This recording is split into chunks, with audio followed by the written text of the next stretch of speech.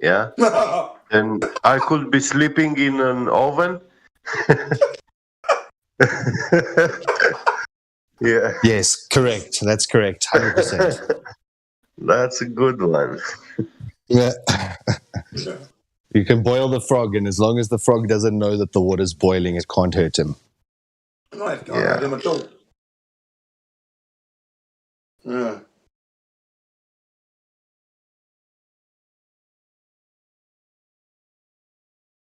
Yeah, it's just like the magnets. Magnets made in USA, they cannot work in Europe or in England or in Japan. Yeah, same with spirit. Yeah, spirit levels as well. They make spirit levels different for southern hemisphere than northern hemisphere, based on where the little bubble has to go at a different spirit level. They're not all calibrated in identical fashion. Wow.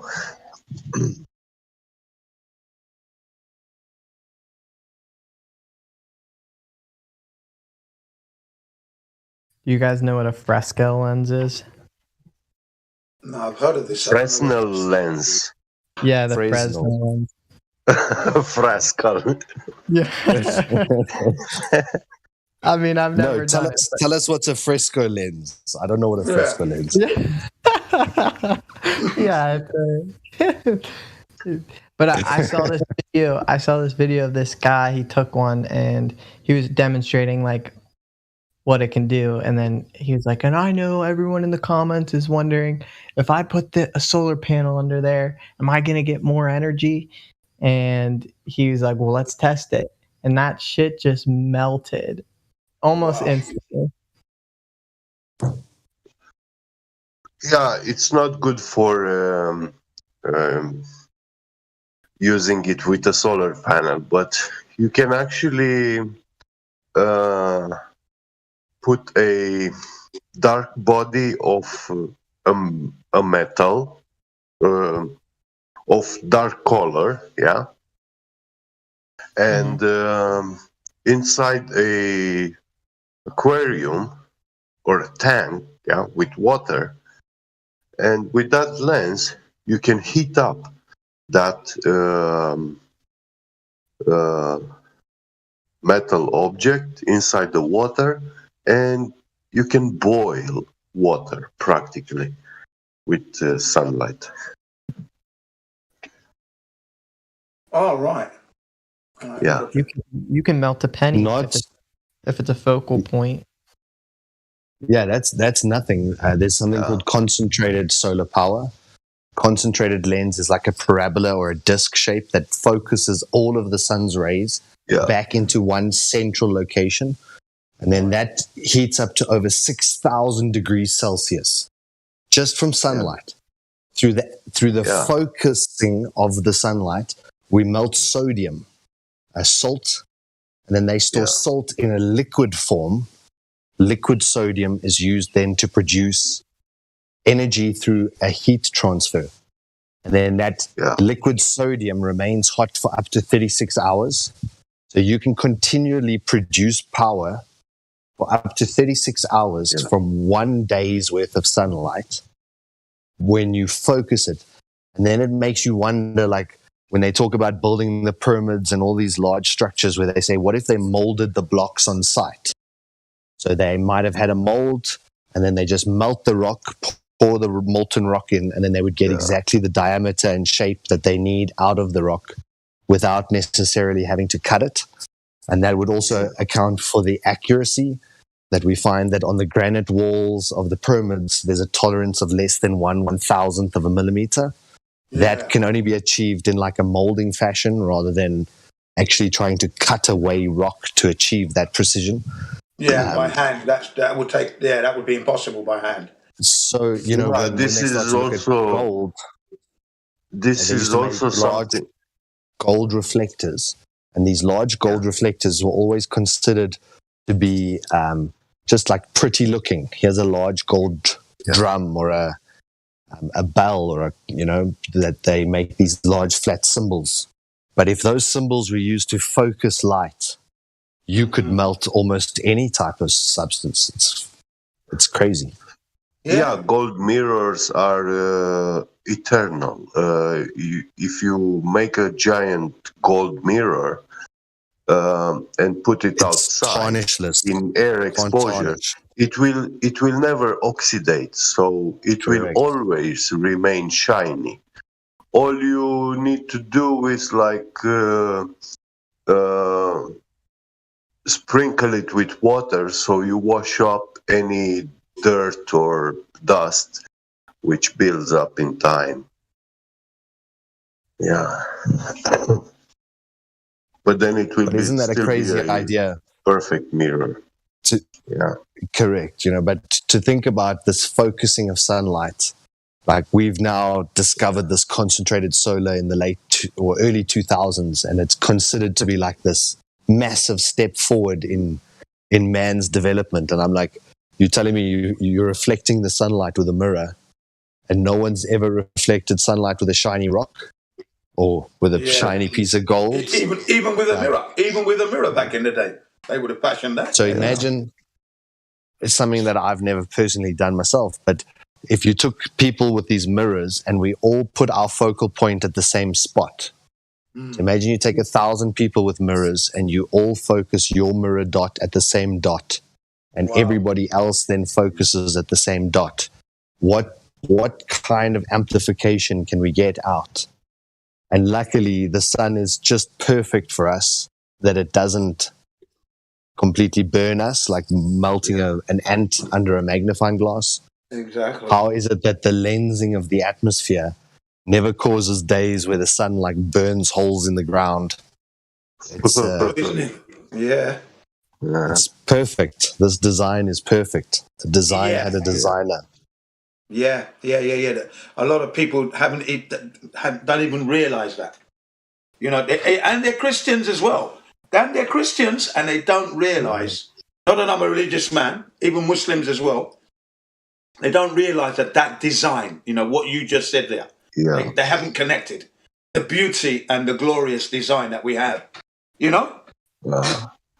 I just wanted to point out something. What you just described, we do today in the desert, where it's not so cloudy, because this sort of design doesn't work well with cloudy weather. But if you have direct sunlight, you can get a lot of efficiency with a small amount of silver, stretching it out to make lots of mirrors, and have all the mirrors, reflect the sunlight to a tower that has some solar panels on it.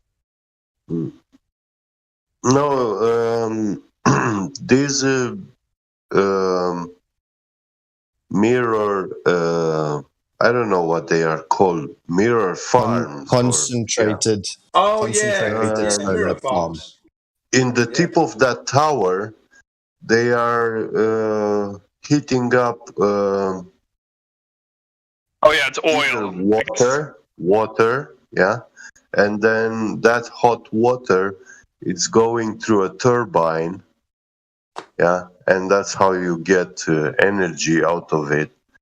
Or you can even melt like sodium, salt, which holds that temperature for longer periods of time. Sodium gets cold like very slowly. It has this quality to hold the temperature for longer periods of time. That's also why back in the days, when people were having back pains or stuff like this, they just put salt in a sock, or a bag. They warm it up next to an oven or on a oven, and when it reaching a temperature of 50-60 degrees, then you take that and just hold it to that portion of your back, and you can stay for a good 3-4 hours and it will still be warm. It will keep you warm.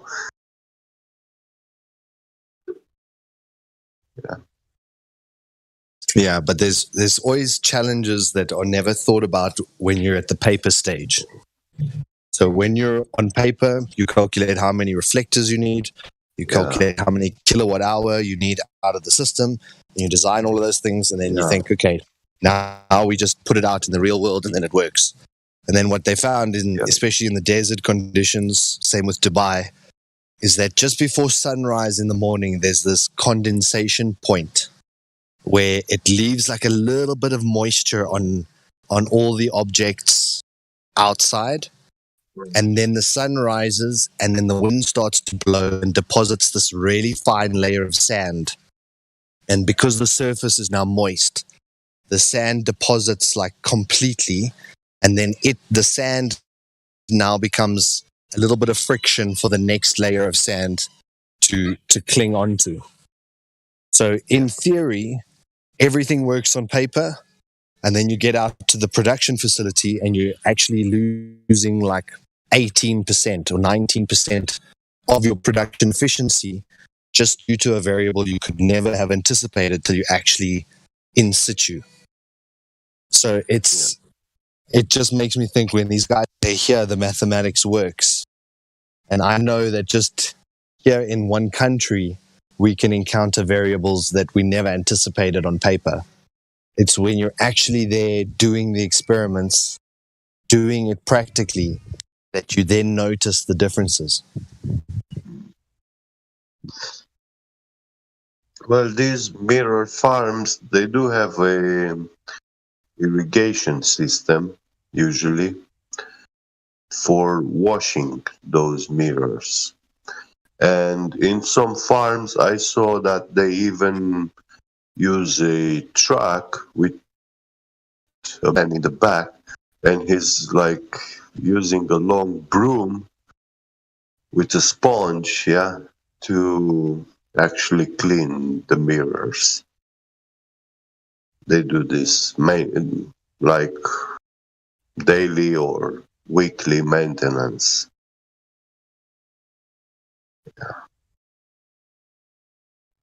Yeah, it depends who owns the power plant that really gets screwed. So if you're doing a power purchase agreement, if you own the panels and you're selling the power to someone else, then you need every percent that you can produce because it's dollars, But when it's like your power plant and you've paid someone else to install it for you, then it's your obligation now to look after it. But most people then don't and allow sort of maybe every month there's a maintenance but not really maintenance. They're now developing same like with your windscreen, when you apply that solution to your windscreen and then the water makes beads, and it's like a non-static application.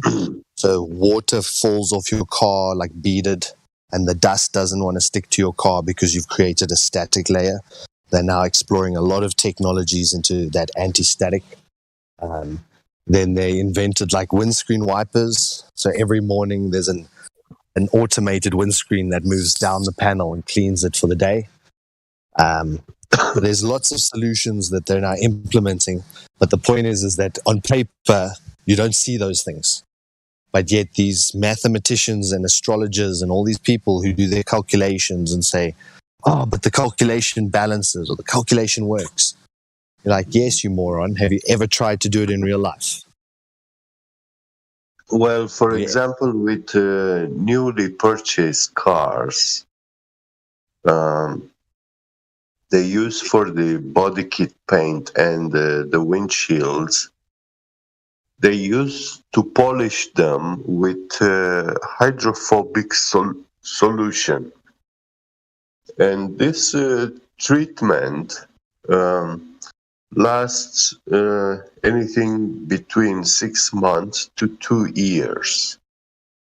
After that, the car starts losing these properties, and water sticks to the surface of the car.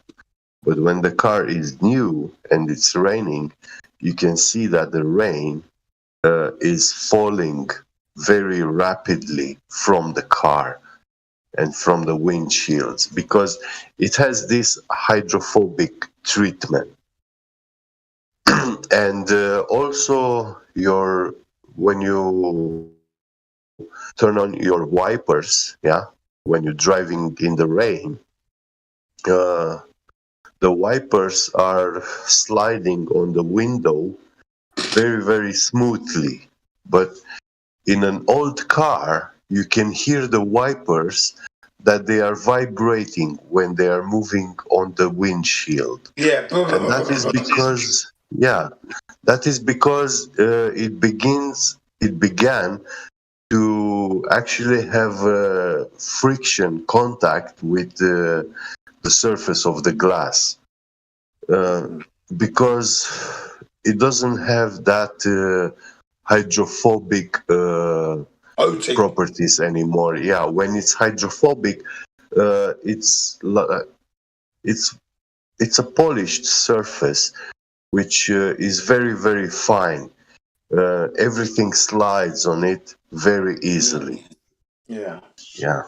Yeah, but it's like electrostatic, that it's actually creating a small repulsive charge, so it's not actually coming into contact with. It's powerful. Not necessarily repulsive, but because if it's electrostatically charged, the problem is, if it's positive or negative, it will attract or repel the other positive or negative charge particles. But it has a anti-static, like neutral. So no matter what the dust electrostatic charge is, it cannot be attracted to the windshield at all. So the dust particle, when it's on this surface, it's like in a free state. It's not being attracted. So any but that is repulsive. Of wind, any slight wind will move that particle away. Yeah, so it's slightly repulsive. So it's just not attracting. Yeah. Yeah, I remember we had in our family, we bought a brand new car. It was known as the El Grande C7 by Nissan, right? The Nissan El Grande, 2006. We got it on a loan, of course. Brand new, white color, lovely cream interior. And then about 8 months in, my wife took it in for a checkup. And then she got it back, okay? And she didn't tell me that she took it there. So I took it out for a drive with the kids. We were on our way to the Tokyo Motor Show. That was it, okay? So we're on our way there, no problem. Coming back, it was raining heavily, okay? Now, prior to her taking it to the car, whenever I drove that car in the rain, and you use the windscreen wipers, it would just clean the windscreen lovely, and you can see where it's going. But somehow they'd put some kind of coating. Back in 2006, 7 and 8, they was selling this special coating that you can spray on your windscreen, and it helps the rain to bead on your windscreen, and then the wiper's supposed to get rid of it. But what happened was it was spreading the beading all over the bloody windscreen. It wasn't actually cleaning; it was spreading the rain. So I nearly had a couple of wipeouts. So when I got back, I said, "What did you do to the car? Because the windscreen's dangerous." And she said she took it in for a service. I goes, okay. So I went to the place and I asked him, did you coat the windscreen with something? They said, yeah, And I said, yeah, can you do me a favor? Can you remove that coating now? It's dangerous. And the thing is, what you want is that in America, there was a TV advertising. This particular product was used to protect the paint of the car. Yes. So it stopped the rain hurting the car, and so if you got a cloth, you could just wipe the rain off with one wipe on your body, but not on the windscreen. You see, and that was the problem. Yeah, fucking idiot! I don't know why. It's actually quite easy to do this treatment, and I recommend everyone to do it on his own with their cars or motorcycles or any mechanical device which has direct exposure with weather Right. conditions. Yeah. It's a hydrophobic solution, and all you need is like this angle grinder with a big sponge, big cotton for polishing surfaces, and you put that paste, yeah, and you just rub very well all the surface of your car, windshield, body kit, everything. And then you just simply wash it away, the excess, and the car will be like brand new coming out of the factory. And when it will start raining, you will see that the rain is actually leaking very, very fast off from the car. Yeah, it It doesn't rolls off. stick. It Yeah, doesn't stick to it. Yeah, it rolls off. yeah, Supposedly, yeah. Well, I used that on my motorbike back in 1998, 97, 98. I bought it from the American cable TV, American TV shopping. So I ordered it, and I used it on my motorbike, the Fireblade of the time. yeah. My CBR 1000 back then, and it was I loved it. I loved that product. And for example, when the car loses this protective layer, when you wash your car and you slide your finger across the paint or the body kit, you will hear a sound like squeaking, just like when something is very, very clean, Yeah, squeaky. But that means that you lost that protective layer, because when you slide your finger on your car, it has to slide smoothly and without a sound. Yeah, like it's on a silicone. That means that, it's like an oily surface, so it slides, Yeah. The thing about all this, cleaning of your car anyway, if you're living in a city like London, let's say you've done that treatment, okay? I guarantee you by the time you leave your house and you get to work, right, your car is covered in dust because it's coming from the brake dusts, from the buses, the trucks, and the cars. Then you've got the dust that's in the atmosphere anyway.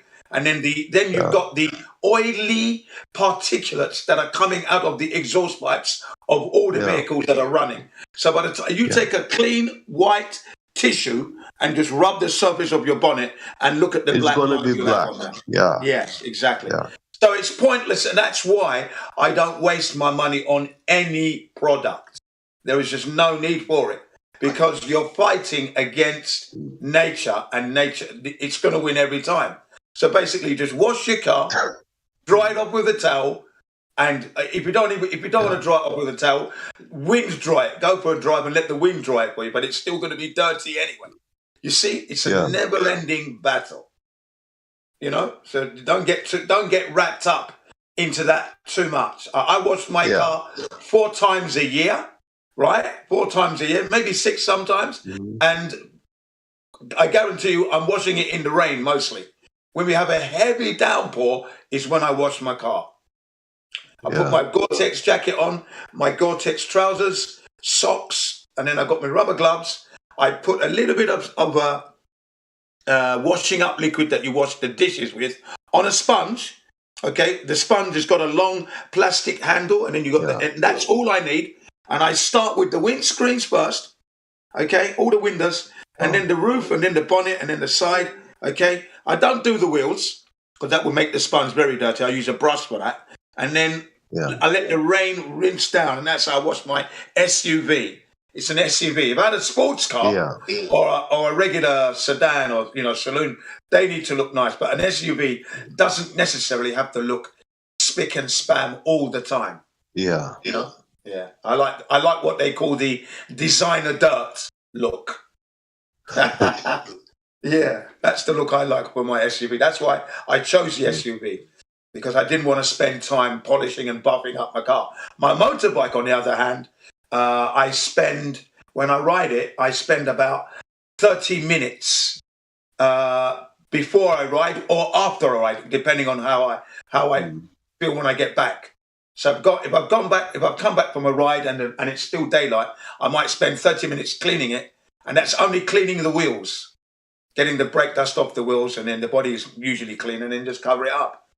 So I've got it down to a fine art now. I don't really have to go into spending money on. I don't buy anything to clean my bikes except for a car polish, liquid polish, and that's all I use. Nothing else.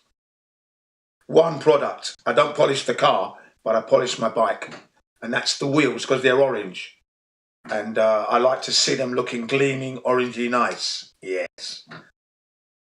And the bodywork's usually cleaner. The hydrophobic treatment, I recommend it because it also does not allow the car body kit to rust. Okay, yeah, that's good. Yeah, anti-rust protection is always good. Yeah, always good to have that. Most certainly, yeah. The only thing is, on a motorcycle, you've got on my one, you've got triple discs. Now, the discs themselves won't be rusting because I'm using them regularly, so they're fine. Yeah. And then I always wipe down the whole wheel and the discs, all the rotors. What you can see, they get touched with the cloth, so they're always protected. Yeah. The drive chain I don't use an oil. I use a silicone grease, and it looks like it's like toothpaste. And I literally put it on a toothbrush and I brush it into the links, and then I rotate. Yeah. I might do a stretch of like 1 foot, spin it, and then 1 foot again, spin it, 1 foot again, and then leave that. And then when I go out for a ride, it will coat each link by the time I've got to the next set of traffic lights. Yeah. You know, each link will have a coating of this grease on it, and that's it. It stops the splatter that you get. When you use an oily chain lube, it gets everywhere. It sprays all over the place. But with this silicone grease, it's very resistant to falling off because it's grease and it doesn't splatter everywhere. It's nice, yeah. And I coat and I brush. I wipe the side of the chain, both sides of the chain links with the cloth as I spin the wheels. Everything's getting nicely greased and clean. Better. A grease which is better than the silicone is the molybdenum grease. Yeah. And this grease is a metallic grease, and it actually it's like magnetically sticks to the metal parts. Yeah. And it keeps them very well greased. But this grease is a lot more expensive. So I don't recommend it. Yeah. In England and in Japan, we call that one that we use on the bikes when it comes to that kind of material. It's called copper ease. So it's bits of copper, granulated copper in grease.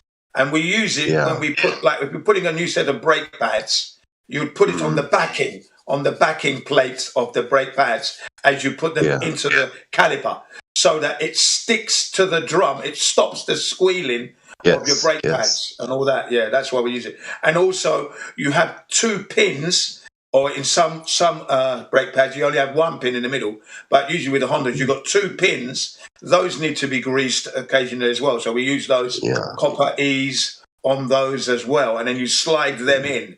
See, and they're there. They catch the dust. That's the beauty of it. If they catch the dust, stop the squealing, and it keeps everything well lubed, you know. So when you apply your brakes on a full lock, you feel it gripping good, and you can release it. You know you're not going to be locking up. Yeah, I love all that, man. Well, for the brakes, I don't recommend molybdenum grease. Only for the chain, power transmission, stuff like this. Yeah, I tend to use silicone because it's waterproof, first of all. So if it rains, it's not going to wash away, right? Yeah. And then, you know, it also keeps the link nice and clean. It looks nice. That's the thing. When you look at it, you know your chain's lubed and it looks good. Rather than, okay, my chain is lubed, but it looks like it's lubed. There's grease everywhere. Not grease, should I say, oil. Oil everywhere, and it's on the back wheel as well. All over the back wheel.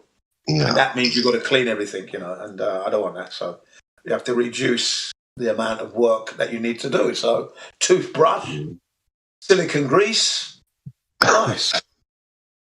And then a little bit of the car body spray that I use. No salt, it's not a solvent type, polish type, on a cloth. And I just wipe the wheels down, and you can see the dust just rolling off. And then you touch it, and it's nice, smooth, shiny. Do the front as well with the mud guard, yeah, nice. And then the fairing at the bottom where the exhaust meets, where they meet up, to get that area as well, because that's the front wheel is throwing shit onto that area as well. Clean that up. Yeah, nice. The belly of the fairing at the bottom, clean that up as well. It's a few seconds. Oh, let me do where it says Honda as well. Give that a swipe. Yeah, it looks good. Park it up, cover up the bike. And then the next time I go out, lift up the covers again. When you lift up the cover, it's like a brand new bike every time. You think, yeah, good. Put the key in. Whoa. Automatic choke. And then, whoa. And I just put my helmet on, put my gloves on, with my knuckle duster, Kevlar knuckle dusters on them. For any idiot who wants to give me some, I give it to him on the jaw. Okay, there you go. And then side stand, click, go, what? And I'm off. Yeah, but no matter how much you care your car or motorcycle, it's never gonna be ready for functioning in space. Yeah. It can never run in space. Yeah. The engine would cut out because I have no air. No air to run the engine. So it would just cut out instantly. Nor in a 1,000 degrees oven, or in minus 200 Celsius or minus 80 in Antarctica. Things are going to be melting or in the reverse cracking. Yeah. Yes. If we had a very bad winter,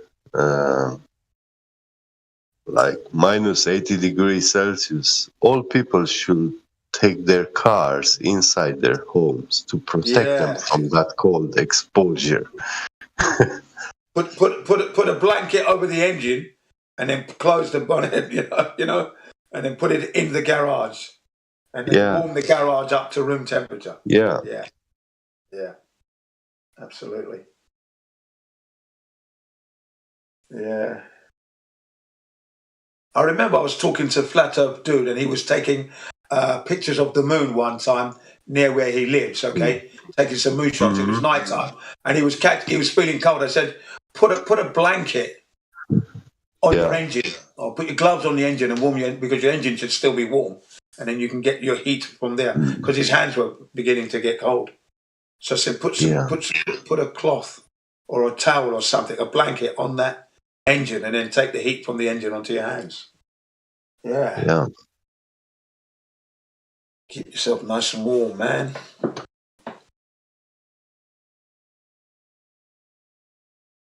But yeah, I've always been the guy to economize when it comes to maintaining, things that you spend on the car. I just cut that down to like almost zero. Really, didn't buy any special car wash. Didn't buy any. I bought car polish, but I use that on my bike now. I don't use it on the car. I haven't used it on the car for years now. I don't really do any of that. And I think if you go to the car wash in Japan, it's 300 yen, which is like $3 to wash your car. Okay, it's nothing. $3. Well, it's cheap. Yeah. And when you go there, they provide you with buckets to wash your car body whilst you're waiting to queue up and wash your car. You can hand wash it quickly with the sponge, and they got the brushes as well to wash your wheels as well, 2 separate buckets. So sometimes when I go to the car wash, that's what I'm doing. I would have washed it at home first, by the way, Wash it at home first, then drive to the car wash, which is literally less than 5 minutes away from where I am. So I go to the Well, in Germany, a car wash will be like 1,500, 2,500 yen. Oh, that's expensive, man. Yeah, and you do it yourself. Yeah. You got to do it yourself, exactly. So Yeah. ours is 300. Although the staff are there to help you, so if you're not sure what to do, the staff is always on hand to help you every single time. If you don't understand the Japanese language, the kanji, whatever, you don't get it. You know, they're there to help you anyway. Yeah, look at that. Look, $2.37. There you go, guys. That's how much it's costing me to wash my car if I do decide to go. And then I choose the reason why it's just a shampoo wash. That's it. Shampoo and rinse.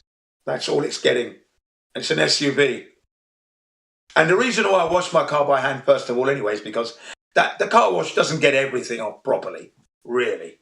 Yeah. Doesn't do it that, when you have a good look. So I do it by hand first. Then I go in there, give the car, the roof a nice pop up. Then it rinses down. Then you got this hot air blower that blows the water off the car. And then I drive out and take the long way round home. By the time I get home, the body is dry, and then I just buff up the chrome. Because on my SUV Pathfinder, we have chrome in certain areas, and I buff that all up. Yeah. In Romania, 26. Yeah, go on.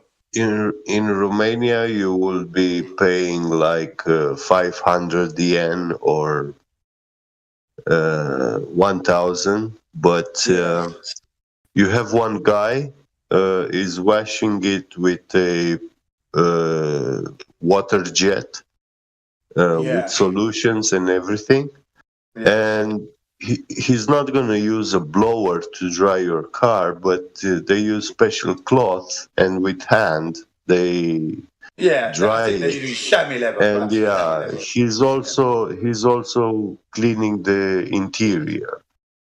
So that's what they do in London, and that's what they do here. You see, the car wash has a special piece of equipment that's part of the operation, and it blows hot air across the car as it blows away the water. Like a vacuum cleaner, but in reverse. So it blows hot, warm air across the car to blow off the water, basically, the water residue, and then you drive away. So you put water on your car, but by the time you've driven to your destination, it's probably all gone. The only thing is you need to clean the chrome, otherwise you get the watermarks, of course. So I clean the chrome on my car, and then everything's done. Yeah, and that's it. It's an SUV. I mean, it's 26 years old. Doesn't have to be looking spam. I mean, my windscreen wipers, okay, you can tell they are old because where I'm driving, the wind has polished the original black paint. Now you're seeing the silver polished up. Okay? Then there's parts that are black. There are parts that are black on the arm, on the both arms, and then there are parts that are silver where the wind over the years has licked it, and it's blown it's worn away the paint. And when I change the windscreen wiper, I only change the blade because I want to keep that authenticity. The honest looking. I can keep that. I could buy a complete wiper with the arm and everything, but I don't want to do that. I just need the blade. And just the rubber only is what I buy. The rubber. And then I thread the rubber through the original holder. That's 26 years old. Yeah, that's what I do. So you can just buy the rubber in Japan here, just the rubber blade itself, and that's all I buy. Yeah. And I love all that. Yeah. I like keeping things as original as possible if I can.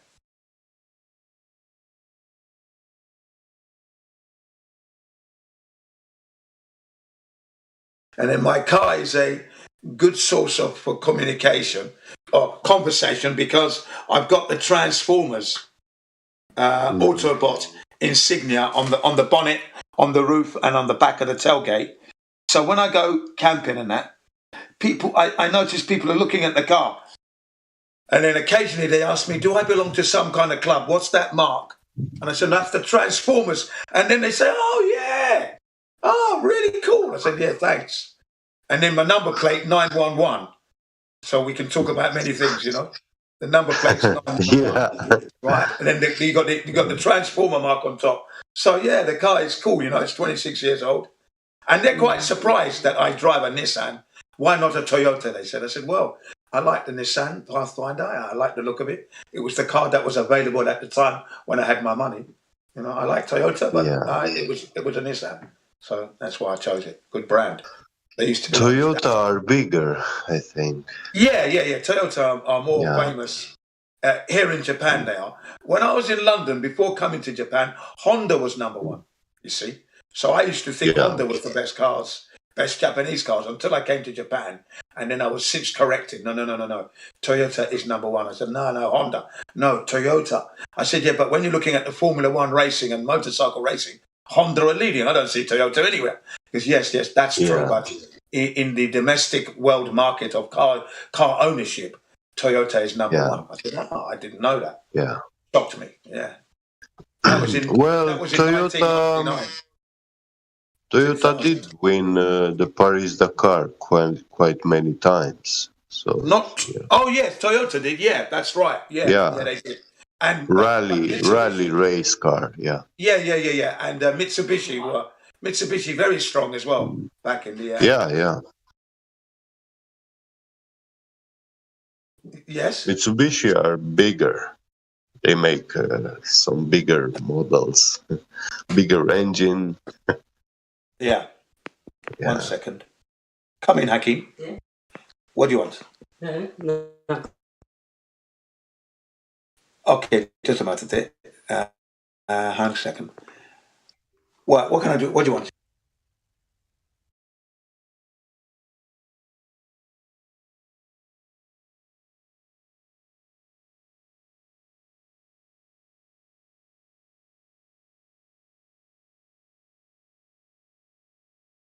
Get, you there?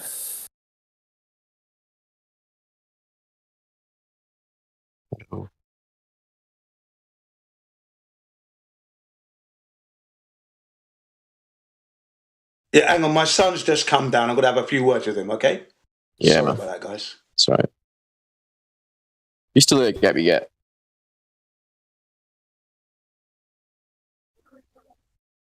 Oh yes, I'm still here. What, you're in Germany? What do the Germans consider the best German car? Well, I would say Mercedes, but Audi is also not the least, you know. But if you like comfort and not necessarily luxury, but comfort, then yes, Mercedes.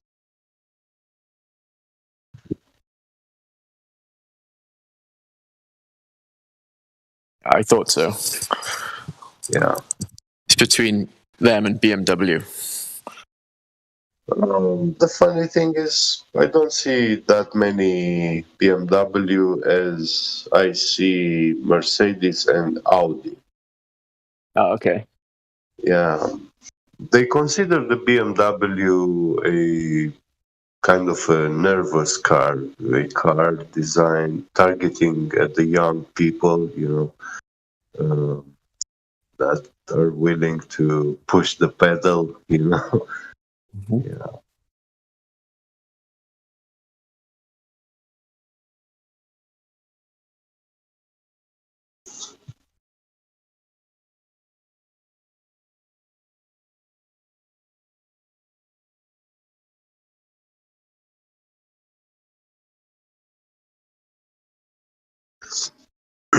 I too recommend Mercedes. If you go for buying a new car and you want the latest good stuff in your car, technology,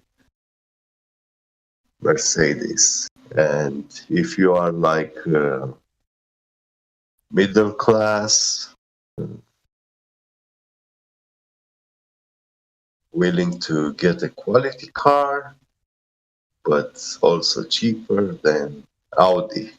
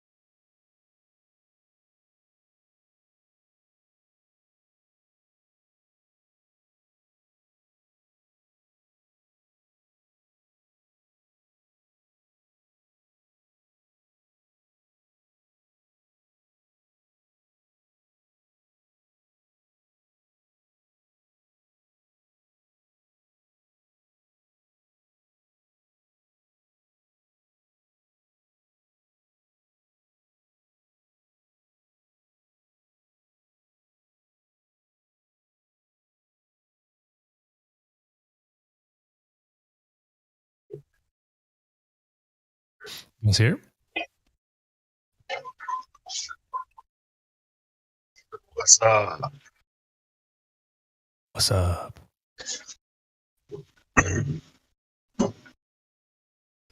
Where is the curve?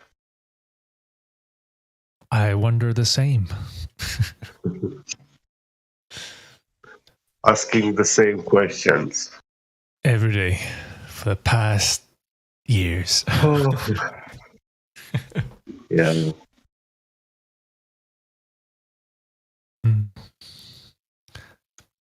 These Might are have the questions which endlessly will have no answers coming from the Globers. True.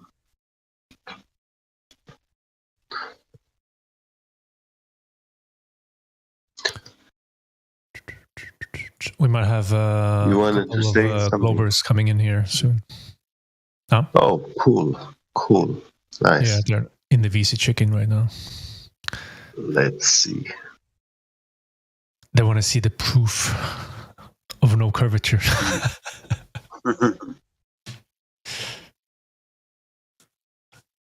Well, my best one that I found is the linear encoders.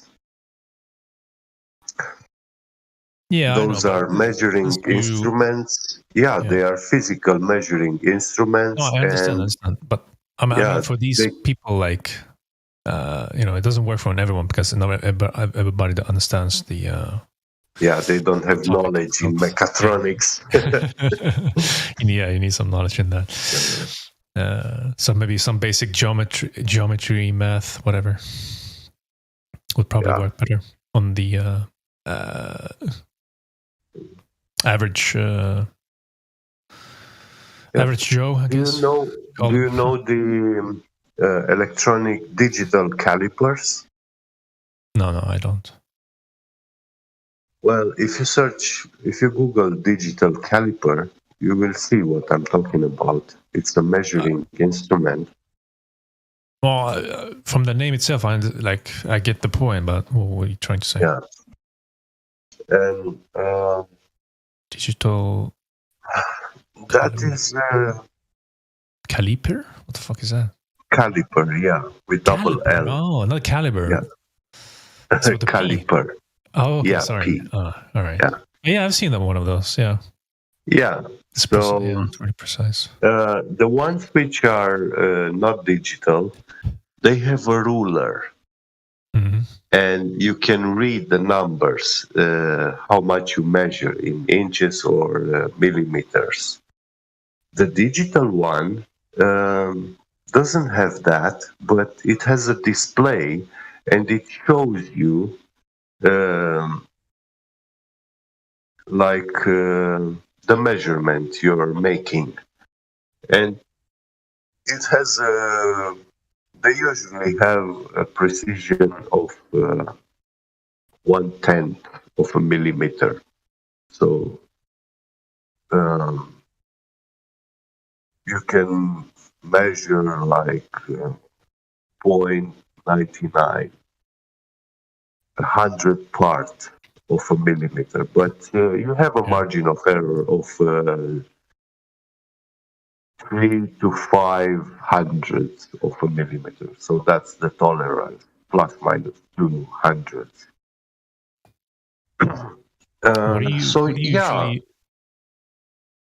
What do you usually measure with this?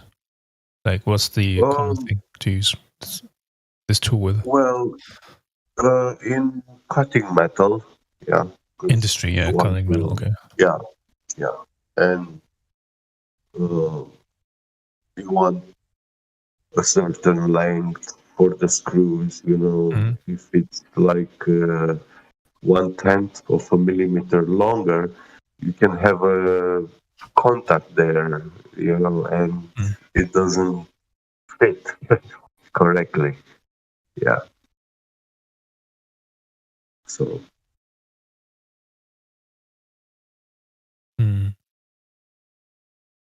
Or when you cut rods, axles, whatever, any metal, uh, you want to know the diameter of a gear. Yeah, you measure it with a caliper. So yeah. Also the holes. You can measure quite very precisely, and you can find within the 100th, 200th of a millimeter margin of error.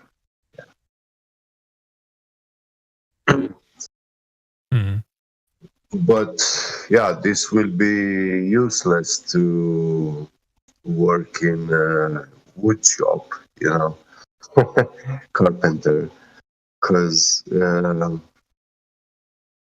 this kind of precision grade doesn't make sense for wood cutting, Probably not. Yeah, It'll be a little bit Yeah. extreme, maybe, I would say. yeah. Yeah. And yeah, so this caliper, it has a magnetic strip, and there is a magnetic sensor reader, like a coil, which is actually reading how far it has traveled from the null point. Yeah, that's how they work. So it's a physical ruler, which you put it to measure. So when you measure something to be like 10 millimeters or 20 millimeters long, you know that there is no light refraction involved there in that measurement. Because you're not using light to measure, No, of course not. Yeah.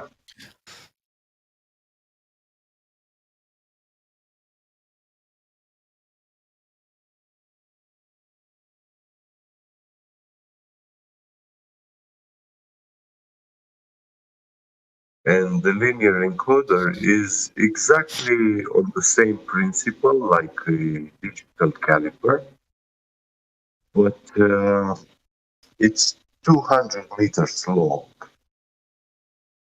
And you have this sensor which is sliding across that band strip. And it tells you how far away it's traveled, how far away you are from the 0 point, from the starting point. And the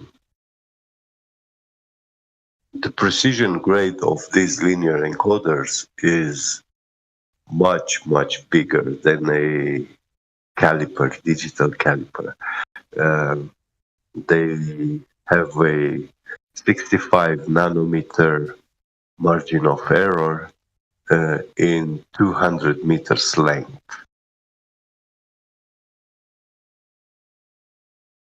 Mm-hmm. Yeah. Yeah, I know the story. You've been telling us many times. Yeah. But yeah, it's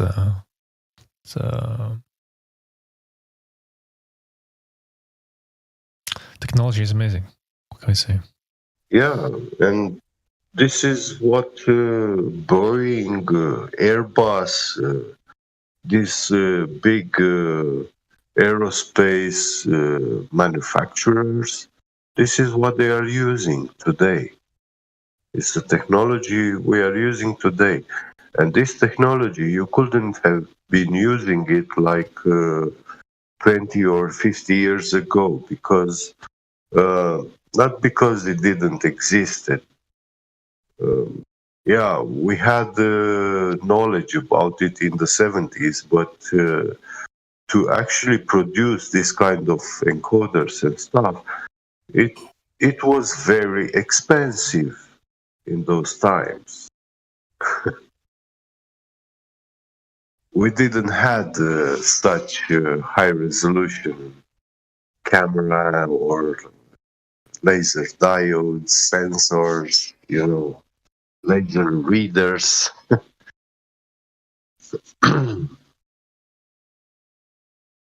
These have technology evolved. It's when the CD-ROM, the compact disc, was invented.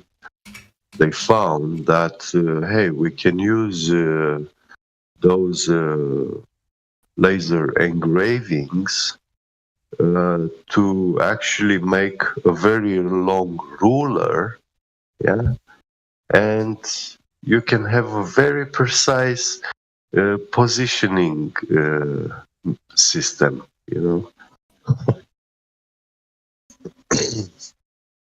This is what the linear encoders are. Yeah.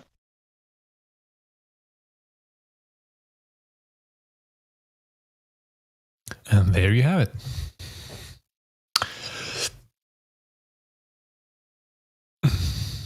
Yeah.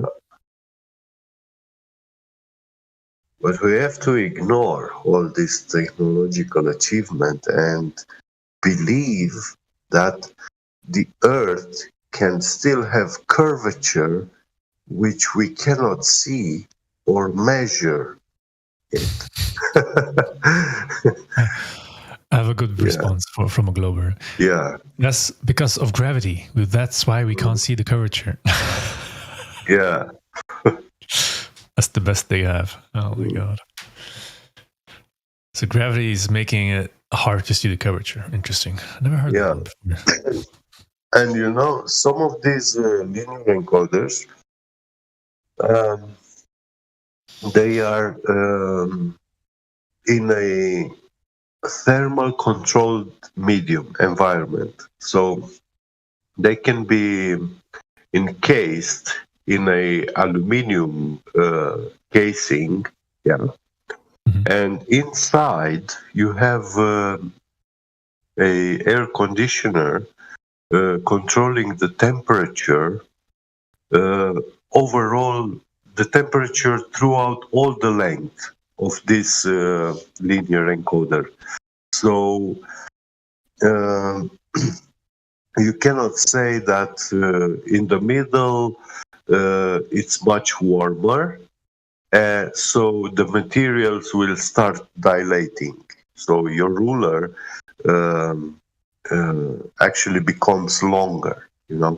It's just like the railway tracks. When you look at them, you find that they have these places where they are joined, and you see there is a little gap between them.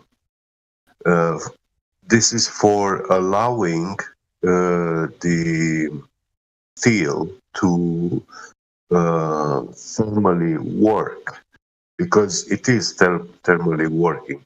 In cold days, the steel is contracting, so it will be decreasing in its length a little bit. And in the hotter days, when it's warm, it will dilate. So it will expand in its length. And when we have these tracks, they are 5, 6, 8 meters long. At such a long steel bar, it can actually have a mechanical work due to this dilation and contraction of a couple of millimeters, 3 or 5, 8 millimeters,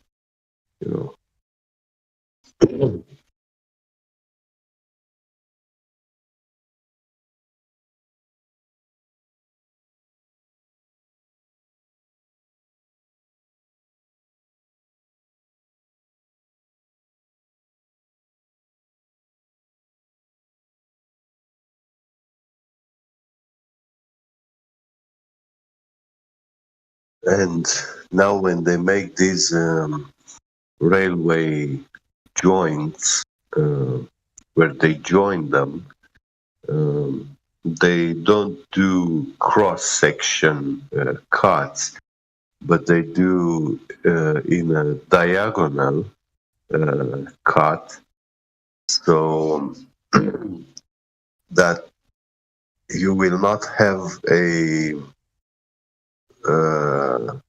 air gap between the railways, the joint railways, which will feel like a bump for the wheel when it's rolling on the track.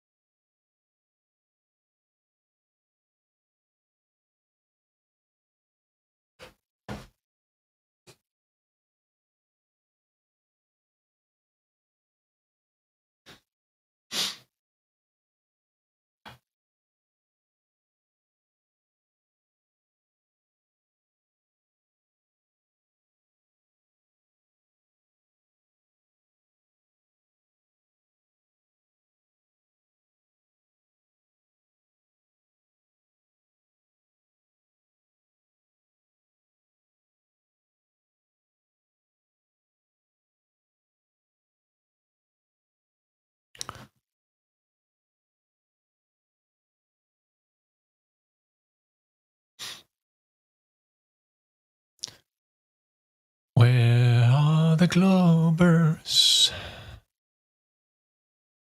Where are the Globers?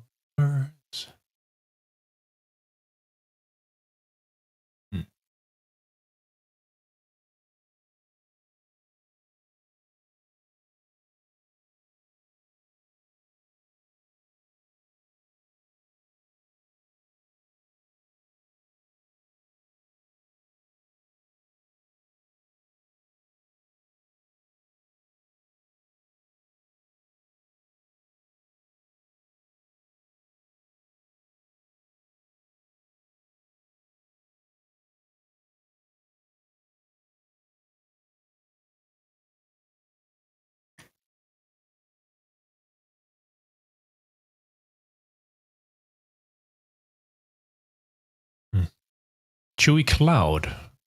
You new here?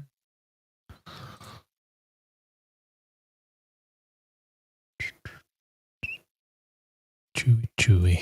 Hello, my name got mentioned. Hi. Hey there, man. Hi, what's up? Are you new around here? Am I what? Are you new around here? You could say that. Sure. All right, cool. So, what is your standing point around the topic? Have you changed any views yet? No, not really. Oh. Well, actually, I've had my views strengthened, if anything, but I haven't changed any views since coming in. All right. Mind elaborating which views we're talking about? Oh yeah. So I came in here with the position that we have no knowledge to adequately assess the form of the Earth, and that like just suggesting it is anything is rather ridiculous. And then I got like essentially given logical arguments as to why the Earth is not a globe, at least in like respect to the heliocentric model currently proposed by like astronomers, right? And then like I got given Black Lotus logical argument. Well, it wasn't like a logical argument. It was more like a kindergartner's like fairy tale book, right? Like level of logical argument. Like instead of not, they literally wrote not. But nonetheless, you know, I appreciate the making it like super like easy to read and understand for like newcomers. Well, I guess I got that, and then I saw a video of like somebody approaching an astronomer at a university, being like, "Hey, how the fuck can like gas be contained without like a container?" Right? We're just saying like Earth's atmosphere is just kind of vibing there and pulled down by gravity. But if I pick up a fucking box full of air and like shake it around, the air goes out and changes. How does that make any sense? Like if I take a box, put like the heavy gas in there, if I put heavy gas on the floor, the heavy gas on the floor is going to spread eventually just because of like quote unquote gravity, right? But if I have a fucking box and I have like heavy gas in there and I shake it around, it's going to stay in the box because it's in a closed container. But nonetheless, I went to a university and I asked an astronomer and I got the same answer that other people got. Gotta go. Right? So yeah. That's where I'm sort of at. I just like think it's ridiculous to say the Earth is like a ball because there's nothing to go off of to make that assertion. I would just say like anybody that's making that assumption is doing so unpragmatically because holy shit, have you like tried using Google Maps? Like if you pull a line, one end it's like flat and like horizontal, but if you try to do a vertical line, it like fucking curves, does like a 360, spins in a ball. Like what the hell? Anyways, yeah. Yeah, that's the view that I got strengthened in here. Oh, that's cool. That's good to hear. At least you're challenging, the topic itself, so to say. So even when it comes down to the professors, whatnot, they can't even explain the simplest thing. And it is relatively simple. Interesting. Like, yeah. Really interesting. On the least. Yeah, but cool. And any other aspects you've been looking into, like to strengthen your views, or like you still like lingering about, or well, I would say like my position is fully formed. I guess that you don't need more. Like it's an illogical assumption to make that the Earth is a globe, and so like beyond that point, I don't think I need much more. And I have every reason to believe that like scientists just can't like confirm that this is the case. At least if they respect like any physicians, anything, or like any philosophers, anything. Like I forgot the digit, so forgive me for that. But I recall somebody linking a source as to like the accuracy rate like they themselves provided for like the silly like dark matter gravity pulls everything down, but certain things not, and some things maybe when I say so, but not when I don't say so thing.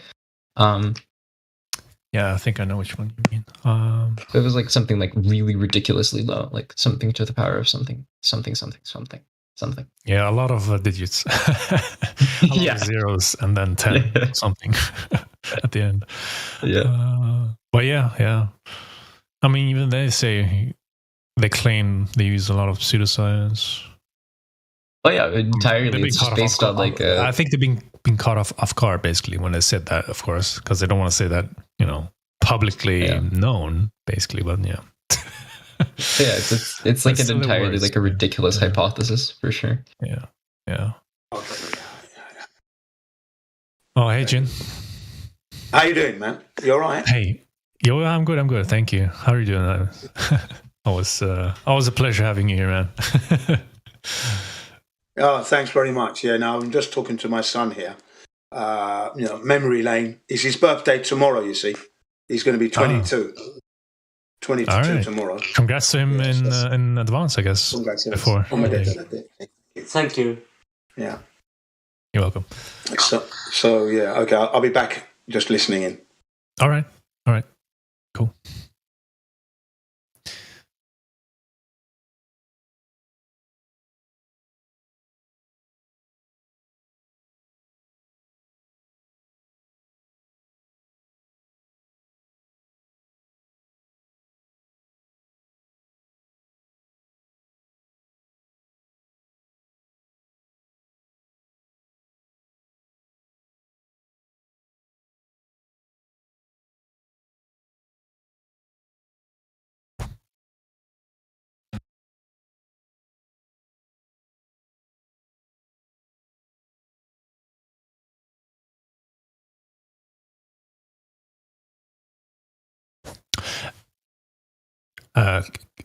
Can I ask you regarding the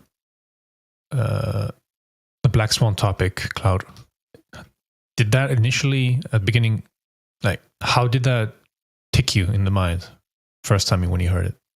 Like, did you grasp the thing directly, or did it take time to dissect the? Yeah, I grasped it directly. I just asked for like evidence that like the oil rigs were actually that far.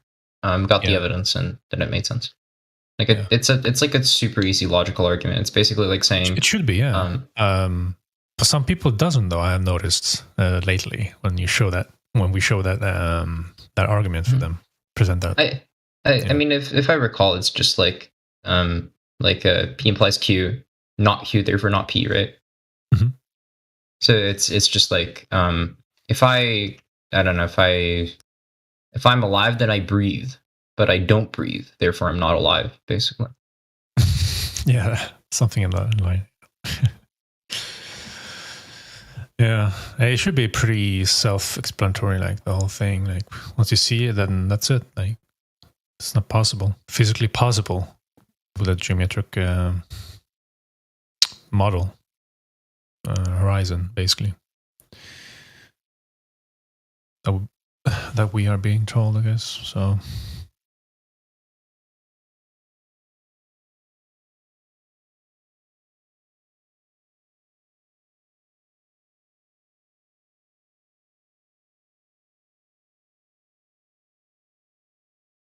So I would say if those people that can't see it straight away, either they're ignorant because they don't understand geometry, or they're just not being intellectually honest with themselves.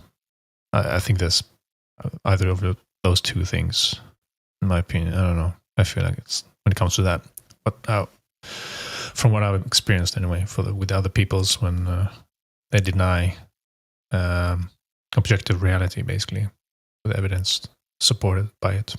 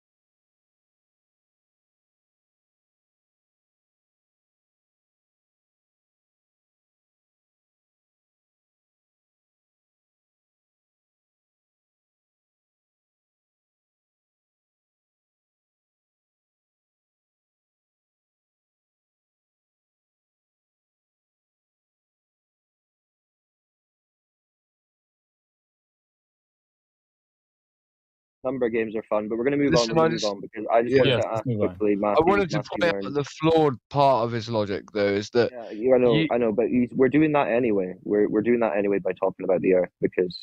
well, I just was want going to to check take it with back to the Matthew. Earth, but yeah. Well, let me just ask Matthew. So, Matthew, would you say that you know that the Earth is a globe, or would you say that you believe that the Earth is a globe? I actually think those words are overlapping, and I know that the Earth is globe, and I believe it, but I can't prove it. Wait. Could you say that? Could you say that again, please? Sure. I know the Earth is a globe. I believe the Earth is a globe, but I cannot prove it. Right. logically. So is it I know the Earth is a globe, or I believe the Earth is a globe? Those are not contradictory. What is knowing something? Wait, so what's the Matthew? difference between belief and knowing? He believes that he knows that the Earth is a globe. Wait, guys, let me get an answer. Right. Okay, let's let Wolf take what it. does knowing mean? What does knowing mean to you, Matthew? Well, there's a whole field of philosophy called epistemology that sort of talks about that, and it'd be hard for me to summarize it all in one But sentence. just like colloquially, if I'm asking you, Sure. what does knowing mean? Or Yeah, knowledge? having a justified true belief, like thinking something that is actually true, is knowing something. Believing something is a lot more tenuous. You might believe something that's false, but you might also believe something that's true. Would you not say that knowledge would require some kind of experience? I think experience is a big part of knowledge. I think that you can know some things without experiencing them, possibly. What can you know without experiencing it? Logical truths, mathematical truths. And you know fire is hot without experiencing it? Well, No. give me an example. Give me an example of something that isn't just like a mathematical concept. We're talking about like reality. Tell me something you know about reality that you've never experienced. I guess I would say that I know that the Eiffel Tower exists. Curvature. Mm-hmm. I've never experienced it. How do you know that? Based Well, no, you don't. a whole bunch of other people saying it. My brother's been there. Okay. I believe him. Like a bunch of I evidence. liked it better with the Canada example. So you could experience that. I could, but until then, do I say that I don't know it until I've gone there? Yeah, my dad fought a sea monster when he went fishing the other day. Yeah, then you just say that you told me. believe. What is something that you can't experience? What is something that you can't experience that you have knowledge of? What it's like to be a woman. I don't know. Are you serious? Wait. Serious? You saying you know what Curvature, it's like to be a woman, Matthew? I don't know what it's like, and I can never experience it. Okay, so in that example, then knowledge requires experience. So is it true to say that you know you live on a globe when you have no experience of living on a globe? What do you mean by no experience? I think that I think the things that I have experienced do lead to that conclusion. Well, like Right, the but you flat don't horizon. experience living on a spinning ball. What you experience is just a flat and motionless Earth, right? So you're talking about my senses, like what I sense. I'm Well, what talking you about. experience, right? Oh my god. I think that the things I experience lead me to believe that the Earth is a globe. That's what you mean. Like what? Okay. Oh, the constant size of the sun all day, the constant size of the full moon all night. Also, it has nothing to do sunsets, with all the that. actual Earth, right? But But we're talking everything about to the do Earth, with though. those dreams. No, talking about all of reality, the whole realm of reality. No, but we're How talking big about what you is that? stand on. Huh? What you stand on. You know what's the below your ground. feet. Like I go to the Yeah. ocean. We're talking about the ground. Yeah, I go to the ocean. It Yeah. looks flat. If that's what you want me to say, it Yeah. definitely looks flat. So you don't experience the Earth to be a ball, then. That's what I'm saying. Yes. One that's second, right. I just want to say, so you don't know that the water in the ocean is made of salt water, yet you know that the actual ability to see the sun tells you enough about your reality to tell you that the thing you are stood on, in fact, has bending oceans on it. Yet you know not what the bending oceans are made of. Okay, thank you very much. Crack. That's a great point, Let me respond to what actually. Crack That's a said. good point, right? Let me So, respond to what he said. exactly. You're just saying you don't know it's salt water, but you know that you live on a spinning ball of water in a vacuum, and that the sun is 93 million miles away, and the moon is 250. You know all that, but you don't really know if seawater is salty. You're I misquoting mean, this is me. kind of I what we're seeing. know that the sun No. is. I do think that the ocean is made of salt water. I do think that. I do know that. Just said that I But you can't. just said you don't know that the sun, for example, is X amount of miles away. You don't know that. I wasn't talking about the sun. I don't remember talking about that. I thought you just said you said the sun in your experience. That you actually leveled the sun as being part of the sum of your experience as to how you know that you live on a globe. Oh, because yes. we asked you about what your experiences made it thus that you know that you live on a globe, because apparently knowing that you live on a globe overlaps also with believing the fact that you live on a globe, and that's based on your experiences. So we thus asked you to label them. One of the first things you spoke about was something in the sky called the sun. However, the sun itself, ambiguous as it is comparatively to the salt water in the sea that you can clearly know is salt water, that you admit is salt water, it's just that you cannot prove so, how would it be in relation to the fact that what can you prove about the sun in relation to the earth that would tell you any inference whatsoever about the shape of the earth that we're stood on in relation when you have those two paradoxical situations that clearly show a statistical sort of, statistically speaking, almost like this, thinking about the odds there, right? That you can know so little about one that is so knowable, but you can know so much about the other that's so unknowable and have such high yielding results from one and such low yielding results from the other. Ridiculous. Yeah, I hear It's what you're flawed. saying. I would also say that I can't prove anything about the sun, just like I can't prove that the ocean is saltwater. So I was just saying I don't like the word. So then you can't prove the globe in that, right? No, that's right. We're I back can't to prove this. the We said we can't prove the globe, and then now you say you can prove the globe, and now you're saying you can't prove the globe again. So I think that's okay. the whole point. It's like it's hard to fucking prove something that crazy, right?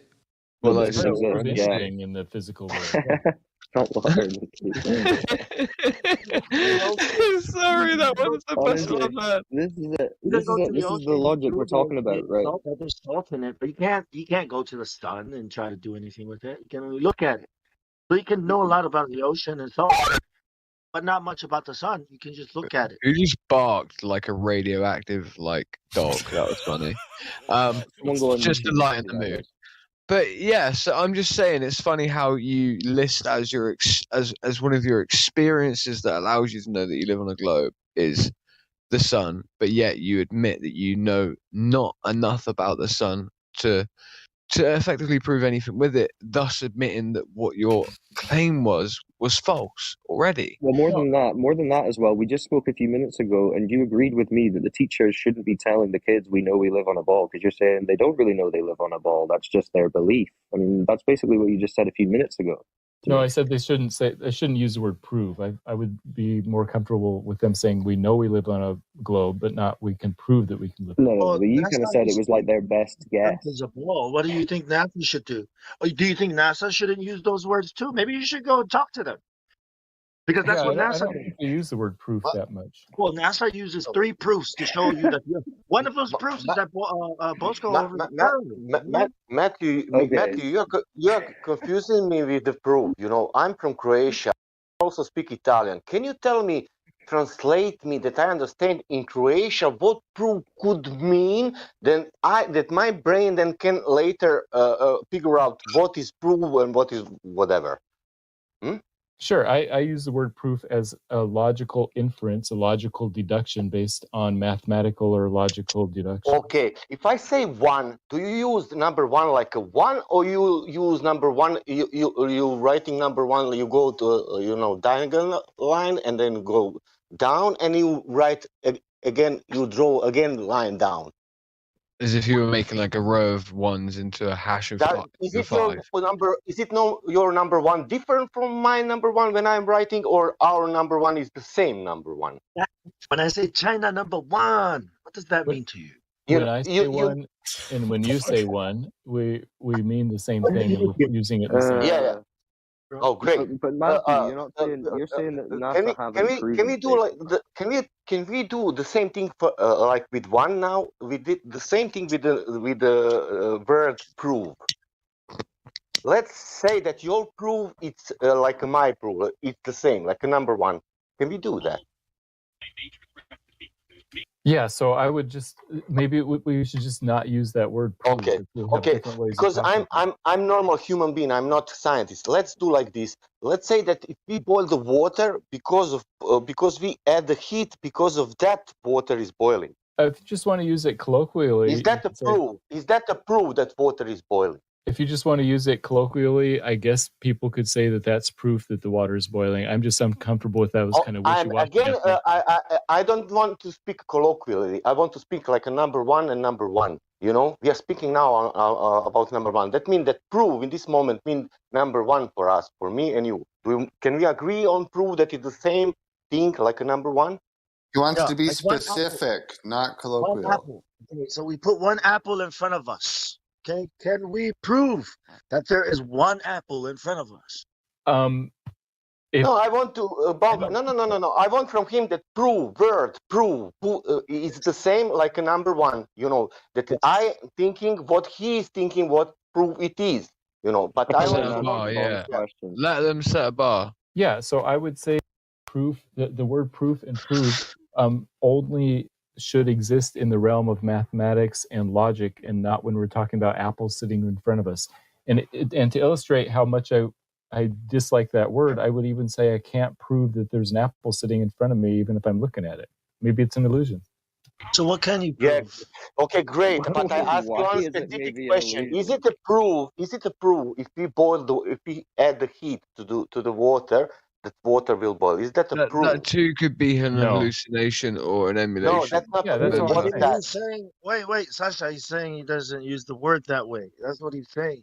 Yeah, and That's so what it's just I'll just avoid using that word. That's all. Yeah, but we here's can agree. here's three proofs that NASA teaches.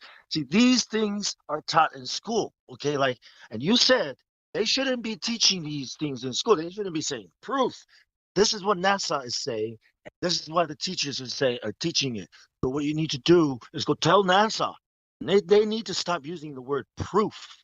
Right, Right, Matthew? so- I would agree with that. Right, and that, Matthew, I want to draw a baseline with you. So, how many senses do we have to use before we start to? How many senses are impacted before we start to say that those senses indicate that we have experienced something in reality? Would that be sight mixed with touch, mixed with, let's say, and touch, for instance, could also go into the parameter of pain. For instance, all at the same time as also smelling, all at the same time as also, let's say, like feeling almost like an energy field or a frequency, which we can feel. So what we do this time is we boil water in front of your you see with your eyes. You're downwind from it, so you smell the boiling from the gas, right? At the same time, this is in a progenerated field of electricity, right? Because the heating element that's heating it as well. Also, we also use an electronic heating element that's overly charged, right? And just for some reason has an electronic field. So you're feeling an electronic charge, like your hairs are standing up on end. There's electrostatic in the air. You're feeling the heat from this touching your face to the point of almost like pain. You're seeing the water boil. You're breathing in the moisture of the water that's boiling into your mouth. And you're also seeing it with your eyes, all at the same time. So what would constitute a form of proof in the sense that what is it that defines things that can be conceivably true in reality if it is not, in fact, the apparatus in which we basically observe reality with? That's a great question, and I like the way that you put it. I would say the more senses we experience something in, the more and more sure we can be about something. I would just say that would the water be boiling then? But I don't think any of them ever reaches the with our physical senses. I don't think any of them ever reach the threshold of proof. The same way that mathematics. Okay, could you then explain to me how we could create the exact same situation that I did with the impact that I explained upon the senses of the eyes, heat feeling on the skin, almost hair standing up because of electromagnetic field, breathing in of the warm steam coming off of the pot and the smell of the gas all at the same time? How could you experience all of those experiences all at the same time with it being outside of reality? please go ahead. Oh, sure. So yeah, I don't think it would be outside of reality. I think those would be great evidences. It's just that I'm saying that I would use words like, "Oh, that's strong evidence that the pot is boiling."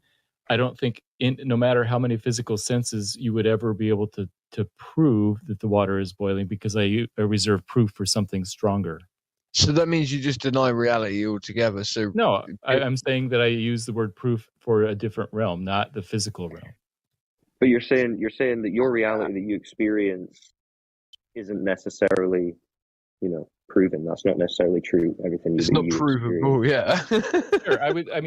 I just make a difference between 99.999 and 100. I think that there's a fundamental. But you're at the point where you don't believe anything is technically real. Then, no, I'm not a skeptic at all. I'm not a radical skeptic. You sound like the most radical skeptic I've ever heard of. Radical. Oh, listen, damn. No. Wait, Matthew. You just said you're skeptical of reality.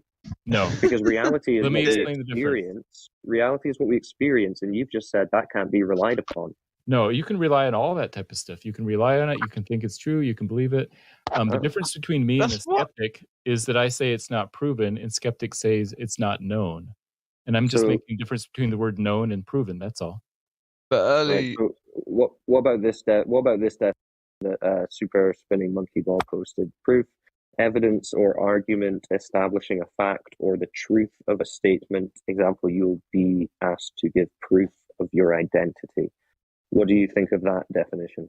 That is a great colloquial definition of proof and how it's used in everyday life. Usually, in the realm of mathematics, you couldn't prove your identity in the same way that No, mathematics isn't a realm. By the way, can we just state this as well? Definitionally, though, mathematics isn't a realm. Let's just get that clear. It's not a realm. So we're talking. So it's when it's talking about the truth of a statement.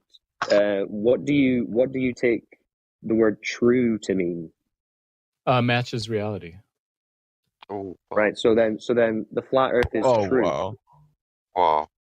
I cannot believe the one man. Wait. Reality is what we observe and experience. So we observe a flat and motionless Earth. So by that definition, then flat Earth is true. If true is reality, right?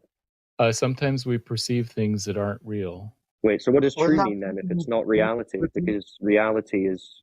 True is what is actually true in the real reality. Maybe I would say what Descartes said, as God knows it to be the true. real reality. Do you know that? So do you know that it's true that the Earth is a globe? I would say there's strong evidence for that, and that's what I believe. Yes. I think the military calls it real world. You don't know it then. So you definitely don't know it then. You don't know that it's true. You believe that it's true. I would say that I know it. You can't say that you know it. How would you know it? You can't know that there's a boiling pot in front of your face where you can smell of the gas, feel the heat in your face, breathing in the moisture that comes off of the steam pot. All the while, you can't know salt water. You can't know apples. You cannot know the Earth ball while not knowing that, Matthew. You have got something called a bias of your levels of what you would establish as what would be true or what you would call real reality. Again, the oxymoronic statement of real reality. Again, you said real reality. Did you know that? You said real reality. Yes. That's an oxymoronic statement. No. See. Like, listen. Let me just address Says Who in the chat. Right, Matthew doesn't have us in the weeds here. He's showing himself to be flip-flopping so hard between what he can prove and what he can know. And, well, he can't know that the seawater is salty. He can't know about the boiling pan. I know. I said I could know those, not prove them. A pot of water, an apple. But he knows that he I said I could know all of those things. It's just that I didn't like the word proof. Because we found out your burden of proof for knowing, and your burden of proof for knowing is not able to be met out to know those things, because that's why we asked you those other questions about logical frameworks around how you know something and what makes up the body of knowledge of knowing something. And you can't know something and say it's not proven at the same time. You already said it's not proven. You can't then say I know it. It's not proven. No, there's a difference between knowledge and proof. That's all. That's what I'm trying to point out here, that I can know things that I can't prove. Yeah, but you can't know something that you've never experienced or observed. Can you? Crack, your example of the boiling pot's an example, a perfect. I know the pot is boiling. I just say that I would reserve the word proof for something else. I get what you're saying, that like you can know that Canada exists, for instance, without going there, right? Right. Like you Yeah, know hell that yeah, Canada exists. Canada. You know Canada. for a fact that Canada exists. How can you accept something like that as part of real reality? But like, for instance, you know, you do not see where your logic seems like double speak Yeah. almost. Where So you're not sure about salt water, but you know Canada. No, I'm exists. sure about saltwater. Okay, I'm does 100% Canada exist? Canada exists, and saltwater is in the Hey, ocean. hey, man, if I ever hear you misuse the word proof again, I'm going to mute your ass. So, Matthew, when you said at the beginning then that the globe isn't proven, what did you mean? What I meant is that, Now like show the all, strong evidence for the curvature of the Earth. Well, is that proven? Is curvature of the Earth proven? no, Okay. Wait. What did you say, Matthew? Is curvature of the Earth proven? no, I would say that I don't use Right. the word proven for anything physical. So then the globe can't be proven because That's there's no right. curvature to prove that it's a globe Exactly to begin right. with. So then you can't know that it's a globe since you've Now, just knowledge said is a the separate globe can't be question than proven. proof. So how can you just said you don't know that there's curve though? You just said No, you I don't said know I that there's can't prove it. curvature. Yeah, so you don't know it. No, you how- asked me about proof, and I said, Okay, let's then ask, how is it that you know that there is curvature then? all Since you kinds can't prove it, let's at least know how you do know it. Like that would Maybe be I better. can try and bridge the gap here a little bit. Crypto. He was talking about. Sorry, I don't want to get in the So- weeds. Sorry about that. Yeah, maybe I can.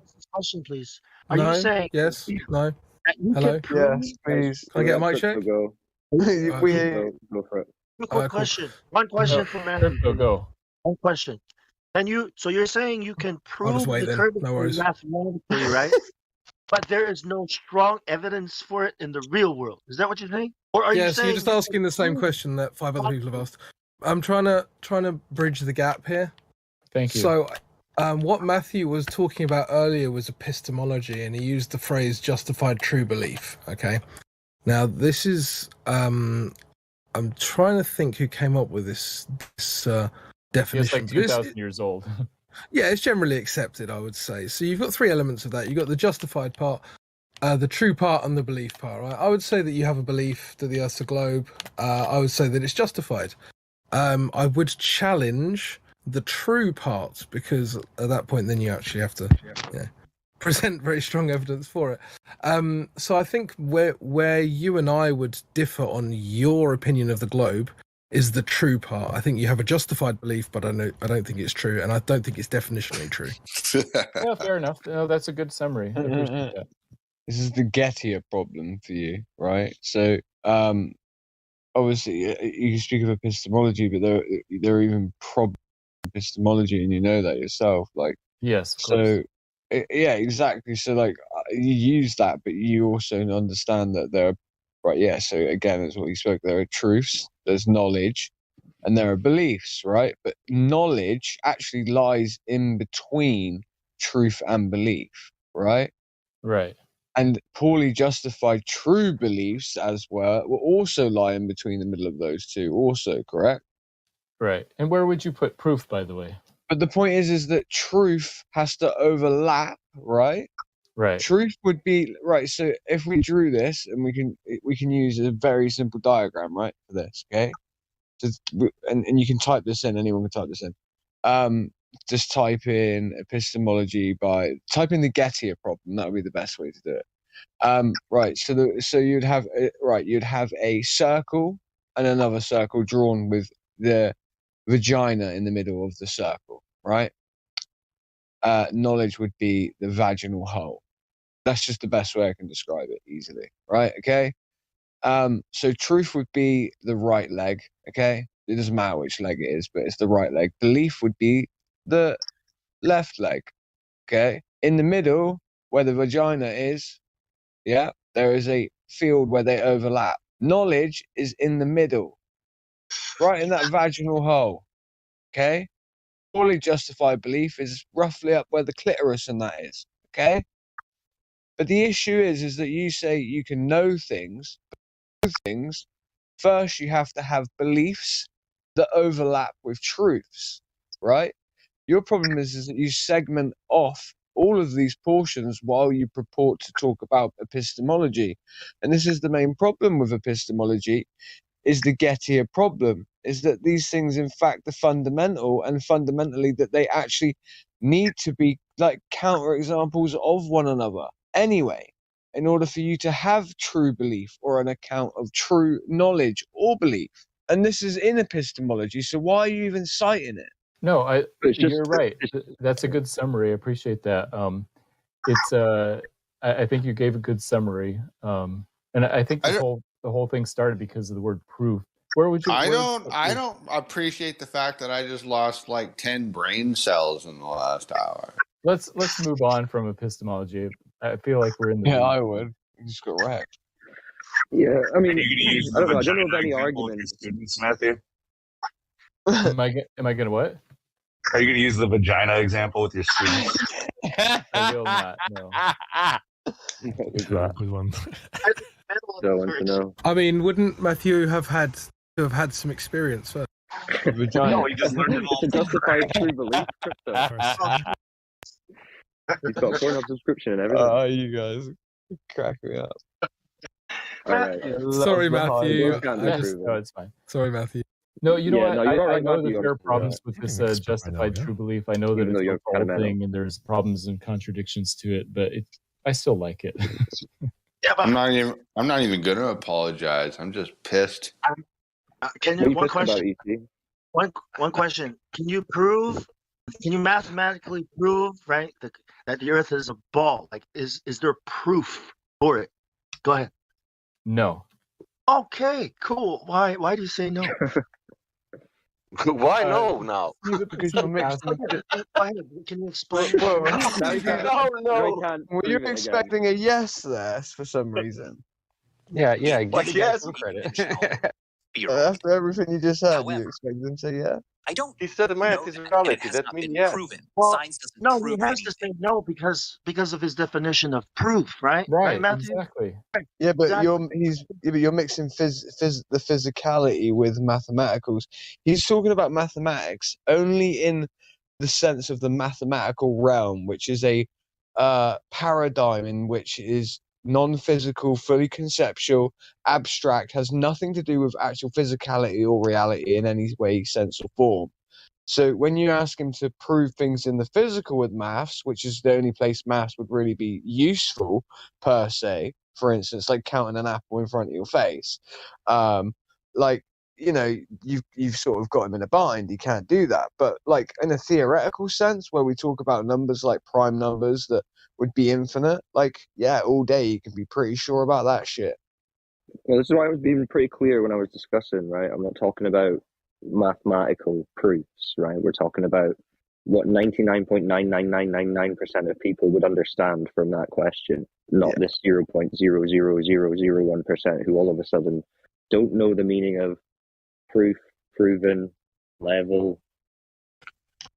Maybe we should etc. ask there, man. I think the main So, you know point what, that we you're- need to you're point right out about here, that. I think the main point that we need to point out here is that this is actually the place in which, due to the lack of proof, empirical proof, physical proof, measurement, tests, experiment, and all of the above and the scientific method running through, this is the place in which most individuals that believe in the heliocentric model, and this is the position psychologically they've had to hold in order to be able to continue to hold the idea of the globe true.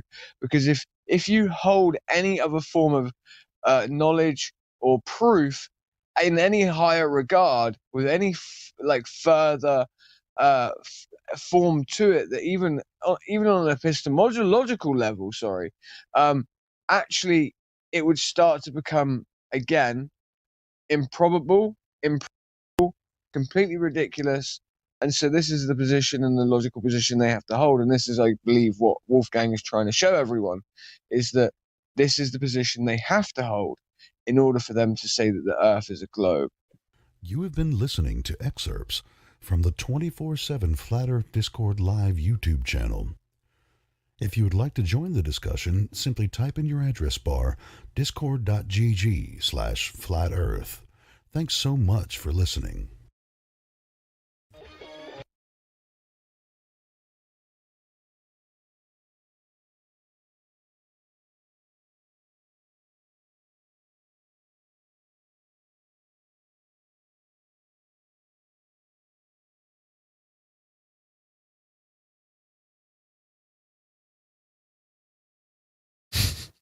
Amazing debates.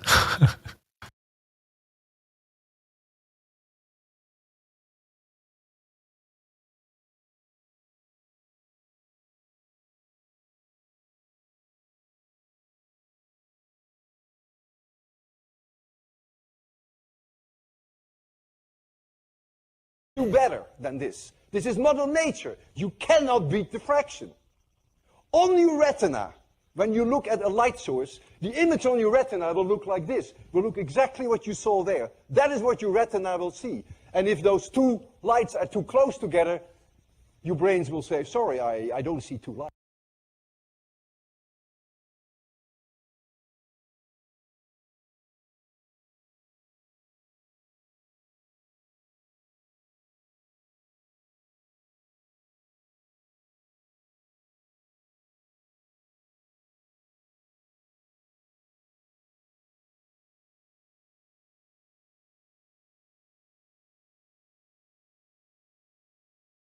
I've been looking into the topic of this video for a while, and I really wanted to introduce the concepts of angular resolution, visual acuity, and diffraction as they apply to the horizon, so that these laws of physics, light, resolution, and perspective can be taken into account and hopefully further developed in order to better understand our Earth, and also to help dispel some of the tired old myths of ships and buildings disappearing over the edge of a ball Earth. Now, mainstream science teaches us that the horizon is the edge of a ball Earth as it curves away from us, because ships disappear bottom first when they sail over this edge. What's funny to me is that their argument of ships going over a ball Earth is just as silly as falling off the edge of a flat Earth.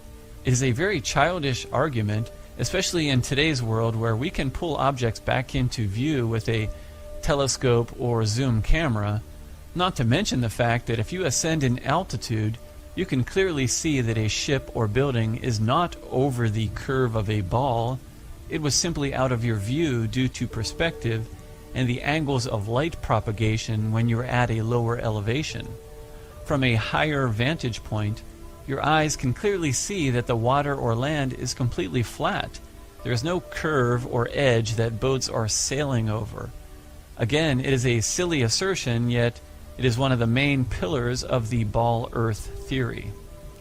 In this video, I will introduce the concepts of angular resolution with a basic explanation, and then I will show another short clip of MIT professor Dr. Walter Lewin in his Physics 3 course, where he teaches these recognized laws of physics that we can test and observe.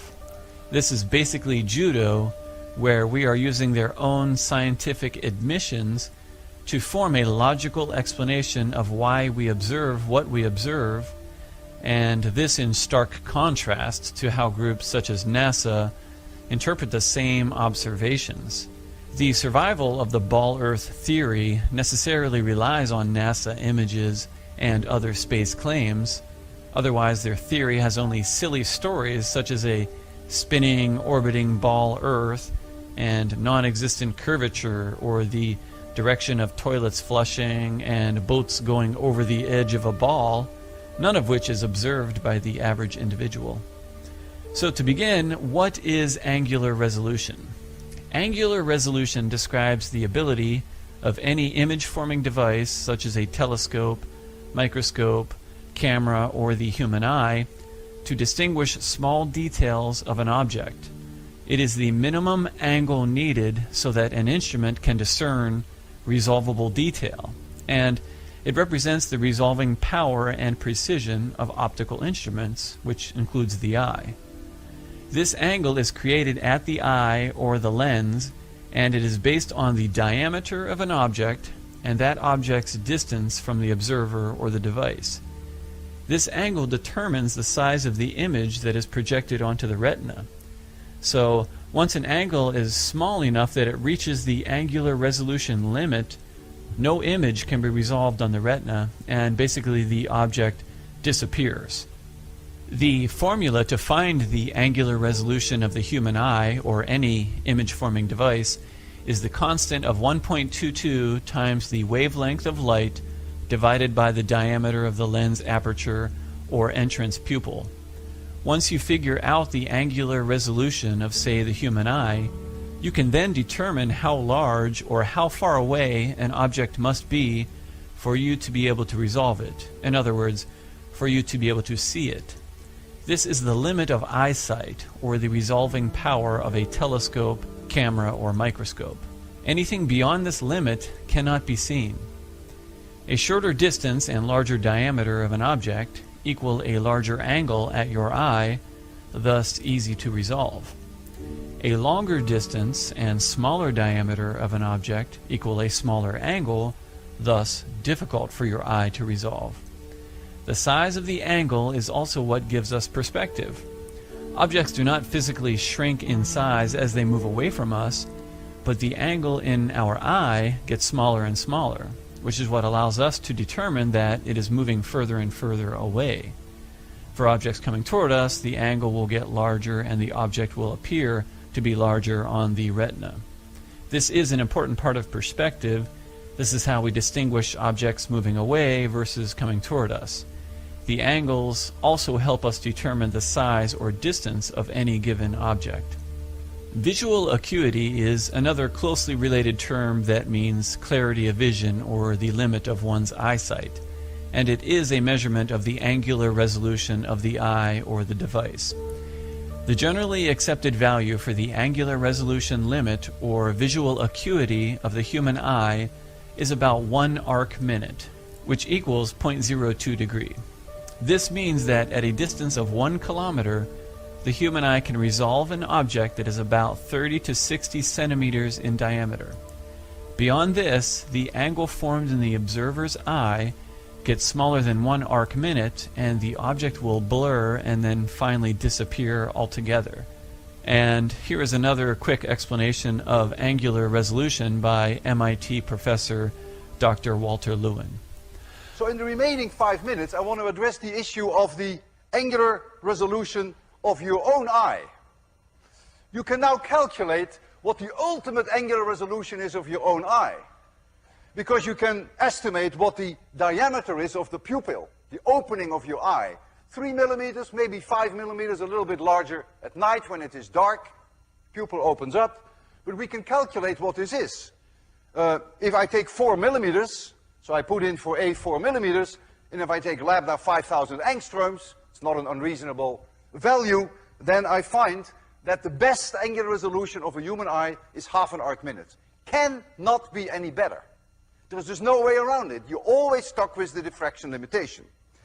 I think, though, that most of you will not be able to see with an angular resolution of 1/2 arc minute. Most of you are probably in the domain of 1 arc minute. It's a little larger than diffraction limited, but it's very close to that.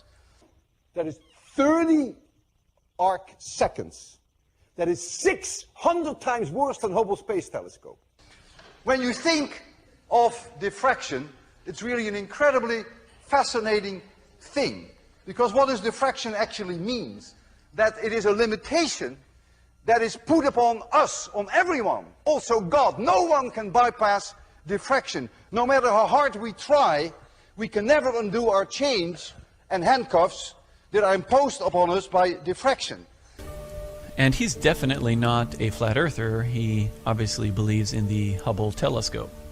The main reason I want to introduce these concepts is to demonstrate with logic that there are scientifically proven and verifiable factors that determine how far we can see with our own eyes and with telescopes.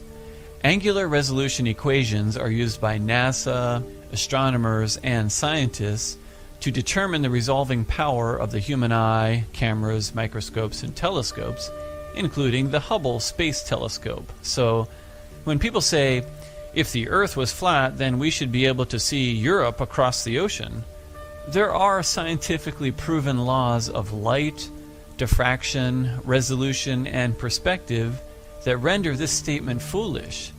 Due to the resolving power of our eyes and even the most powerful telescopes, we could never possibly see across an ocean that is thousands of miles in distance. It is impossible due to the laws of physics, due to the physics of the angles, not to mention the additional limitations of diffraction. Again, it is a silly statement that we should be able to see across the ocean if the Earth were flat. However, the mistaken or disingenuous conclusion put forth by the so-called scientific community, in spite of these scientifically proven and accepted limitations on light propagation and resolution, is that the reason we can't see across the ocean is because we live on a spinning ball. Do you see the trick that they're playing? It is like telling little children that a guy on a sleigh in the North Pole brings them presents on Christmas. It sounds outlandish even to children, but they don't know any better, and they don't actually see the parents leaving the presents, and they are given this story by the authority, so they believe it. In our case, we have a knowledge gap, an unknown, because we can't see across the ocean, or we see ships and buildings disappear bottom first as they get further away, so we look to supposedly qualified authorities to study these issues for us and provide reliable explanations. For hundreds of years, the scientific authorities, now the space agencies, have both knowingly and unknowingly filled this gap with their own cleverly constructed explanations, and most people just accept their models without researching or using reason and logic. If people did think about the issues critically and logically, they would see that the authority is giving us beautifully wrapped presents and putting out cookies for their fictional Santa Claus. In this case, a spinning ball Earth.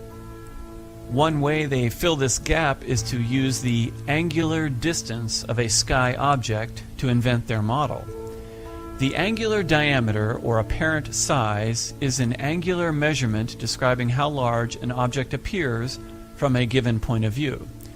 For example, this involves looking at the sky and determining that the sun and moon have an angular diameter of about 31 or 32 arc minutes, which equals a half of a degree. So this is the angle created in our eye or in a telescope, which means that the sun and the moon can be around 31 miles in diameter and 3,500 miles up, or, as the authorities claim, the moon can be 2,159 miles in diameter and 237,000 miles away. And they claim the sun is 864,575 miles in diameter and 93 million miles away. You see, both measurements are correct based on the angle we see from Earth. Knowing the angular diameter or apparent size of a celestial body, we can easily invent a model using trigonometry. We could say the sun is 500 miles in diameter and 57,000 miles away, or maybe it is only 5 miles in diameter and 500 miles up. Or, if we wanted to get really crazy, we could invent a sun that is 2 million miles in diameter and 229 million miles away. Of course, if we did that, we would then have to adjust all of the diameters and orbital speeds of the planets and distances, but this should give you an idea of how they have constructed their model, because they are all built on apparent sizes, the angular diameter of lights in the sky visible from Earth. So, relationally, the math works out. They then construct their universe model around these angles, filling in and changing the numbers as needed to fit their assumptions. This is why the spins and orbits are so ridiculous, yet mathematically they work out because it's all based on the angles. And this is also the reason why they changed the distance of the sun over the years to fit their model. This assertion of boats going over the edge of a ball Earth is silly. Check out this footage from a channel called Wide Awake. This guy filmed some great sky and horizon shots showing that objects can be brought back into view, and more importantly, his shots also demonstrate diffraction and the resolution limit of these objects at those distances and at those angles. As you can see in his footage, the boats, once they are close enough to resolve, appear like little smudges, and they also appear to be floating above the horizon. The boats are not mirages floating in the air, although there is an inferior mirage that appears inverted below the actual boats in his footage. To prove this, he actually tracks them all the way in, and the closer a boat gets, the more resolved it becomes, and the more detail you can see. This is a perfect illustration of visual acuity and the angular resolution of the camera, which is obviously better than our eyes, but the principle is the same.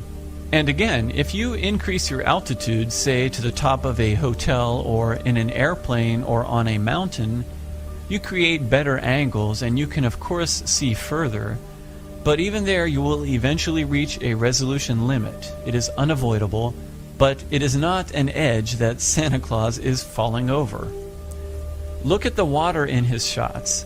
Some would call the resolved water line the horizon, but you can clearly see boats fully in the water beyond the resolved water line. You can even barely make out the water being sprayed up from the motor. The surface of the water extends beyond the resolved water line, but it is too far and at too sharp of an angle for the camera or your eye to completely resolve. There's also a lot of diffraction going on due to this angle and the light or atmospheric conditions. Therefore, you get a blurred section that reflects the sky and the boat as an inferior mirage. Again, this happens beyond a point where the eye or camera can no longer clearly resolve the water due to the angle and diffraction. It is where your eye or camera can no longer distinguish points of light. The image blurs and turns into a mirror under certain conditions. Look at the shimmering and changing edges of the top of the waterline as the camera resolves it at its maximum distance. Beyond this distance, the water is at too small of an angle to resolve any detail. At this point, it does exactly what a road will do on a hot day. It reflects the light waves like a mirror because the eye or camera can more easily resolve these reflected light rays than they can the actual surface of the road or water. On the ground or on the water, you can see the inferior mirage or reflection of the boats and cars. Some people will claim that the boat itself is a superior mirage and that the actual boat is over the edge of a ball. This is silly for two reasons. Number one, a superior mirage is inverted, and number two, in this footage, he tracks these boats the entire way in, so you can verify with your own eyes how a boat will barely come into view as a small blur, and then as it gets closer and closer, the angles get larger and your eye can then resolve more and more detail. This is observable, repeatable, apparent, and can be verified by anyone, unlike NASA's theories, of course, that nobody can verify unless they can build a little rocket ship. Finally, I would like to discuss the issue of boats or buildings being cut off by the horizon line over water, which many people falsely attribute to the object being over the edge of a ball Earth. Again, I would start by saying that it is easy to debunk this simply by increasing your altitude. If there were a massive drop in curvature obscuring the boat or building, this would be apparent from higher up. Our eyes are not that bad. We can clearly distinguish slopes and hills in the distance, and when you increase your altitude, you can clearly see that the target object lies on the same flat plane as the original observation point. This is simply a function of perspective, angular resolution, and diffraction. When you stand on the seashore, you can see a horizon line, which is basically the limit of your ability to resolve the water, because at a certain distance, the angle becomes too small and diffraction also plays a part. Above this waterline horizon will be everything that your eye can resolve above your eye level. For example, From the beach, I can see about 3 to 4 miles of the water's surface, which, in my field of view, extends from my feet up to my eye level, and it represents my horizon and the limit of my sight up to my eye level. Now, there are hotels located about 18 miles away in this picture, and these hotels are above my horizon line, yet appear to be cut off by the horizon. Not because they are over the edge of a ball. This is simply the point where they fit in due to perspective, where objects that are closer are in front of objects that are further away, which is also a function of diffraction and angular resolution. I cannot resolve the hotels any lower because the angle is too small. If I could resolve the hotels lower, then logically I would be able to resolve more of the surface of the water at a greater distance. But we know this is not possible due to the laws of physics. However, if I were to go up in an airplane, I would be able to see the entire distance from the beach to the hotel, and I could also see that it is flat as a pancake. The hotel is not obscured by the edge of a magic ball. It is simply perspective and angle of view. The limit of what I can see above and below my eye level converge at what we call the horizon line or vanishing point. So check out this little experiment I did. In order to simulate the size and distance of that hotel, I took a small glass bottle and put it on the road and then filmed from ground level. Now the hotel is about 18 stories, which equals about 180 to 200 feet. I used 250 feet just to be conservative and to give it some room above the actual water line, and the distance is 17.5 miles. The glass bottle is 3.5 inches, so that meant that I would have to put it at a distance of about 107 feet to get the same ratio. Now, when I started filming, I was standing up and I could zoom in on the bottle, the entire bottle, top to bottom, and then I pan out, I take the camera and I place it on the ground, and even on the ground it's actually conservative because the lens of the camera is still about 1 inch to 1.5 inches above the ground, so this is a conservative experiment. And when I zoom in, you can see now that the angle of resolution is just too small, and combined with the diffraction, you cannot make out the bottom of the bottle. It disappears. It is cut off. And that is exactly what you're seeing in those pictures and videos where buildings or boats are cut off at the bottom. Your eye cannot resolve the detail of the surface of the ground or the bottom of that bottle. It's just too sharp of an angle. And you can even actually see beyond the bottle where the road is, again, the same color, because your eye can resolve that a little bit better because it makes a curve and it's a little bit, the angle's a little bit better on the road beyond where the bottle is. So that's a pretty interesting little experiment and shows you the effect of diffraction and angular resolution. And again, even on the ground, the lens of the camera is about 1 inch or 1.5 inches off the ground, which when you compare that to the bottle, that is almost half of the bottle. So that would probably equal an observer that is about 100 or 150 feet in the air filming the hotel in New Smyrna. So if I was actually on the ground with the camera, I'm sure that the diffraction would probably cover almost the entire bottle, if not half the bottle, and it would look exactly like the waterline covering these hotels or these boats. But you can see the principle. It's verifiable and it's repeatable, so it's an explanation. We don't have to use the Santa Claus falling over the edge of a ball to explain what we see. If I'm standing on the beach at sea level, then obviously my field of view from my feet to the horizon will be much shorter due to the angle. Again, about 3 miles from the beach is approximately the limit for a 6-foot-tall individual. Yet the distance of my field of view above the horizon will be much greater due to the angles. Therefore, I can see most of a hotel 18 miles away, but again, not the bottom of the hotel due to the angular resolution and the angle of perspective. The same principle applies to a sunset or a sunrise. The waterline horizon at the beach is about 3 to 4 miles out. Yet the sun is thousands of miles out when it disappears due to the limit of angular resolution and light propagation. We can see the sun at a much further distance because it is so large and high in the sky. But just like anything else, once it gets far enough away from the observer, the angle becomes so small that it will disappear, the furthest edge first, appearing to go down behind the water. This is what you would expect to see based on perspective.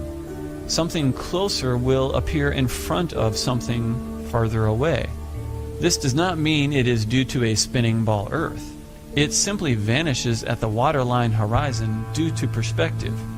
Even the sun is subject to the laws of perspective, angular resolution, and diffraction. With a sunrise, it is the opposite. We see the top of the sun first because it is approaching us.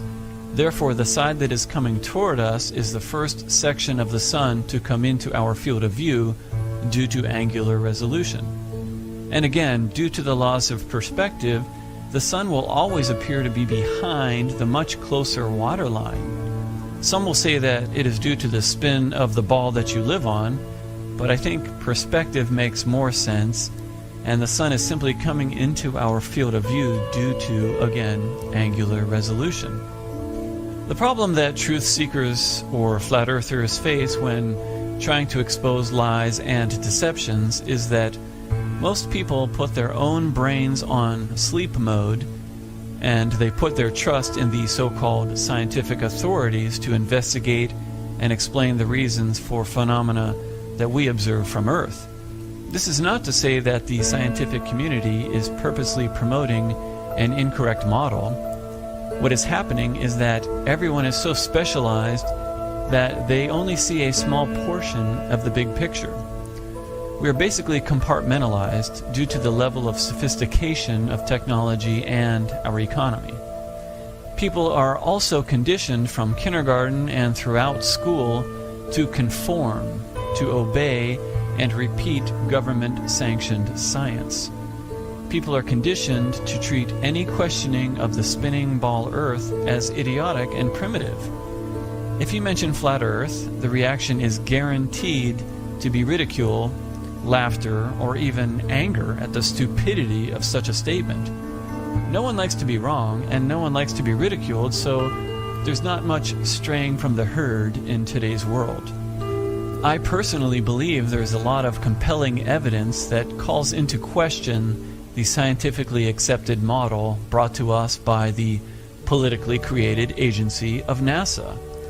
If everything is exactly how space agencies and government scientists tell us, then we are going to need much more and reliable proof other than CGI images and silly old stories.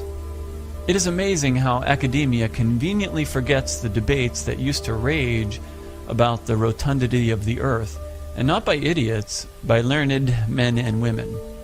So, in closing, I just want to reiterate that there are other alternatives to the theories that were taught to us as fact by space agencies and the political scientific authorities. There are logical and scientifically accepted laws of physics such as angular resolution, diffraction, and perspective which can be applied in this pursuit. You don't need to be a math genius or have a PhD in physics to understand that there are physical limitations on our ability to see, even with telescopes and cameras. We need to have faith in our own ability to think and use logic and reason. Otherwise, there are many opportunistic groups of individuals who will step in and do the thinking for us. And these groups may not always have our best interests at heart. In fact, they will take advantage and control those who cannot or will not think for themselves. This, I believe, is the modern-day manifestation of slavery, where most people no longer think like humans, they simply repeat and react. Thanks so much for watching, guys.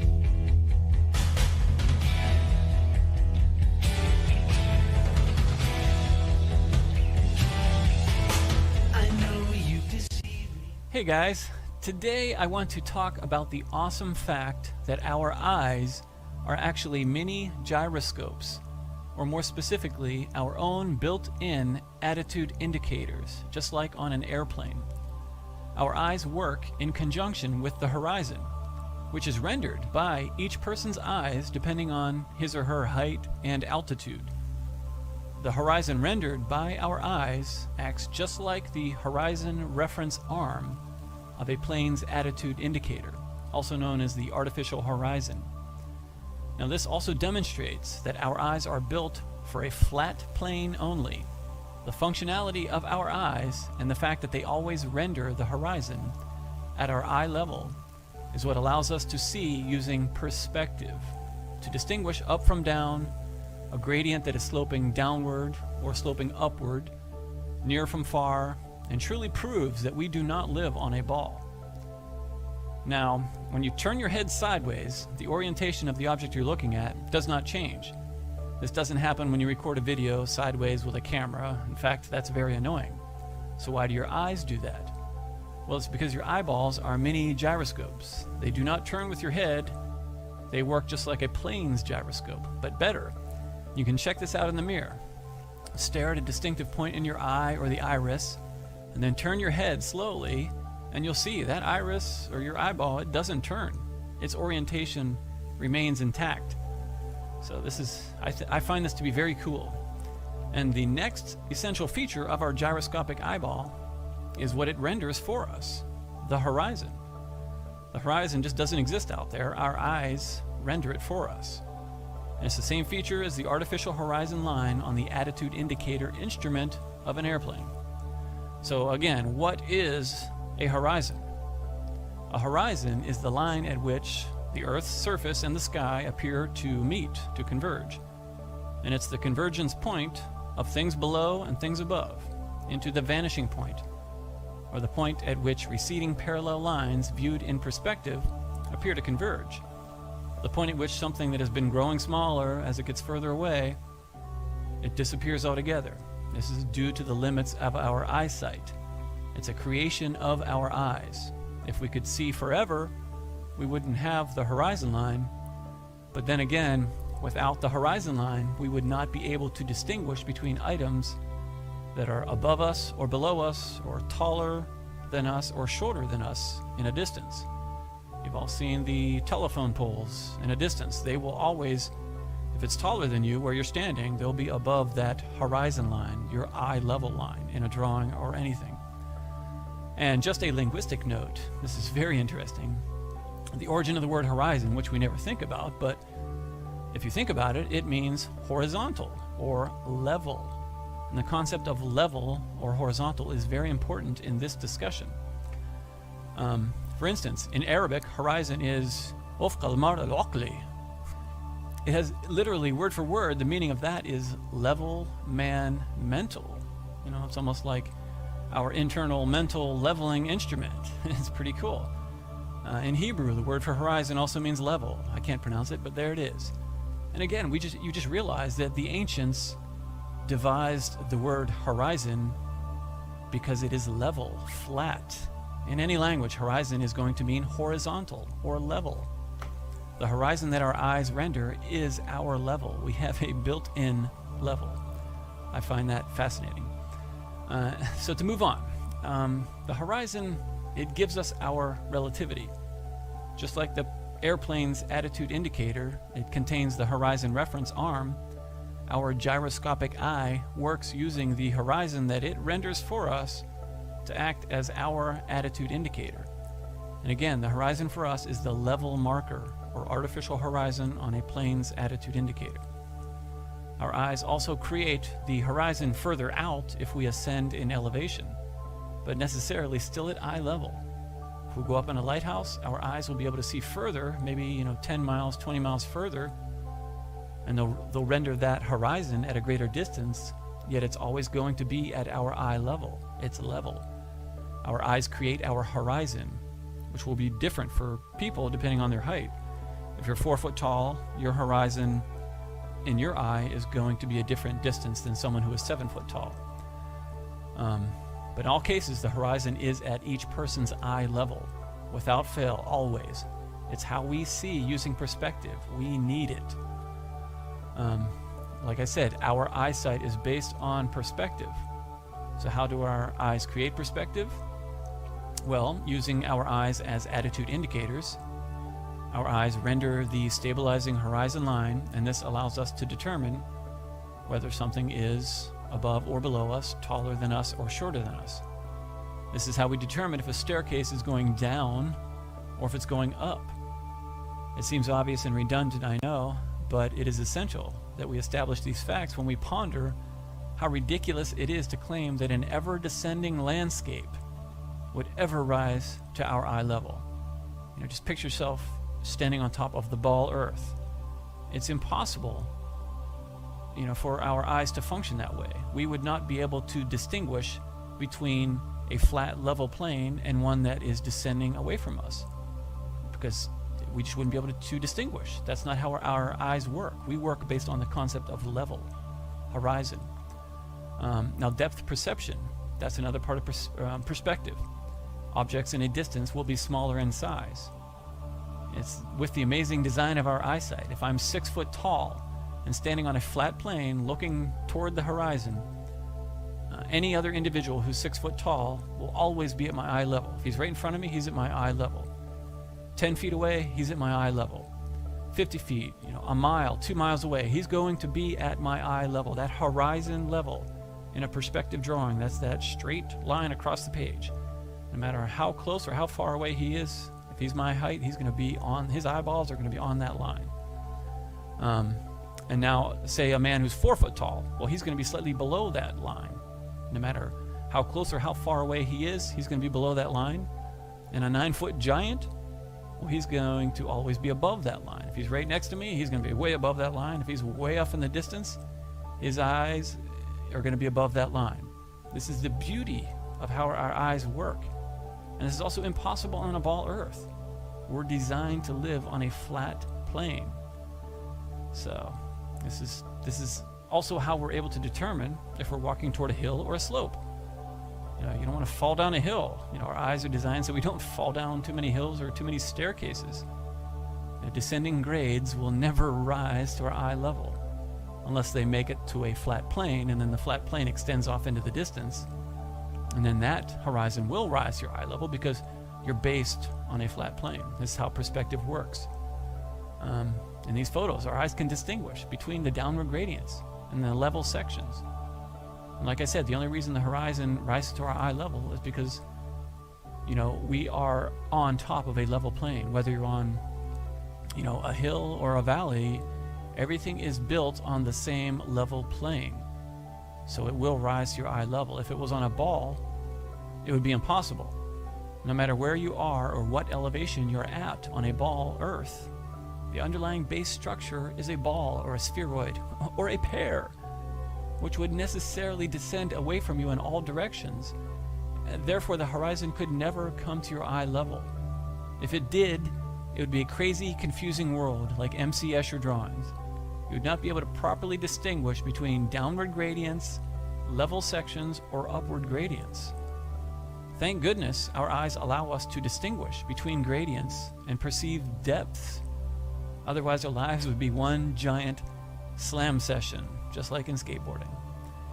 And I know what that pain feels like. So, perspective. It's awesome. It allows us to perceive distances.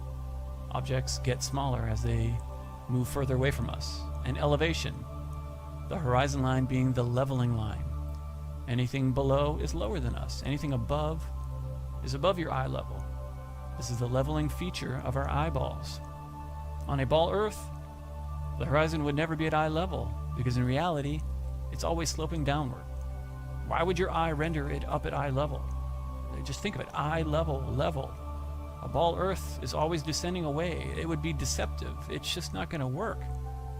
We'd be so confused. We would think we live, like I said, we'd be living in M.C. Escher world. It'd be beyond belief. So I'm sorry. Our eyes just do not work on a ball Earth. And another thing I ponder as well, in true zero gravity, if such a thing even existed, how in the world would our eyes work? What would be the orientation to keep the eyeball, the iris, always coming back to the same orientation or remaining in a given orientation? And we can't replicate this because in zero-G planes, for instance, you're actually just falling. You know, the orientation of the eyeball is the same as on the ground. You know, the buoyancy and pressure, or if you want to call it gravity, well, I'll let you call it gravity for now, but whatever, it's still keeping the horizontal orientation of your eyeball in check, even on a zero-G plane and you're flipping around. But in magical deep space land, you know, what would give your eyeball orientation? It's kind of sickening to think about that, but you know, you'd be twirling around in circles. What would orient your eyeball? I don't know. It's pink unicorn land, but maybe somebody else can speak to that. But again, we all, I think, pretty much understand you can't trust NASA, so I don't think it's ever even, I don't think it exists. I don't think zero-G exists. So your eyeball wouldn't even function in zero-G, you know, and without buoyancy and pressure, or if you want to call it gravity, but I don't think there even is such a thing as no gravity. Your eye wouldn't function. You would have no way to orient yourself. Your eyeball would spin in all different directions, perhaps, or you would turn and you would look like the camera. When you take a video and you turn that camera, it's so annoying, the picture just spins around. Well, in zero-G, maybe your eyeball would just lock into the socket, and as you turned, everything would just always constantly spin. It would be sickening. In the ISS, they'd all just be puking the whole time. So, and we know they don't clean it. We never see them cleaning it. So, anyways, I know I got off on a tangent there, but I hope you find this as interesting as I do. Maybe it's old news to some of you, but I just kind of stumbled upon this. I just thought about it. I think it's amazing. But let me know if you have any comments. I'm sure that other people out there can maybe even go further with this and get more technical, make some, you know, other videos about it and how ridiculous the ball Earth is when you truly think logically about how our eyes work. So.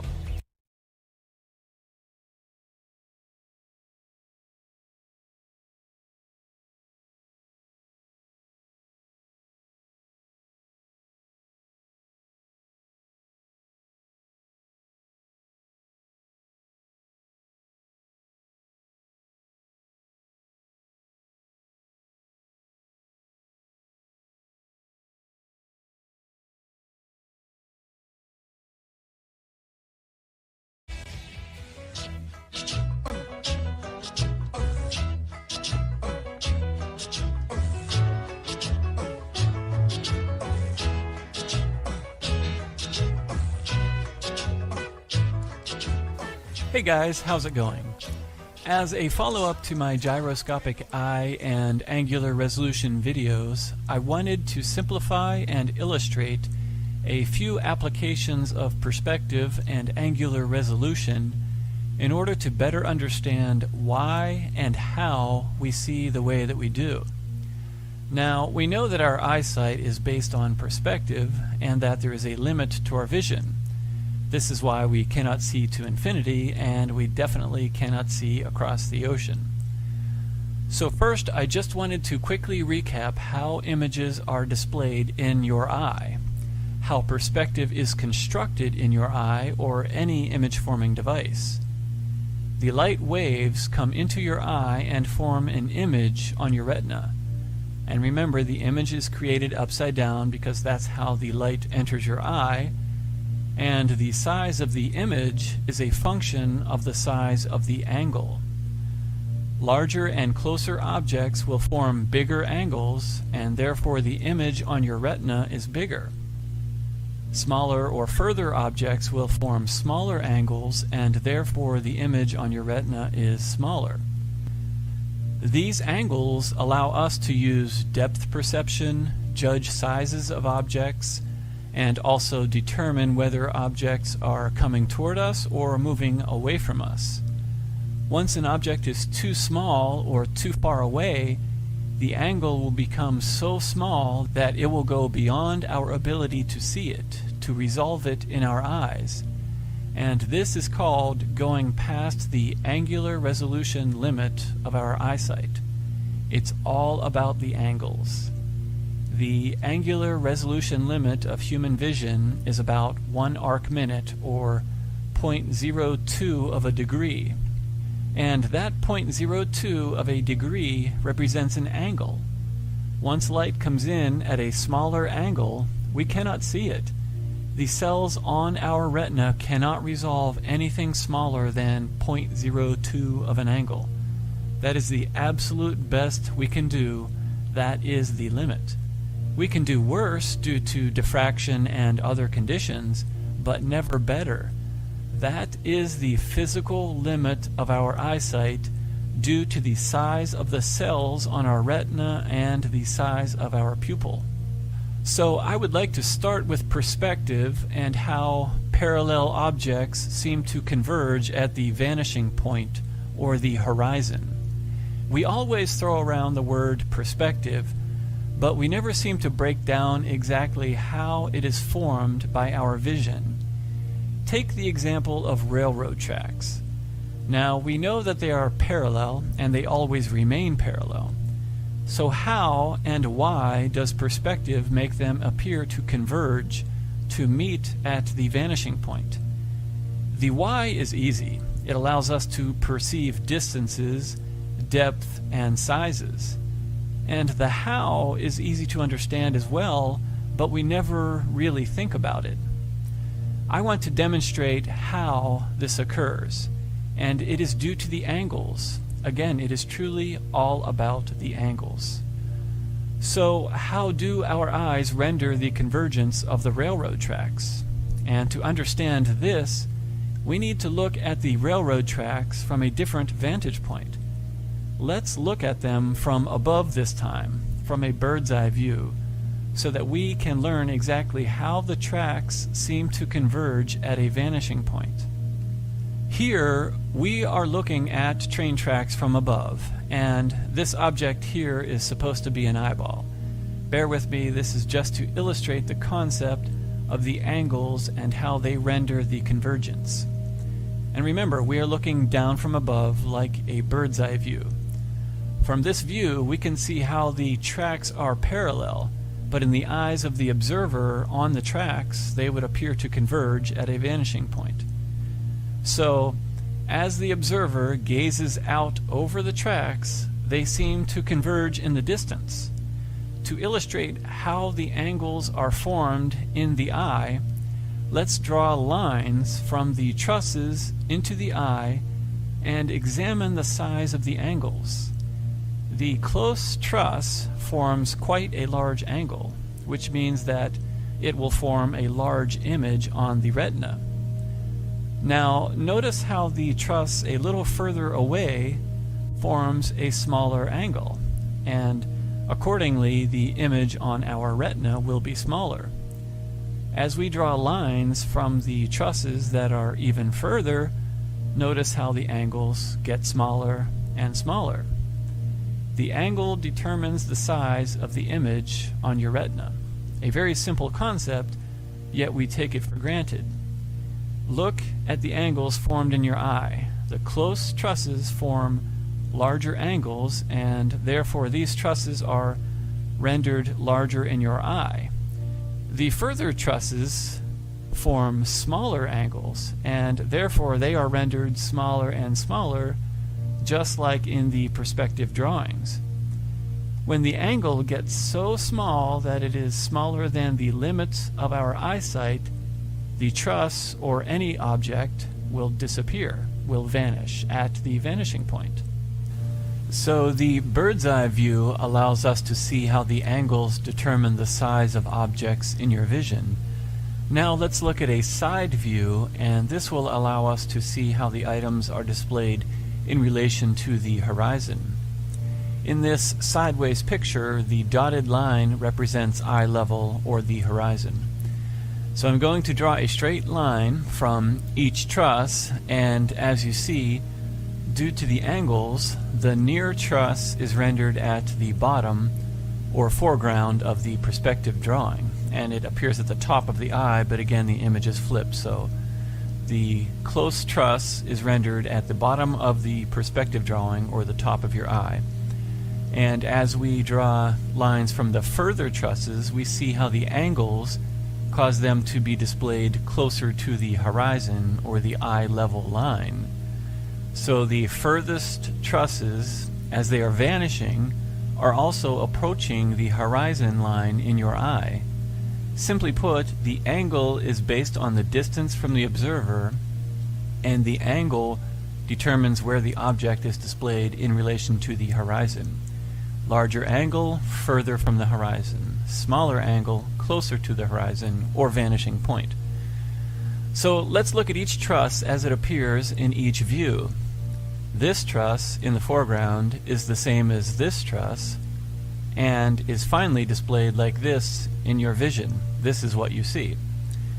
This truss in the middle is the same as this truss, and it is finally displayed like this in your vision. And the further truss is the same as this truss, and it is finally displayed like this. So you see, the angles determine the size of the object in your vision and the position of the object in your vision. And all of the angles together create the effect of perspective. So we see from the bird's eye view of the railroad tracks how angles determine how objects are displayed in our eye. Now let's look at the horizon, and this time let's look at it from a side view. This will allow us to visualize, although not to scale, how angular resolution works to form the horizon. Now, before I develop this further, I must illustrate what is happening in our eye with regard to the horizon. In our eye, let's consider where the horizon would be rendered, a midway area that is the exact eye level plane. Think of the receptor cells on our retina as pixels, and the imaginary eye level line is between a row of pixels. The slightest tick downward, which is necessary if we want to see the ground, would look something like this. And the slightest tick upward, if we want to see the sky, would look something like this. Now, when this happens, you are seeing a flat, straight line cut across your retina. This is your horizon, and it is simply where everything you can see above eye level meets with everything you can see below your eye level. To you is a straight line, a crisp line. After all, we are talking about tiny pixels or retina cells. But that is what represents your horizon. That is your horizon. These angles are minuscule in your retina, and you can see how in your eye they seem to converge or meet because they are just a few pixels or receptor cells apart.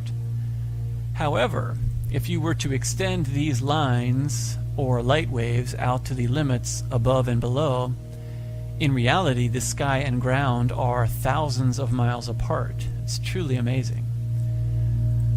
So to illustrate this further, let's look at this picture, and the dotted line represents this stick figure's eye level. To confirm this 3-mile horizon, we can actually take the eye level and then make the smallest angle of declination toward the ground that our eye can resolve. And remember, that's 0.02.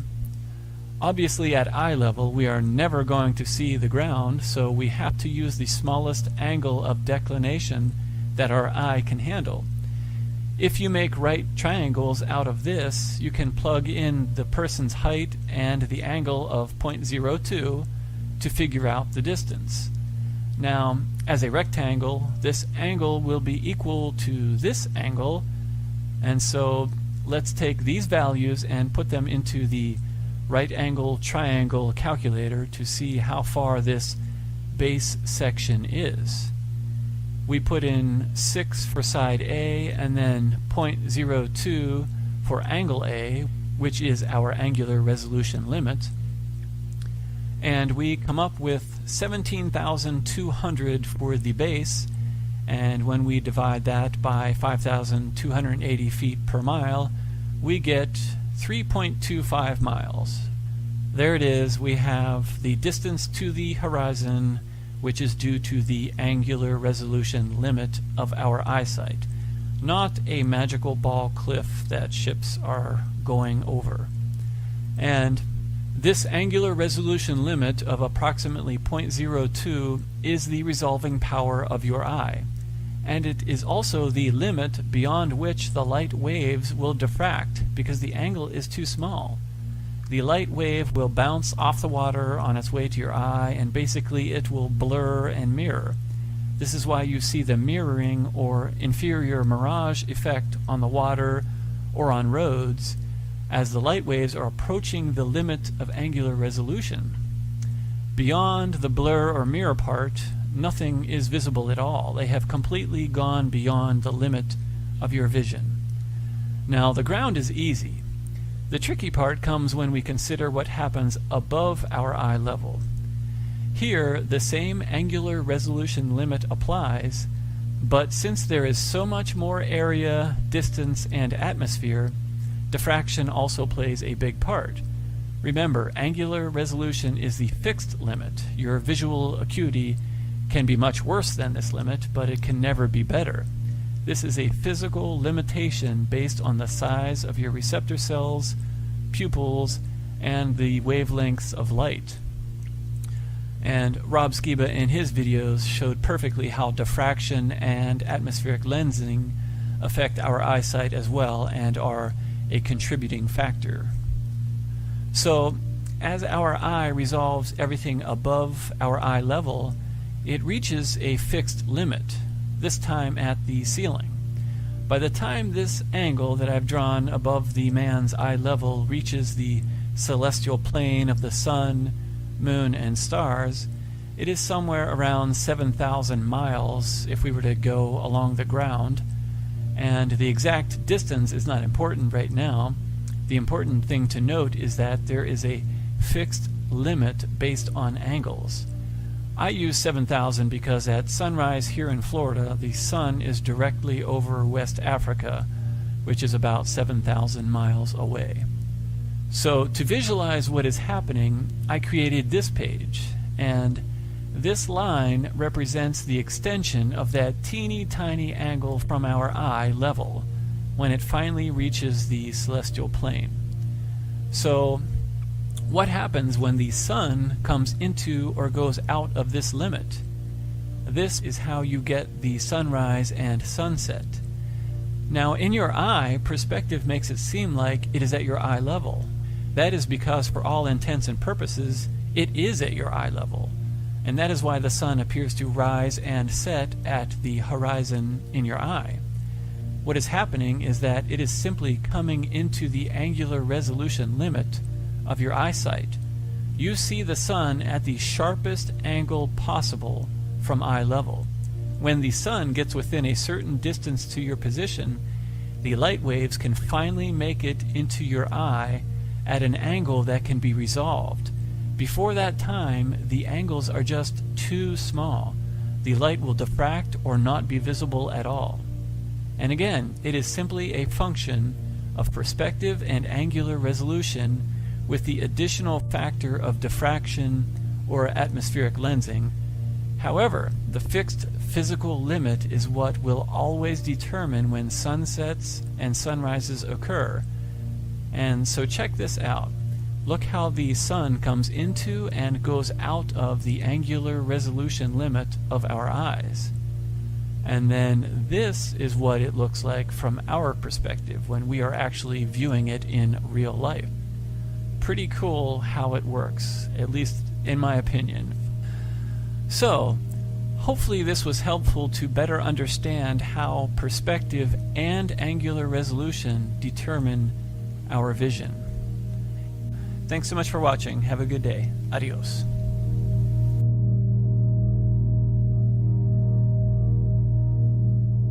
You see, there's a thin line between genius and insanity down on Earth. And they think what we're doing is madness. We would like to show you and show the world that there is a method.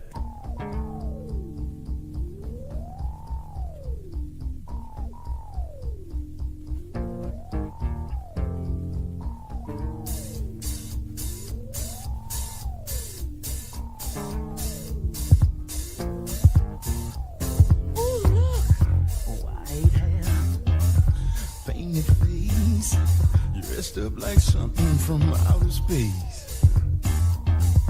Elton John, David Bowie, Alice Cooper, Lord have mercy, they're all survived.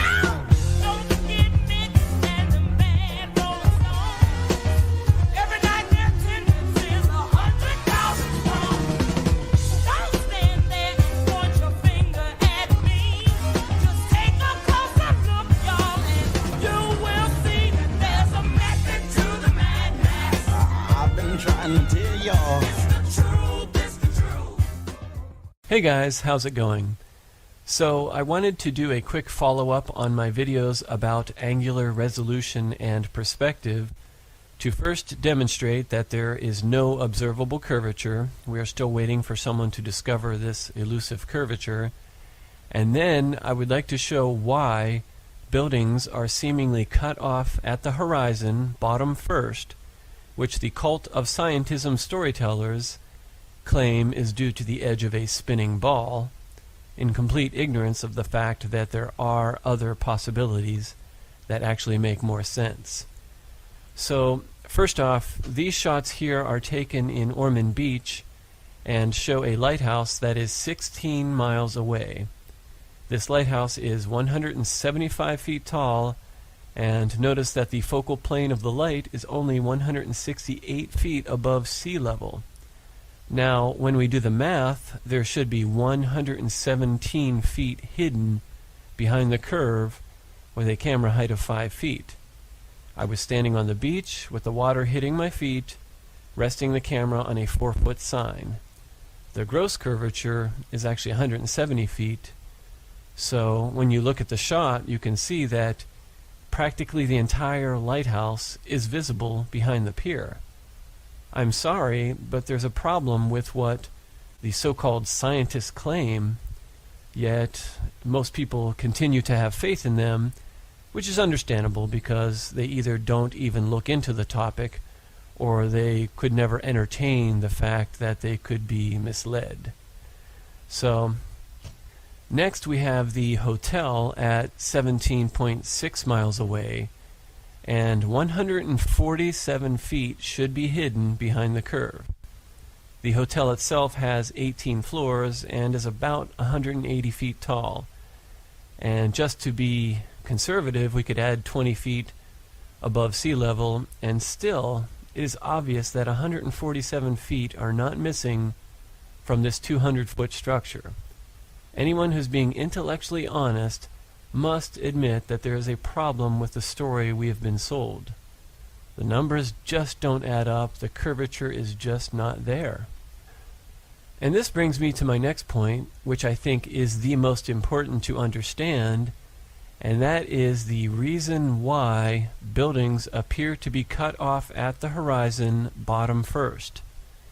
If we again consider that our vision is based on two very important and universally accepted concepts of angular resolution, which is the fixed limit of our eyesight, and perspective, which is the system of angles of light entering our eye to create the 3D image in our brain, then we can easily calculate that it is in fact necessary that the bottom of buildings be cut off first due to angular resolution and perspective.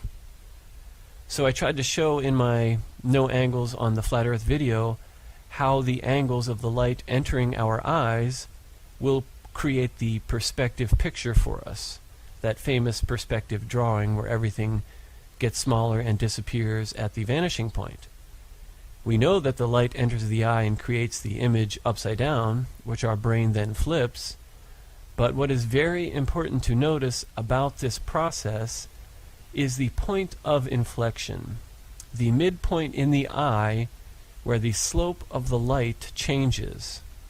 I tried to show this with this crude illustration, and you will notice the horizontal midpoint in the eye where the light above reaches the inflection point. And this is in fact the horizon. This is what the horizon is. It is the vanishing point of things above meeting the vanishing point of things below. As you scan from top to bottom, the slope of the line will reach the inflection point and then change to render everything below this inflection point or horizon or vanishing point. I showed in my no angles video how the angles get tinier and tinier as they approach this inflection point or horizon. Now, what we need to understand is how angular resolution dictates just how small of an angle we can have in order to resolve everything above and below this inflection point or horizon in our eye. This angular resolution limit dictates how far we can see below our eye level, which is basically how much water we can see standing on the seashore. And then here's the kicker. It also dictates how much of buildings will necessarily be cut off in the distance. This is the best case scenario with perfect vision and perfect atmospheric conditions without any diffraction. In reality, it is usually much worse, but we will use the basic numbers to show that under perfect conditions, buildings must appear to be cut off bottom first. This is simply how our eyesight works. So, if we use an angle of 0.02 of a degree as our angular resolution limit, the limit of our eyesight or the visual acuity of the human eye, we can not only calculate the distance to the horizon below eye level, which is often just referred to as the distance to the horizon, or simply how much water we can see standing on the seashore, we can also calculate how much of an object in the distance will appear to be cut off. I am using the camera height of 5 feet and a declination angle of 0.02 of a degree to figure out that we can see 2.7 miles of water in this shot. This is done by making a triangle with height of 5 feet and angle of 0.02 to figure out the distance as 2.7 miles. And this is also conveniently what the cult storytellers use as their distance to the edge of the magic spinning ball. They have simply chosen dimensions of a spinning ball that just happen to line up perfectly with the limit of our eyesight. It is very tricky, and it's understandable how not many people would look into it. Now, what is happening is that anything smaller than this angle of 0.02 of a degree is beyond the ability of our eye to render. It is physically impossible to see any further. We cannot see Europe across the ocean because it is physically impossible for our little eyeballs to see that far. It is a fixed limit. Or, if you do not like having a limit on your eyesight, you can believe the storytellers and Santa Claus and the spinning ball stories. However, and what is conveniently never discussed, is that the same mechanics apply above eye level, above the point of inflection. Anything smaller than the angle of 0.02 of a degree above the eye level, above the point of inflection of light entering your eye, is also impossible to see. Not often discussed or even understood, but it is out there. Anything entering your eye at an angle smaller than 0.02 of a degree will not render. So if we take the inclination angle of 0.02 degree and the distance to the hotel of 17.6 miles, we can solve for the height of this hidden portion, or this portion that is seemingly cut off. We make a triangle with the distance of 17.6 as the base, 0.02 of a degree as angle A, and we end up with a height of 32 feet. Add 5 feet for camera height, and even Superman would not be able to see 37 feet of the bottom of this building. That is a best case scenario. In reality, we are probably losing 50 feet.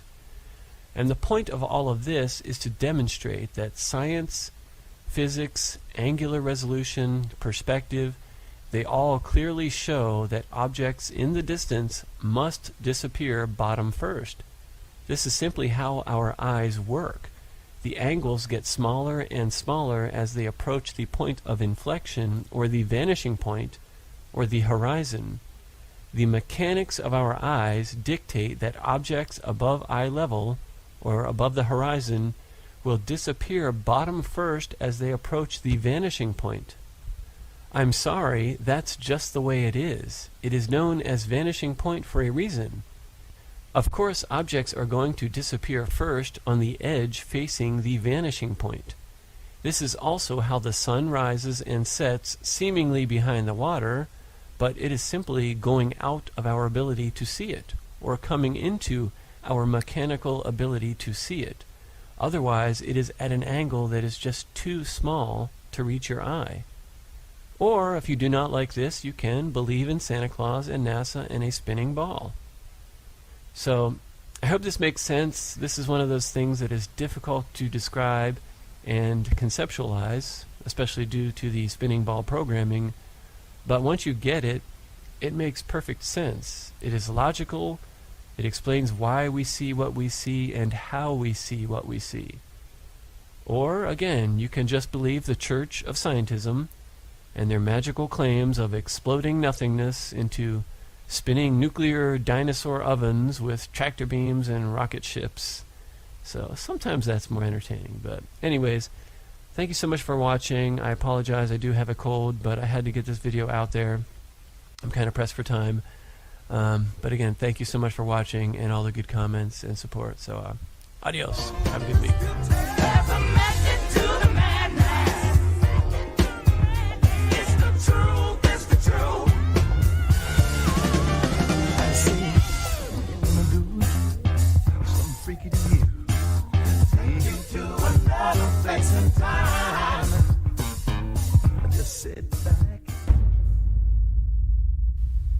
See that I didn't really look too bad, but that was only because I'm a very good actor. I think I should be nominated for an Academy Award.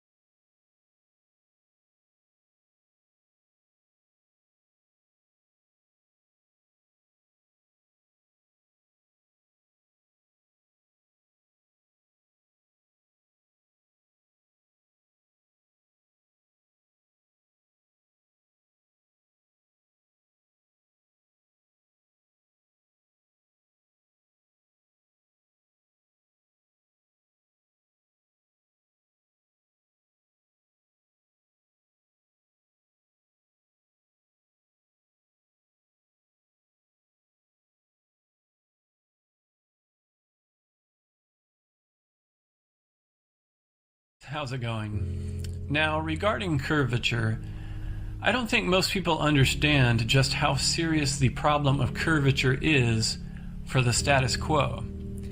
Instead of beating the dead horse of perspective to try to help people understand how and why we see what we see, I thought of a nice little way to visualize just how serious this lack of curvature is for the current spinning ball model.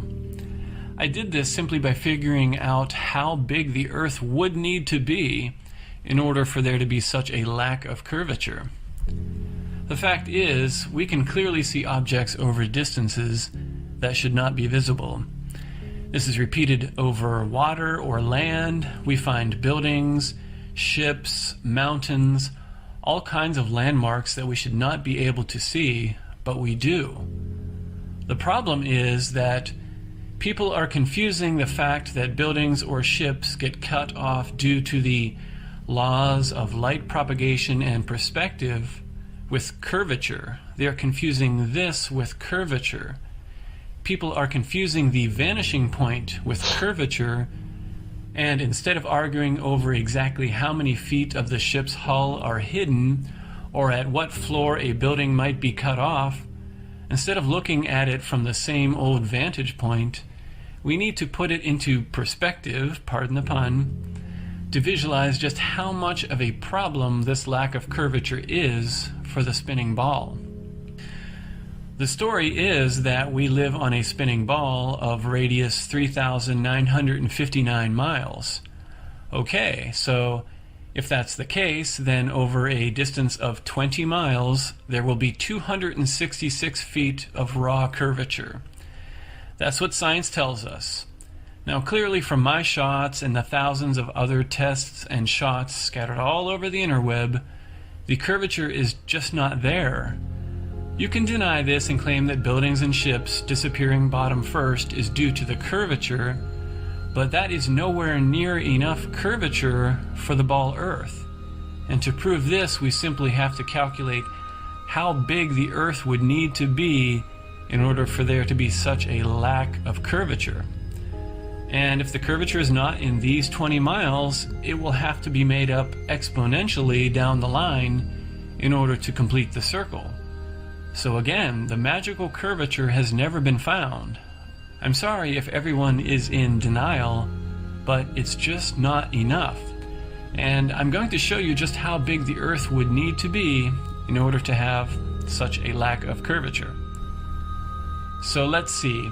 Let's use the 20-mile distance to the New Smyrna hotels just to visualize this. Using the Earth curvature site, we get 266 feet of raw curvature. I'm not worrying about the height of the observer at this point. I'm just using raw numbers to give you an idea of the difference in curvature based on the size of the Earth. So we can use the 8 inches times distance squared. We also get 266 feet, but the calculator that I want to focus on uses the sagitta, or the height of the arc of a circle, to also get the same number, and you get 0.05052 miles. Multiply that by 5280 feet and you end up with 266 feet of curvature that should be there. And for the circle arc calculator, you have to double the distance in question because you are at the top of the arc. The hotel would be 20 miles one way, and to make the total arc length, you need to double that number, so you use 40 miles. This will then give you the height of the arc, or what we refer to as the drop in elevation or curvature over a given distance. So I wanted to focus on this calculator because it will allow us to change the radius of the Earth to see just how big the Earth would need to be in order to get the tiny amount of curvature that people think they are seeing, even though it is easily explained by perspective. If we do this size of Earth analogy, I think it might help everyone realize the seriousness of the lack of curvature. So let's just say that NASA is way off. Even though they have supposedly flown around the equator, let's just say that they are off big time, and that the radius of the Earth isn't 3,959 miles, but that it is double that. Let's assume the Earth is 8,000 miles in radius, a huge monster-sized planet. That is a big difference. So if it were 8,000 miles in radius, how much of a drop in curvature would there be over the same 20 miles?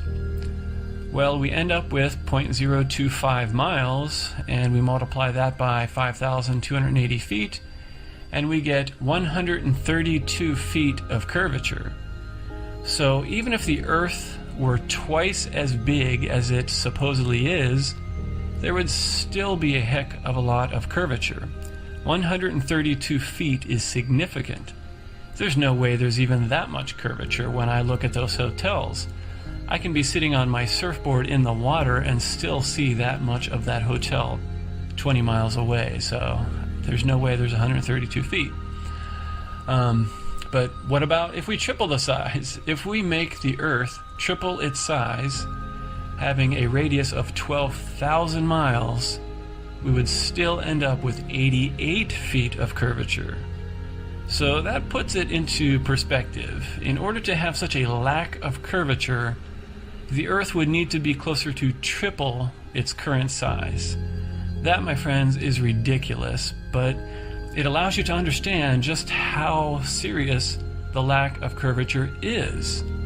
It's not there. You can sit there and argue whether the building is cut off on the second or third floor, or how many feet of the ship's hull are cut off, but the fact of the matter is, there is nowhere near enough curvature in any of these shots that I make or that anyone makes on the internet to justify the dimensions given to us by the controllers, the space agency that claims to have a picture of the entire Earth from the magical land of outer space. In my opinion, the better option is to understand angular resolution and perspective. And not just the angular resolution limit of our eye, but also the limit of light propagation in the visual spectrum. Light travels at a certain wavelength in the visual spectrum, and our eyes are designed to detect that. But light cannot propagate beyond a certain angular limit. It's like a musical string on a guitar or a violin that vibrates. If you put it too close to something, it will hit that and it will not be able to vibrate. And light as well cannot propagate beyond a certain angular limit, just like a musical string. If the light is at too steep of an angle, it will not be able to vibrate as a wave, and it will simply diffract off the ground. So maybe I'll make another video on that topic, but again, I just wanted to quickly point out that the only way we could have such a lack of curvature would be if the Earth were triple its current size. I'm sorry folks, but there's a big problem when it comes to curvature. The Earth is big, but it's not that big. We should be able to see curvature, and not just the horizon. I mean, our eyes are sensitive enough to detect whether the Earth is curving away from us in all directions, which it must do in order to be part of, if we are standing on a ball. It's clearly not curving away from us. It's even more obvious from a plane window. But again, you can believe that you live on a spinning ball, but you have to somehow compensate for the lack of curvature, because no one has been able to find it, and if it is not in any of the shots that we are taking, that means that it must be made up, it must be compensated for exponentially down the line in order to complete the circle. So I hope that little analogy is helpful. Thank you so much for watching, and have a good day, everyone. Adios.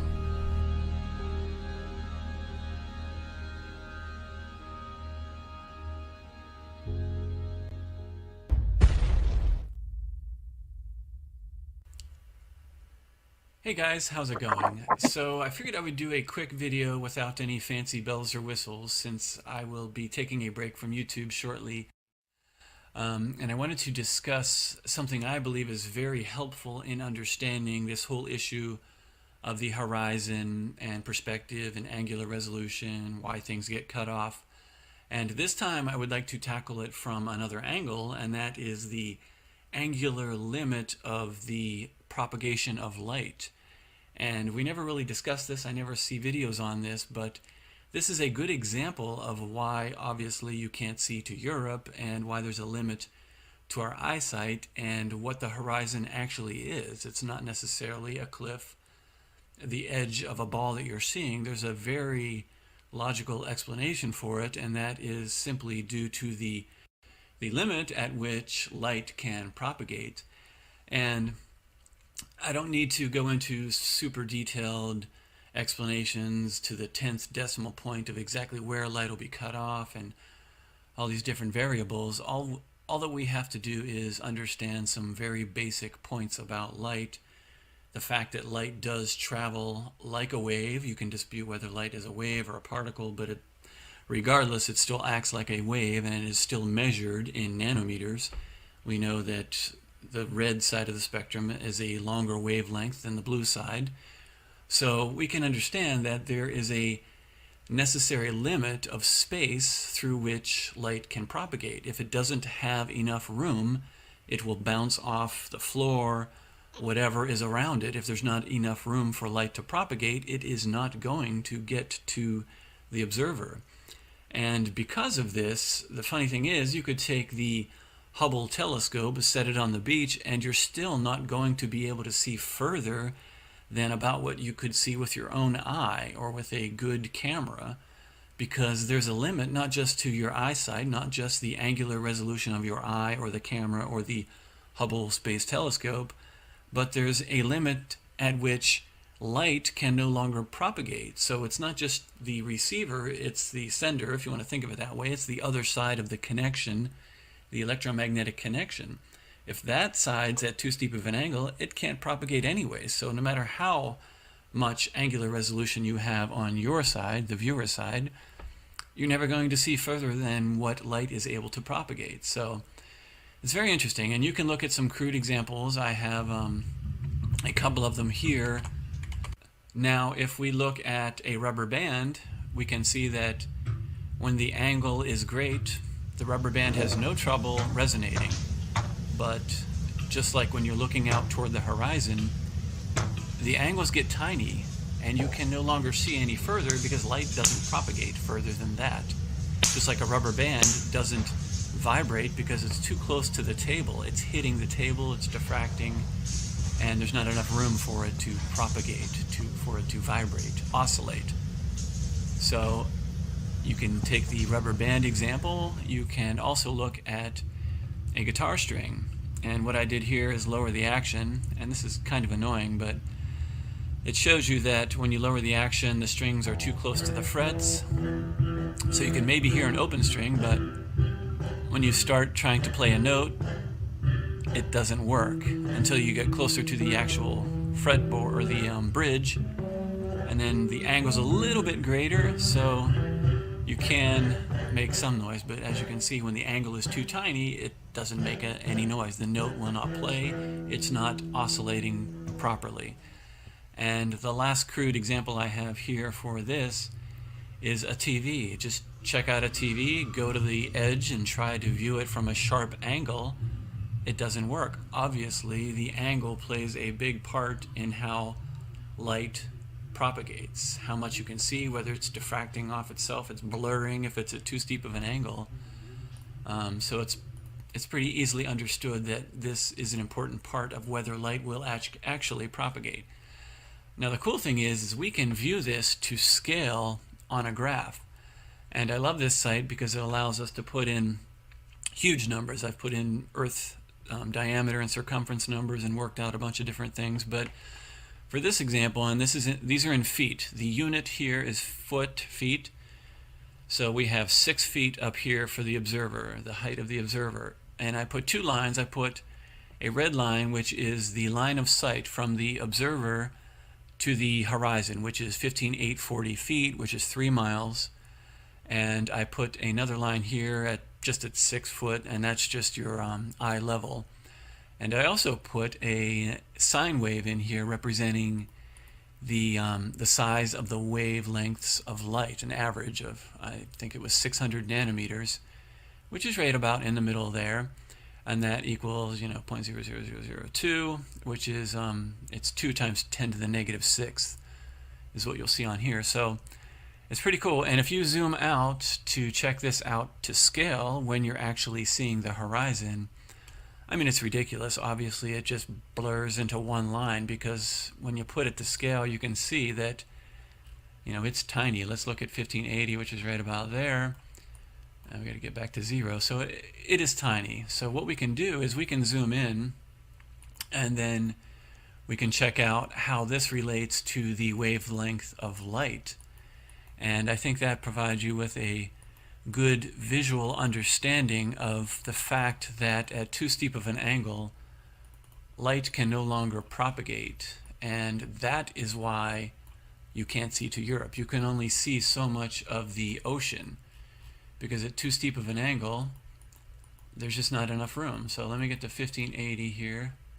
So as we zoom in to 15,840, which is where you are seeing the horizon, this is where the line of sight from your eye meets the ocean if you're standing on the shore. So we're zooming way in here, and now you can see we're getting subatomic here. There is the size of a wavelength of light. As you can see, it's 1, 2 up, 1, 2 over. There's the wavelength of light, 2 nanometers. So this is the angle. That's where you're seeing the ocean. Now check out the angle. You can't even see the angle, and we are at a tiny level here. We're zooming into the wavelength of light here. This is 2 nanometers right here. 1, 2. I mean, that's crazy. It's so small. And this just allows you to see that light could never propagate from beyond this point. There is not enough room. It's just ridiculous. So once you understand that, you understand, wow, there is a solid limit beyond which light cannot propagate. And it doesn't matter if it's your eye, the Hubble Space Telescope, the Nikon Coolpix 900, you're never going to see further of the ocean than what light can travel. So you can zoom out a little bit, and then you can see once you get down the line, you know, it will start to fit in there. So, you know, still be refracting off the bottom and the waves are moving, but, you know, at a certain point you will be able to make out the ocean. You might not be able to make out detail. And just compare this. If you're looking, say, directly in front of you at, say, 10 feet in front of you, you could make out a lot of detail at 10 feet. So if you check out the angle at 10 feet from your eye level, and then look at the, you know, the wavelength of light, it's quite obvious that you can see a lot more detail because the angle at which the light would be propagating is quite suitable for the size of the wavelengths of light. So look at that detail. No problem. You know, you tilt this up to your eye, you can see quite a bit of detail at the nanometer level. From here, it's going to have no trouble going up to your eye. But then, you know, when you're looking at miles and miles, I mean, the angle is so tiny that it stays, there's not enough room forever. You're never going to see that far. It's just impossible. Number one, it's impossible for the light waves to travel to your eye or to make the connection between your eye. Number two, your eye can only resolve about 0.02 of a degree of an angle, which is about the size of a wavelength of light. Funny how they're, you know, interrelated. So like I said, I just wanted to show that, and you can make this number here, you know, gigantic. I don't know, make it 30,000 feet, just to show you that, you know, when you get down to that level, you're never going to be able to see that far. That the light just stays tiny forever. The space that would be under that wavelength would be so tiny, you're never going to be able to. Obviously, light will not be able to travel to your eye, will not be able to make that connection. So yeah, like I said, I just wanted to really explain that there are limits to what, not only what you can see, but limits at which light can propagate. I mean, it just doesn't propagate beyond a certain limit. So another way to visualize this is that when you understand there is a vanishing point and how your eye perceives light, you know, it flips the image, there's an inflection point, which is your eye level. This eye level is an inflection point. So everything that you can see below your eye level hits an inflection point, and guess what? That inflection point is the horizon.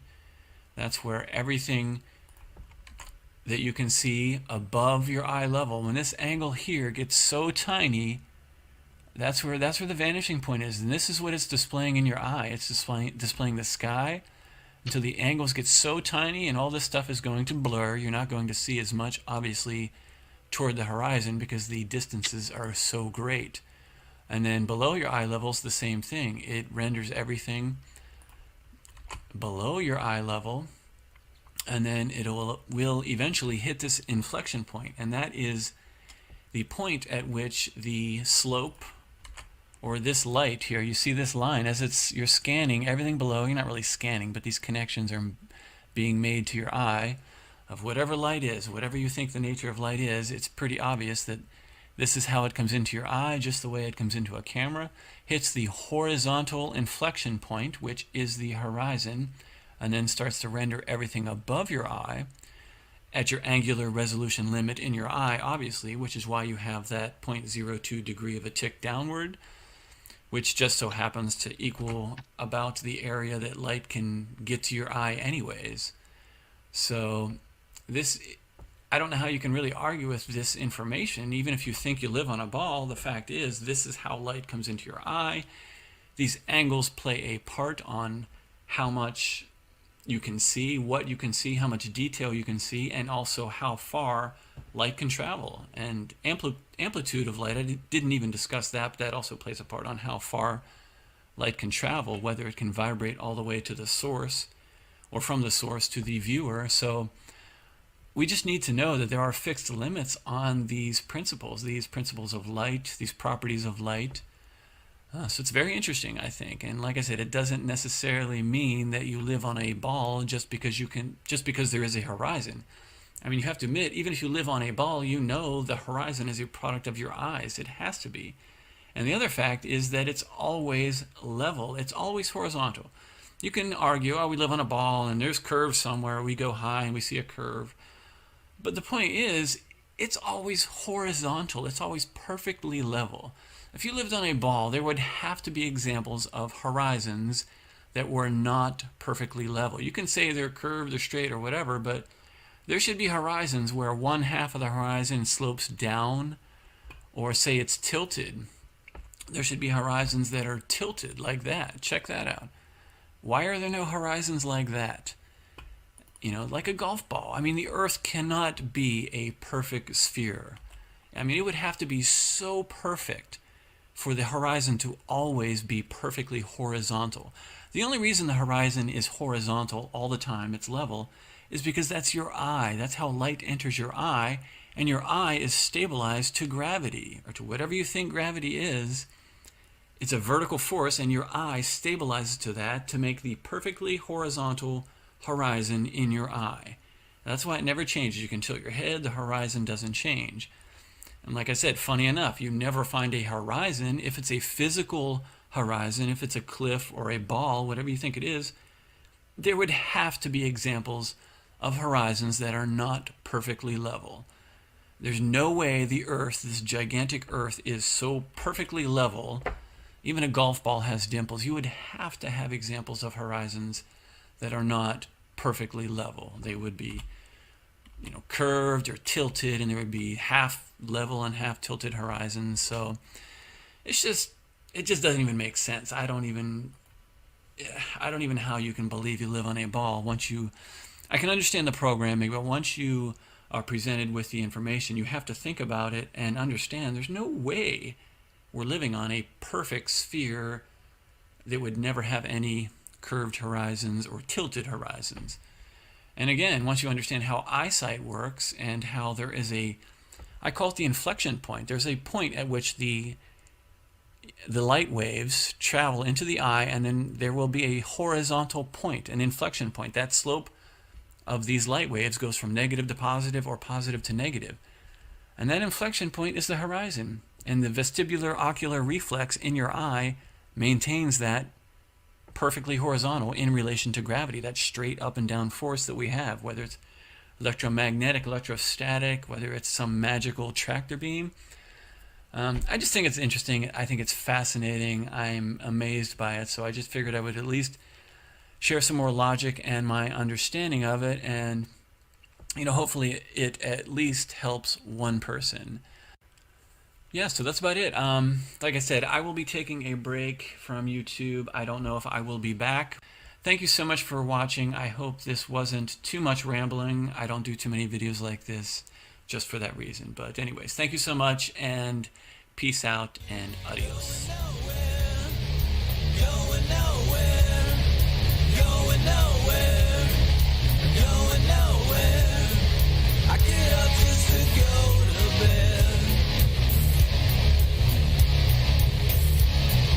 Check to see that I'm not dead. I stay up until the dawn.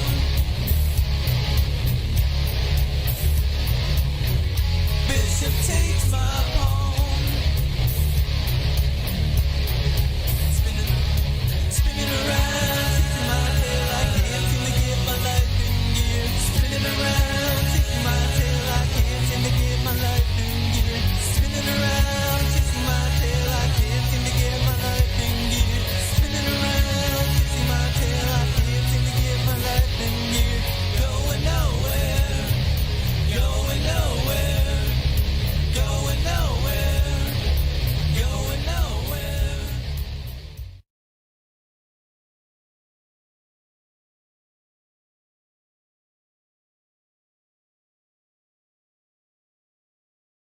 Zip-it-doo-dah.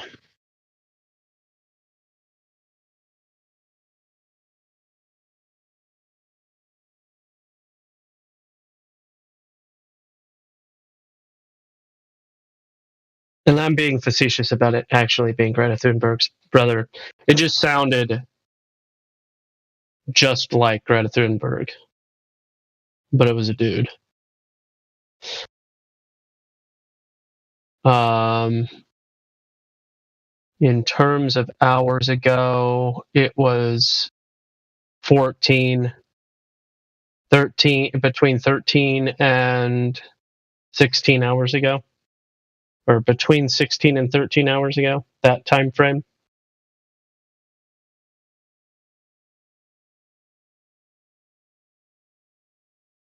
Just reading a funny article here.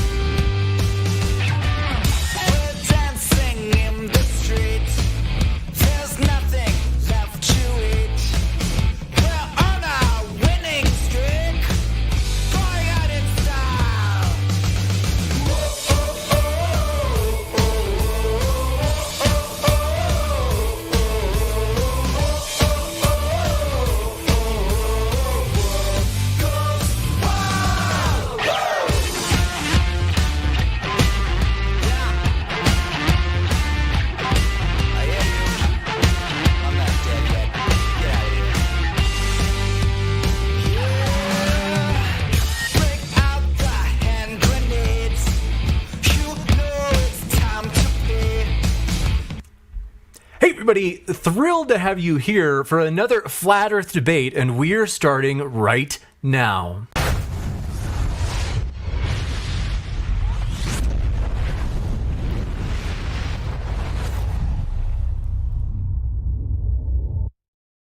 Ladies and gentlemen, thrilled to have you here for another epic debate. This is going to be a fun one, folks. We are thrilled to let you know we have two experienced debaters here tonight, and it's on the good old flat earth topic. Want to let you know, though, if it's your first time here, consider hitting that subscribe button, as we have many more debates coming up. So, for example, you'll see at the bottom right of your screen, in less than 2 weeks, Matt Dillahunty and Tom Jump will be facing off against Dr. Randall Rouser and Samuel Nassan. So it should be a really fun one on whether or not there's sufficient reason to believe in God. So with that, though, want to let you know we're a neutral platform. In other words, we only have the debaters on in terms of we don't ourselves make any statements as a channel. We don't have any sort of follow-up videos saying who won or lost. We just completely leave it up to you folks to decide who is more persuasive, and also only leave it up to the debaters in terms of making their case. So we are very excited to have you here no matter what walk of life you come from. And now let's talk about the format for tonight's debate. It's going to be Witsit Gets It opening it up first, and that'll be kind of a flexible 5 to 10 minute opening statement. And then Richard, depending on whether or not whether or not Vegan Gains would like to do his opening, that's up to him. He may just want to jump right into open conversation, in which case we'll go right into open conversation and then have Q&A at the end. So if you happen to have any questions, feel free to fire that question into the old live chat. And if you tag me with @ModernDayDebate, I can be sure that every single question from the Modern Day Debate live chat will be added to the Q&A list. Super chat is also an option, in which case you can also make a comment during the question and answer. And, of course, the speakers will get a chance to respond to it, as well as it'll push your question or comment to the top of the list for the Q&A. With that, very excited to have these guys here. I want to give a huge thanks. It's good to have you guys. It's a true pleasure. And so thank you very much, both Vegan Gains and Witsit Gets It. We appreciate you guys hanging out here. Hope you guys are doing well. Thanks for being here with us. No problem. Yeah, glad to be here, man. Absolutely. So with that, I will hand it over to Witsit Gets It, but do want to mention one last thing before we do get started. In particular, both of these gentlemen are linked in the description. So that way, if you're listening, you're like, I like that. I want to hear more. You can hear more. That's why I put these guys' links in the description just for you. So with that, Witsit Gets It. The floor is all yours. Thanks so much for being here. Yeah, of course. All right, so I guess I'll just lay this out in hopes to save some time. Typically, what globe earthers do is they want to press you with some model so that they can try to figure out what's wrong with it. The issue with that is we make a general, surface claim being a descriptor of the surface being flat. We don't claim a definitive model, or I certainly do not. We don't have access to all the information required to formulate a definitive model. But of course, as it is known in intellectual forum, when you make a positive claim, you have the burden of proof. And my only positive claim is a general descriptor of the surface of the earth being flat. The globe earth is a positive claim of specificity. It claims axial rotation, right? 1,040 miles per hour east, spinning at the equator, a circumference, a radius.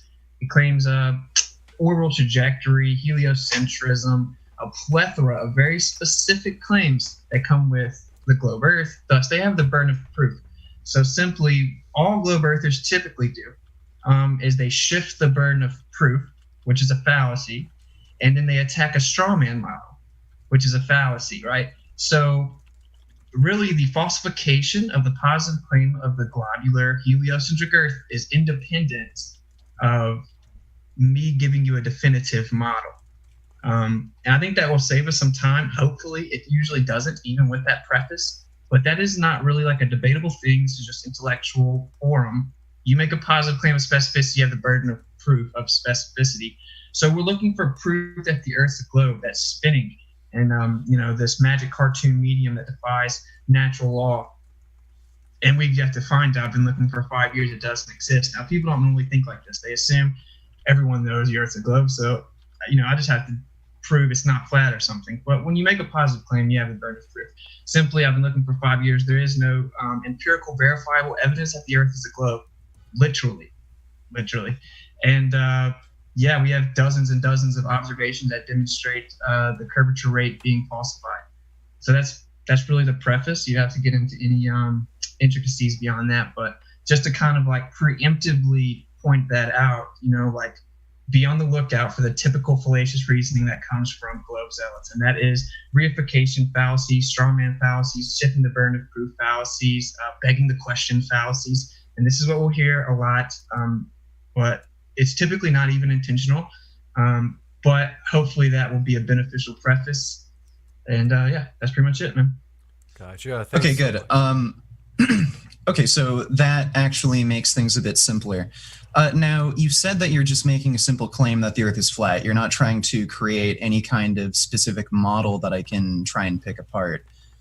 Well, look, I think you do have a model for what is most likely, the shape of the Earth, how the countries are laid out. Like, you wouldn't believe that, like, let's say, there's two sides of the flat Earth, and some countries are one side and some countries are on the other side, right? Well, sure, yeah. You just made up some random, crazy, far-fetched model. Of course, I don't adhere to that. That is okay. Right. So there's only basically one real side of the flat Earth where Earth's inhabitants are on, like all the major countries. Yeah, sure. Okay, and do you also believe that at any one time half of the Earth is illuminated by the sun? Yeah. Okay, so then you do have like a basic model. Well, I know that not the entire Earth is lit up by the sun at the same time. Sure. It moves in the sky over top of us, and we have seasons in a day and night cycle. I don't claim a proportionate landmass layout. I don't claim a definitive model. I don't know the entirety of what Earth is. It's just the intellectually honest position to take. The falsification of the globe Earth is independent of me having all the answers to information that's hidden. Okay, well, fair enough. But I mean, don't you think that immediately creates an issue where if half of the Earth's surface is illuminated, but the sun is constantly in a position where it could illuminate the entire planet? What is well, first of all, you just presupposed a planet. And secondly, why are you assuming that? Well, you're just playing word. Why would you assume it would light up the whole Earth? Well, because it's over top. Right. So, well, I think I know where you're getting with this, where light can't travel infinitely. It's called attenuation. Okay. Well, the problem here is if half of the Earth's surface is illuminated, then it doesn't make any sense to say that light has a finite distance it can travel, because at the middle point of the flat Earth, light will just suddenly abruptly stop, but at the end point it'll also just suddenly abruptly stop when is there a way to like actually screen share just so I can Yes. So how do I screen share just so it's easier for me to get a visual? You bet. On the bottom of your Zoom window there's usually a green button, and it'll have share screen. Okay, cool. All right, I'll share screen here. So let me just try to get this right. So this is basically, are you guys seeing this? Yeah. Okay, so this is basically the model essentially that you're supposing, right? Like it doesn't necessarily look exactly like this. We're not a disk in space. Not one flat earther actually thinks that. So. Okay, so we're not a disk. What's the shape? We're not a disk in space that's just like the next to some spherical planets, and we're just a disk in space or accelerating disk, anything like that. We're basically the basement. Like everything revolves over top of us. No one thinks we're some disk out in some infinite universe. So that's the first issue. In fact, I already answered this question. It's called attenuation. Okay, well, regardless, let's say it's not a disk. You are saying the Earth is flat, and you are saying the sun is over top of the Earth, correct? That's correct. And it's over top of the Earth constantly? Like it never dips below? That's correct.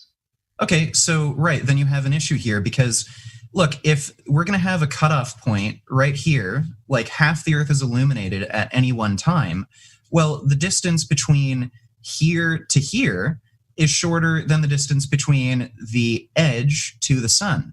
So you're just making an arbitrary cutoff point. Like you're saying light can only travel a finite distance. Well, if it can only travel a finite distance, then you wouldn't have half of the Earth illuminated at any one time. So Do that's you know what attenuation is? Well, explain it to me. Attenuation is an extinction limit of light. Atmospheric extinction. It's called attenuation. This is scientifically known. So yeah, light has an attenuation rate. So it has an extinction limit due to, atmospheric extinction, i.e. attenuation. Very simple. So yeah, of course, the sun's light only goes so far. It's called attenuation. How do I turn off screen share?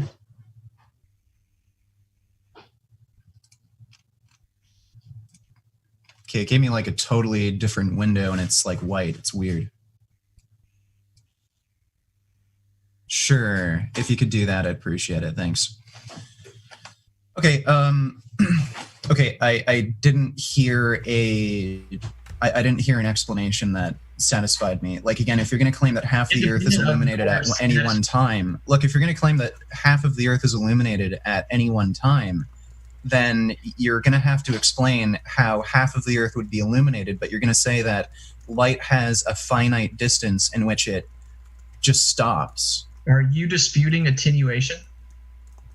Because this is scientifically known and accepted. Atmospheric extinction. Wait. So you're saying that the atmosphere is what makes light just suddenly stop? It doesn't suddenly stop. It's gradual dissipation. It has an attenuation rate. Okay, and you're saying that attenuation rate is different in the middle of the Earth rather than towards the sides or edges? No, why would that? Well, why would you say that? Well, it would have to. Like again, half of the Earth is illuminated at any one time, and the distance between the distance between the edge of the Earth and the sun is going to be different than the sun and the middle of the Earth. Yeah. How do you know where the edge of the Earth is, bro? Okay, well, I mean, you can take a drone up, and I guess we could just see where the edge of the Earth is, right? That's illegal. It's illegal to take a drone up? To go towards past the 60th parallel, yes. Okay, well, that's not on you. It's illegal. Okay, I don't even understand why it matters where the edge of the Earth is. It's just because you just keep on saying half the Earth over and over, and you have no idea what the entirety of the Earth is. And I said that in the preface. In addition, no, the sun revolves over top of us, in circuit specific to the time of year, and it has an attenuation limit. It isn't even complicated. Light doesn't go forever in an atmosphere. It has atmospheric extinction limit called attenuation. So. Okay, sure, but I mean, we can determine where. Again, even if you're going to play this game where you just say, "Oh, I don't know where the edge of the Earth is. I don't know where like certain things are. I'm not making any kind of accurate model for you to pick apart." We can know for sure that Australia is in a different time zone than U.S. and Canada. I mean, we can do that for all of the every country. So I mean, again, we still have the same issue where half of the populated Earth, because you're saying I don't know, Earth could theoretically go on infinitely. Half of the populated Earth is illuminated at any one time. But the distance between the middle of the populated Earth to the sun is shorter than the distance of the edge of the populated Earth. So you have the same issue. We don't know what the edge is, man. Why do you keep saying that? I said edge of the populated Earth. So okay, well, the sun, how do we know the limitation of the circuit of the sun, bro? How do I know the sun may go further than we're allowed to go?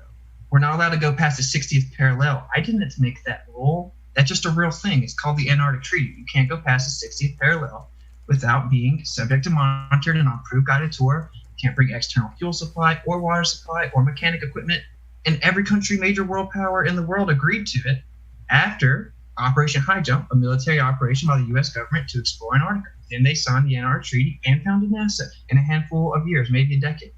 That's real. I just read it. I know you can't go. Well, that's fine. Well, look, that's fine. It doesn't even matter. Like, again, you still have the same issue where even if you're going to make this claim that, you know, what is it, solar attenuation or something, or atmospheric attenuation, where light can't travel infinitely in an atmosphere. Still, if we're talking about the populated portions of Earth, where, I mean, you can have a Skype call with someone in Australia or Japan, like the opposite side of the Earth, at this time, it's like 9, it would be morning for them. Like, look, you can use this sort of thing to just easily determine where the sun is hitting on the Earth. But like, again, the center point of, you know, the middle of the populated portion of Earth, it's closer to the sun than the end point or the edge of the populated Earth.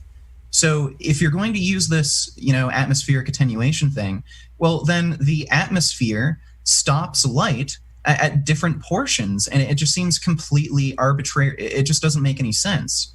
No, like, man. this is just an excuse that doesn't pan out. You haven't even researched flat Earth. Why would you come to a flat Earth debate? I've actually done a fair bit of research on flat Earth, and I'm well aware of this argument, and it just doesn't make any sense. If you're gonna use this atmospheric attenuation argument, well then, like, there's arbitrary points in which light can still travel and light can't travel, and it just sounds like complete nonsense. Well, no. What's nonsense is that you're just saying vague sentiments, and you're not even, you know, offering substantive specificity as to what exactly your argument is. But regardless, the sun moves a certain way over time for us. Our day and night cycle and season cycles are relative to that. We don't know the entirety of it, and there's something called attenuation. Are you suggesting that light goes forever in the atmosphere? Because it's scientifically known that isn't the case. So it has an extinction limit relative to its position over top of the Earth. It's literally that simple. And again, what's so funny? Can we prove the globe Earth, please? Because there should be thousands of proofs that the Earth's a globe. It's 2020, so can we just? Okay, sure. Take a flight in a U-2 or an SR-71 Blackbird at around 70,000 feet. It's not even the max altitude of those aircrafts, and you can very easily see a curvature of the Earth. Okay. You don't even need to go into a spaceship or go on the space station or anything. Just go into a high altitude plane. It's patently false. So yeah, U-2s go about 70,000 feet or so. Do you know who Neil deGrasse Tyson is? Yeah. He says, okay, Felix Baumgartner, you know, the Red Bull jump. He jumped from 128,000 feet. And it shows a huge curvature. And he said that he saw the curvature. So then we sent private weather balloons up, high altitude weather balloons up 120,000 feet, and we saw a flat horizon that rose to eye level. So showing that footage wasn't real. Well, then Neil deGrasse Tyson came out and he said, no, you would never see curvature from where Felix Baumgartner jumped at 128,000 feet. From there, you would be 2 millimeters off this beach ball, and that stuff would be freaking flat. So even the top proponent of the globe religion says that you would never see curvature from 120,000 feet. So 70,000 feet is 50,000 less than that. We've sent high altitude footage up there. You don't see curvature. So it's just a common misconception. People presuppose these things, but they don't look into it. If I can't see curvature from 128,000 feet, according to one of the top leading astrophysicists of your model, then how could I see it at almost half that distance? Okay, wait. You said you sent up a weather balloon with a camera? High altitude weather balloons that go about 120,000 feet. Okay, so did you actually verify the altitude? Yeah, it has a meter that knows the altitude. This has been done by a lot of people. So are you saying... Can you show me the footage? I didn't do it. Okay, well, can you link me a video where they did where they used footage of 120,000 feet in the air and they looked to see whether or not the Earth had a curvature? Yeah, sure. Can someone link one of the dozens of videos this guy did in research in the chat for me, please? No, look, I've seen this sort of thing. I've seen plenty. Just ignored my whole point. A top astrophysicist, proponent of your model, said you can't see footage or curvature from 128,000 feet. Who? And you just didn't respond. Neil deGrasse Tyson. Yeah. Okay, where's the quote of him saying that? Okay, I guess I'll find that video too. And when you think I'm making this up on a live debate, bro? it's a video of him saying it on stage. Okay. The thing is, I mean, there's video footage of people going up into SR-71s, U-2s. They go around 70,000 feet, and they claim they can see a curvature. There's also video where you can see the curvature. There's also other weather balloon experiments where you can see the curvature. They use high altitude weather balloons. You know, Sorry? You know, certain lenses can impose a curvature on the horizon, right? Okay, well, not to that extent. Like, you can, I know what barrel distortion. Like, dude, I know what barrel distortion is. I've done photography for a long time. You can't just get away with using like a fisheye lens and not having anyone notice. You're going to have a certain amount of barrel distortion with any kind of lens, unless it's a really highly telescopic lens. But I mean, a wide-angle zoom of like even 14 millimeters on a full frame, it's not going to distort the image to the extent where you could see a huge curvature when something should be just flat. And again, that sort of distortion would be visible throughout the entire image. It wouldn't just be only the Earth, but not the people and all of the other things in the foreground. And on top of that, as the camera moves, you would see the distortion change. So you would reach a point where the Earth would be flat, or it would have like a weird kind of dip in it. So no, this doesn't make any sense. If you're going to make this like barrel distortion claim, well, okay, if they're using a lens that would distort the image, then if they tilted downwards so the horizon line is below the center point of the frame, then you'd see the curvature go this way. And if you tilt up, you'd see it curve this way. You don't see that in any of the footage. Actually, I've seen tons of footage that Globe Earthers present. That's exactly what happens because of the lack of stability of the weather balloon. The horizon goes convex and concave over and over. So, well, I just don't think you look, dude. There are dozens of footage where we see a flat horizon. And wait, one sec. I want to just quick ask. Forgive me, Witsit. I'm so sorry for interrupting, but if you happen to have headphones, I just realized there is a little bit of feedback. If you don't, it's not a big deal. We can keep going, and people can still understand you. But there's a little bit of feedback just in case you have headphones handy. And also want to remind you folks, both Witsit Gets It and Vegan Gains, I have put their links in the description for you folks. So that way, if you're listening and you're like, I like that, you can hear plenty more where that came from. So appreciate that. And thanks so much for your questions. And yes, someone asked as well regarding the light. So basically the reason that my studio sometimes lights up is we tried a new app called Lumia, where basically green is like a new subscriber and we say, welcome, thanks so much for being here with us. And then red is when a super chat happens, the studio flashes red. And with that, pardon my interruption with It Gets It. So sorry about that, but just wanted to, we've got, some audio divas out in the, out there, say, hey, we're getting feedback. So anyway, thanks for that. Yeah, I think these should work. Come up.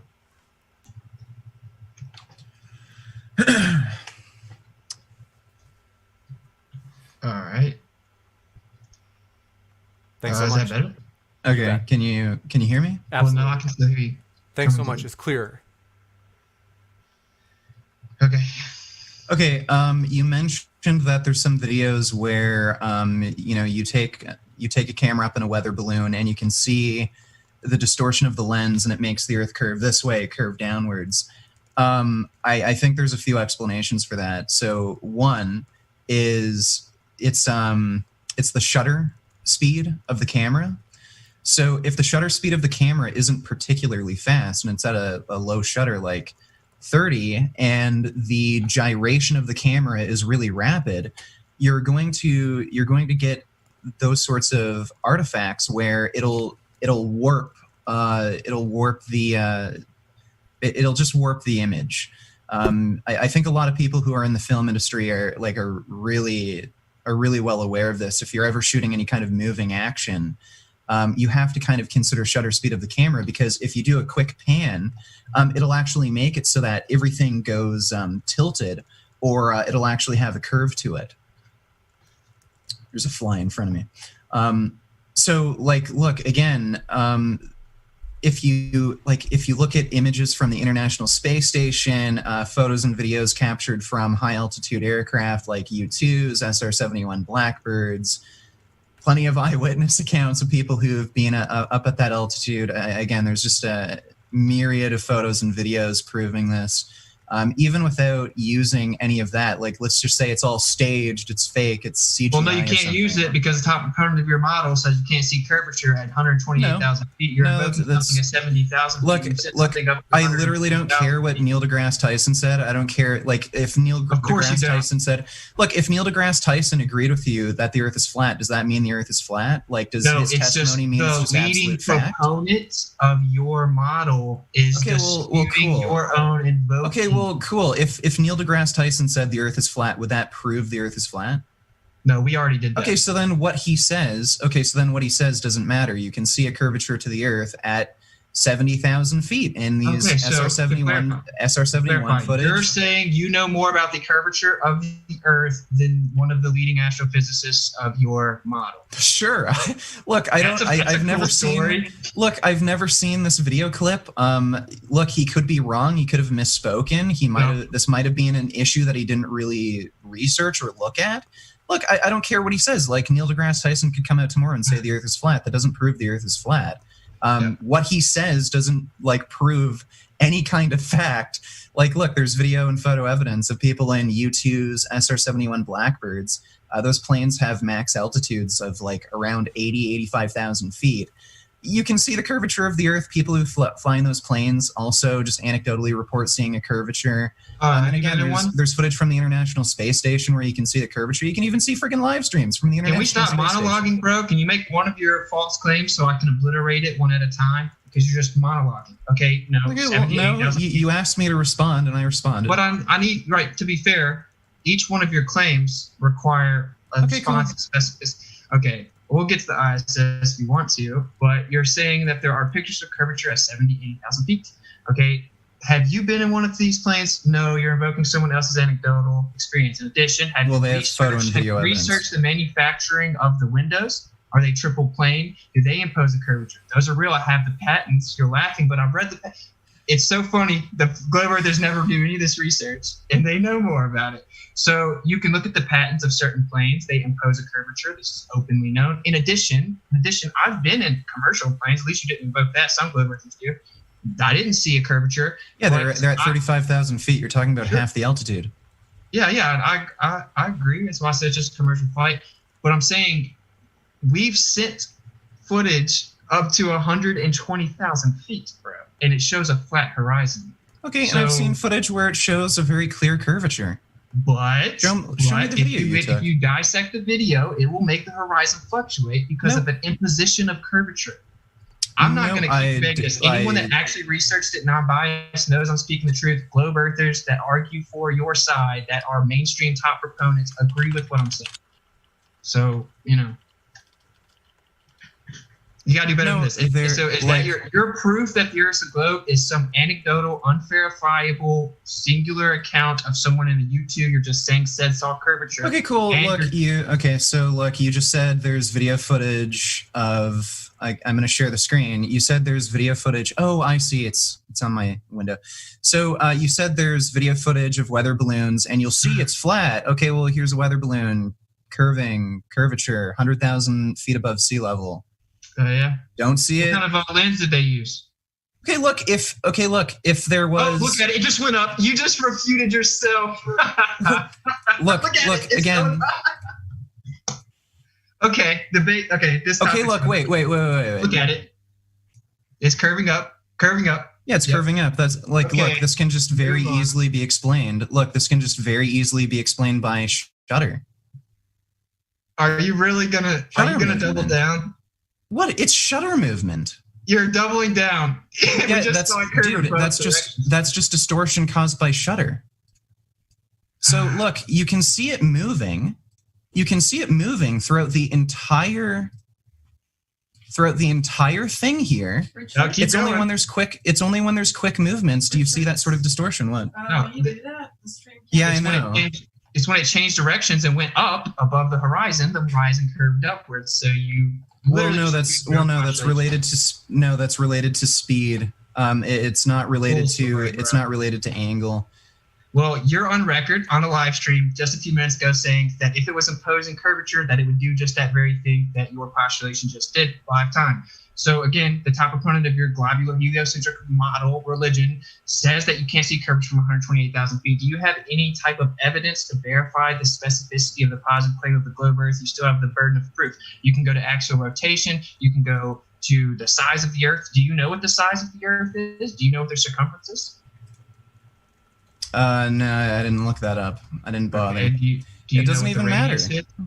Well, Sorry? I just think it's weird that we're the dumb ones and we know more about your model than you. The circumference of 24,901 miles at the equator. It's a radius of 3,959 miles, right? And then applying geometry, we can deduce a geometric horizon or a rate of curvature accurate up to around 1,200 miles, okay? But a geometric horizon, you take 1.225 times the square root of the observer's feet in height, and you can deduce where the geometric horizon should be. We go out and we test that necessitation of a globular Earth, okay, and it's repeatedly falsified. With the falsification of that radius, the entire model implodes. The current connotation of gravity requires that number. Orbital trajectories, day and night cycles, distances of a mile. Everything in the heliocentric model requires that 3959 radius number to be exactly right, and we falsified it. And you still have the burden of proof to actually substantiate it, and you didn't even know what it was. None of the globe earthers do.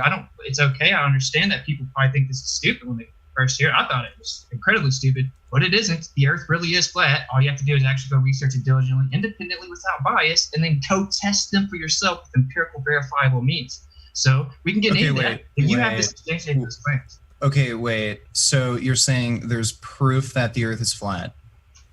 Yes. If everywhere we go, there's no curvature. If there's no curvature, Well, you can't actually see a curvature, even with your bare naked eye on flat ground. Oh, that's convenient. So we never see the curvature of Earth. No, you can. No, you can actually prove it. Look, you've probably heard of this before, and I know there's a debunk. You're probably going to bring up refraction of light or some crap. Sailboats, when they go further and further out, you see that the actual boat portion disappears, but their sails stay visible. And I know the debunk of this. You can explain it if you want. But again, there's experiments that you can even watch on YouTube where they actually verify this is true. Cool. So when a boat disappears to my naked eye, and then I pull out P900 and I zoom in and it comes back. I know this.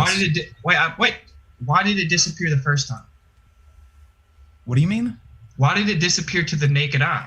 Right? It didn't actually disappear, right? Because I brought it back. No, it is. No, it does. It disappears because there's a curvature of the Earth and it's going below the horizon because. Oh, and then the P900 zooms X-ray vision through the curvature. No. Okay. So here's another thing that I can actually point you towards. It's a video on YouTube. I'll share it. People on my stream can't see the video, so I'll just be courteous and open up a tab so everybody on my stream can see this. But so you can actually design an experiment. So these people, they got a boat and they also set up this this tarp basically. So there's a red line, white line, black line, and as you go further and further out, the line, the bottom line, ends up disappearing. And this is with that special, amazing magic camera that you're talking about. So the further out you go, it disappears. I think they got out to around 2 miles. And the red line ended up disappearing at around 2 miles. So you have to go far out. I know the videos you're talking about where it looks like the boats disappeared, but they zoom in further. Well, that's just misleading. They're not actually out that far. Again, this is kind of like a photography trick thing.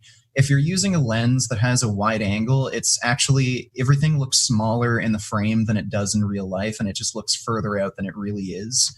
With the naked eye, you could probably still see the entire boat. It's just the way they filmed it. It looks like the boat's disappeared.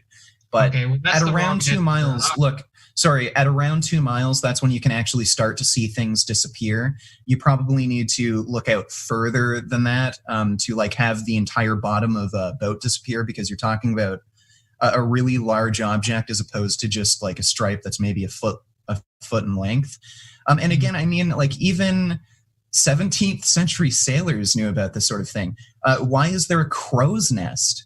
You can see further if you're higher up in the air. And again, that's because of the freaking curvature. Why do Globers try to teach us stuff that we know more about? So I asked you a simple question. If the boat disappears to the naked eye, then I pull a P900 out, and it reappears. Then why was it? Look, I already explained this. You went on a big long monologue. I already explained this. Because it reached a limit of perspective. No, I already explained this. No, I already explained this. Not quite finished. Angular resolution, atmospheric conditions, and observer height. No, I already explained this, dude. You're not setting up an experiment where you can actually measure things. The video clip I just showed you, they set up an experiment where you could actually accurately measure things. There was a clear red bar at the bottom, and as they went out further and further, even with that camera that could zoom in super far, I think it's like 80 times zoom or something, it disappeared. So what are you talking about? Just like you're talking about a boat, like, okay, yeah, with the naked eye, and you zoom in, sure, but you're talking about a huge, gigantic object. It takes a long time for that to completely disappear over the horizon. If you used what they used there, like a tarp with the different bars across, you can actually measure when they start to disappear. And at about 2 miles, roughly a foot of the cardboard tarp or whatever they used disappeared. Okay, so again, when a boat disappears to the naked eye, you can bring binoculars, telescope, P900, zoom in, and it comes back into view. Eventually, it will disappear again because it also reaches a limit of perspective of that optical equipment based on angular resolution. And of course, that makes no sense. Well, it's just factual, so it doesn't, objectivity doesn't actually get into the confinements of what you understand. It is just objective that things disappear when they reach a limit of perspective. This is replicatable. What you just said. Measurements aren't experiments, right? Like measurements aren't science. Okay, that's a math describes, science explains. Just to clarify that. But yes, we go out and consistently make observations and demonstrations through measurements that falsify the claim of radius. So I don't. Okay, listen. What you just said makes absolutely no goddamn sense. If you're gonna make this claim that it's just too far out for the camera to see, why is only the bottom disappearing? It doesn't always only disappear. Okay, look. See how my hand disappears there? Is it because of like some sort of camera trick where it's just going out too far, or is it actually disappearing behind something? Yeah, good one, dude. So anyway, they don't always disappear from the bottom up, right? And you can replicate this with observations. You can take a coin on a flat table, it disappears from the bottom up. Tons of GIFs, we all have them. You just haven't actually researched it. So you haven't looked at the other side of any of these arguments. You're basically just researching Flat Earth the first time on a time. And that's cool, but I don't really see where the arrogance would come in, right? So we can replicate that things disappear from the bottom up, right? On a flat surface using a coin. Okay, if you stand at the end of a long hallway, then the ceiling and the floor will appear to converge. Okay, this is just a known aspect of perspective. Okay, so again, angular resolution, atmospheric conditions, and observer height are the invariance of factors within the atmospheric conditions, of course, humidity, etc., temperatures. Then you will know exactly what your angular resolution impact will be on your perception. Okay, look, again, you're using a camera that can zoom in extremely far. None of this makes any sense. Why would it disappear from the bottom up? Then you should be able to give me examples where it disappears from the top up. Disappears from the top up. Sorry, the top down. I misspoke. Okay. Yeah, they don't always disappear from the bottom up. Sometimes they just change in like size and entirety as they disappear. And again, we can replicate this with simple demonstrations like a coin on a flat table. But this is so crazy because why can't we just get proof the Earth's a ball? Like there should be thousands of proofs. Can you substantiate curvature, axial rotation, an atmospheric pressurized condition adjacent to a near perfect vacuum of 10 to the negative 17 torque? Can you just substantiate any of the positive claims of the globe Earth? We're constantly we have literally blown the entire, the boats disappear over the horizon thing out of the water. And the people that debate for your side every day, they know this because of observations like the Black Swan, which I can present if you would like, right? So simply the black swan. Someone took an observation from 1 foot off the ground, and that means that the geometric horizon can't be further than 1.2 miles. We saw a horizon past 9.5 miles, dude. Okay, so you're claiming a physical obstruction of a geometric horizon when both disappeared to the naked eye, even though I can bring them back. But then at the same time, you're acting like that isn't relevant, right? Okay, so look, I've never heard of this one before, so you caught me off guard. But this is what you're talking about, right? I've never seen this one. Sure. So what do you mean a coin on a flat table disappears? This is what you're talking about, right? Well, what part of that coin disappeared first? Yeah, the bottom, and that's because the dude put the camera below the friggin' table. Nope, I've seen one where he zooms all the way in, and you can still see the quarter on the other side of the table, which means it had to be at least above the table so he could see it. No, dude. If you put the coin below, if you put the camera below the table, well, the coin is above the table. So the further it goes out, the more the coin will disappear, but you can still see it above the table. Hey, dude. So this is just sorry, but retarded bullshit. I think that's the only word to describe it. Yeah, dude. That's all I can do. You say stupid things. But anyway, so you claim. Okay, wait. I'll show you. You cannot do this, dude. Okay, you claim a pressurized system is adjacent to a near perfect vacuum. Is that correct? What are you talking about? You claim in your model that a pressurized system is adjacent to a near perfect vacuum. What? Your globe religion claims there is an atmosphere with pressure and it's in a space vacuum. Okay, sure. The atmosphere of the Earth has a higher pressure than space. Well, they say space is a near perfect vacuum. Yeah, sure. Pressurized system adjacent to it. Yeah, okay. The necessary antecedent to gas pressure is physical containment. So how do we have gas pressure on Earth if it's adjacent to a gravity? What? Gravity? What? Which gravity? Well, the gravity the Earth creates due to its mass. Oh, so proportionate mass. What do you mean proportionate mass? Well, that's what it is. So there's Newtonian gravity, proportionate mass, mass relative and proportionate to the amount of mass, right? Are you telling me gravity doesn't exist? Well, I think it's funny. You just made a positive claim. I'm going to have to teach you about it. No. Are you claiming gravity doesn't exist? All right. You do understand, again, that positive claims require the burden of proof. Well, no, I'm just asking you a simple question. Do you not believe gravity in its current connotation has never been proven. That is correct. Okay. So if I jumped off a building, it's not gravity that killed me? Yeah, that's correct. It's called local downward acceleration. You're laughing. It's just okay. Here we go. I hope you keep up here. So there's Newtonian gravity. That's proportionate mass. Look. If gravity doesn't exist, I'm about to dismantle your religion. How about you just let me talk, bro? Sure. So Newtonian gravity, because you don't even know. I have to teach you so we can talk about it. Sure. So Newtonian gravity, right, is proportionate mass, mutual mass acceleration. This was actually superseded. The current scientific rhetoric is the theory of relativity. That was postulated in 1915 by Einstein. Also, in addition, Newton didn't even postulate an explanation for gravity himself. He actually wanted to be distanced from it. In fact, he said that to think that this would operate on brute matter and the vastness of a vacuum is to me so great an absurdity that no man with competent faculty of thinking and philosophical matters could ever fall into it. He thought it was retarded. Anyway, in 1915, Einstein superseded it with the theory of relativity. Okay, then theory of relativity made three claims. It said that there was an attributable constant speed to light. It said energy and mass are interchangeable, and it said that gravity is the effect of warped space-time. That's why I asked you to specify your postulation. What gravity is it that you are invoking to explain going against a natural law, the second law of thermodynamics? You said mass, proportionate mass is what you're talking about, right? Mutual mass acceleration. It's important to understand little g, big G. Little g is local downward acceleration, something falling. Okay, we've attributed a general description of that being 9.8 meters per second squared. That's a measurement, a metrical description and representation of an effect of something falling to the ground. You're claiming causality, my guy. So you are literally postulating causality and then conflating it with the metrical representation of the effect of local downward acceleration.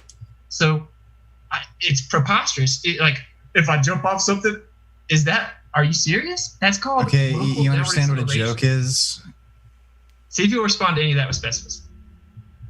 Sorry, you're calling me stupid because you can't pick up on an obvious joke? I didn't call you stupid. I said see if you'll respond to any of that with specificity.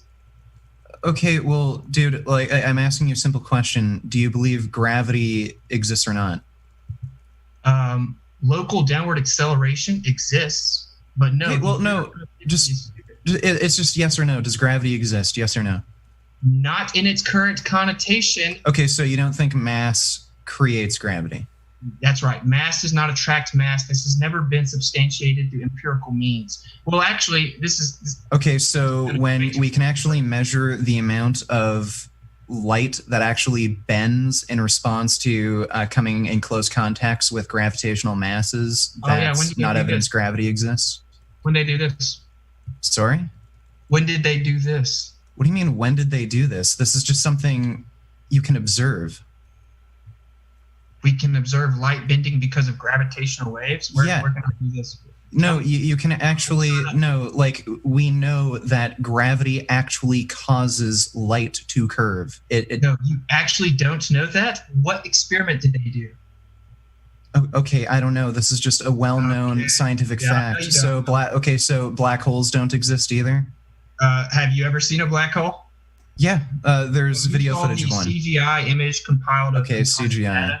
Okay, CGI. That's what we're going with. They admit. Do you know what a black hole claims to be? You couldn't take a literal picture of it inherently. So they admit that it's not a real picture.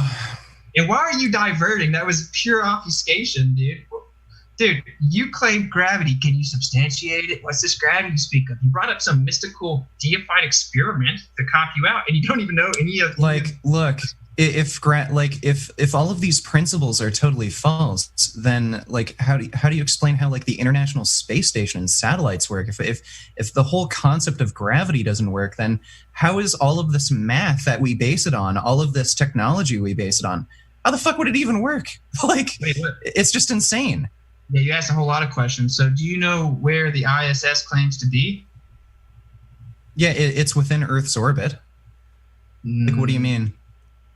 Do you know how high they say the ISS is? How high? 252 miles. Do you know where they say space starts? Where? 62 miles. It's called the Kármán line. Do you know how fast that the ISS travels? Pretty fast. How 17,500 miles per hour, 5 miles a second in orbital. Okay. Isn't it odd? I know all this and you don't, and yet you brought up the ISS. What does this have to do with anything? Can you substantiate or independently verify any of those metrics? Okay. Yeah, there's I mean, look, you're creating a conspiracy theory where literally millions of people are involved with these projects, and somehow all of them can be tight-lipped and never say, "Oh yeah, it's just all CGI." No, it's like, look, dude, you can even see live streams from the International Space Station, and I'm how sure, many people have gone past low Earth orbit? Do you know? You said millions of people have to lie. How many people have claimed to go past low Earth orbit? Do you know? Dude, internationally, yeah, millions of people over generations that have worked in these institutions, that have worked on this technology. You're talking about millions of people who are all involved in these projects.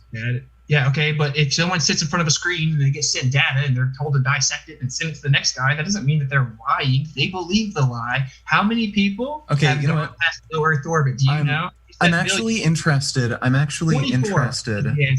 Okay, dude. I'm actually interested to know why you think there's this worldwide conspiracy that the Earth is flat. Oh, so now you want to divert to speculation? No. I just want you to explain, because like you're coming up with this like excuse that it's all a lie. Well, no. You don't have any evidence that this is a lie, so you have to have some kind of conspiracy. I guess you're not interested in this conspiracy. Comprehension here. I've explained many reasons that it's a lie. It's scientifically illiterate, okay, and it has the burden of proof. It doesn't substantiate any of the burden of proof of specificity. We falsified that claim. That is independent of speculation of motive. Also, if there's more land, maybe they want to hide it. Maybe there's more resources. We give NASA $54 million a day. Maybe they want you to think you're a tiny speck of dust. 54 million a day? Promote nihilism, so you'll have a malleable state of mind and be easier to control. Simply, knowledge is power. It's much more powerful when you're the only one with it. And only a handful of people actually have to know that the lie is going on. So now that we've got the speculation and obfuscation out of the way, can we come full circle to why is there gas pressure on Earth if it's supposedly adjacent to a near perfect vacuum, wait a second. violating the second law of thermodynamics? Okay, wait a second. You're saying that this flat Earth conspiracy is made up to hide resources? No. I just now said and preface this is speculation. Here's some potential reasons. Now, Okay. You do understand that if you were to verify that they lied, that's independent of their motive, Sure. right? Like I'm just wondering why you think they do this. I just gave you like 5 reasons. No, okay. Well, maybe I wasn't paying attention, but give me a few. If there was more land, they could hide that, thus they could have resources. We give $54 million a day to NASA. That actually just got bumped up. Okay, so monetary incentive. Okay, well, look, the yearly NASA budget is only $22 billion. The U.S. military, they just increased the budget massively. What is it, like over $600 billion now? Well, I'm saying, you said, why would they lie? I'm giving some potential reasons. Okay, well, wait, like this. Okay, so this doesn't make any fucking sense. You're saying NASA is like some like weird money hog, and it's all a conspiracy to get more money from the government. No, they I only get think $22 billion a year. that's likely reason. They only get $22 billion a year. The fucking military budget is like so much higher. You want to argue over like speculative 22 billion versus over 600 billion? Why would you just want to, verify whether or not the Earth is actually a globe and then go from there? Okay, sure, but I mean, like, you're clearly crazy is the point I'm making. Like, dude, you're just clearly insane is the point I'm making. Yeah, but I'm thinking all the live Okay, so, viewers- wait. We can go back to the main topic in a bit. I'm just really curious. So we've covered the NASA money scam, which, okay, that's nonsense. What's another reason? Resource hogging? I don't know if there's more land, but there could be. There's countries. Man. Well, look, like, if you're gonna straw man me, at least let me say something first. Okay, so sure. Explain the resource hogging. These are just speculative reasons I'll throw out there, and it's Sure. independent of the empirical conversation. Sure, I can agree with that. Okay, so I gave you some speculative to play your game for a second, and you want to hone in on each one of the random speculations. That doesn't make any sense. That's called obfuscation. We're talking about is the Earth a magic spinning cartoon ball brought to you by Jesuit priests, okay? That's who brought us the religion known as globe heliocentrism, was the Vatican Church. We want to find out if that's true. That's not We true. went out and tested. A Jesuit priest also postulated the Big Bang. I don't know if you know that. It doesn't really matter who did it, but that's where it came from. We want to Look. test it for ourselves, dude, and we went out and tested it. You haven't, and so I find it odd that you're so positive you know that. Okay, I'm well, wrong. wait. Okay, you know what? I'm kind of interested in this. You're saying there's more evidence that there's a flat Earth as opposed to a spherical Earth? We've consistently falsified the claim of curvature. The falsification of the globe Earth is independent of a need for a definitive model. We don't have all the information accessible to. Well, that's fine. Look, that's fine. But what evidence do you have that the Earth is flat? I'd like to just know. Okay, yeah, I told you earlier, we made an observation from 1 foot observer height on the coast of California, the necessitation of the geometric physical horizon, a physical obstruction of your model would be 1.2 miles at 1 foot observer height. And we saw a horizon beyond 9.5 miles, a literal impossibility on your globe Earth. We have observations over 273 miles. We have laser tests over 25 miles that should have never hit their target simply using line of sight. But they did over and over. We have observations way too far with a mile missing curvature. And y'all will go as far as to do mental gymnastics instinctually and say, well, no, it had to refract up over a mile and show us exactly what should be there. As opposed to, we see what's there and it's showing us exactly what it is. Y'all will tell us it looks exactly like what's there, but it refracted up over a mile of missing curvature. We have consistently obliterated the globe Earth's claim of curvature in the radius of 3959, and you can't even answer one simple Why question. don't you show me? Okay, dude, why don't you show me one of these experiments? So we're on the topic of Earth curvature and, you know, whether or not we can see past the horizon on water. Show me one of these experiments that, you know, debunks this, you know, horizon issue.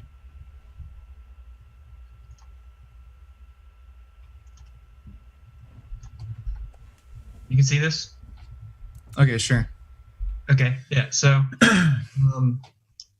actually, this is not the one. It doesn't really matter. So, the observer height is 8 feet here. Okay, so the maximum distance, the geometric horizon, is 3.46 miles. You get that by taking 1.225 times the square root of observer height in feet. And so that means that the physical horizon that should be blocking your view, you know, physical obstruction of view due to a geometric physical horizon, can be no further than 3.5 miles. Look at the horizon in the picture. It's beyond the furthest oil rig at 10 That's okay. Whoa. Your math is way fucking off. So the Earth would have to be tiny for the horizon to only go out to 3.46 miles. No. It's from 8 feet off the ground. You understand? That's relative to observer. Then the horizon line would be even further the higher you go up. Like, what do you mean? Yeah, but it's only 8 feet. That's why it's at 3.46 miles. Let me see if I can find the other. Dude, your math is way off. The Earth would be tiny. What's the correct? I don't know what the look. I didn't bother looking any of this up because it's just not worth my fucking time. But 3.46 miles.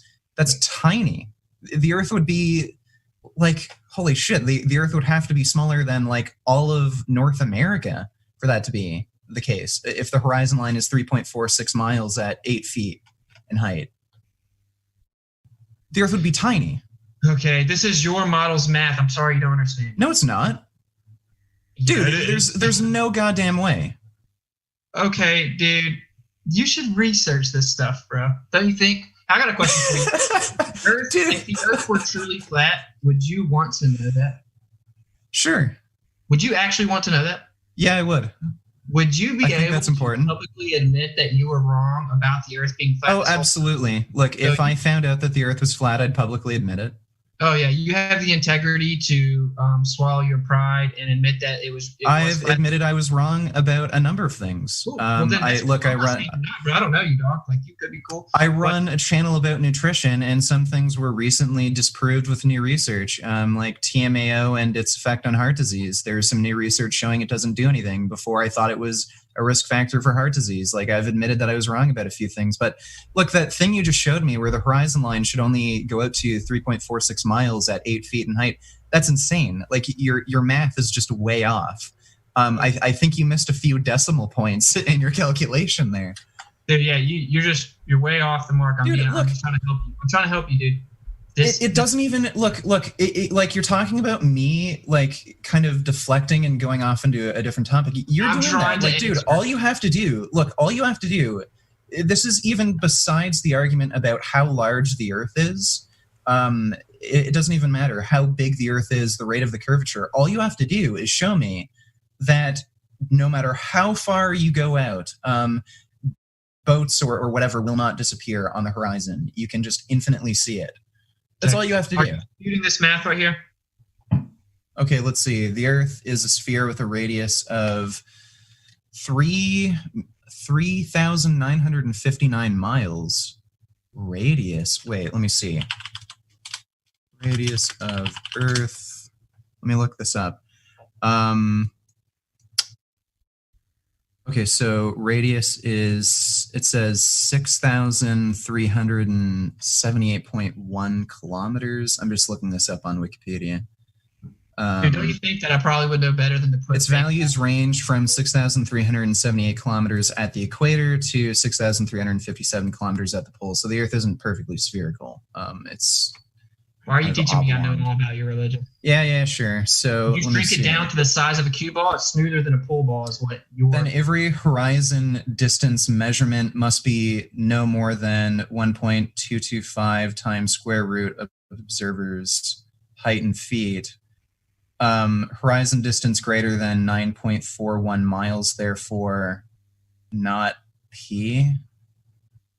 Yeah, that goes in. Okay, wouldn't that depend on observer height? Yes, it would. You are correct. So I will Okay. show you what this is pertaining to. Just a second. And it would also So, yeah. it would also be affected by the height of the object that you're tracking. Like again, the coin on the table thing. We're not tracking an object. What do you mean we're not tracking an object? We're looking for the horizon. That's what Okay. Okay. Well, look, the point is you're saying an object will not disappear behind the horizon. So if you're going to track an object that's like a mile high, obviously you're still going to be able to see that object at an incredibly great distance because it's still going to be over the line of the horizon, especially if you have like a very short observer height. Sure. Okay. Over the what? The line of the horizon. Where's the line of the horizon in this image, bro? There, like where you see the it. sky appears to meet the ground, right? Yeah. Yeah, it's behind the furthest oil rig. That's 9.41 miles. Yeah, globe Earth obliterated. Flat Earth is not some crazy speculative belief system. That's why it's being censored. Just so you know. So simply, the map I just showed you comes from your top proponent's own calculations of curvature. We don't believe. Wait, let me actually look this up.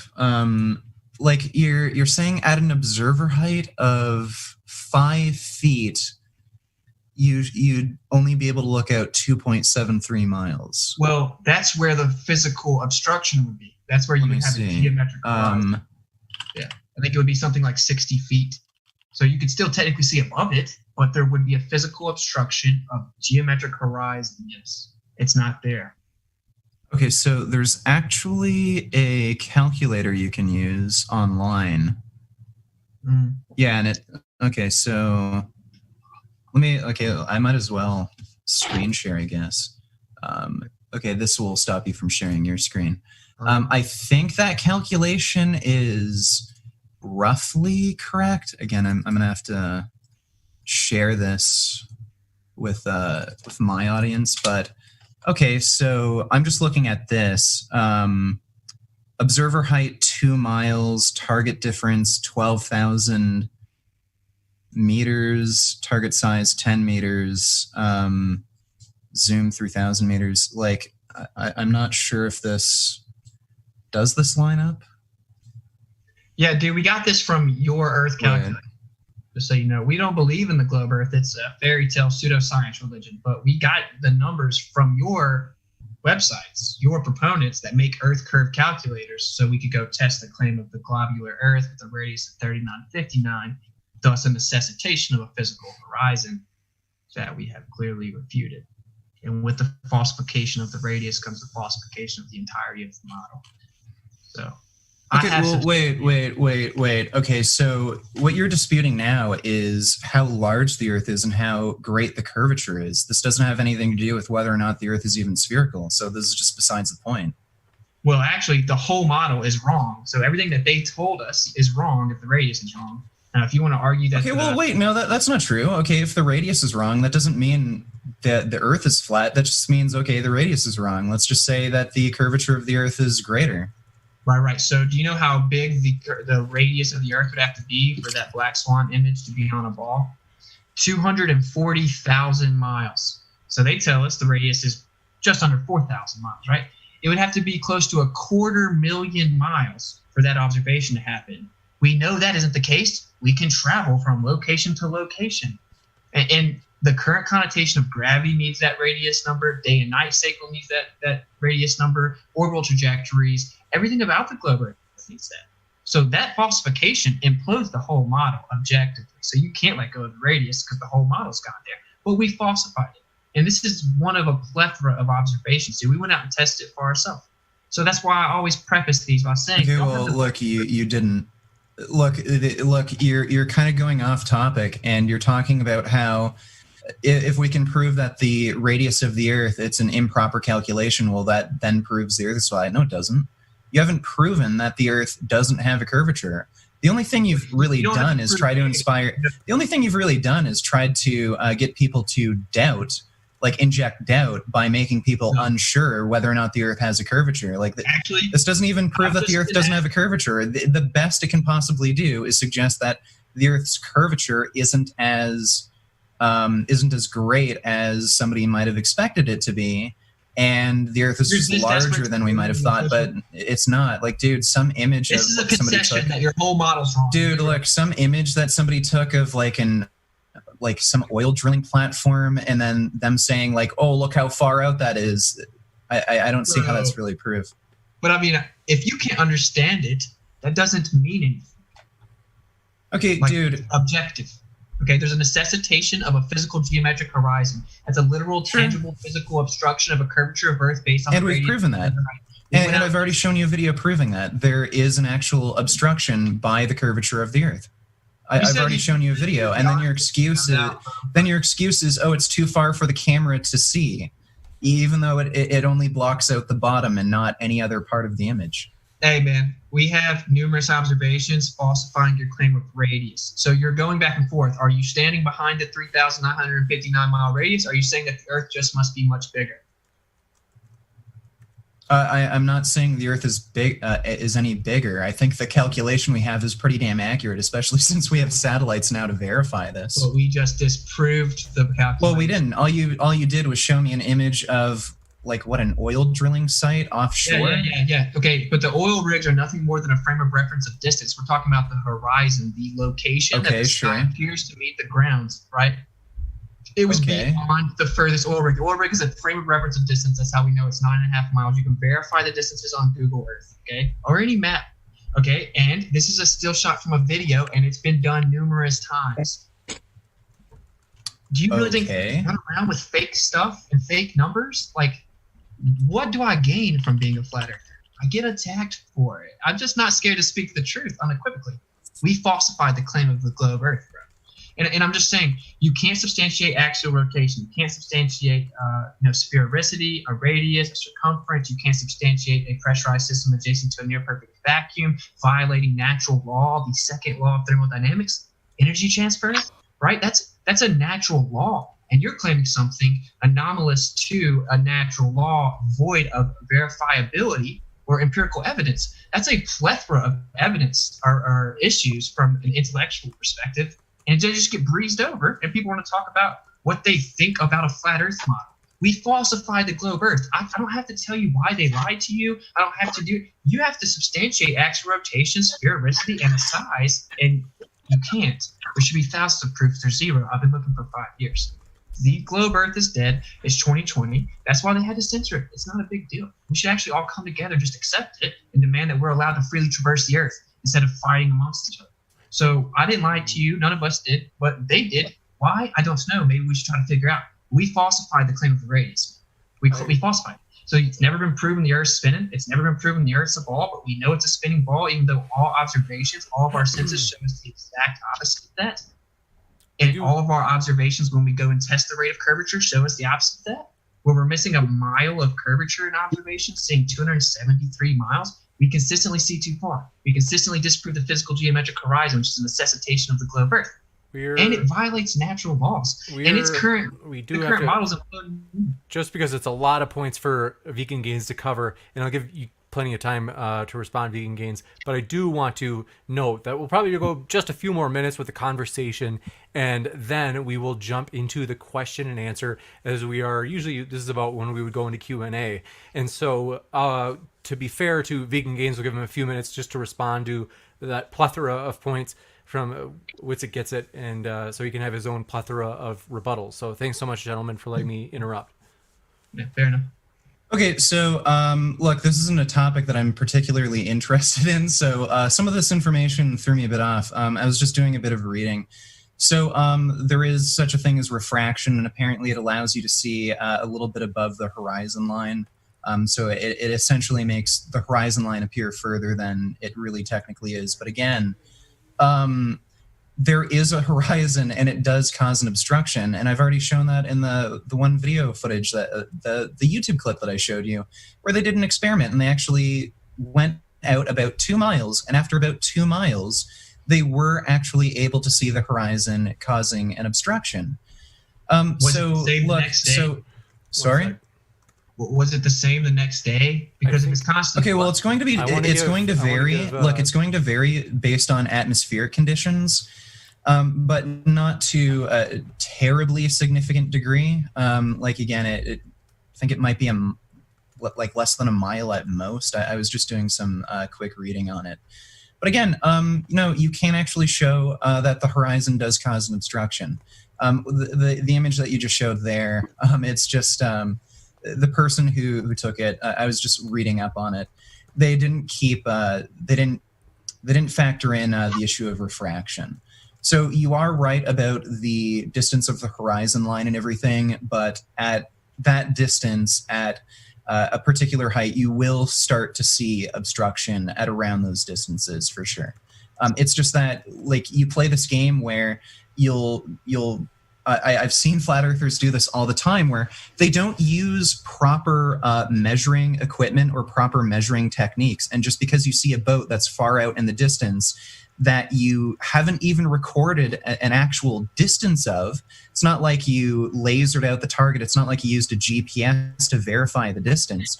You'll just zoom in with a camera and say, oh, see, you can still see the boat. So there's no such thing as a horizon obstruction. When no, if you actually properly conduct these experiments, you calculate how far out the boat is. You use some sort of frame of reference, like the cardboard cutout thing with the different lines. You can actually prove that there is an obstruction. And lastly, I mean, there's plenty of video footage. You can go on SR-71s, U-2s. You can go on the International Space Station. You can see footage from the International Space Station. It all proves the Earth is curved. There are people who've actually traveled all the way around the globe in one direction, and they ended up, getting back to where they came from. I mean, there's so much evidence, supporting that the Earth is curved. And I mean, if you're going to claim that gravity doesn't exist, well, then that's going to require some high-level math for you to even disprove. Let me just. Can I respond to all this? I think the trick is, it's like at some point we've got to, if one of you is willing to defer to the other, just because we gave you that roughly 2.5 minutes, which it gets it, and then I was trying to give Vegan Gains that roughly 2.5 minutes to respond. So let's jump into the Q&A. So really do appreciate all of your questions, folks. I think at this point, if you have submitted a super chat as of this point, we can for sure get through with it. And assuming that the debater's got maybe another 25 minutes, if you submit a super chat after, and it depends on how much time the speakers have, I've got all night. Very sad. But it's basically, if the speakers have to go, we might not get to read super chats that are sent in from this point forward. So do want a quick read through. Thanks for your super chat. Anthony, let me know if I mispronounced this, Anthony. Sicante, appreciate it, said, had a feeling T-Jump couldn't handle Witsit. Must have watched a debate of his and pooped bricks. I don't know. We gave Dumb Jump is taking the night off. Don't worry, he'll come back. But Steven C, thanks for your super chat, said light is blue when James is thinking of T-Jump. That's very funny. Yes, that's why the studio is blue. Monkey Cat Pat, thanks for your super chat, who said, why can't the North Star be seen from Australia? Limit of perspective. That's funny. Yeah, it gotcha. is. Robert Summers, thanks for your super chat, said, how do tides work on a flat Earth perspective? And hi, James. Thanks, Robert. Hi as well. How do they work on a glober? Oh, tidal law can completely unsubstantiate, requiring the reification of gravity, global trajectory, and sphericity and solidity of both objects, the moon and the Earth. Simply, temperature and electromagnetic interaction with the water seems to play a factor. Gotcha. And thanks so much for your super chat. Wait, I actually have a question. Can I just ask you a question? Do you actually believe in the Coriolis effect? No, I don't believe in little weird fairy tales. Okay, so you don't actually believe the Coriolis effect? Like, you don't think the Earth spins? Well, yeah, I don't believe in just... Okay, so you're telling me the military gives information to snipers that would make them miss? Because snipers have to take into account the Coriolis effect? Military sniper 2 weeks ago, and they say they've never accounted for Coriolis in their life. Okay, so have they actually tried to take out a target beyond a kilometer? Yeah, he said that at long distance shooting you don't factor in. No, I haven't. I'm saying you don't factor in the Coriolis. I've read the patents. They say that if it's in the newest ones that they say that it is accounted for, it's just in the calculations already. They never account for it. I talked to one the other day. Okay, well, look, I've known a few people who are in the Marines, and they have told me they have had to take into account the Coriolis effect. So Yeah, I don't know. Maybe it's just the experience he's had. Next up, thanks for your super chat from Roy Lindsay, who said, "Why do globe Earth models give us right answers?" Witsit gets it. Because the globe Earth was formulated over hundreds of years after the observation. So taking the reoccurring observation and then fitting it into the confinements of a model that's working isn't synonymous with predictability. It's just a representation of reoccurring phenomena. Gotcha. Thanks for your super chat, Dwayne Burke, who said Nathan Thompson and Fight the Flat Earth are now best friends forever. Congrats to you, Nathan Thompson and Fight. Nathan Thompson himself, thanks for your super chat, said Vegan Gains first 5 minutes of researching flat Earth ever. I don't understand. Oh, he's claiming Vegan Gains. He's saying this is your first 5 minutes of researching it. Not exactly. I've heard some of the major arguments, but yeah, some of the stuff about the radius of the Earth and stuff, that threw me off, just because it's not a topic that I care much, enough about to really get into any of the math. But it's not the first time I've really researched it. Appreciate your authenticity. And the phone guy, thanks for your super chat, says Witsit gets it. Explain seasons such as day, night in one model. The sun revolves over top of us. Thanks for your super chat, Maynard Saves, who says, what scientific forces hold the flat Earth together? What are you talking about? Why are you presupposing a necessitation of some mystical deified force? The current connotation of gravity was postulated to explain directionality on a ball. Okay, wait. Do you think that all other celestial bodies are flat, or is Earth the only one? I don't know. We just see orbs of lights in the sky that look like circles. Okay, well, yeah, I mean, you can even see a planet like Mars with the naked eye, and if you have a good telescope, you can actually see it fairly clearly. It's not just a light. Yeah, but can you substantiate sphericity or solidity? Yes, you can. We've landed a rover on Mars. Okay, well, there you go. Appeal to the authority of NASA. Okay. Does the government ever lie? Does the government ever lie? NASA isn't the government. Must move. Yeah, Hang024, thanks for your super chat. Question for the Witsit Gets It. Please explain how an equatorial mount works on flat Earth. Better than on a globe Earth. Gotcha. Thanks for your super chat, Dwayne Burke, who says, big shout out to G-Cat. Thanks for that. Let's see. We'll tell G-Man's cat you say hi. General Ballsack, thanks for your super chat, says, let's go to Antarctica, Witsit Gets It, and prove the flat Earth once and for all. Hey, it's illegal, man. Witsit, have you ever lied in your life? Have I ever lied? Yeah. Yeah. Okay, so we can't trust anything you say? Well, no, I was just saying, if the government's provably liars, could we blindly believe everything a government agency says? That was my point. Okay, well, we don't. I'm just saying, if you're going to say they've lied before, does that make everything they say a lie? No, of course not. Okay. They give us temperature readings. Okay. Next up, thanks for your super chat from Kang024 says, question for Witsit Gets It. The sun does not change angular size in the sky to an observer. Please explain sunsets. Yeah, just look at sunsets recorded with a solar filter, and you can actually bring them back. They simply disappear relative to your perception, observer height. Gotcha. Like everything. Charlie Welch, thanks for your super chat, said, sorry, no cherry picking. He says attenuation is accepted scientifically, but so is round Earth. So what's his issue? Standard Flirth YouTube graduate. Oh, snap, Witsit Gets It. Are you going to let him talk to you like that? Okay, there's no empirical verifiable scientific evidence for the globe Earth. It never substantiates causality or makes a correlation with cause and effect. With the replication of an independent variable that's manipulated, it is pseudoscience. Gotcha. Thanks for your super chat from Dearest. Kang024 says, question for Witsit Gets It. What is your explanation for the, I know I'm going to say this wrong, Himawari 8 Japanese weather satellite near real-time imaging of the Earth from space. Please don't just say it's fake.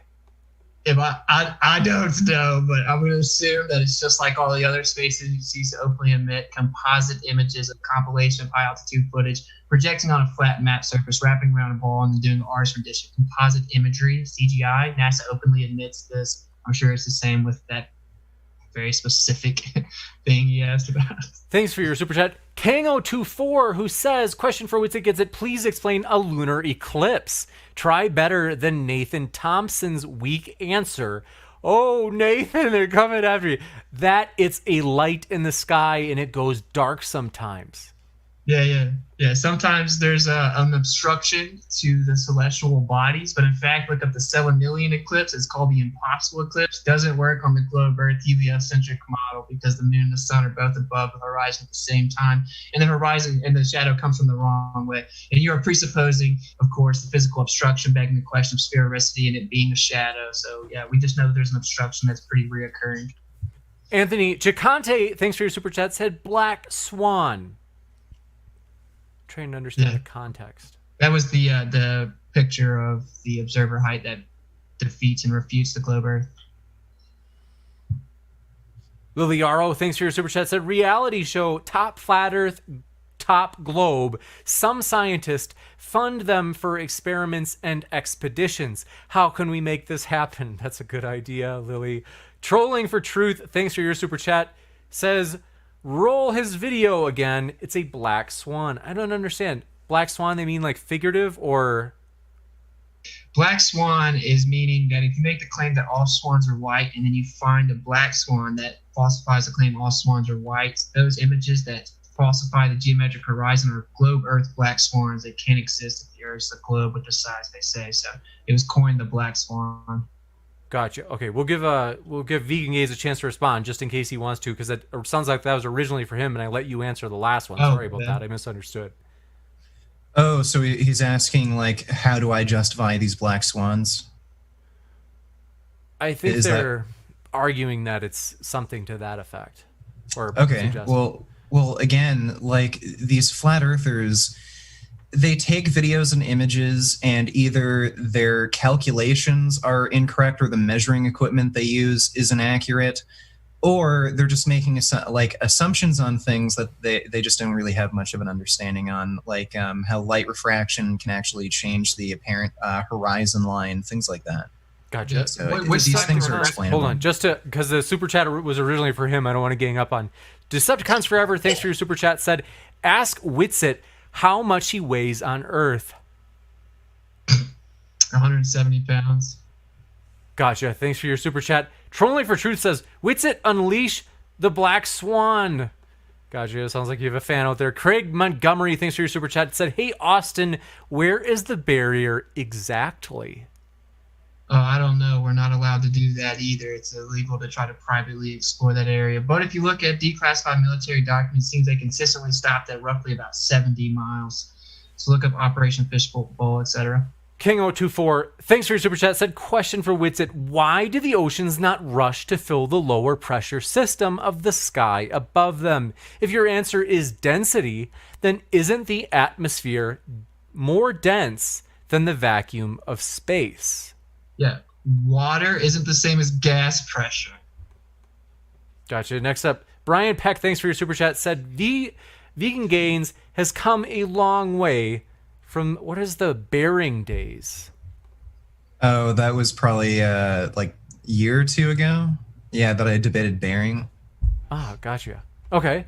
And thanks for your super chat, Kango24. By the way, I have to say, Vegan Gains, we would be honored to host you on the topic of veganism, as I have to be honest, the vegans that have come on here, tough debaters. Veganism is not an easy position. I think a lot of people underestimate it, and so we would be thrilled to have you come back for that. You know what? You said Matt Dillahunty was going to be on soon. Yes. Try to get him to debate me. He's a coward. He said he doesn't do online debates, but then I've showed him multiple instances where he has debated people online. Then he blocked me on Twitter for no reason. So maybe ask Matt Dillhunty, like, why does he keep running away from the topic if he thinks it's so ridiculous? I can see if he'd like to debate the topic. And Kango24, thanks for your super chat, said, fact for Austin or Witsit gets it. Jupiter is proof of gas next to the vacuum of space. Anybody can see Jupiter with a cheap telescope. Oh, the telescope substantiated that it's a spherical planet made of gas in a vacuum. Of course it didn't. You have to presuppose the very, begging the question. So, gotcha. Craig Montgomery, thanks for your super chat. Said, what about all the other pictures from the same spot that aren't distorted, with the bottom of the platforms obstructed? Yeah, the horizon is an optical location, so it's just an apparent location. It's where the sky appears to meet the ground. It fluctuates consistently based on atmospheric conditions, angular resolution, and observer height. So it fluctuates, proving it isn't solidity of some physical curvature. It's just an optical illusion that constantly fluctuates. Gotcha. And thanks for your super chat. Monkey Cat Pat says, 2 in a row, first says, Witsit is an expert at word salad. Gotcha. How do you like them apples, Witsit? And then they say, why are the cranes distorted? Refraction in all caps. Yeah, but refraction is always consistent when there's a compilation of atmosphere between you and whatever's being viewed, but there is no specific type of refraction that can be invoked to explain the extension of a horizon, certainly not that far. We've obviously researched the rebuttals. We wouldn't postulate them in debates. There is no invoking of refraction that's sufficient to explain the black swan, hence the name. Gotcha. Thanks for your super chat. Tim Pryor, who said, I love how flat earthers say there's no measurement of the curve, but Fight the Flat Earth shows measurements of the curve to flat earthers all the time from a bunch of geo surveyors. Cool story, bro. Tell them to send me the geodetic surveys. I'll look at them. I looked at a lot of them. Gotcha. They never worked out. Yeah. Next up, let's see. I'm trying to understand this one. Unicorn Laser Eyes. Does anybody recognize that name? Says, who needs a radius? Vegan Gains doesn't. Ha ha. I don't understand. Is this supporting Vegan Gains or going against Not you? sure. I'm confused. But Tim Pryor, thanks for your super chat, said, except for Bob from Globebusters, proved the Earth rotates. Thanks, Bob. And so that was the same person that was just opposing you. It gets it. Yeah, no, he didn't. He was misrepresented and taken out of context. So, cool story, bro. Gotcha. Thanks for your super chat from Raven Zero says, Witsit, me and my colleagues just run quick math over your numbers based on the information at hand, and it's completely wrong. Try again. It's literally from Earth Curve Calculator. So why don't you just Google that and then, retry it out. Leah Murphy, thanks for your super chat, said, so when I looked at Jupiter through my telescope and saw moons orbiting it, is my telescope also part of NASA's conspiracy? Yeah, you have to presuppose sphericity and solidity, and whatever's happening in the sky does not correlate to terra firma. General Ballsack, thanks for your super chat, said, what's better, Vegan Gains? U2 the plane or U2 the band? The plane. I'm not a fan of U2. Gotcha. KO Champ FTT, thanks for your super chat, said, why can't we see the Appalachian Mountains from the Rockies or Ireland from Florida when the sunlight is on all land masses at once? Do you see what we deal with, bro? Do you hear? This is the actual questions we get, bro. You obviously can't see forever, bro. You have a limit of I think you were just wrecked by a super chat. Angular resolution, observer height, atmospheric conditions. Gotcha. Thanks for your super chat from Sigifredo Zarabia in the house. Says, what's crazier, flat earth or veganism? Or can we have both? Hey, we can have both, bro. Are you a vegan, Witsit gets it? You're what? Oh no, I'm not vegan, but you're welcome to come to the flat earth team, bro. We don't have any prejudice over here. Gotcha. Okay. Next up, thanks for your super chat from, by the way, I'm telling you guys, vegans are tough to debate. Thanks for your super chat from Elijah Freeman. Thanks for yours. Said, You, my guy, Witsit, where's the sphere edge Mr. Vegan gains? Sphere edge? I don't know what he really means by that, but yeah, the horizon's roughly 3.5 miles out, depending. I think it's the true geometric horizon. It's somewhere around 3.5 miles out. Gotcha. And thanks for your super chat from Dildo Baggins. Always good to see you. It says Witsit needs a thesaurus for some dressing on that word salad. Yeah, they always say that, but I can't actually make you be able to use a decent vocabulary. If you understand the words I'm using, they're offering substantive specificity to my points. Next up, Tim Pryor, thanks for your super chat, said, and I have to call him out on lying. NASA never says CGI. They say Photoshop. Learn the difference. Photoshop is not CGI.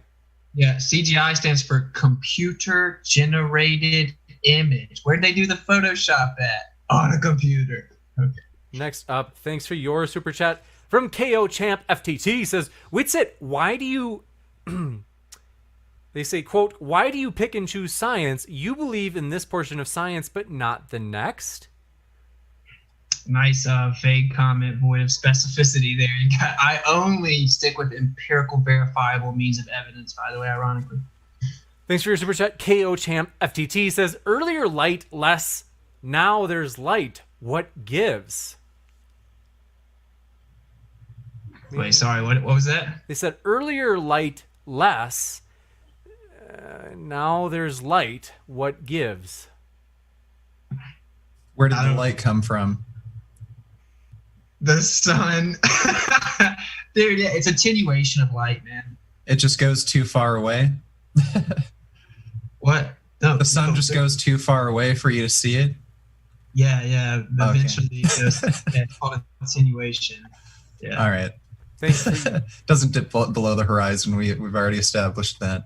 Thanks for your super chat. Kika Ogbichi says, Witsit, what do you think about vegan flat earthers? Indifferent. That's right. I guess I'll give my opinion. You don't have to be smart to be a vegan. I don't even think you have to be a particularly good person to be a vegan. So you'll find vegans with a whole bunch of crazy beliefs. Gotcha. And it isn't a belief. Sleep, cool. Thanks for your super chat, says, for Witsit, why do you think spectrographic analysis only works on Earth, but not when pointed at Jupiter, stars, or the sun? It literally detects the emission and absorption bands of gas. What? Okay, the question is, how does the gas pressure exist in the first place if the necessary antecedent to gas pressure is a physical container? It's non sequitur to the question. Gotcha. Thanks so much. Oh, Dildo Baggins says he was kidding in his super chat. I can't remember what it was. I'm baffled. But Nessatron, thanks for your super chat, says, if the Earth is flat, why can't we see all the boats in the water, no matter how far, with a telescope? Dude, yeah, the telescopes reach a limit of perspective, guys. Come on, man. It's really not that complicated. Thanks for your super chat. Okay, well, wait. I actually want to touch on that a little bit. So if I had a drone, I could actually see the boat, see a boat at a further distance than somebody on the ground. How do you explain that? Yeah, altitude, so you're able to see further the higher you get. Yeah, because of the horizon. It obstructs. So if you go above the horizon obstruction, you can see more. Yeah. But so you admit the Earth is curved. No, it's not a physical obstruction, my man. It's an apparent location. Next up, KO Champ FTT says, light on all points. Should be able to see, right? Attenuation. Next up, Tim Pryor, thanks for your super chat, says, I love how his response to everything I say is, cool story, bro. And no, Bob was not misrepresented. Cool story, bro. Yeah, they took out like a couple seconds of him speaking, talking about how the gyroscope constantly fluctuated. They had to mess with it. At one point, it showed 15 degrees. So, yeah, that's misrepresenting You know what? I just thought of something. How do you explain solar? Like, how do you explain like solar eclipses when you say that light can only travel so far? It's kind of weird. Well, yeah, there's still an extinction limit to light, and then we have phenomena in the sky where there's an obstruction of bodies occasionally, and you have to presuppose sphericity and solidity and obstruction. Gotcha. Yeah. And thanks for your super chat from KO Champ FTT says, "Sun on." Did we just read that? I'm confused. No, Unicorn Laser Eyes says, "Thanks." They said, "Hello, Witsit. We are listening on 24/7 Flat Earth Discord 2.0." Oh yeah, shout out 24/7. Gotcha. And KO Champ FTT says, "Sun on both. Why can't you see them with a telescope?" Perspective limit. Gotcha. Thanks for your super chat. Kango24 says, "So to summarize all of Witsit Gets It answers, cool story, bro, CGI, conspiracy, presupposed stuff, and a complete misunderstanding of light and how perspective work. Good job." Yeah, actually, no, I just actually require you to substantiate your positive claim of specificity with empirical verifiability instead of pseudoscience and fairy tales brought to you by authoritative figures where you appeal to the authority of oppressors that lied to you. I would need some evidence, empirical, verifiable evidence. Thanks for your super chat. KO Champ FTT says, "Perspective changes, so we shouldn't see your sun?" Yeah. Limit of perspective. Gotcha. And Paul Gaithke, thanks for your super chat. Didn't see a question attached. I don't know if it was just to support the channel or if you have a question, fire it into the live chat if you'd like me to read it for you. You can just put it in as a normal chat and I will read it. I want to say both of the speakers are linked in the description, folks. So if you are like, I want to hear more, you can hear more by clicking below in the description box. And the phone guy, thanks for your super chat, said, "Witsit Gets It, explain the 15-degree rotation per hour with the ring laser gyroscope that was proven by a flat earther multiple times." Yeah, okay, again, it wasn't proven multiple times. I've talked to them personally. They had tons of issues with it. The actual manufacturer of said gyroscope admits this and knew it. They were trying to figure out what was wrong with it. In addition, that does not substantiate or correlate causality and effect. You just take the observable phenomena of the effect and assume your presupposed causality of derivation of movement. That isn't how it works. Science substantiates a correlation between causality and effect. There's a plethora, a variance of potential other explanations. Gotcha. And so Super Tisman, thanks for your super chat, said, "What about SpaceX live streams?" Yeah, well, the one that Elon Musk said looks so fake, you know it's real. I don't appeal to authoritative figures, dude. Thanks for your super chat from Tim Pryor, who says, "Does your phone have actual film in it?" No, your phone computer generates the photo. So every photo on your phone is fake? Cool story, bro. Yeah, that's nothing like the composition of 4 months of high altitude footage projected on a flat projection and wrapped around the ball. And then they bring an artist in to do a rendition. I literally just quoted that verbatim off the NASA.gov website. Have fun with that, Glovers. You have fun. Gotcha. And also, let's see here.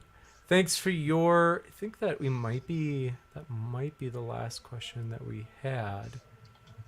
Yeah, so Macroscope, thanks for subscribing. Just saw you subscribed. And also, I think there were a couple other subscribers that just joined as I saw the green light flash. So I want to say thanks so much for being here, subscribing, folks. Hope you feel welcome no matter what walk of life you're coming from, whether it be gay, straight, Christian, atheist, vegan, non-vegan, flat earther, or glober. We hope you feel welcome. So I want to say a huge thanks to our speakers, as it's honestly just a true pleasure to have them. The speakers are what make the channel fun. So we really do want to say thanks so much. They spent their time with us tonight. It's been a true pleasure to have both of you, Vegan Gains and Witsit Gets It. Thanks for having me on. Absolutely. So with that, folks, keep sifting out the reasonable from the unreasonable. Take care and have a great rest of. All right. righty.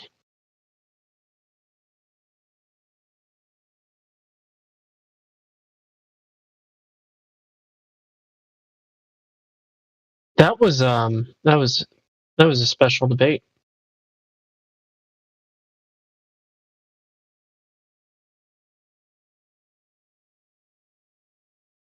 Why did that guy even agree to do that? Yeah, I mean, I feel bad for Witsit. I mean, but it's kind of like a day in the life of this voice channel too. I mean, we interact with people on a daily basis that think that they're clever and have no knowledge. That's just kind of the norm. Yeah, there's a lot of people that think they can debate the topic because they can claim some sort of intellectual high ground based on appeals to authority and consensus. But when pressed on actual specific evidences, proofs, scientific experimentation, they have nothing. Mm-hmm. And it's more an exercise in explaining the model that they believe in to them because they don't even comprehend or understand what model they believe in. They just believe it because an authority figure told them so.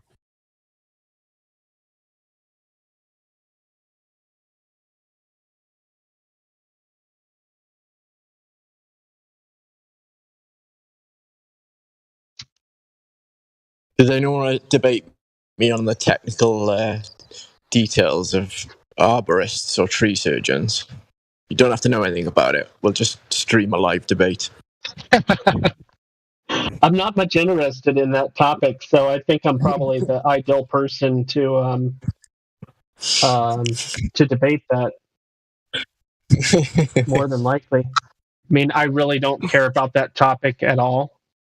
That's not true. I think that sort of thing's pretty fascinating, actually. But yeah, I don't know. Or even the even mating debating about habits of pigeons or something, and it really could be anything that somebody knows a lot about, and you're like, yeah, I'm not much interested in that, so let me debate.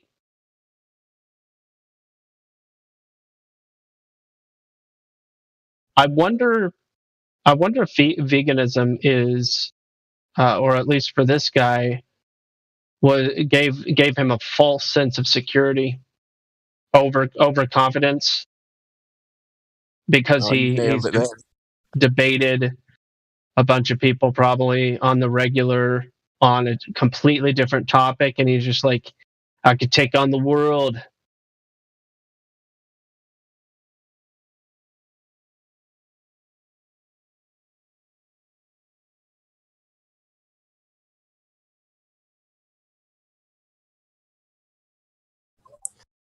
That's a good possibility. The thing is, even in like the vegan debates, though, like the other person will start calling you crazy, and whenever they get like questioned on certain things, it's just, I don't know, it's just weird. I saw that happening, and it's like, you're just crazy, you're just insane, you don't make any sense. It's like, well, if I went into a vegan channel that shit, I mean, yeah, they lose it.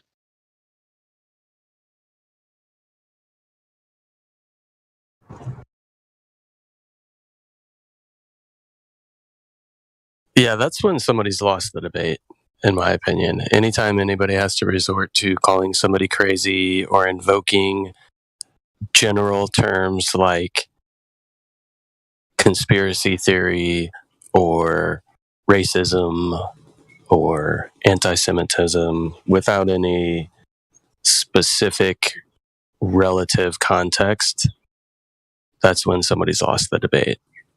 It just means they have no good response to what's been proposed. It's a cop-out.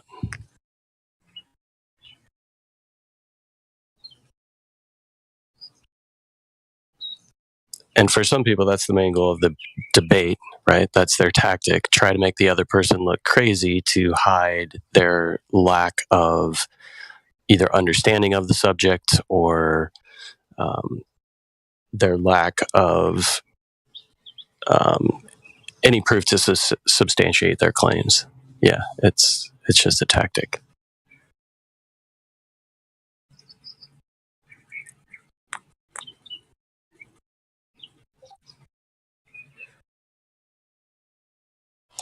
I find it interesting that people's diet and exercise becomes some sort of cult-like or religious behavior to them very often. I find that very interesting. Oh yeah, I was vegan for a little while, and then I'm always open to new information, and just was like, okay, this really isn't for me anymore. But one group I joined originally was to help bring awareness to being vegan, but they only wanted the animal rights activist part being portrayed, not the eating and not the health benefits, only the fact that animals shouldn't die, that we are on equal playing fields with them and we should not be killing them. And I'm like, well, you're not going to get anybody that way.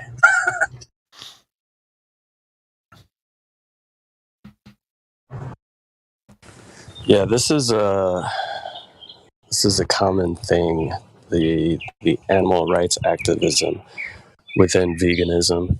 And I mean, I see where they're coming from to an extent. The problem is with most movements, they have to go to the extreme of the extreme in all cases. Like, proper treatment and care for animals, I think, is very important. And there is some credence to what the animal rights movement is doing, but that's just a small portion of what they're doing. But the ability to kill animals for food, I don't think is necessarily, at least in my opinion, any type of immoral act. But that all depends on where you look for your morality.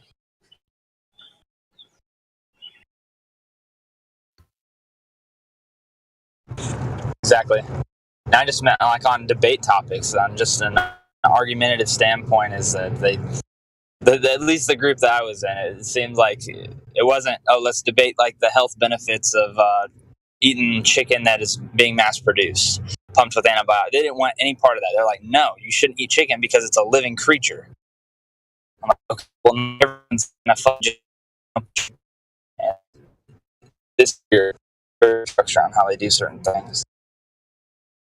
Primarily in the strict animal rights activist group, I guess I fell into. I thought it was just a normal vegan group. Yeah, the application of this morality kind of falls apart when people try to equate the morality or something along those lines being equal between humans and animals, because then if you are truly not being hypocritical about your standpoint, you would actively go out and try to ensure that other animals other than human beings are not consuming other sentient beings. And in doing so, you would basically wipe out populations of carnivorous animals who rely and depend on killing other sentient beings for their food. Exactly.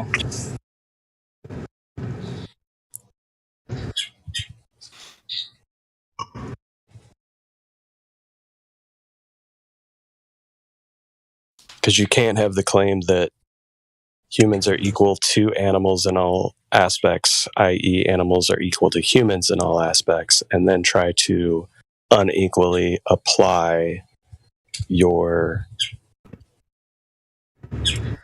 morality to only the humans. Yeah, I agree. I think that's a nice way of putting it.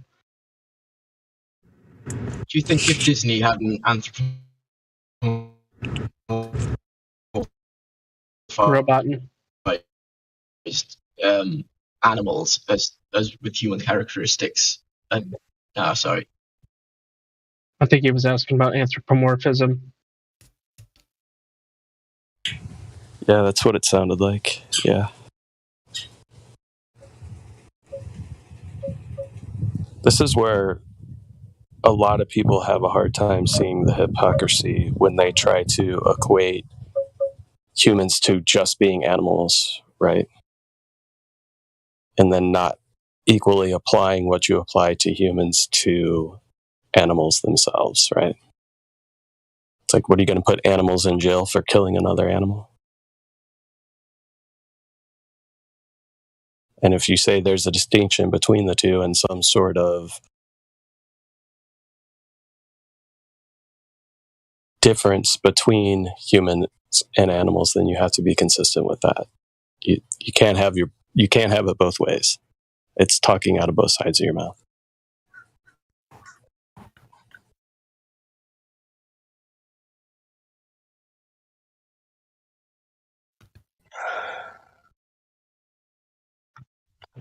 Up, people. What's up, Lou? Stay. Not much.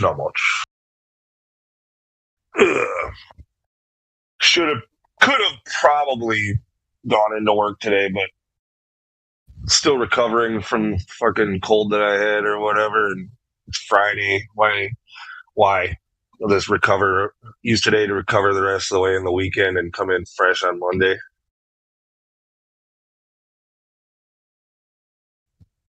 Oh, speaking of... No, you're not roboting, but I do have this crazy idea. You know how we were just talking about animals and all these different things and equality. You know how they have like the bird flu and the avian flu, the swine flu? Yeah. Okay. We're talking about a huge bird flu problem right now, actually. All right. Since when do they talk about animals getting the human flu?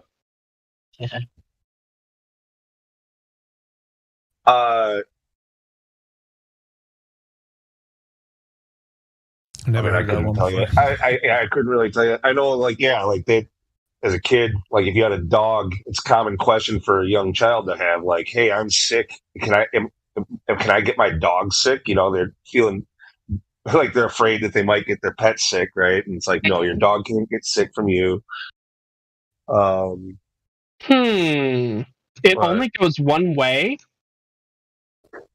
Well, it's there.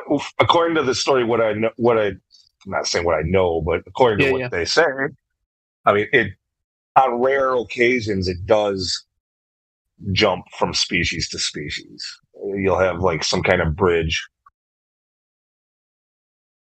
That's kind of where they say things like that, like you just mentioned, swine flu came from, bird flu came from. Like it wasn't like that, but then at some point something changed. And what's funny enough is, I don't know if I should even say it, but typically there's patents taken out if you research it, shortly before such a thing happens. Yeah. Yep. But correlation is not causation. Do your own research. This is not. Yeah. No, I was just thinking about how much of a narrative there is to try to equate humans to animals, and yet I've not heard of a narrative that humans are making the animals sick. Well, that's what they've been saying for the last 2 years now. Is that's why they're jabbing all the animals in the zoo, dude. Oh, I haven't heard that new aspect of the narrative. All the zoos are fully vaxxed. Damn.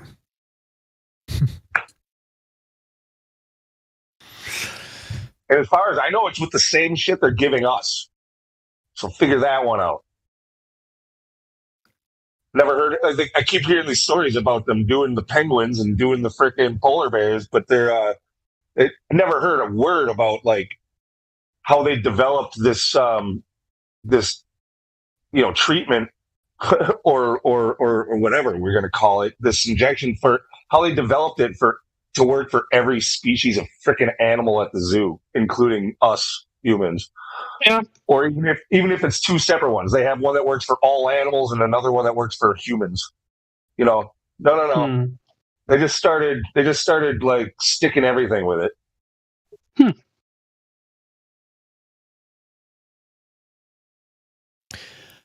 Yeah. It's probably not what they're telling you. The penguins give their informed consent. So a one-size-fits-all, cure-all, Operation Warp Speeded, fastest ever freaking developed miracle treatment ever. We're so advanced nowadays, you guys. Science.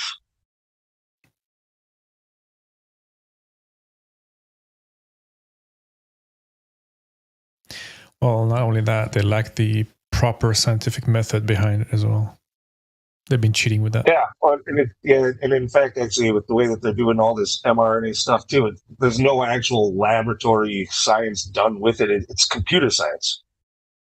That's what it's just. It's all based off of computer models.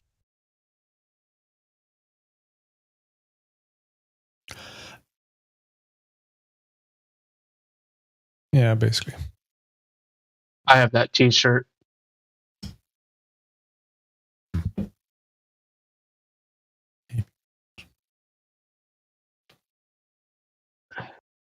Speaking of animals, and also these stickers.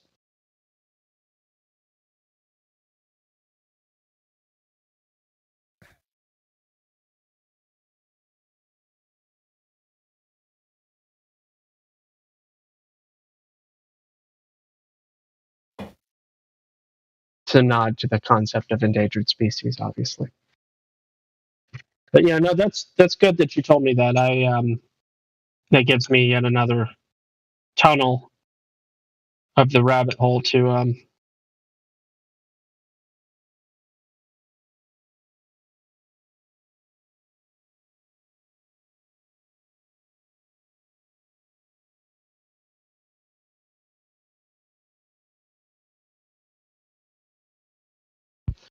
or excuse me.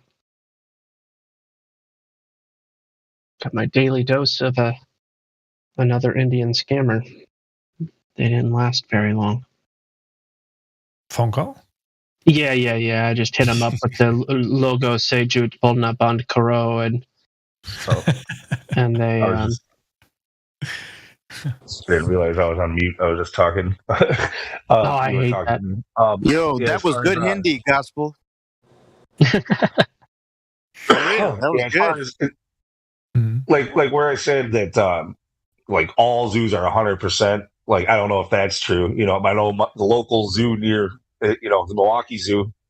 They talked about it on multiple times over the last couple of years about going in there and injecting the animals, and your zoo is probably the same, but I don't know if it's all of them. Where'd you learn all that? Dude, just by watching the news in the morning while putting my shoes on and waiting for the weather. Well, they say all kinds of stupid shit. No, he's talking about the Hindi. Oh. I got interested in Hindi when I was watching Scammer Payback. I really like that guy a lot. The YouTube guy? Yeah. Yeah. Yeah, his videos are great. And he's on Twitch. But so I just started to learn some phrases. I learned it phonetically.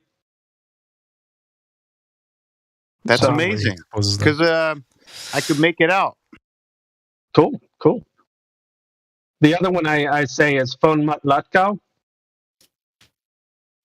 Phone Mat What? Phone Mat Latkau. Phone Mat Latkau? Sounds like Fun Mat Latkau. Phone Mat Latkau. Which is supposed to mean don't hang up the phone. Matlaco. Yeah. Uh-huh. Fun. Yeah, phone Matlaco. But yeah, I've gotten some responses every now and then. They enter into a conversation with me for a little bit, and it's fun. But anyway, sitting there picking up the words like, oh, maybe I'll learn something new today. That's pretty good. It's just like when an English person says it, it's just the accent is so off. You gotta kind of like, decipher it. So yeah, for sure. That's good though. You're good. Cool.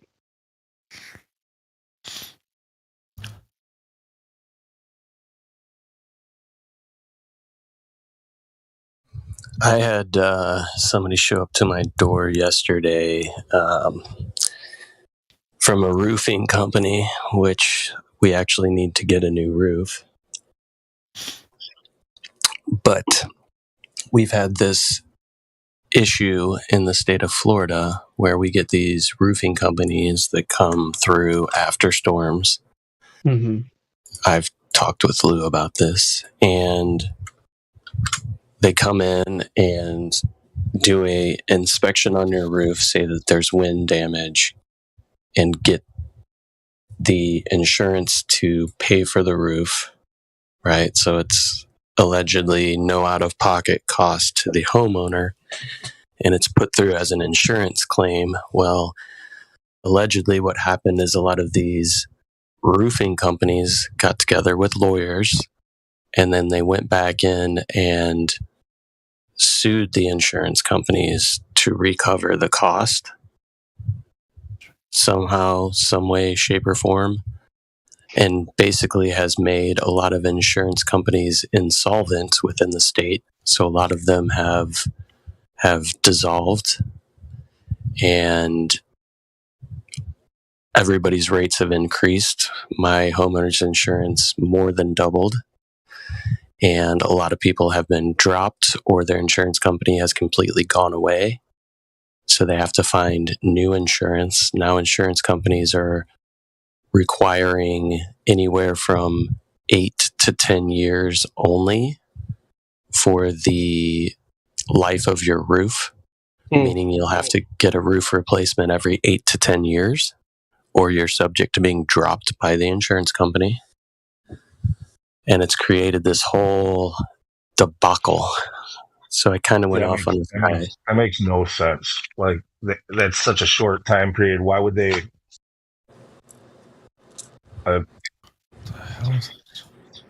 think what they're trying to do, the shortest life shingle I've ever seen is like a 25-year. I think like that's like the smallest you can see on the shelves at any Home Depot or anything. Like the cheapest shingle you can buy is like a 25-year shingle. Yeah, that's a manufacturer guarantee, right? But within that guarantee, it doesn't guarantee against like storm damage, right? We live in Florida. There's hurricanes, there's tropical storms, there's a lot of wind and down trees and things like that where you get storm damage. So I think what they're trying to do is get people to shoulder the cost of the new roof more often to try to avoid these older roofs being deemed wind damaged, right? And becoming insurance claims. Instead of the insurance company shouldering the cost, they're trying to ensure that the homeowner shoulders the cost more often. I get it. I think it sounds shady. Like if I was there to negotiate that, I would probably be like, okay, maybe we could work towards something like that to help you guys out with shouldering that cost. But what if it was more like at 50% the life of that manufacturer's warranty? So like, because you can buy a 50-year, it costs quite a bit more. I know that no matter what shingle you get, if it says 50, expect 25. If it says 30, expect 15. You're gonna pretty much that's really the real life that you're gonna get out of those shingles. They don't last for half of time that they say they're going to. So, right. Yeah, it would be something like that instead of just every 8 years or no. That's ridiculous. Yeah. Well, I think they're trying to have roofs switched out in the state so often that you're less likely to have as many claims of wind damage where it could just be a old roof. Like literally the guy yesterday was like, I can see right now I can get this qualified, so you don't have to pay anything. Your insurance company will pay for it. There was a storm that came through on March 22nd or whatever the fuck he said. And he's like, I can tell that there's obvious wind damage and blah, blah, blah. Right. So it's way less likely that you can get a roof that's only 8 years old to show signs of possible wind damage, right? Because it's a much newer roof. So I think that's what they're trying to do. But either way, it's a case of these roofing companies coming in, getting a crap ton of business, passing that cost onto the consumer in a way that gets them in the door thinking that the consumer doesn't really have to pay anything, right? And so this guy showed up and was going through his spiel. And I was like, dude, we were just on the phone with the insurance company yesterday because our rates have more than doubled because of companies like yours that come in and say that they can claim storm damage when I have no storm damage on my roof. Does my roof need to be replaced? 100% it does. But I know for a fact that I have no storm damage, and you're going to try to get me to basically put in a claim, get my insurance company to pay for the roof, and then other people throughout the state are going to have to shoulder the cost. I was like, well, that's 99% of people, 99% of people are they're gonna take advantage of that. They're gonna say, "Hey, I pay a good amount for my homeowner's insurance, and they're gonna fucking pay me." Okay, like that's the attitude most homeowners have. I'm having 100. trouble, Napalm. I don't understand the whole no money out of pocket thing. I'm making a claim with my insurance company due to wind damage on my roof, but that's still going to cost me $4,800. Yeah, you might have some sort of deductible. It's called a deductible. Who has a zero deductible on a roof? It's my understanding that these companies were doing something that got around the deductible claim, having homeowners sign over something, and then they came back. Then the roofing companies came back and sued, and it was like, I don't know. I don't know all the details. I still need to look into it. It's weird when dealing with like all the different insurance companies handle it different. Like, and it might be different because of certain like state and local laws where rules change and all that too. Right. So I haven't even gotten to why I brought up this story yet. Because, I was telling him, I was like, morally, I'm not the kind of person who's going to put in a claim and have the whole entire community shoulder the cost and then increase the rates of all of my neighbors just because I want to do something selfish, right? And we started getting into this whole conversation. And he was throwing it back. And he actually, because I was talking about homeowners insurance being a requirement of the mortgage. We received a letter from our mortgage company stating that our insurance coverage, our insurance company has basically dropped us. So now we need to obtain insurance. Otherwise, we could become subject to defaulting on a loan, all this stuff. And he came out and said, you realize that your mortgage isn't what you think it is. And I was like, oh shit, here we go. And I was yeah, tell me a little bit more about that. He's like, well, when you sign it, I was like, oh, you mean my signature actually creates the money and it's a debt instrument, just like the cash money that's in your pocket is a debt instrument, and that's why it's called a note. And he goes, holy shit, you're the first person I've talked to, and I say this shit all the time that's actually understood what I'm saying. And then we got into a whole bunch of shit for a little while. But I did But he ultimately didn't get the job. No, I mean, I took the gentleman's card, and I will research this company. I don't like the way that they are going about their sales, right? Because I'm not about that kind of company for sure.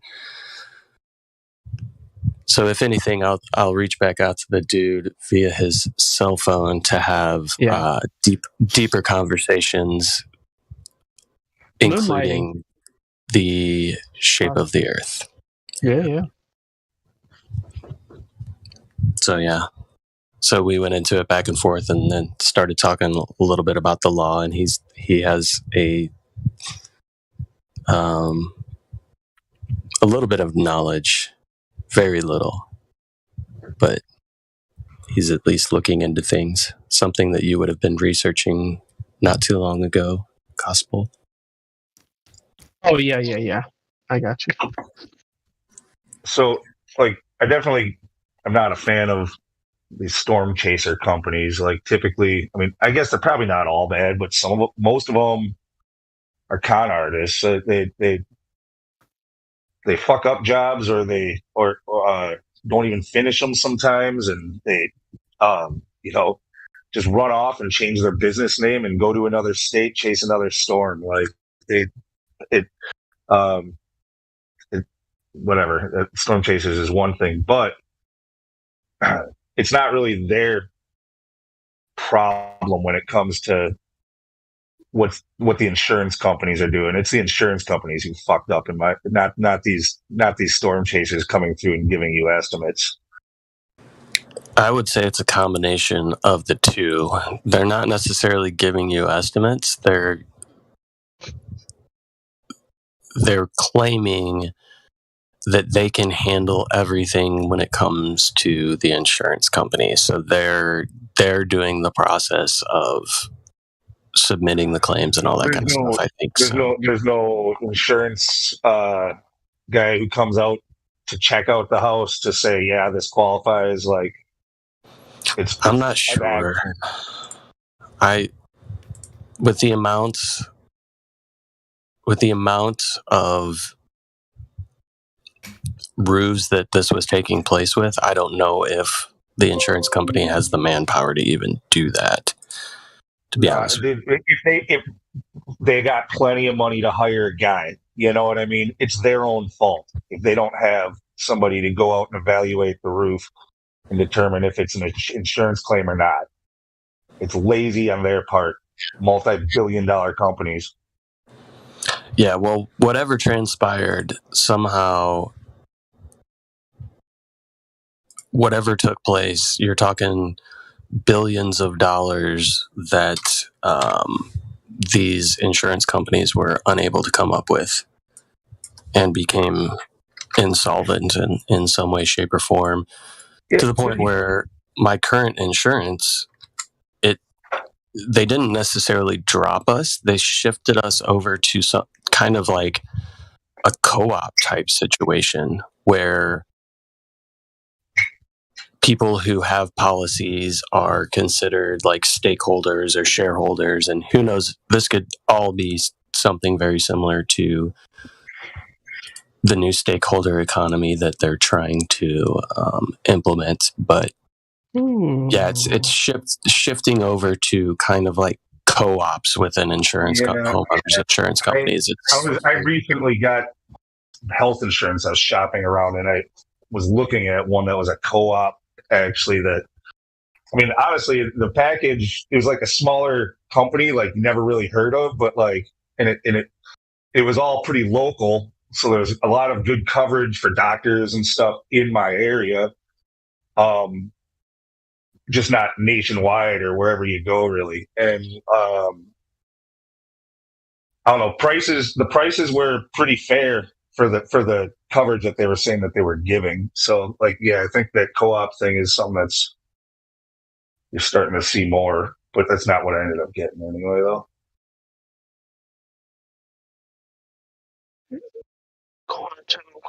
language. No, those words nauseate me, though, Quetzalcoatl. What words?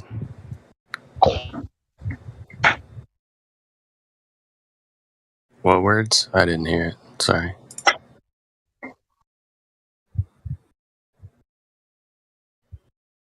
So, and then what I was saying about how different insurance companies for homeowners insurance do things differently. Like, again, I'm not in insurance. I don't really deal with any of that stuff, but it's just because we do of the work that I do, we've done plenty of insurance jobs, and we've had a hailstorm blow through, and we're a local company, and we got a lot of the work. Storm chasers were running through there too, but we got a lot of the work, and depending on what homeowner had what insurance, like they handled how they paid different. Like some companies will only cut a check to the company that does the work. Others will cut a check to the homeowner and then he pays the company. But yeah, they send somebody. Well, in that case, with a big hailstorm like that, I don't think they went door to door evaluating everyone. They just said, yeah, we know a huge hailstorm came through your neighborhood. You qualify, blah, blah, blah, blah, blah. And then they just sent out freaking checks. So like these homeowners, a lot of them didn't even get hit or didn't have any damage. And yeah, they just got checks for new aluminum siding or for a new roof. They just pocket that shit.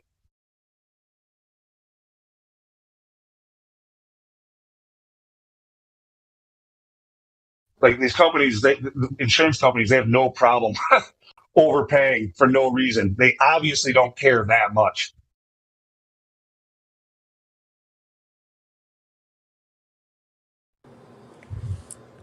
Yeah, well, Do you guys know much about the reinsurance market?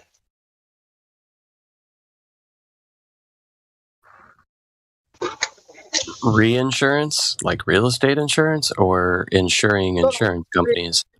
Insuring insurance companies, yeah. Do you guys know much about that? I don't know a lot about it. No. It's basically one of the financial services that the City of London specialises in is reinsuring, like the insurance companies all over the world. And I don't know an awful lot about it, but I know that they will often get these big payouts from the reinsurance companies. And there's penalties if they've overclaimed something like this, which means that they probably have a pot of money that they've already claimed off the reinsurance company. And if they don't send it all out, then they have to justify why they've got all this money left over. So you might find that's why they're not bothering to check, is that they just go, right, we've got $100 million, there's 10,000 households, divide one by the other and send it to everyone. It's just a much easier, cleaner way of doing it, because they've already got the money anyway. Gotcha. It just, yeah. It's just a possible scenario. Did you say the City of London is doing this, like the city-state? Yeah. It's one of the financial services that the City of London is known for. Gotcha. That's an interesting part of town. I spent a little bit of time when I was in London in the City of London. They have different law enforcement and everything. Yep. Yeah, they've got their own. They've got their separate mayor. They've got a separate police force. There's obelisks everywhere. I'm actually not that far from there now. Did you skate South Bank, Nepal? Yeah, under the bridge. Yeah, did you skate it? Yeah.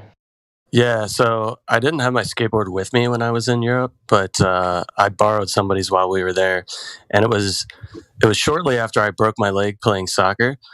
So I went to grab the board. My wife's like, "There is no fucking way you're gonna break your leg again." I was like, "Nah, man. If I'm here, I'm fucking skating this." It's a world famous skate spot, though.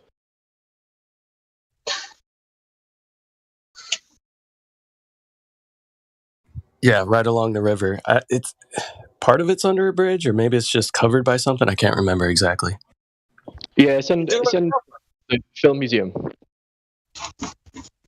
Yeah.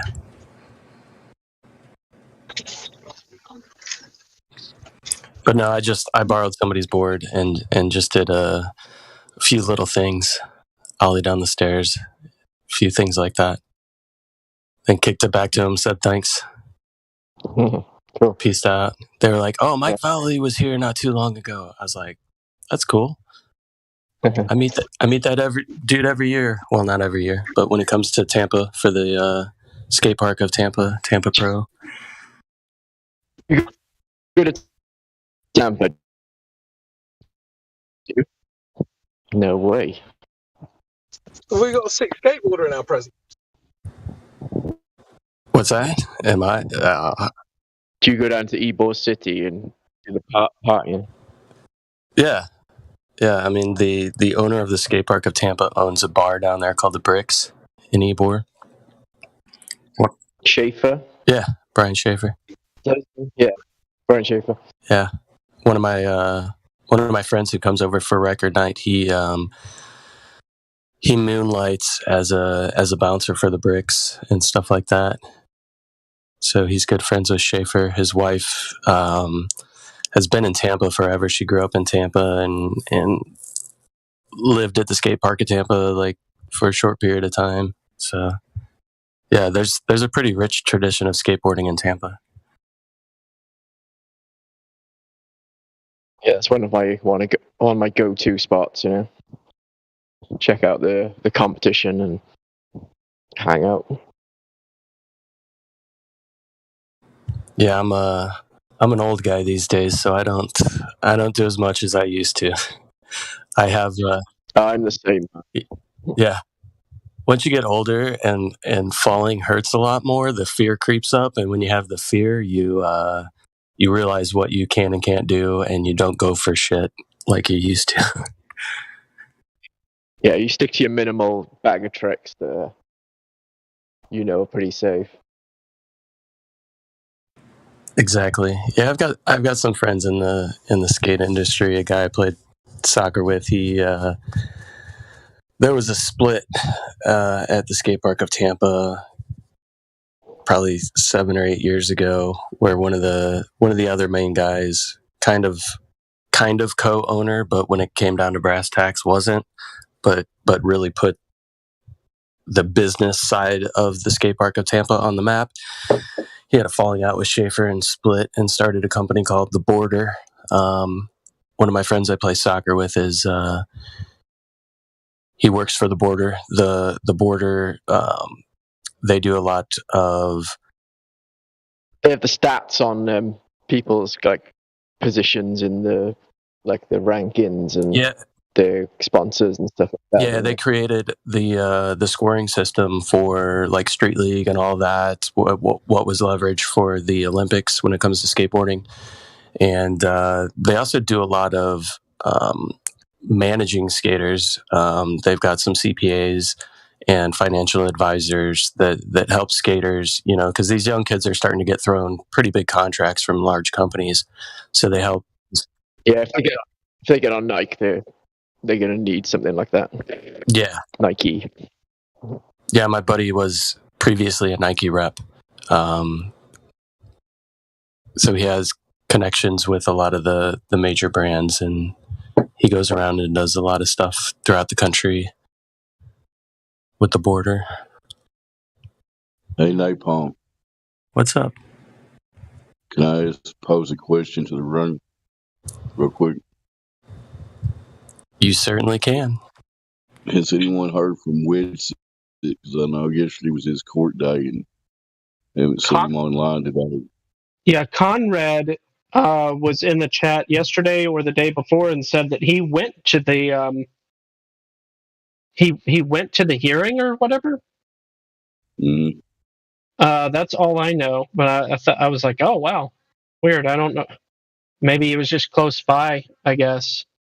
Because I think it was in South Dakota, which technically I'm close by, but it's still like to get down to where that was, it would still take me like 8 hours, maybe even 10. Yep, lots of territory out where you're at. I understand, Gospel. Yeah. I was just curious. Maybe Witzel will post something on his channel or not. I was hoping he's all right. I'm sure everything went fine. I hope. Yeah. Anyway. Yeah. Back to skateboarding on a globe Earth. Is that what y'all were talking about? You can only skateboard on a flat Earth, Dave. You would necessitate a globe to have a skateboard. How you gonna get a slant?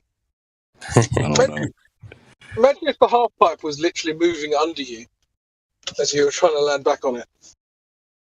Yeah, I wonder if Tony Hawk accounts for the Coriolis effect. Maybe we should ask him. It's a great question. Bruh. Might be more relevant to Christian Hosoi. He gets a lot more air. Somebody needs to turn this into an FE meme. Look at this picture. Because it's Carl Sagan. Why does he look so much like a turtle? But look at his hand. That's gotta be turned into an FE meme. He's literally doing the little flat salute, right? Yeah. Flirty. And then this one right here deserves to be made into a meme too.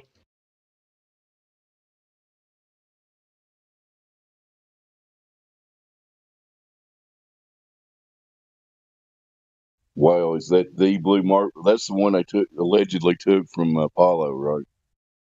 Yeah, that's like the original pre-blue marble. That's the one picture they claim is an actual photograph, correct? Or am I wrong? Yeah, that's the one.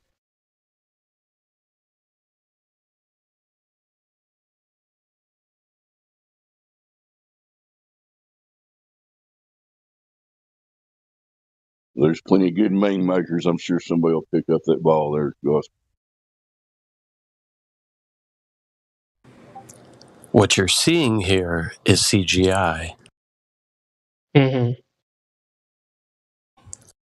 What you're seeing here is a picture of a painting. But it looks surreal. More like a painting of a picture. Oh, so I was talking about the that ridiculous Tesla thing yesterday. Mm-hmm. In server with Kosho, and I said, and I was talking to Moyok Man as well. That guy's really awful person. And I said to him, I said to both of them, I said, I think that the Tesla in space looks ridiculous. And then Moyok Man's response to me was, "Don't you believe in cars?" I was like, okay, cool.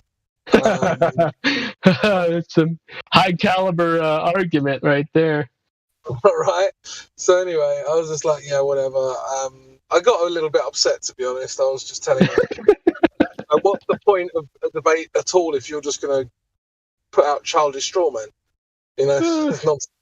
But anyway, Kosho tried to engage a little bit better, but he said, anyway, so basically what I said was like, I think the reason it looks so ridiculous to me is because I played a lot of car games in my time. Now, that Tesla Roadster looks exactly like the shading in a Gran Turismo game. If you've ever played Gran Turismo Sport or Gran Turismo 7, you'll understand exactly what I mean. And the reason that I think the shading looks the same is because I think it's also computer generated. Right? So that to me seems obvious. And he said, oh no, the reason it looks like that is because there's no atmosphere, and in Gran Turismo they wouldn't account for atmosphere. So that's why in the no atmosphere of space it looks like a Gran Turismo game. That's heresy. How dare you not believe in the genius of sending a car into space? Right. That sounds really clever, except for everything that a computer graphics designer would do would be the intention. Their intention would always be to replicate an earthly setting. and not a non-earthly setting. So claiming that they're not accounting for atmosphere in demonstrating shading is absurd. Yeah, I know. But I just thought I'd pass on my latest debate. It would have been a better argument just to say "nuh-uh" when you said it looks like when you said it looks like Gran Turismo shading. You should have just said "nuh-uh," and that would have been a better argument. It's better than Moyock's pathetic "do you not believe in cars?" To be fair, at least he tried to rebut. Even though flying cars.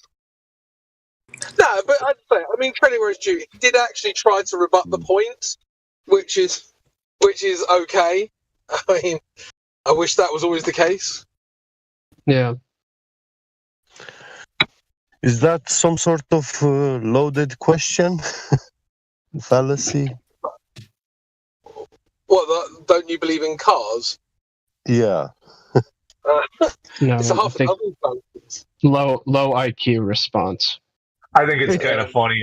I think I know what he was doing there. Like, he's already irritated that we don't believe in anything. You don't believe in space, so it's just it's a joke. He's like, oh, you don't believe in cars? I got it. Yeah, you're not religious. I think I'd positive reframe. With his question, he was actually declaring that you're a heretic. You're not religious at all. You know. Yeah. Because we own cars without believing that we own them. You know. Well, I did say to him, I'm currently driving a car, so like. Yeah. Are you accusing me of not believing in cars while driving one? Like, I believe in cars. I just don't believe in space cars. Yeah, but what does believing in cars actually mean? Like, I can believe I own a Ferrari, but I'm a poor, broke-ass nobody that will never in my life own a Ferrari or even drive one. You know? So, what has belief to do with physical things? Yeah. Yeah, I agree. Yeah. No, he's just trying to make me seem like a really absurd person who doesn't believe in anything. Yeah. Yeah. Like, but of course, that's not actually the case. Yeah. That's one of the main tactics on that server, to be honest with you. They just try to get you in some way, shape, or form into some sort of weird ass position that they can then try to beat you up on instead of actually like debating the topic at hand. Or in other words, how dare you not being part of our religion? Yeah. How dare you? Man, if it was the 1400s, he was pointing the finger at you to be burnt on a stake alive, you know? Yeah, crazy stuff, man. Yeah. Heretic.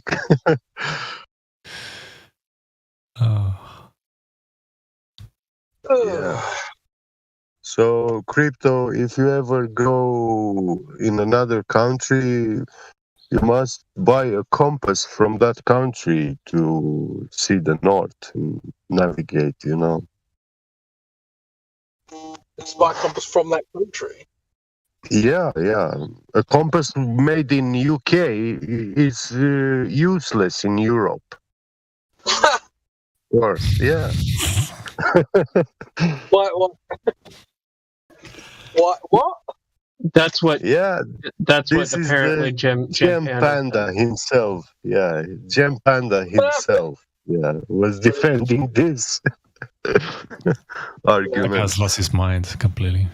Yeah. Does that mean that all of the compasses made in China don't work anywhere else, even though? Yep. China Yes. makes. Yeah, that makes sense. Australia are the worst. or South Africa.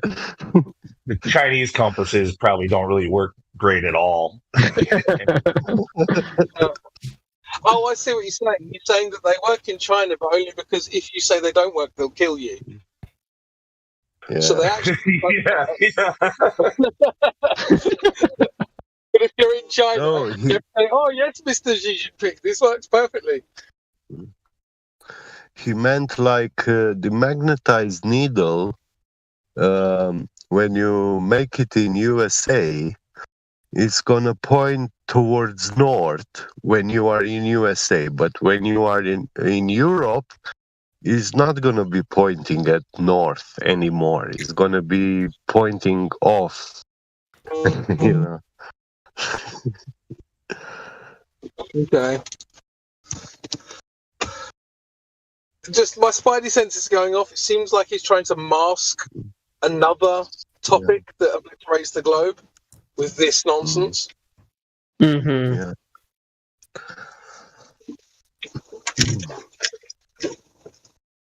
So that was my last time when I was in Japan. And when I heard this argument, I was like, no, thank you. I'm not going to be talking with these kind of people anymore. No.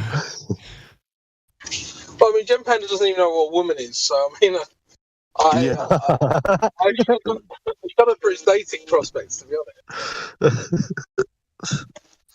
So Jen Panda, are you straight or are you gay? I don't know. He doesn't know.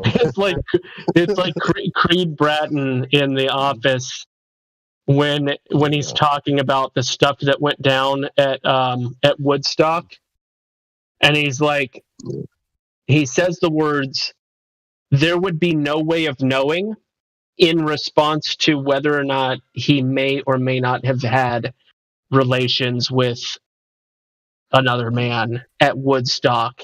He said, "There would be no way of knowing." It was probably, to me, the funniest quote in the entire show, because Creed Bratton was a crazy character in the first place. But yeah, that's what it reminds me of, is that whole "there'd be no way of knowing," even though it's so blatantly obvious how you would know. Yeah.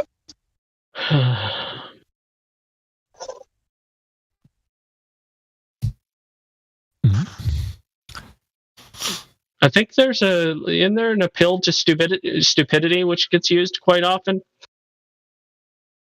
Appeal to idiocy or something along those lines. Well, you're playing dumb, basically. Yeah. How could I know? Is a logical fallacy, basically. Yeah, I guess so. Yeah.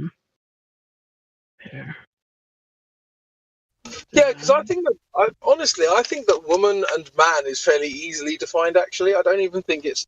I think it's not definable in a single sentence, but certainly in a few sentences, it's not a problem.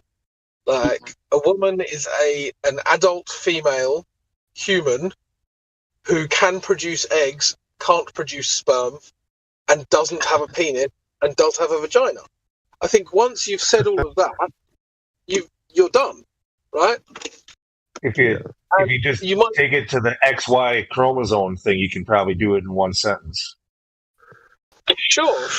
But I mean, I like simple definitions that don't require like a laboratory, if possible. Because let's be honest, any one of us can see a woman walk past and know she's a woman. You don't even need to know that she produces eggs. You don't even need to know actually that she has a vagina, because you haven't checked. Let's be honest, every woman who walks past you, you're not checking to see if they've got a vagina, are you? You still know she's a woman. Yeah. Yeah. So, that explains what Trump said. That's what he was doing. He was just being an empiricist. Yeah. Yeah. This stuff seems so flaming obvious that I don't like. It can only be contentious because people are trying to make it contentious.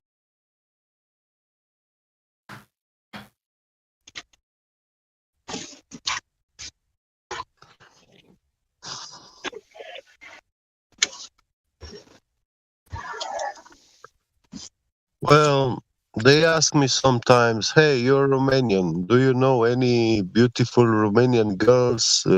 Bring me a girlfriend," stuff like that. And I tell them, yeah, I do happen to know. I know a very good person. She's working in the TV media news channel, and she's blonde, very beautiful. But she wasn't woman before. She was a man. But the doctors did a really great job. They replaced everything, and she doesn't have the manhood down there anymore. And then they say, "Oh no, thank you, I'm not interested anymore." But I tell them, "But she's getting a very well-paid job. She has a very well-paid job. She's rich. She's looking for a boyfriend. She's a woman now." No, thank you. I don't want that. Yeah. Everyone when the chips are down, everyone knows what a woman is and what a man. When the chips are down. Yeah, exactly.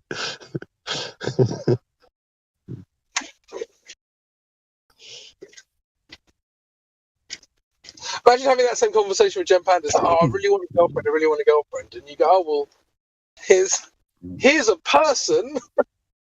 And he's like, "Oh well, does this person have a penis?" "Oh well, some women have penises." Right? Yeah. Yeah, some girlfriends can have a penis or something else. Yeah. This woman happens to have a beard. Yeah. All right. Well, I don't want to get too vulgar, but hairy back. Yeah, hairy chest. Booze. You've been sitting here for a while. Coos. Moof. Kush. He likes the braai. Does he have a coop? No, it's a Google Earther in the chat, so I just wanted to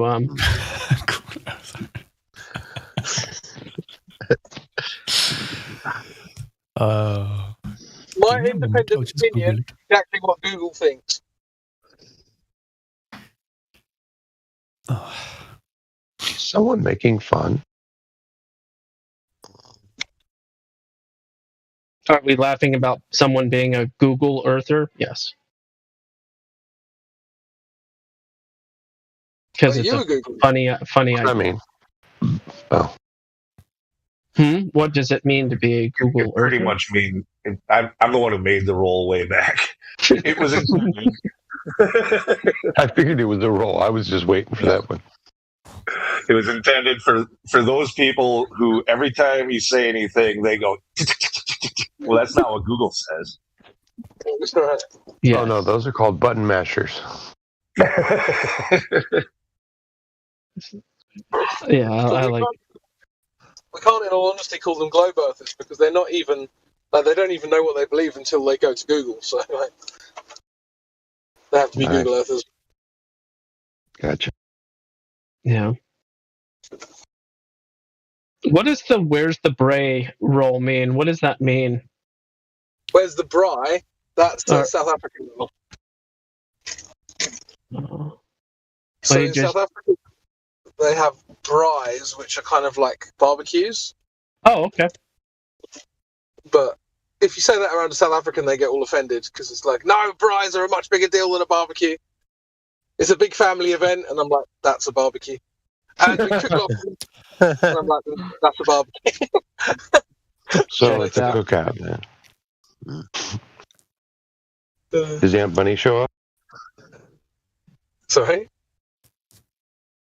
So I know Get Be Get was here last night to talk to Greta Thunberg's brother. Yes, but I want to hear it.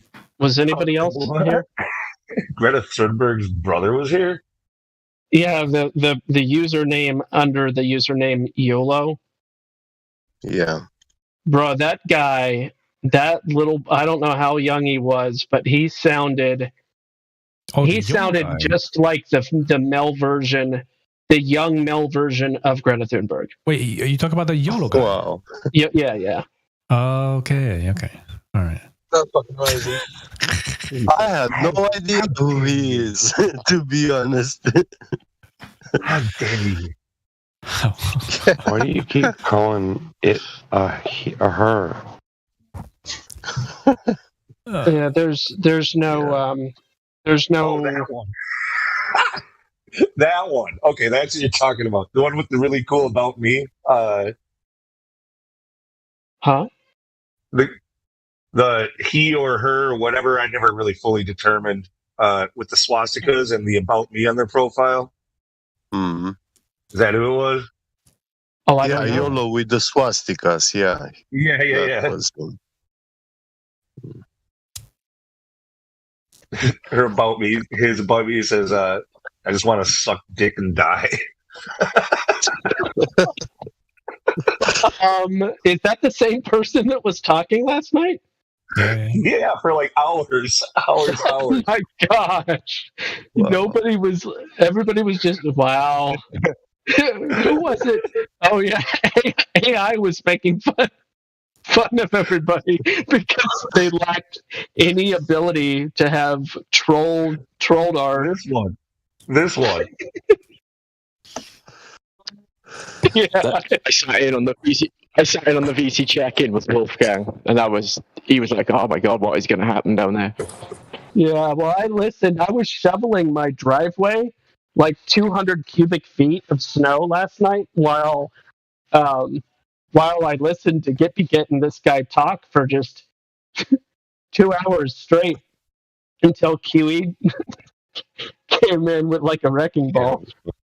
And, anyway. But no, that wasn't YOLO when QE came. It was a different guy. No, it was YOLO. Was he him? It was. Yeah. It was. Somebody changed YOLO's name.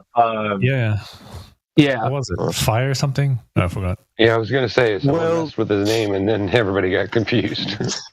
Yeah. He had some sort of speech dyslexia, or he wasn't a English native speaker. That's how I perceived him. Yeah, I'm not talking about how the words that he said.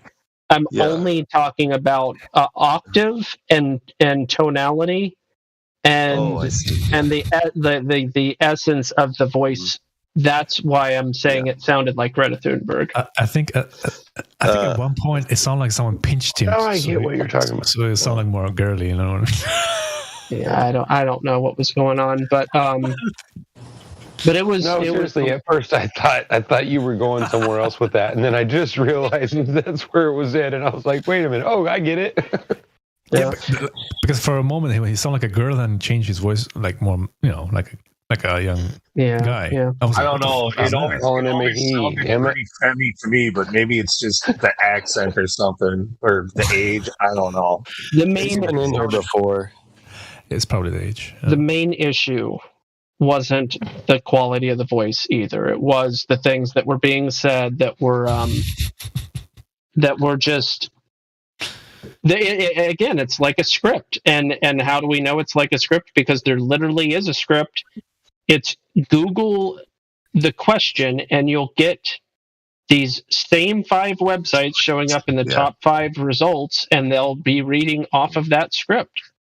It's where that comes from. Sounds like he was claiming. He was claiming that he's a flat earther. Yeah, none of that. I don't ever care about any of that. But I wanted to explain to him. It's not a club. It's not a club. Well, I wanted to explain to him that. Come on, I thought it was a club. Well, before you do get began, it seems to me like you're taking this YOLO under your wing, like that troll that freaking got underneath God. No, I'm not taking him under my wing. I was trying to explain to him that flat Earth is like something that you need to learn first. You can't just say that you believe. No, because we don't accept people saying, "I believe now in flat Earth. I'm a flat Earth believer." No, we don't care about those kind of people who make these claims. You know, the flat Earth, you have to know it. You have to study it, to research it. And that's when you become a flat earther, when you know the arguments. Yeah, I agree. You got a point there. Yeah. It's not a religion. Yeah. No, of course. But I couldn't start addressing this matter to him because he was interrupting and jumping on questions, asking all sorts of questions, you know, which, yeah, led into different topics, different stuff. Yeah, he was, holding a honest discussion, like asking a lot. Seems genuine in a way. All right. Went to this guy. Limerence.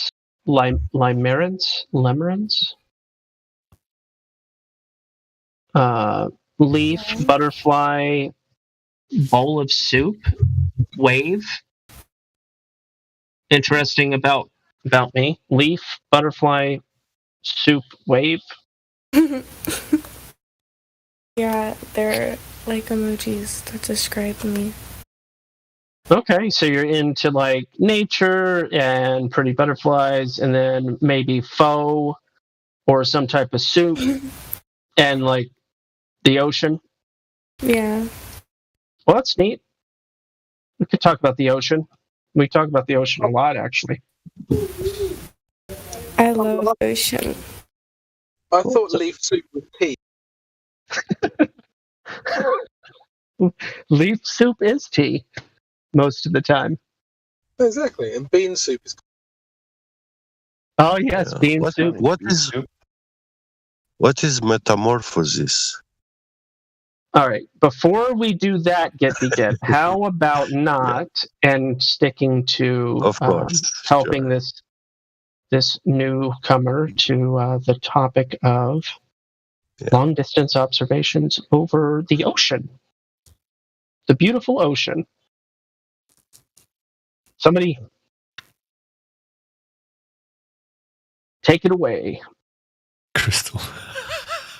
Are you talking about flat Earth? That is the title of the server. Oh. And by default, it becomes the default conversation. Topic. So, have you ever looked into flat Earth?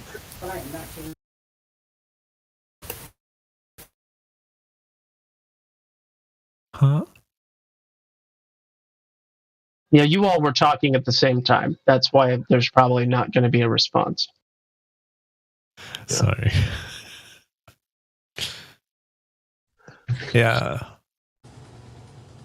I was just want to say, like, what led her to this Discord? Like, how did you find us?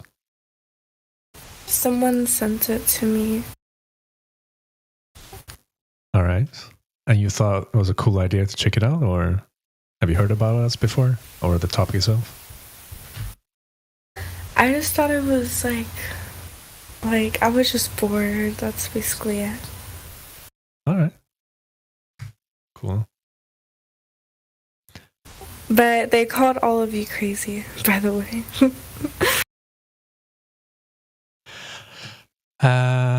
Well, it's not an easy topic, that's why, I guess, for some. If you don't understand it, of course, it's going to call people crazy. That's how they did it back in the days. Do you think that you would be capable of assessing if somebody was crazy? I don't know. Okay. Would you think we sound crazy? Don't you think you need to be crazy in order to know what crazy is? Rookie.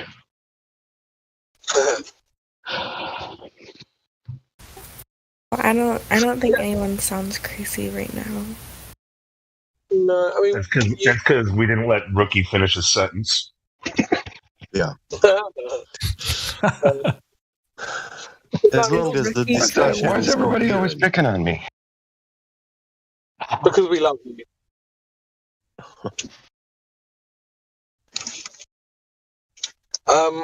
In all seriousness, we get a lot of these accusations leveled against us, like they're crazy, they're conspiracy theorists, they're stupid, all this kind of stuff.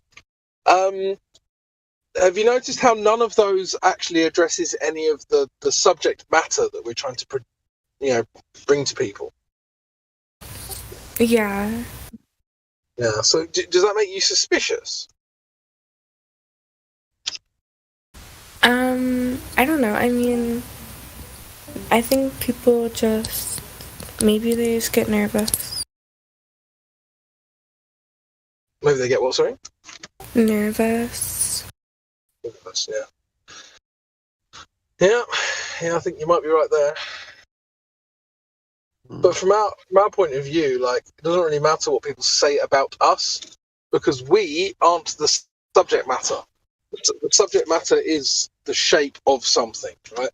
Or at least whether there's curvature to a thing, i.e. the Earth. So I could be legitimately crazy, and it doesn't actually matter, because the Earth could still be a globe or it could still be flat, regardless of my personal, you see where I'm going? Like, mental condition, yeah.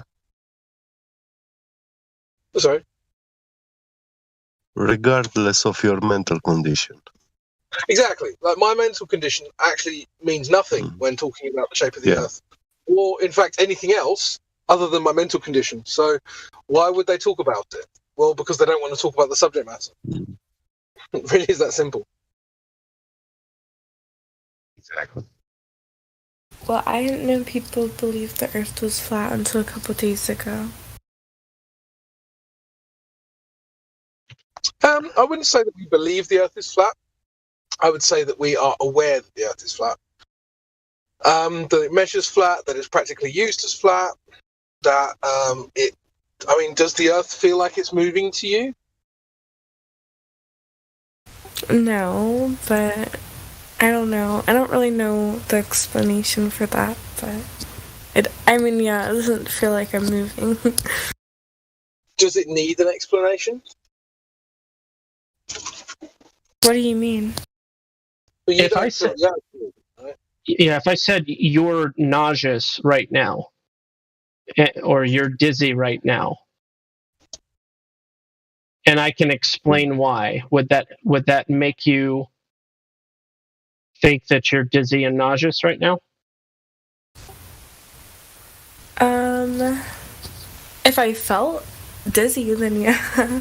Yeah, you would need the experience to go with it. Yeah, I guess so. Yeah. Yeah, but what he's saying to you is if you don't feel dizzy, but someone explains to you how you are dizzy, then you would think that they're just lying or full of BS, right? Yeah, they are asserting. So that's all. Maybe it's just because the Earth is really big, so we can't feel it. Or, that is a fair assumption to make. Another assumption could be that it's not moving in the first place, right? Maybe. Yeah. So then, how do you know which it is? I don't know, because scientists tell us that it is. Yeah, scientists used to tell us that smoking was good for you. Scientists used to say that Guinness was good for you. Yeah. Oh, the scientists have been found often to be wrong. And to actually intentionally lie. That has also happened. How can a ordinary person distinguish between a real scientist and someone that claims that he's a scientist? I don't know, because, like, they get the role or whatever from, like, school. Easily get. I'm a scientist. But you know... Yeah. I believe you. Thank you. To be fair, though, I'm actually qualified in science as Bill Nye the Science Guy. Bill Nye? Yeah, Bill Nye the Science Guy. I like Bill Nye. He taught, like, everything. But I've got as much science acumen as he does. I think Bill Nye is smarter than you. I doubt that.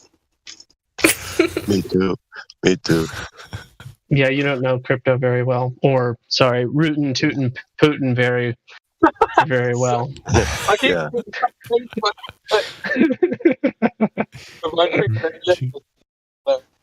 I want to say that I have the greatest good esteem for Mr. Putin here, and he's a very literate person and flawless in the critical thinking. Thank you. So, yeah. I can't tell if the earth is flat where I live anyways, because the ground is so uneven. Oh, so you live in a hill region, mountainous area. Yeah, please don't be too specific. If someone asks you where you live, just be very general, because there are some creepy weirdos around. Well, it's the internet. Yeah, exactly. So I just wanted to get in there. I didn't know if you got much experience on Discord, but like I'm happy to tell people the city I live in, but I would never get more specific than that. Yeah. Yeah, but sometimes that's too specific for certain people. So. Yeah, exactly. So, yeah. I just wanted to. Well, if you live in a small town, maybe. Yeah. Precisely. Yeah, exactly. Yeah, I mean, London's enormous. So if I tell you I live in London, it's like, I mean, there's literally more people in London than in Iceland. So, yeah. Yeah. By the accent, I would say Croydon. I've been to Croydon, but no, I don't. Yeah. Nice. So on that point, how do you guys suggest that someone could, with fair assurance, come to know this fact?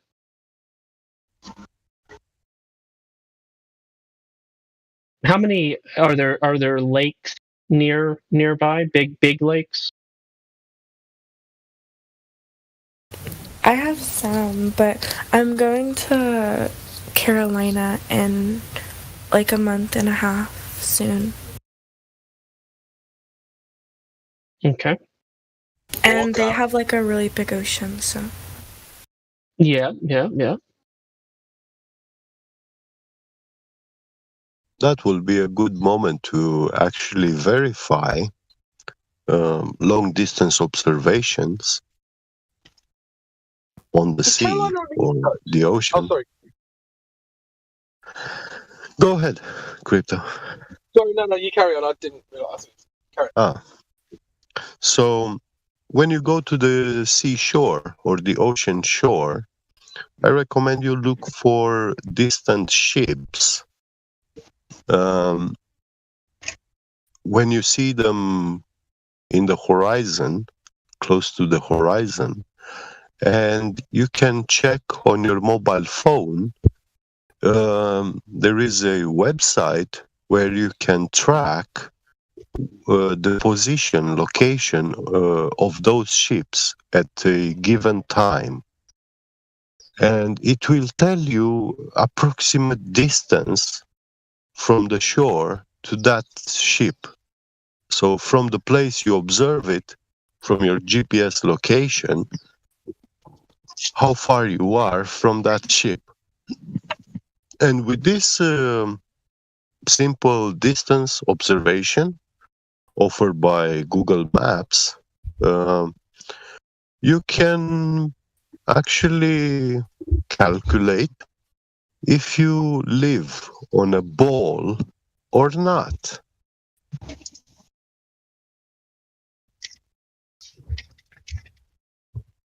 I'll try doing that then.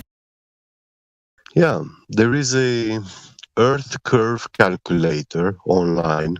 Actually, not just one. It's thousands of them. And you can find them if you Google search them. And vast majority of these Earth calculators were not made by us, the flat earthers. They were made by actually globe believers.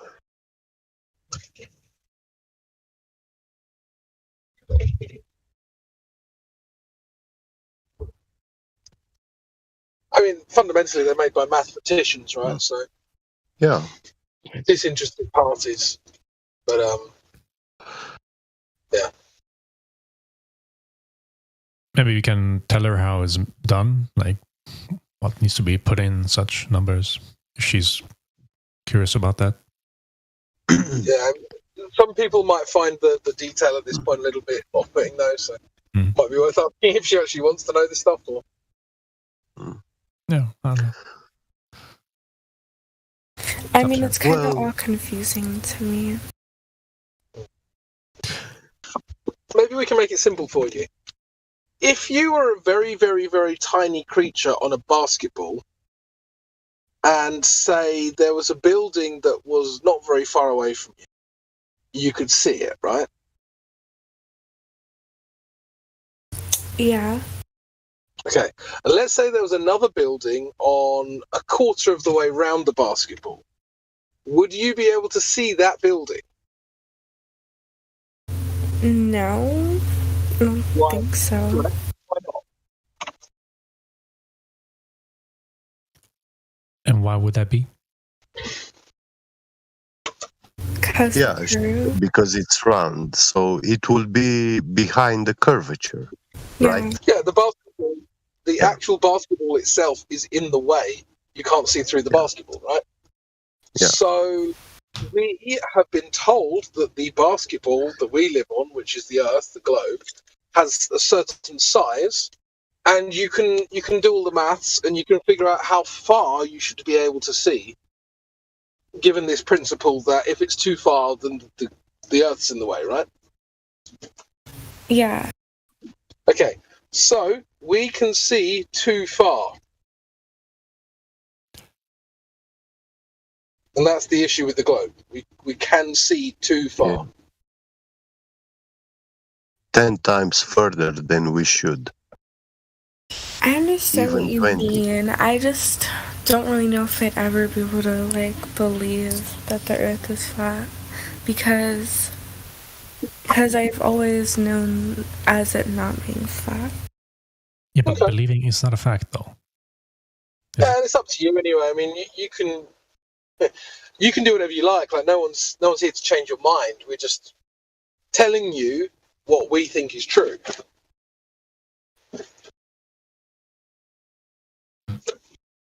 Well, we actually verified this. It's not that we just think it's true. Yeah, that's fair enough. I'm just trying to say, this isn't some sort of indoctrination. I know. It's just this is what we have verified for ourselves. If you want to continue believing the Earth's a globe, be my guest. Yeah, if you want to believe, then it's a choice of you are in a religious system. When you don't verify, you choose to blindly believe something without verification. That is fanaticism. I know it doesn't sound nice, but this is the truth. So this is why we verify this information, because we need to know if that is true or Who are you not. talking to? Get. Yeah, generally. Who are you talking to? Get. Himself. To the girl. Oh. Is she gone? Yeah, she left. I don't know, maybe she DC'd or something. Okay. That's why I was asking what happened. Yeah. No idea. Yeah, I kind of got the impression that would happen. I think she was here for... I don't know why she was here, actually. Maybe she was a bit curious and got a bit scared. Bored. Yeah. Yeah, she said that she was bored. That's why. Bored, then overwhelmed. She got terrified because she didn't encounter crazy people. That's the problem. I think she was hoping to find crazy people Yeah, laugh at. she was expecting to talk to crazy people. Yeah, her friends told her that there's these crazy people that think the Earth is flat. Yeah. Check out this server. And she just wanted to witness that. Then y'all started making too much sense. Yeah. How dare you? I've got a question for Gospel Bearer. Yep. What is the etymology of etymology? Yeah, that's the number one most searched word on adamonline.com is the word etymology. That's brilliant. Yeah, it's always funny to me. It's always at the top of the list. That seems like something that would irk you, like would just be bothering you to no extent. What would bother me? It just seems like that might be something that would bother you. Like you'd be like, just I don't know. It'd be like, I need to know how do I do this? What's the etymology of etymology? So etymon is from the etymon or etymos means true sense or original meaning. So You got a good answer already, so that's why it doesn't bother you. Yeah. Never mind. Sorry. No, that is genuinely interesting. It means true sense, basically. Yeah. Well, that's pretty basic and nice and neat, isn't it? That's good. Yeah.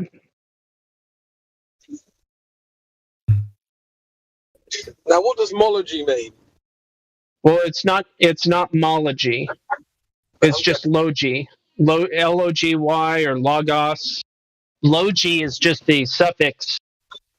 So etymon or etymos is one of the roots, and logos is the other root. It is a compound word of those two words.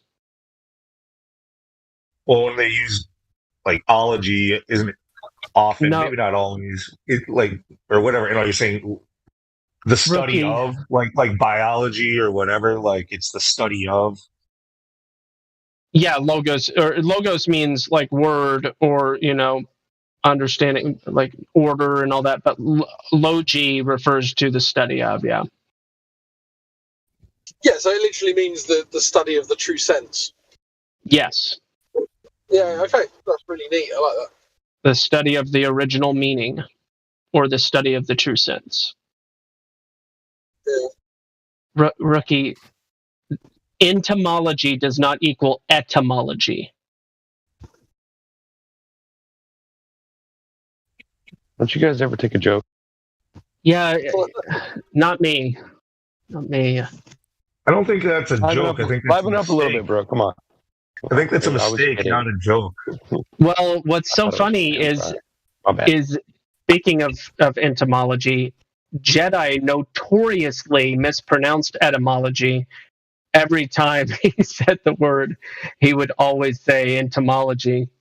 And I was like, oh, that's not how you say this word. That was exactly why I put it up there, because I thought that was funny. I'm sorry. I didn't mean to distract her. How dare you? How dare you? Okay, can I ask you also a word? This damn seriousness with the knife. Gospel.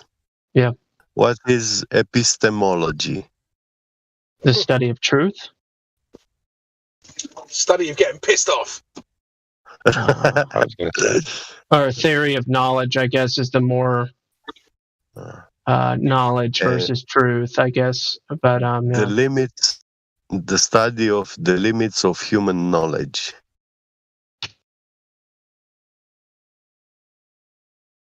I thought that was logicology. No. Oh, somebody made a joke about overstand the other day, didn't they? I don't know, but I want to hear. Well, the literal meaning of epistem or epista is to stand over, to overstand. So epistemology is the study of standing over in an overly autistic literal way. So why do we say So that means understanding is a big word. Yeah, I actually looked up understand the other day just to get a better understanding of it. I know, it's kind of strange, right? When you say it outwards, it sounds funny. But do you not want to get a better understanding of it? I overstand understanding. Here we go. I think we should just stand. Stand in the place where you were. Your country accent is so funny to me.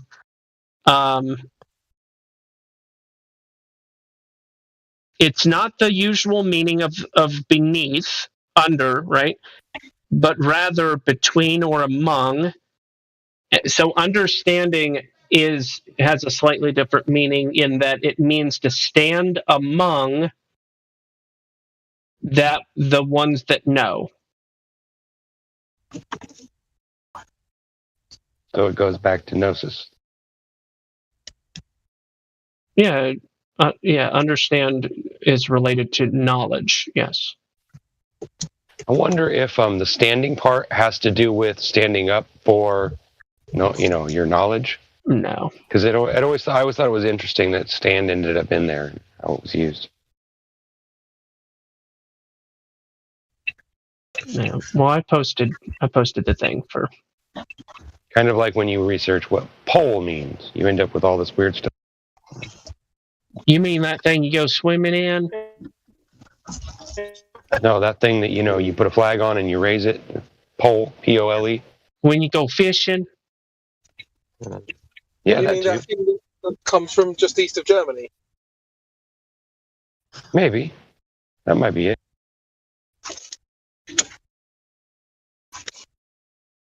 I was wondering if they were pretty cool people, so when we just... Right. What's that? Whoa.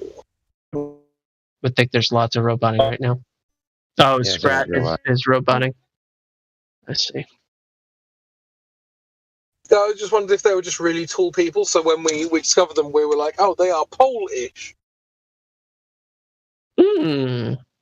Checks out. Tall and skinny. Could be. There's no bad logic there. Well, I mean... Wait a minute. The whole thing. Apart from all of it. It's about as internally consistent as the globe, to be fair.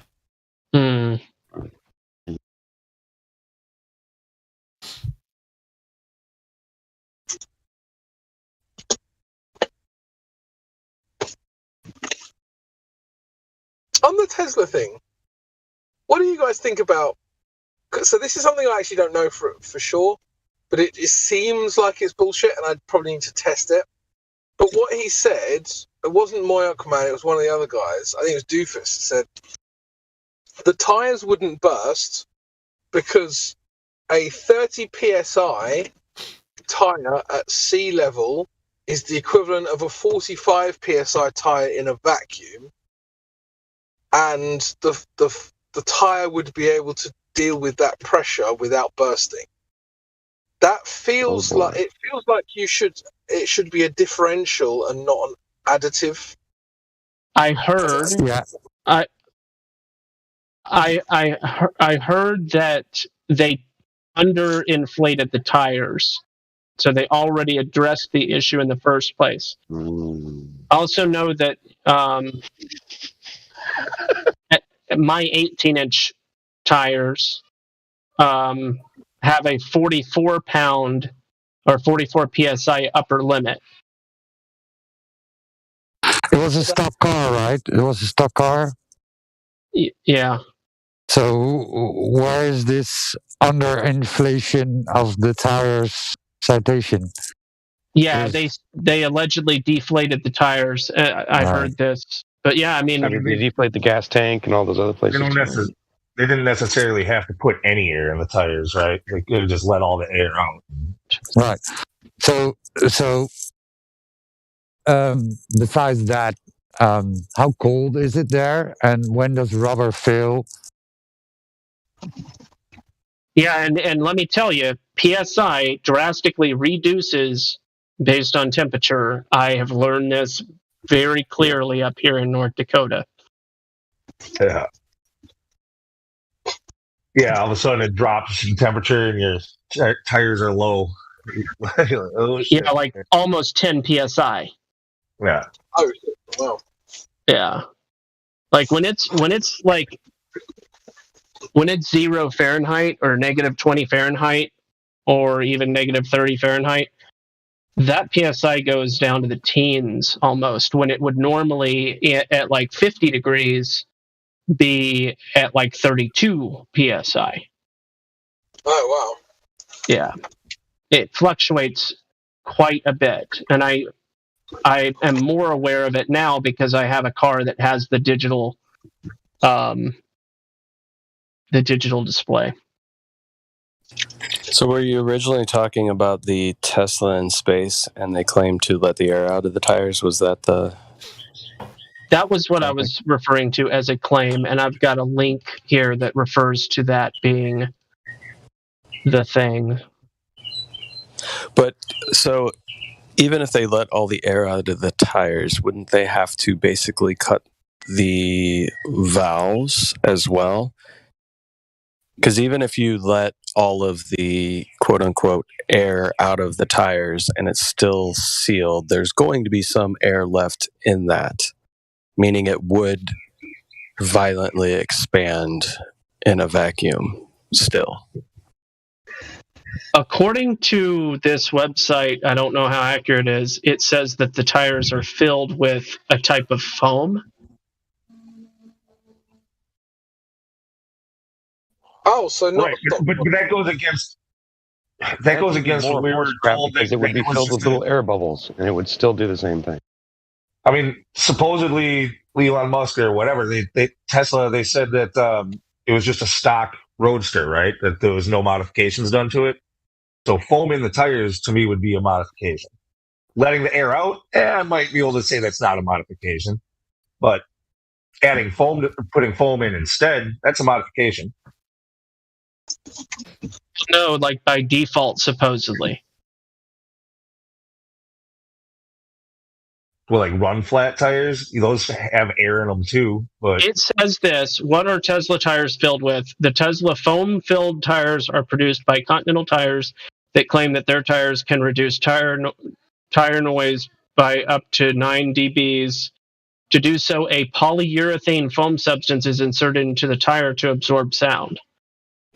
Yeah, but that's on modern Teslas. It was a Tesla Roadster, which was developed before Elon Musk even came in and took the company over. Oh, okay, gotcha.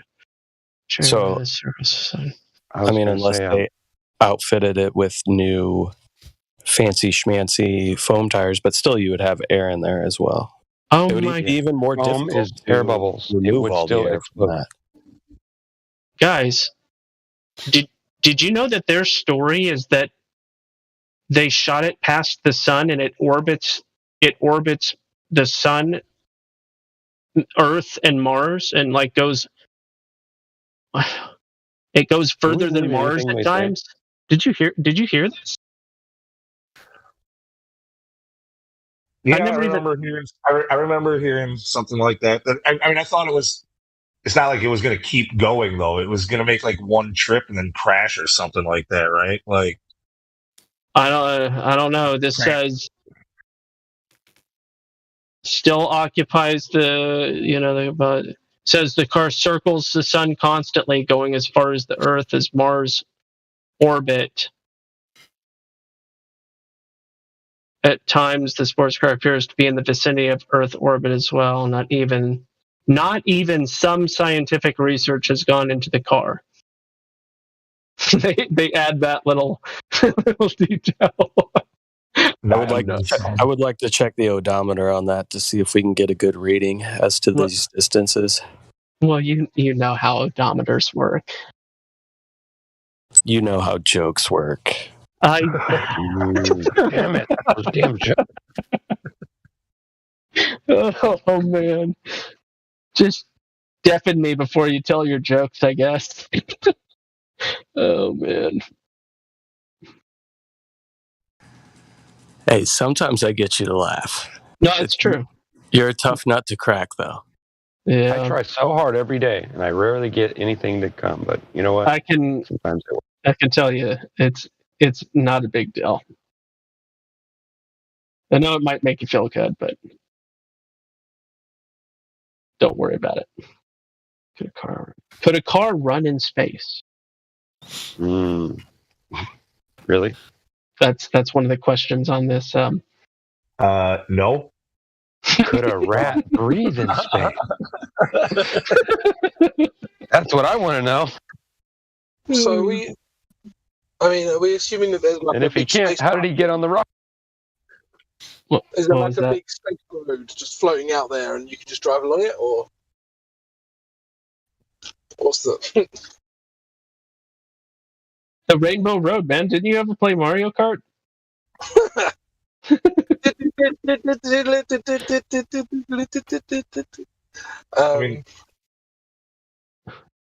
I guess an all-electric car maybe could run in space, but a regular car definitely could not. Yeah, they actually try to ask that question or answer that question in regards to the electric part. Oh, where did it say that?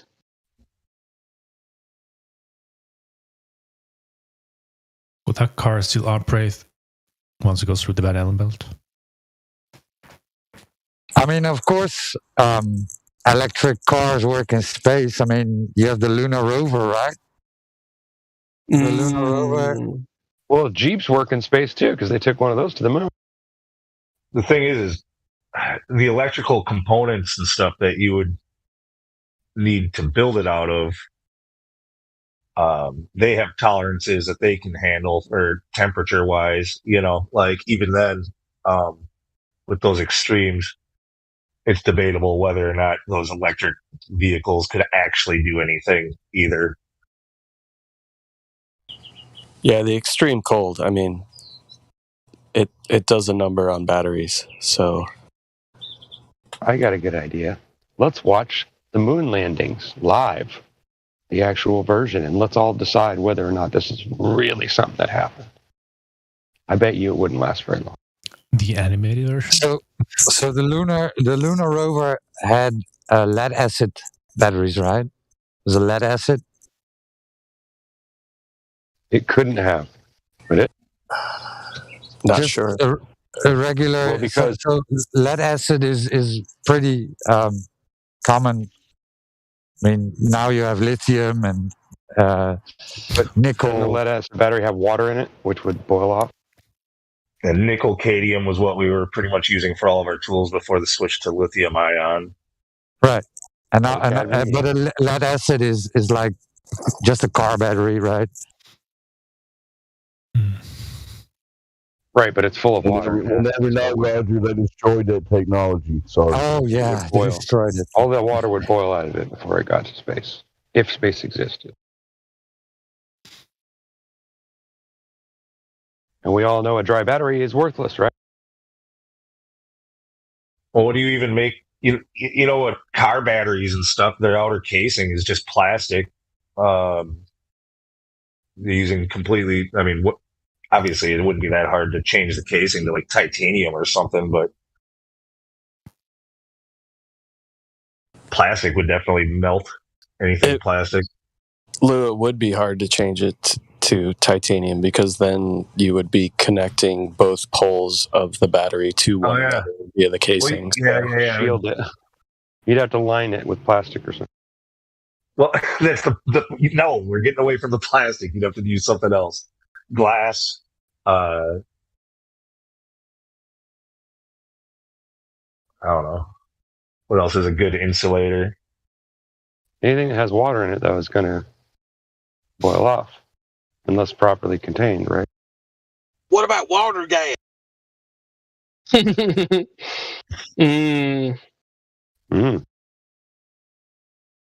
No?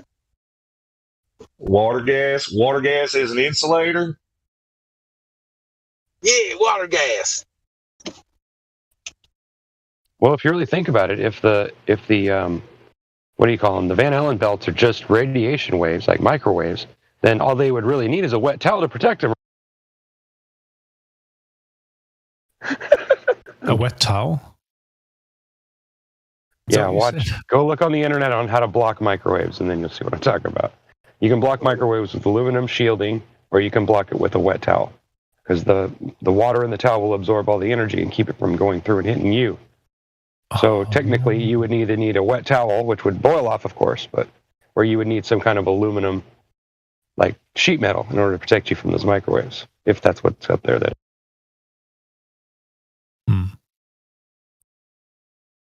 I might sound like a complete idiot, but I do actually know a lot of stuff. I didn't say anything. I know that was the joke part of it, but yeah, yeah. Think about it.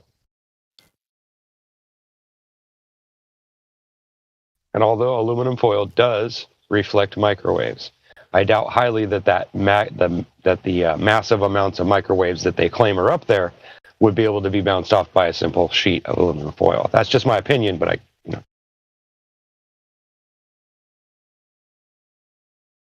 much less that thin plastic stuff that they wrapped on, whatever they call that thing that supposedly landed on the supposed thing that you can see in the sky. Yeah, damn, that makes it difficult. Heat shielding, whatever it's called, with duct tape. Yeah, aluminum foil with duct tape and gold sheeting. I think it was actually plastic, but I could be wrong. The thermal blanket, that's what they used. Thermal blankets is what bounced all those microwaves off. Not to mention it wasn't big enough to climb in and out of.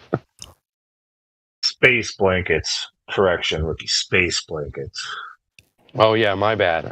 I thought they were called survival space blankets. Made out of plastic foil, right? Yeah, that's great. Aren't telescopes made out of plastic foil, too? Maybe there's a connection there. So, this is unrelated to what we're talking about, but and I played a thing a couple months ago in the chill room about dead internet theory. Rookie, I think you saw it. I don't know how many other people in here have seen anything about the dead internet theory. But Truthstream Media just did something a couple of days ago also about that. And you guys should try this. So search up anything in a Google search bar. Use Google, use Bing, whatever. It'll be better with DuckDuckGo, but not perfect. Like if you search anything, it'll pop up. It'll say like 1,632 results found in 0.63 seconds or something like that, right? And you'll be like, damn, that's a lot of results. And you'll have, page 1 through 14 and next, and if you try to scroll to the very end, even though it'll say like, you'll only get to like, I don't know, you'll only be able to click the last link like 5 or 6 times, and all of a sudden it'll stop saying the 1 million whatever results it was. It'll say your results will drop down. It'll be like, now there's only 187 results, or like 2,000 results, or something like that. Well, where did all those results just go? And you get to the end of the search, and literally, like, where the internet has disappeared. All you have left when you do this is just the official sources, .gov sites, your UN stuff, your CNN stuff, your Fox stuff, whatever. Like, it's all mainstream sources for the most part. I'm not describing it very well, but no, you're doing great. they make it look like you've got all this information at your fingertips, but it's all filtered. It's all we're only being left with a tiny portion of what's actually on the internet. The rest of it's hidden from us. All right, so check this out. In real time, here I'll even post this right here, this little image. So in real time, I did this with just simply FE, and I'm posting everything. So check this out. Proof, proof that what he was talking about. Here it is. You can do this over and over again for yourself.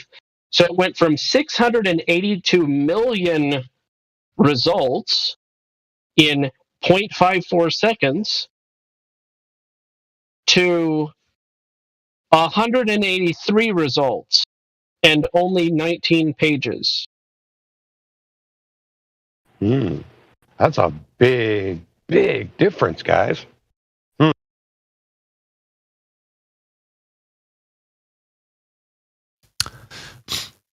Yeah. So how does that change anything? I know somebody's going to ask that question, right?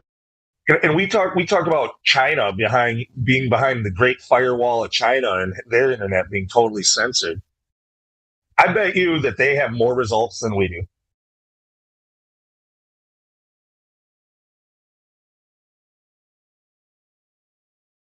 Does anybody know how to eliminate that algorithm to where it just gives you what you ask for? Well, you just use a different search engine that doesn't utilize the same APIs or whatever as Google. So then I did it again in a different way and got a different number. Nice. Isn't that the whatchamacallit number? Oh, that's not interesting or nothing, right? How does it fluctuate like that with the same? Oh, hold on. So I searched. I searched in a slightly different way, and I'm actually getting a lot further. I forget what I clicked on. Give me just a minute. I'm getting to page 34, getting to page 38. I'm going to see how far I can go this time. Because it's staying the same. So maybe I clicked on, you know what I did? I clicked on show omitted results. And this time I got to page 40. Yeah, they do that also in the TruthStream one. You have to click that. You get to the end, then you click the show the omitted results, and then it shows you billions instead. Billions is what you're going to get. But then you go and try to get to the end of that, and you're going to come down to the 183 results or something again, or 1,000 results. This time it went from 180 something to 392. So that's what it did for me. Why would a search engine be omitting results? I just tried it on Bing and it's different. It doesn't show you how many. Oh wait, yeah. Alleged duplication is what it's alleging to filter out duplication. The issue is what on earth. So let me ask you this, Lou. Why do they call it the dead internet? Basically, because what once made the internet great is now gone. It's dead. Dead in a metaphorical way. Yeah. Gotcha. It's about how back in like 2013, there was a study done, or they had reported that between 40 and 60% of all internet traffic is actually bot traffic. That was back in 2013. Some searches have been blocked. What? That dead internet theory was that 40 to 60% of links are no longer valid. So there was... Yeah, that's also part of it. There's a lot of dead links now, too. Yeah, that's another part of it. Yeah. The dead links referring to there was information. Those pages were created. Links were created to those pages. And now those links have been disabled deliberately to prevent you being able to access the information at those links. I didn't get any of those. What do you call it? Omitted. Did you use Google.com? Yeah, it's going to depend on which search engine you use, how they handle it. But all of the search engines do this to some extent. Like it's it's Google's we're mainly talking about and like 98% of people use either Google or Bing. So those are the two that we're really mainly focusing on. Yeah, and the concern was that was 2013 research, and we had that major purge in 2016, 2017, 2018, where they've removed hundreds of content providers. If you think about how many Flat Earth links you've shared with friends, and then like a week later it's disabled or the video is removed from YouTube or the channel is struck down. So if you think about if we were at 60% in 2013, what percentage are we at now after the massive cull? Yeah, the thing that TruthStream Media did with the other day was just as one of the test searches, they typed in climate change. And, after showing how this all worked, had millions of results that then went to the end of the results, and then it hit this check omitted ones, went to billions of results, tried to get to the end of that, and it dropped down to like 14 pages of results for climate change. Right, 14 pages. With the oldest link, being 2016. So it's difficult to find prior to that. So, and every single one of them is again from all those official sources. And so she's like, well, how do I search for, how do I find Bob's blog? What if I don't want one of these official sources? What if I just want to know what Joe Schmo from around the corner thinks about it? Like, where is his result? Why is that not showing up anywhere? So here's another weird thing. No matter which way, if I do Tor or whatever, or whatever that thing is called, I can't get 1.36 billion results like Quetzalcoatl got. I got 2,300,000,000 results in 0.59 seconds. For the same words? For Flat Earth? Yeah, just Flat Earth. Yeah. So why are three of us getting three completely different numbers? Is it just a joke? Is this big number a joke? Well, they also showed how on a different device you can get different results. So if you search on Google on your phone and you search on Google on your laptop, the first 10 results are often going to be different. Whereas if it's truly a single repository for all information, we should be able to get the same results.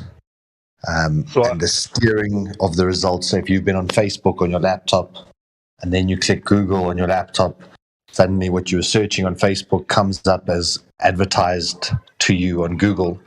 Whereas on the phone, you're going to get a whole different message because there's no cookies being tracked on the phone or different cookies being tracked. But the fact that you've got multiple versions of the same repository is the ludicrousness of it. Well, I have a little bit of a theory on that too, and it would explain kind of a lot.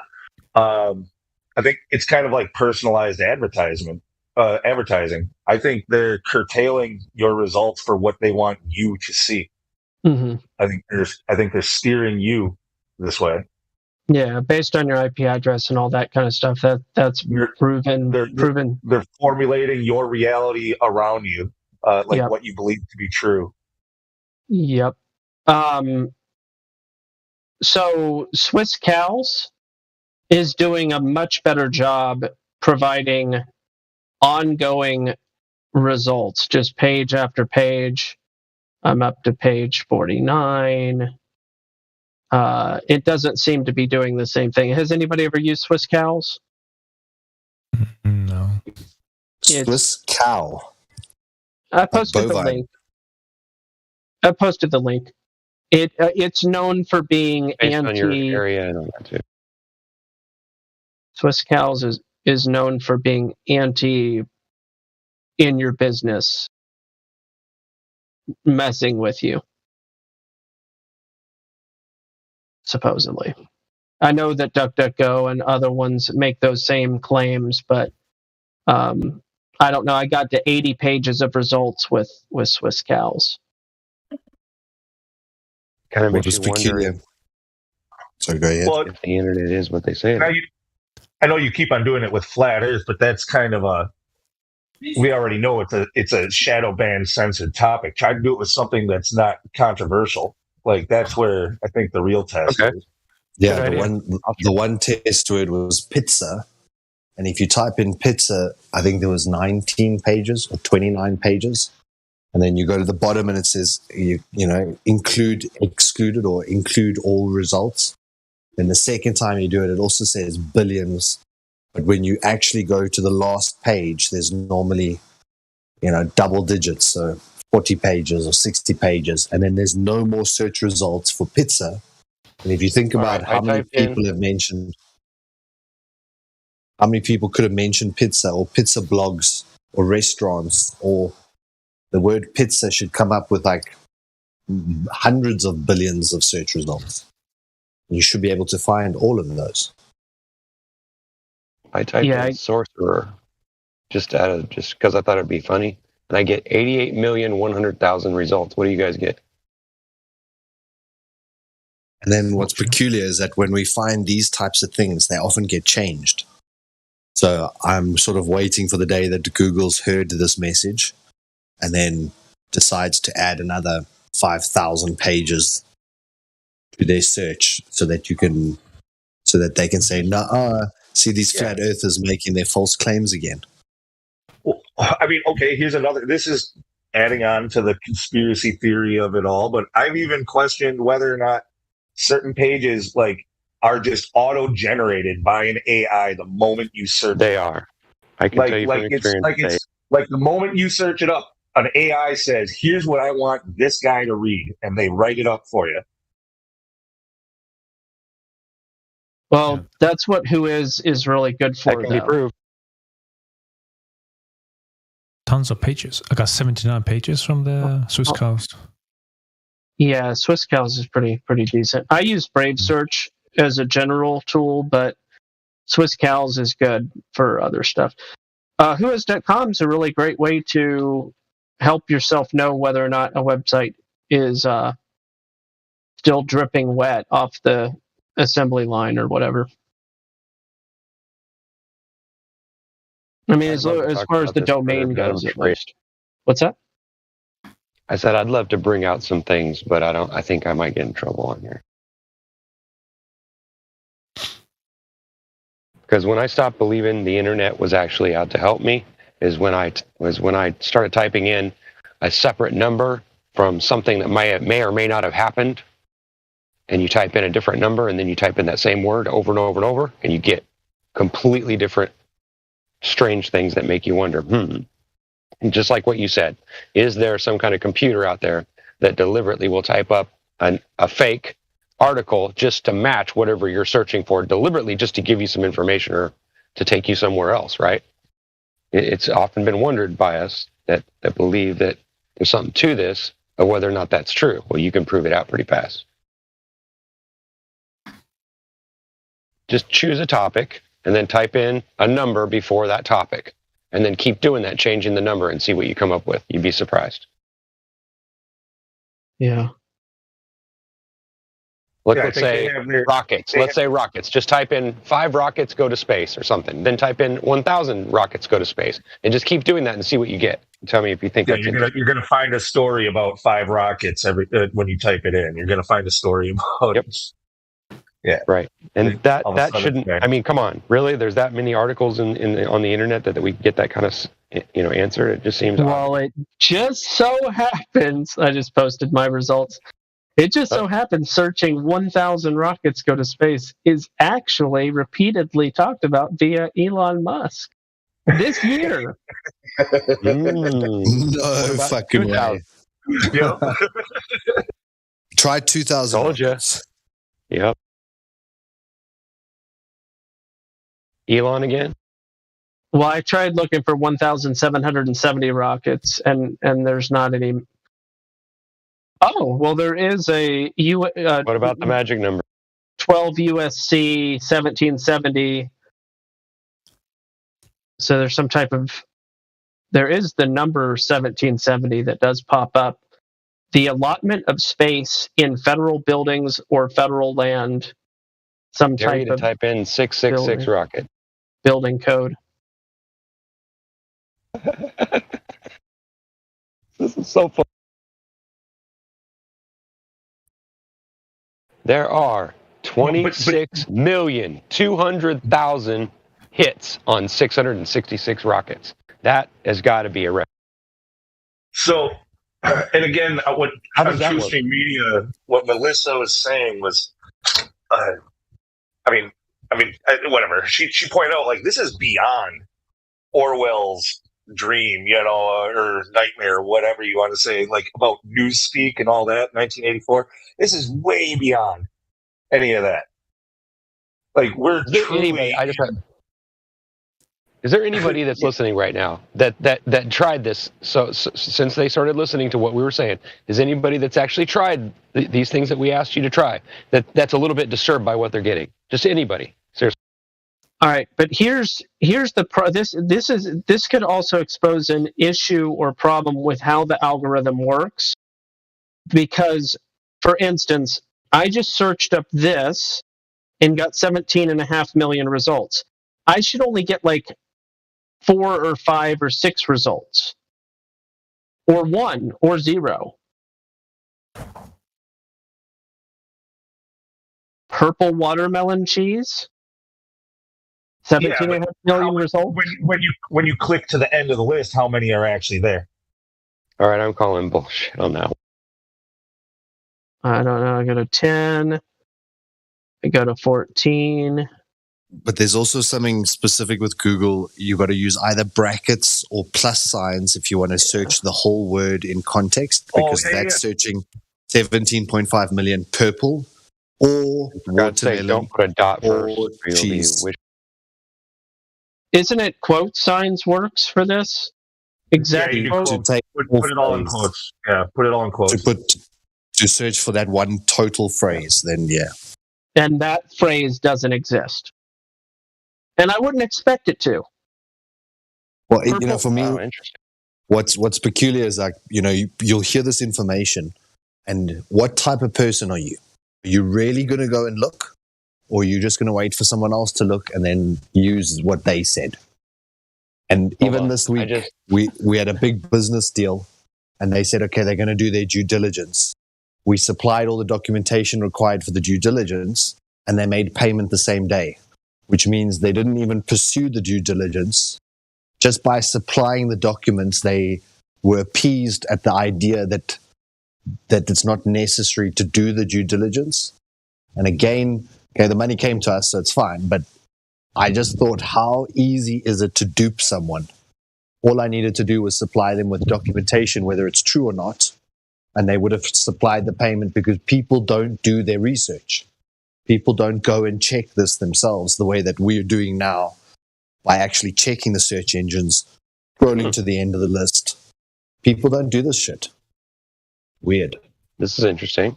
I typed in with the bracket, with the hash marks, like you said, and I looked the same thing up, 666 rockets, and I get 326 results now.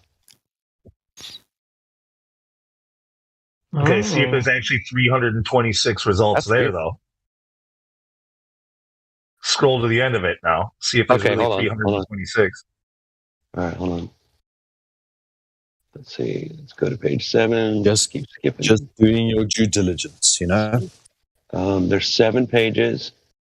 It gets to 6 out of. Now it changed to 6 of about 42 results. Did not match any documents. Not saying it doesn't match any documents. That's weird, right? And that was another thing that you changed. I see. You change between the pages, then you get different results again. And then some of the pages would go back to 1 million results, even though the previous page said 300 results. Yeah. This is the one of the duped all over again. Gee whiz. This is one of the wealthiest organizations in the world. I don't know if you can call it a company. but its net worth is in the billions. Seems to me like it's more of tens of billions. And what have they got? Trillions. You know, what have they got for it? What can they? What was the term that they said? They said Google is the biggest, not a smoke screen, it's like a misinformation. No, there's a term for it. Shit, it's escaped me now.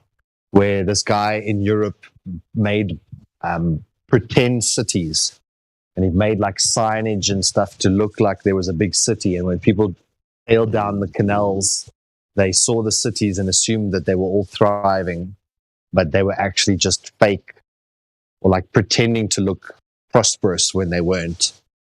It's the same thing with Google, that they're pretending to be this giant search engine. And when you actually start to scratch under the surface, you realize that they're not even like a millimeter thick. Now, why do they have so much staff? Why do they have, like, how could they be as big as they are if they really are providing you with 300 search results? Like, what the actual fuck? Insight. I would say it's probably because they're sending subliminal messages through the screens like they always have. It's been since the beginning of television. It's to lull you into a sleep so that you don't care about what's going on in the world. It's all it's for, people. I guess it's got government kickbacks and, you know, advertising. It makes me angry. It makes me pretty angry to see this. It really does. No, this is like Elon Musk kind of being understated as like how important of an issue this is for people to understand. Like the censorship of information and like people don't understand like how important it is. Like why freedom of speech is number one. You know, on it's the first. they did that first. It's how the controllers will rule you is by controlling the information. Whatever. I'm frustrated by it. You know, like for Elon Musk with his business Tesla, you type in Tesla balance sheet and you look at over the last, say, 10, 11, 12 years, there's like only been 1 year that they made profit. And every other year, they're losing 150 million, 600 million, 700 million US dollars. And you're like, how the fuck can this business stay afloat if it's losing $600 million in a year? Like, you go start a business and in the first year lose $600 million and see how well that goes for your business. How would you even get that kind of capital to lose in the first place? Yeah. But then you see the governmental impact where the US government subsidizes every car that Tesla sells. So for every car they sell, the US government pays Tesla the loss portion. How did anyone even negotiate that fucking deal? That I'm going to go sell a $100,000 car at $70,000, and then the government will pay me the $30,000 to make up the shortfall of the $100,000. And then they can perpetually show losses while being touted as the genius. And now he's buying Instagram because he wants to be the next Rupert Murdoch. So it's like Flat Earth Solar. Have you ever started a business? Yeah, I'm presently running my own business. Okay, gotcha. Well, after my first year, I was in the red a lot, 5 digits, which is a lot for me. I mean, you usually start out in the red with a business, isn't it? Just proportional? Yeah, they say. I think they say most businesses lose. They're in the red for the first 3 years of operation. But in the red, in hundreds and hundreds of millions of dollars, it's you can't claw your way back from that. Yeah. No, so, I hear what you're saying, and maybe I should have termed that differently. So thanks for the correction. Well, how many Teslas is that? Well, and I wanted to get on there because you made it sound like the government was footing $30,000 per unit sold. If I remember correctly, I think it was like $6,000 per unit sold. that the United States government picked up. So yeah. What are they? 80K? What's a Tesla? 60, 70, 80, 120. It depends on the model. Yeah, they've got a few models. I don't know. So, it's been a little while since, like, a few years ago, Tesla started profiting, and the government stopped having to we stopped paying for anything lost. But for the first, I don't know, decade almost or something, whatever it was, yeah, we were picking up like $6,000 per every unit sold. Okay, so what do you think? But that's hold on now. So, okay, go ahead. What's the profit margin on a Tesla?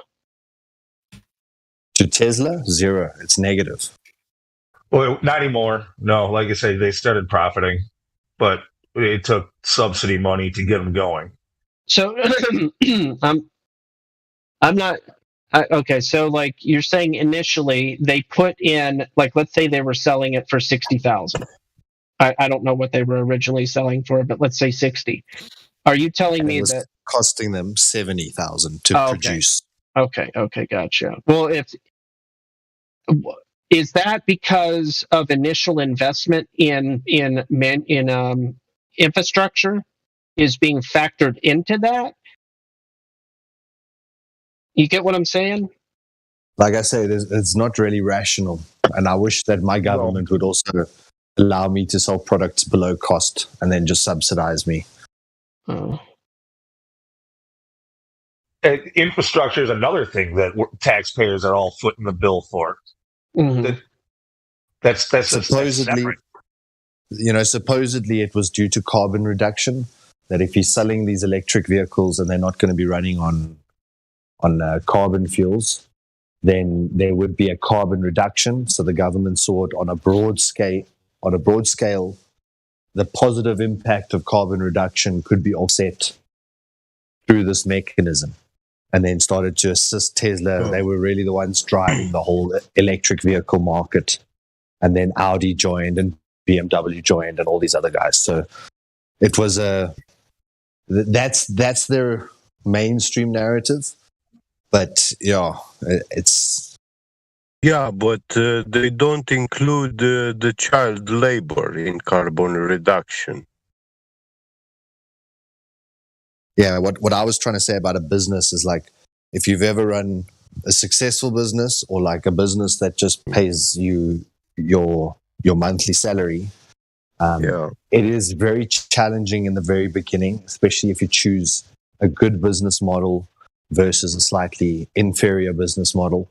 The slightly weaker business models can take 3, 4, 5 years to pay back.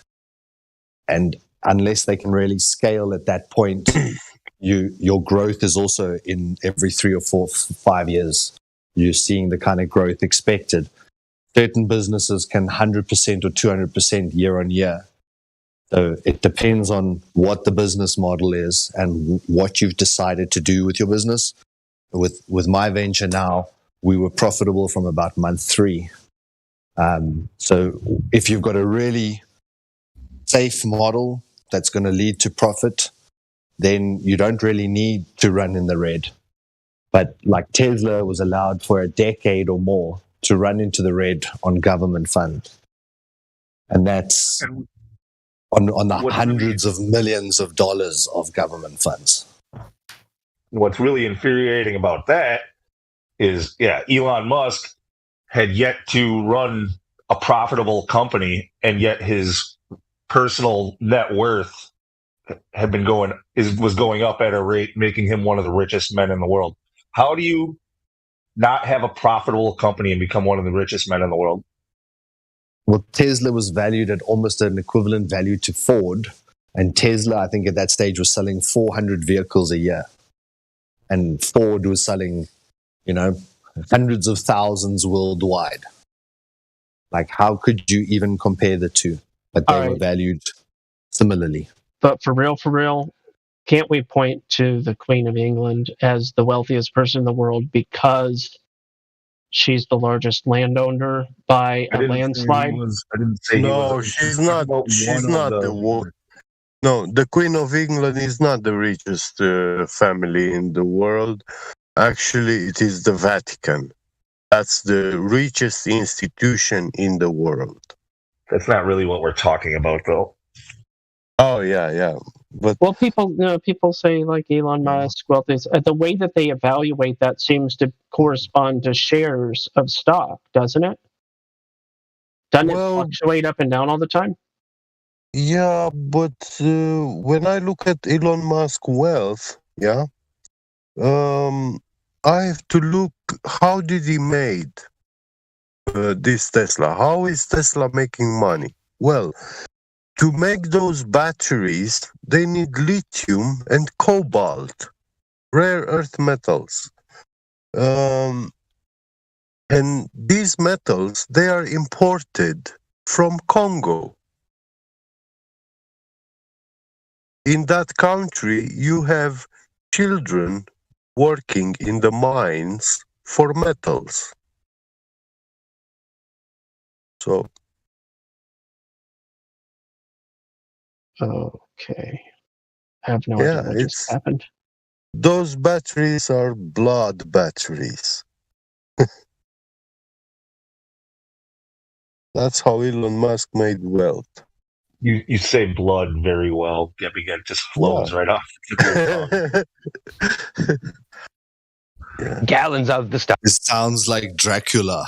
Blood. When it's about blood, I count every little drop. Count. He said count. Oh my god. Yeah. So, wait, what did I miss? Somebody making a joke? So I count the cobwebs on the wall. Does anybody know the Sesame Street count video?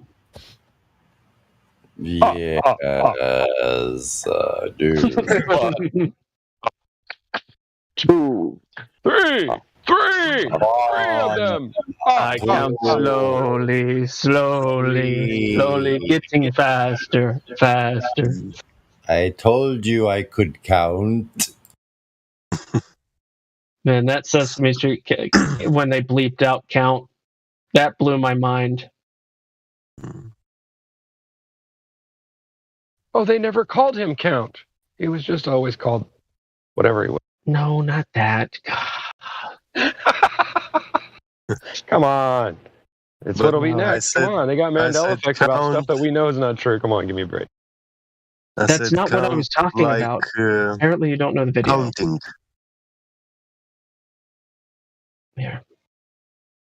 Here. My bad. I was teasing. I wasn't trying to talk Watch the video. You know what I'm talking about. Seems like a lot of people are misunderstanding gospel. Here I go. I'm watching this. I'm watching the video. So check the graphs that I've posted in the live stream of Tesla's cash losses in the billions. Oh yeah, that checks out. Yeah. It looks like a good business model, right? Well, yeah, I mean, it looks like you're going to get bailed out soon then. It's only getting better and better. That looks like when you are getting governmental funding, your company, you cannot make profit. That will be stupid. Exactly. Sometimes I get carry the beep. Yeah. Okay, I get it. It's funny. Business? What's that? This is how our minds replace information. The count video is a very interesting psychological phenomenon. That's funny though. You're right. It's funny when you bleep out something that's not bad, and then your mind fills that in. Yes. The mind is a very, very interesting thing, isn't it? There are people that initially argued that they edited this and redid the voice and actually said that word and then bleeped over it, refusing to acknowledge that it's just a bleep and that he wasn't actually cussing. It'll be a Mandela effect by tomorrow.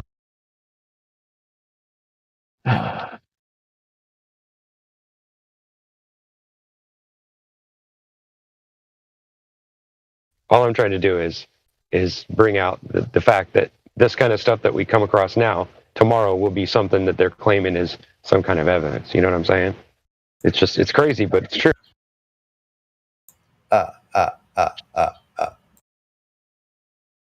All right, I'm gonna shut up now. What? No, you don't have to. No. I got one laugh. What's this? You know that I am called the Count. Sonny's playing. Because I really love to.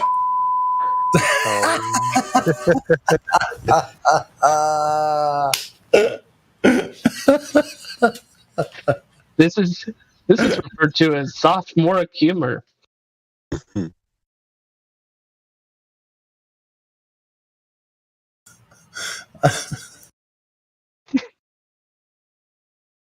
Well, we laugh about these things, but in reality, there's people that get confused by them and believe that they're real and that they're true. Yeah, and then their reality starts to break down very quickly. We should play on and make comments. Sometimes I sit and all day. But sometimes I get carried away. No. I slowly getting fast. You know we can all hear this, Sonny. Okay, sorry, it's dumb. It's hilarious. We can all hear. Thank you for that. I appreciate that. That made my day right there. Well, I like to point to psychological phenomenon sometimes.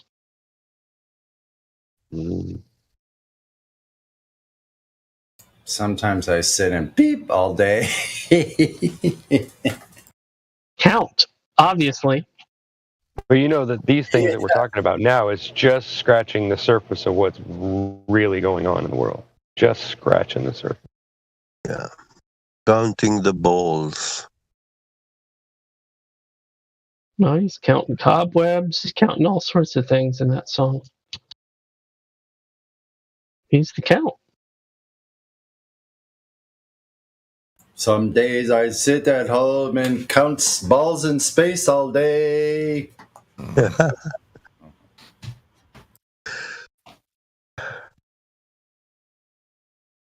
Do we have ladies' night tonight? I hope so. Me too.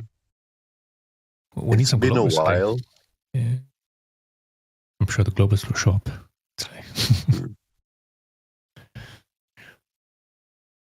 Oh, I'm sure.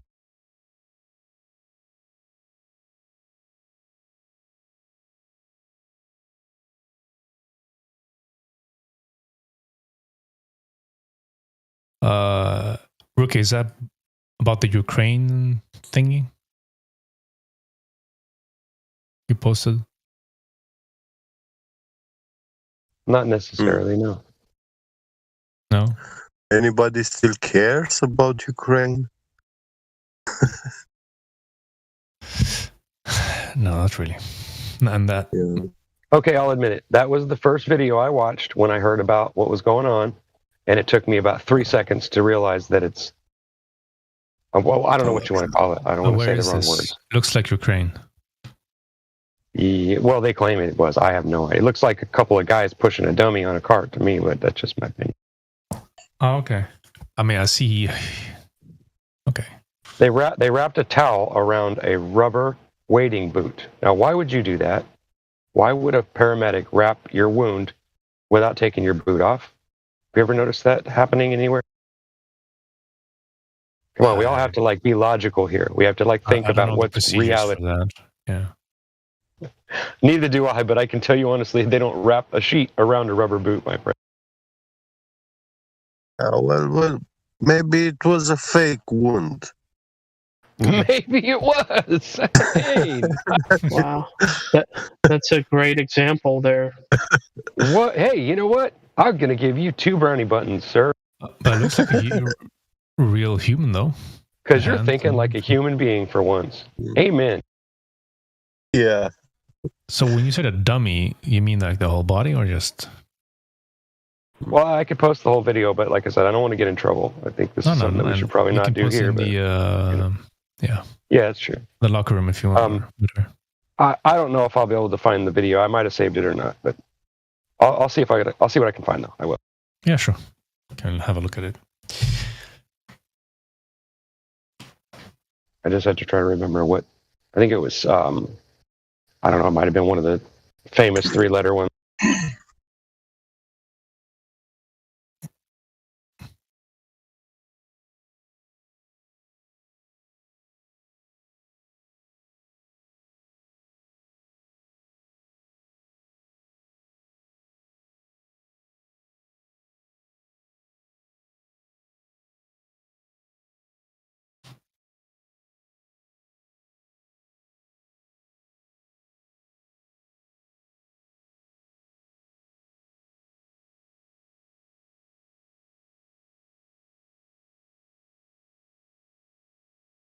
Measuring the curvature of my ball. How do you do that with a curved ruler? Well, there's something called a tape measurer. Yeah. Hey, everybody knows. Everybody knows you can't measure with the tape measure. You measure with a spirit level. Duh. Sorry. Wrong name. That's not what I was referring to. A Taylor's tape measure is actually what I was referring to. Oh yeah, tailors. Yeah. Sounds more accurate. Yeah. Like fashion designer, when they take your waist measurement. That's wrong. That's not how you measure curve.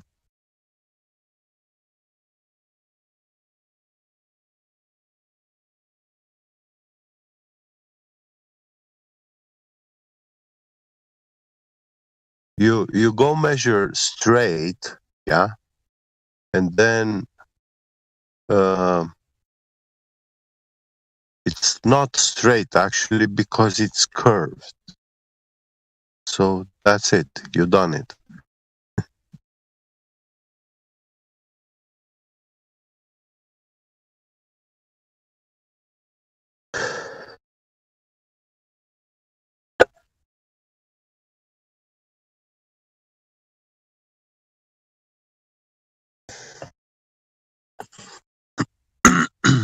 And why would you measure when you can calculate it?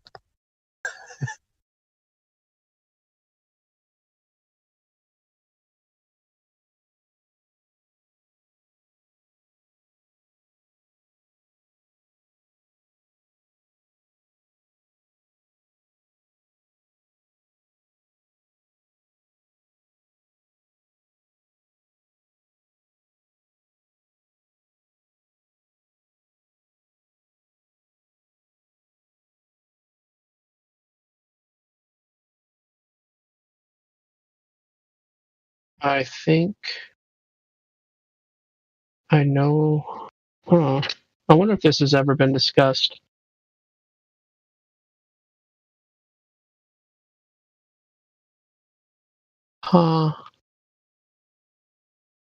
Anybody think that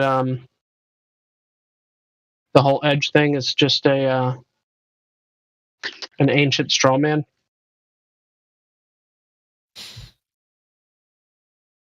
Well, to be honest, when I was a child, my grandfather was telling me stories for kids, bedtime stories. And some of these old Romanian stories, they speak of a very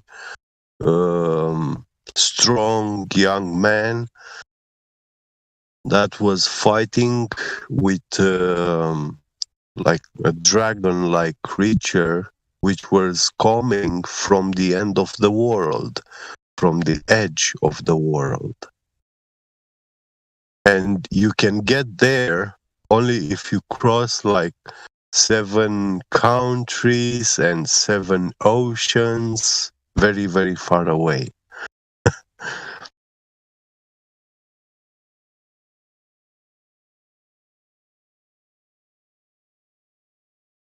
So, yeah, those children bedtime stories, they include these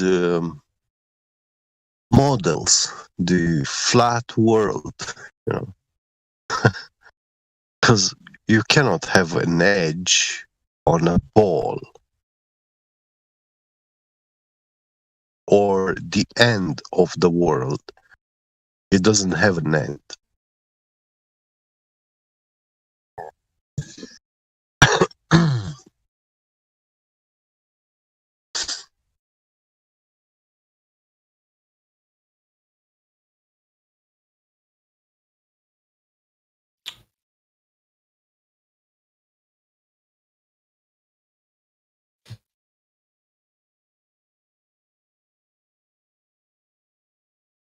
In the story, it was depicted like there is still a realm beyond the end of the world, but we had no description of it,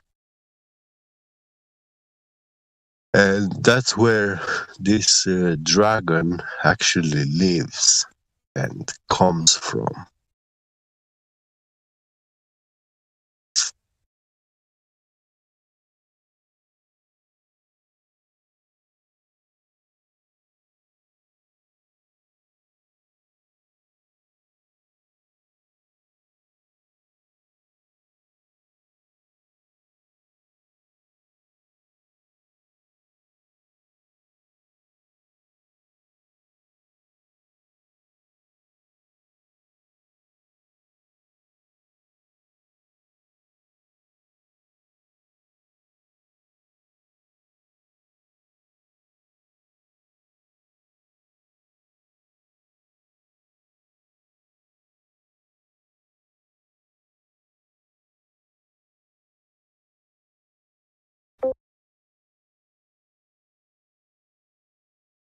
Velocity.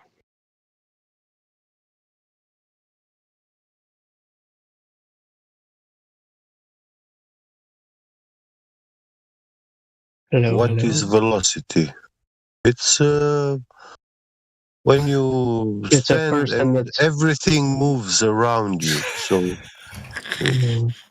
even when you're walking, you're actually standing and the ball is rolling beneath you. So, yeah. I mean, what do you mean by velocity? It doesn't exist. Velocity is not real. Yeah. I'm fooling around. Yeah. Do you see the voice chat? No. The Edge, Sasha's post? No. That's funny. No. Oh, which one? Sorry, the VC itself. There is a user by the name of Velocity. That is why I said the word velocity. Oh, I see. It's been here since October. But I felt like explaining yeah, I know. Velocity the way the Globers explains it. They often come in here and tell us about the relative velocity. All motion is relative.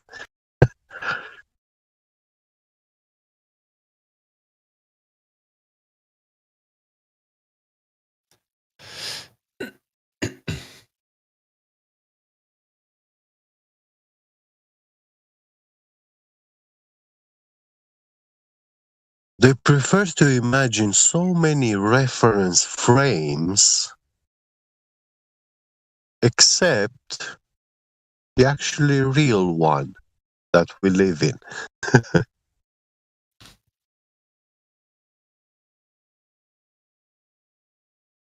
Oh, if I'm taking a walk in the park, well, you can't say that you're taking a walk in a park if you don't see it from the airplane while you're flying and looking at the sun. That's when you know that you're walking in the park.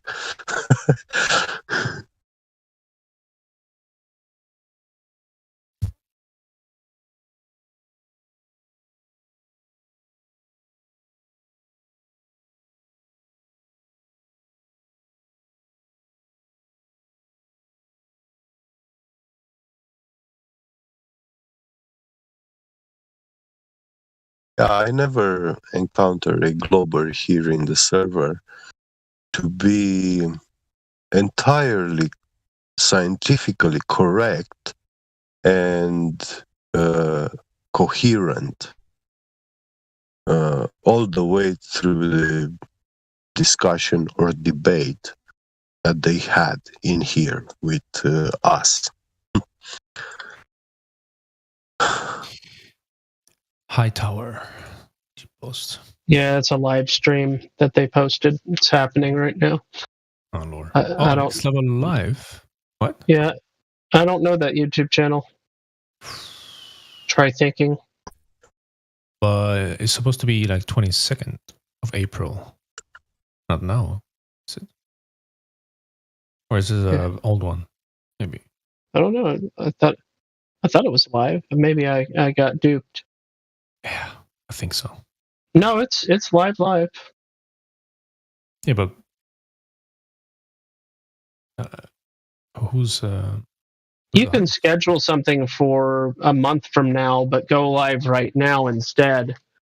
Just because you Free for all Friday gaming. What is it about though? I don't get it. What's the content? Yeah, I don't know. I'm not even subscribed.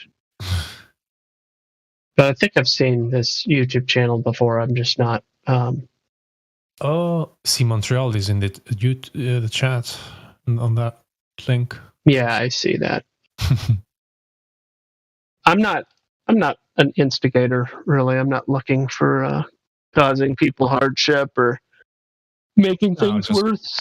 Yeah. I'm just. But I had to. I noticed that in the chat. But yeah, I don't know what this live stream is about, to be honest. Interesting.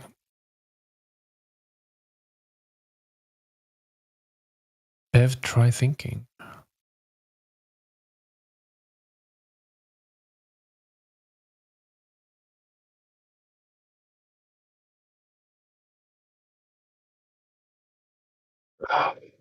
What is that sound? It's like a high pitch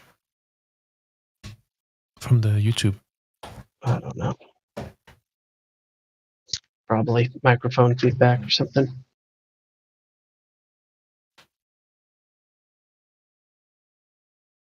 Never heard of this guy before.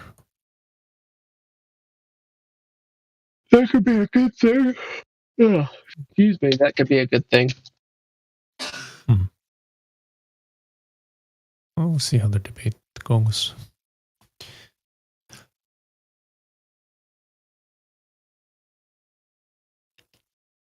Oh yeah, that thing's starting in I guess an hour and 52 minutes.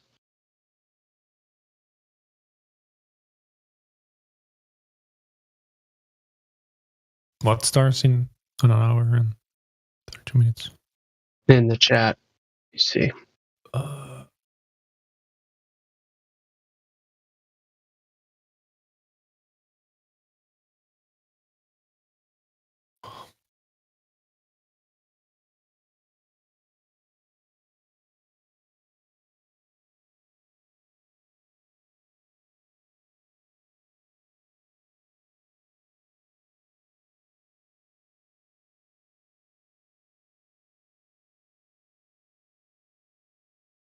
This guy says there's no straight lines to follow the surface of the Earth because the Earth is a sphere. Yep. If you could borrow a straight line between 2 points on Earth's surface, that would be shorter. Okay. We're going to talk about that goddamn sextant again or what?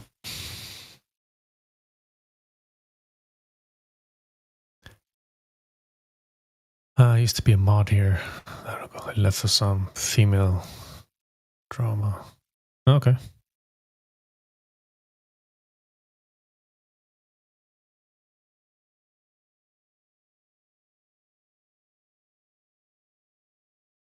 What build is shorter? The two the two straight lines. Is this a Glober saying there's no straight lines? Then tell us how they navigate with a sextant. for How much thousands then it distance to the wiring? Why don't the Globers show us where is all the extra undersea cable, all the extra railroad track, all the extra concrete for roads, highways, canals? Because if their ball drops off 8 inches per mile square at 100 miles, that's 6,667 feet of extra. That's over a mile of extra, whatever it is.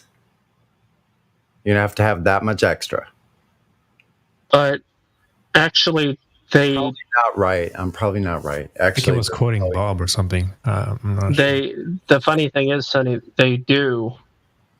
If you talk to Indio about that sometime, he was expressing how the Trans-Pacific and specifically some of the Trans-Pacific lines have an absurd amount of extra line for reasons unknown. Yeah, it's these elevation changes. That's what it is. Because they make these slight up and down grades in the track. No. There's like coils of extra. Oh, of extra that they never used. Yeah. Like they planned on one thing and another thing happened or something. Like there's extra cable. If like a stupid amount of extra cable by what he was telling, like 30% too much or something insane. Well, see, that would require extra ships and everything if you're laying undersea cable. Like it gets exponentially more difficult logistically speaking. Mm-hmm.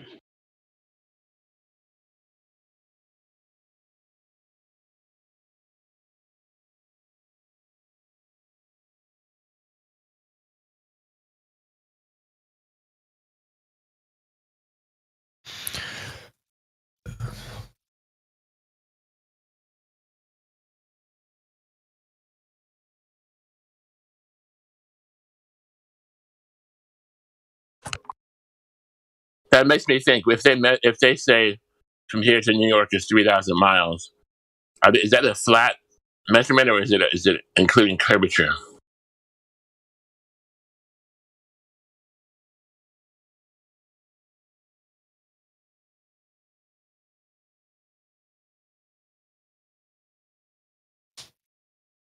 Well, here's the thing. Whenever you look at like what is that called on maps, you have the thing where it shows the scale and inches, or like an inch equals this much land on this map. Guess what? Every one of those measurements is not a curve one. So yeah, I wonder. I don't know if that answers the question, but I think it does actually answer the question, because if you look at all maps and you measure something, you're not going to be measuring with some kind of curved thing. Well, why not? If it's curved, why wouldn't you be measuring with some kind of curved measurement? Like on that little emblem, I can't remember. That's dumb of me not to remember. Anyone know what that little thing is? The legend. Yeah, the legend. I need a cup of tea. The legend, right, of the map, isn't that? Yep. The thing that tells you about what the symbols on the map. Yeah. So you have an inch. It has little. Well, that's the scale. There's the scale and the legend. Well, the scale, yes, but the scale, there's no delineation for it being a curved surface. It's always flat horizontal, just like you do when you're using a navigational chart on a chart table. Not using a curved table. The wane. The wane? This is not a word I know.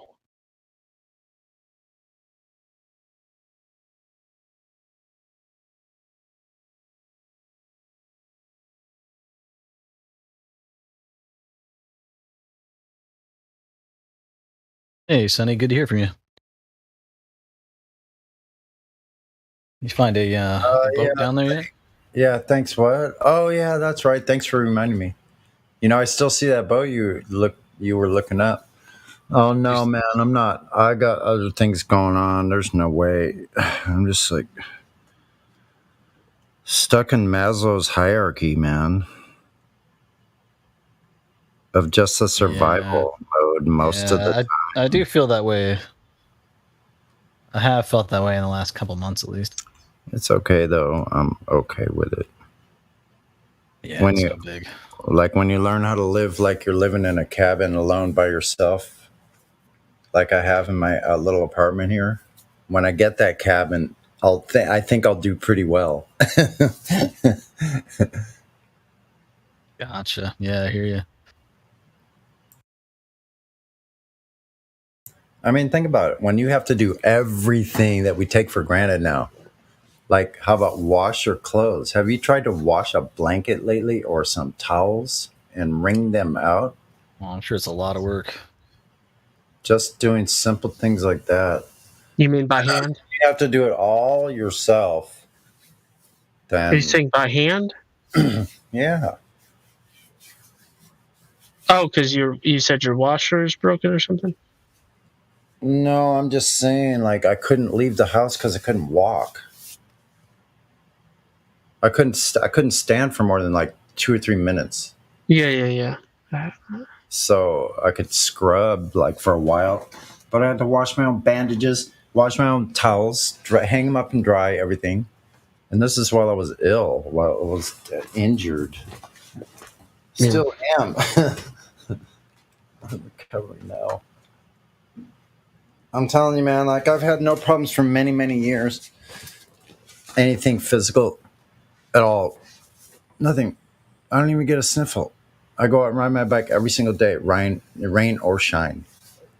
That's the way it's been for about 5 or 6 years. Until recently. Then I got this several different things all at the same time, like happening. Like an infection. I burnt my hand accidentally with boiling water. Then my tooth starts erupting last night. You know? I'm like, but I know it's going to pass. That's the thing. But I tell you what, like I've gone to the hospital a couple times because of pain. And they have no place for me there because I don't take any medications at all. Nothing anymore. I hear you, yeah.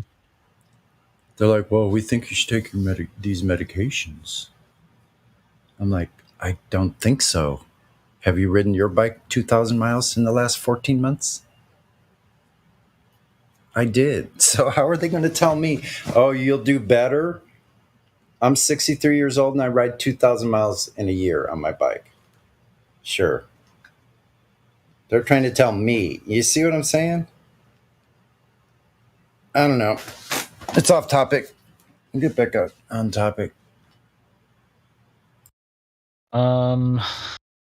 This is on topic. I've been flat smacking a guy at work for, I don't know, a few months. And he said something really got him. And it was had to do with how slow rockets look like they're going. And allegedly they don't break the sound barrier or haven't been known to. Mm-hmm, and then somewhere in there they're shifting to incredible speeds and 17,000 or whatever plus and speeds. Yeah, there's a couple things. When is it happening and what happens to the people when they're experiencing this kind of thing and all these ideas he's thinking about. He was like, oh man, this is falling apart. There's a couple things in there, right in there. Like, so for instance, the speed at which they're rising and the amount of helium that they're using, number one, that's an eye opener. But then, so if they're moving into the supersonic speed eventually to get out, whatever they're saying, this ludicrous or alleged escape velocity is to get out of their fairy tale bubble, when does that occur? Because from what I've seen, in a few minutes, they're basically going horizontal and then back down.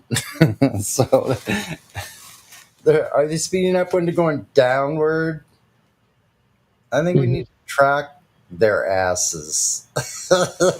Those things going up and down. Where are they going again? Yeah, right into the Bermuda Triangle. Don't go there, because there's aliens going to take you away, brah.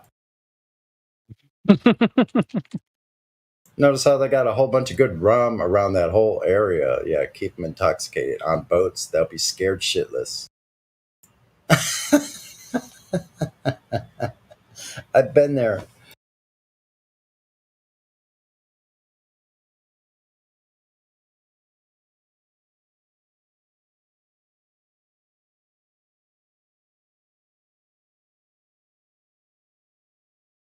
So I've been through the Bermuda Triangle or on the corner of it, and nothing happened to me.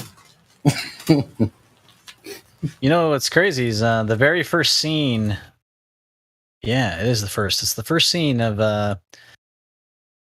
the Black Pearl, and one of the first lines in the movie is, "It's bad luck to have a woman on board." Remember that?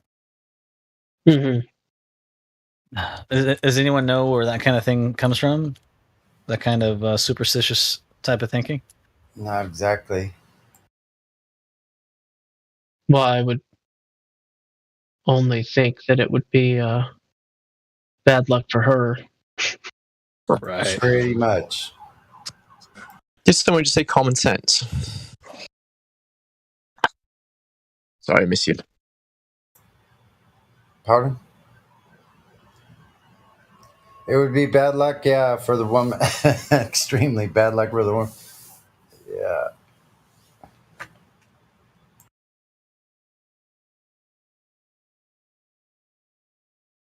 Is that you, Gospel? What? That picture?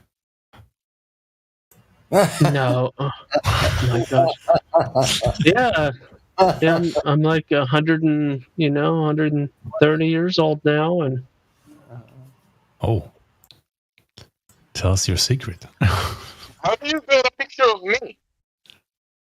yeah, he was talking about Abraham Maslow, so I just thought it'd be funny to put a picture of Abraham Maslow in the chat.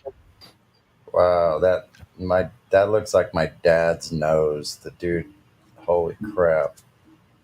Different forehead, but that nose, my dad had a huge nose. Big old schnoz.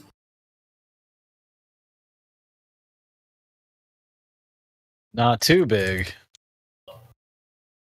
Yeah, the thing covers a third of his face. What are you talking about?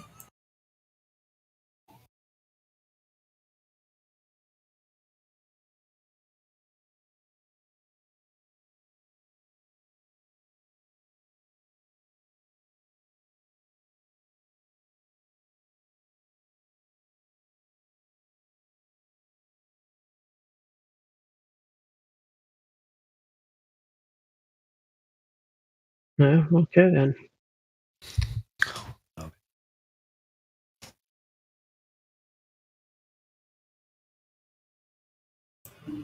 So that's interesting, Elbow.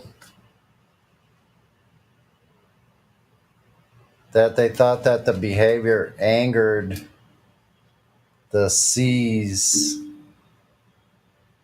and that the ship would be, Yeah, it's just historical paganism.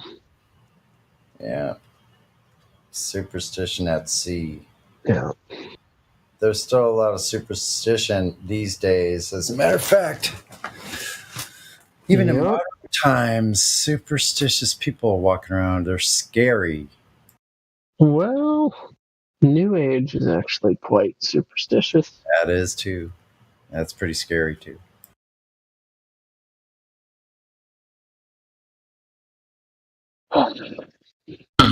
I'm superstitious. We probably all are to some extent, though, in some areas. Yeah, that would be hard to say that we're not. I wouldn't want to get an operation on Friday the 13th. Just because of that. Operating the wrong thing. 13th thing.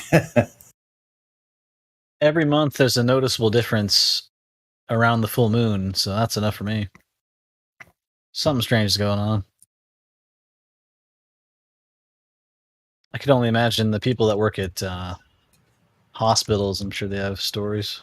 I saw the moon last night, actually very late, and it looked really bizarre. It looked like this egg-shaped thing, like it had a strange appearance. Yeah, I saw it too, and it right away it had me thinking about the reflective, dusty dirt that gets kicked up. Yeah, because it was only about 4 hours before sunrise, and the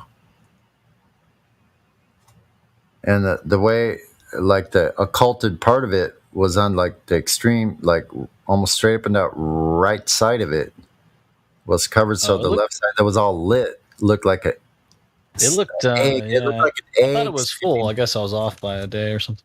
It looked like an egg standing up, like upside down, with the pointier side up. It looked bizarre. Or maybe with the wider part of the egg standing up. Yeah. Yeah, I had More like such that. a distinct shadow at night. It was mind blowing. That reflective dirt. Lunatic. It's just Yeah, incredible. see, is that your picture, Lunatic, from last night? Yeah. Right on, man. Yeah, okay. So, yeah, even where you are, it has this weird egg kind of shape to it. Yeah, it's a weird kind of like longer from the top 11 left corner to the bottom right corner. 11 o'clock to 5. 11 o'clock to 5, yeah, or kind of squished the other way looking. 10:30 to 4:30, yeah. Really bizarre. Strange looking, man. It was kind of strange. I didn't expect to be out there at that time of night seeing the moon, but I just happened to be.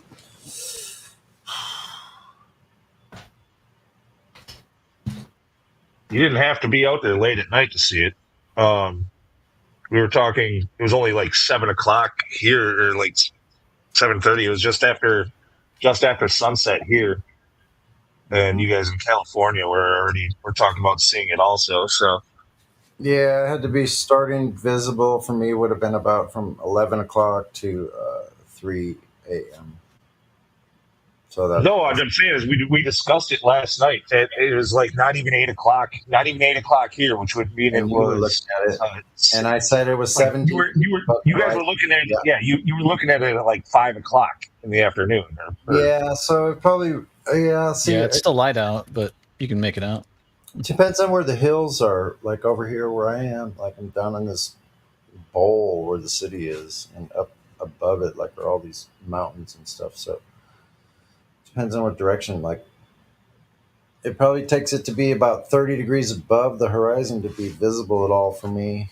Even and So I would have to be on a high hill probably somewhere to see that. It's something I'm a little frustrated with. I got this nice expensive phone with this awesome camera on it. I like the phone. It does everything great except for one kind of important thing. But the compass doesn't stay calibrated ever. And I have another app that I was going to use. I was going to get the exact azimuth and direction, like the angle to the moon. I've got an app. I was going to get that, but the compass needs to be working properly for that, and I couldn't get it calibrated right. How hard would it be for them there's a glitch with this expensive ass phone where just everybody has the same problem, where the compass won't stay calibrated. Now that's a big issue for me because I bought this phone specifically because I wanted to use it with my drone. My drone kind of needs to be. I need to have that compass calibration, so it's really a pain in the ass actually for that. That would be kind of cool to have something that could do all of that, and that made me think of like how hard would it be for them to make a like a sextant app for your phone to be able to. No, there is one. It's called Dioptra. It's or whatever. That's what I was trying to use. But right? Yeah. Yeah. Measure elevation angles, so it should be able to do that. Yeah. I mean, do you have to have a super fancy phone to do that? No. Every smartphone has a gyroscope in it and a magnetic sensor, and I've never most of the cheap phones have no problem with this. It's just a glitch that this expensive one has. This Samsung's flagship phone doesn't have a working fucking compass. But I have to say, for a phone, that's pretty astounding picture you got there of the moon. That's pretty crazy. That's wild. That's a lot of detail. Yeah, it's with their moon zoom feature. It's basically it recognizes when you're pointing it at the moon, and then it knows what specific pro settings to put it at for capturing that. I see. So you don't have to know a lot about photography and setting everything just perfect for taking that. The phone already knows, so it recognizes it, puts it in, and then. That's kind of strange because I can take pictures of the sun and it's quite large in the screen. And when I take a picture of the moon, it's a tiny little dot, and even zoomed in all the way, it never gets any bigger. It's so weird. Strangest thing ever. Cannot take pictures of the moon. It looks like the white dot. You can barely see it.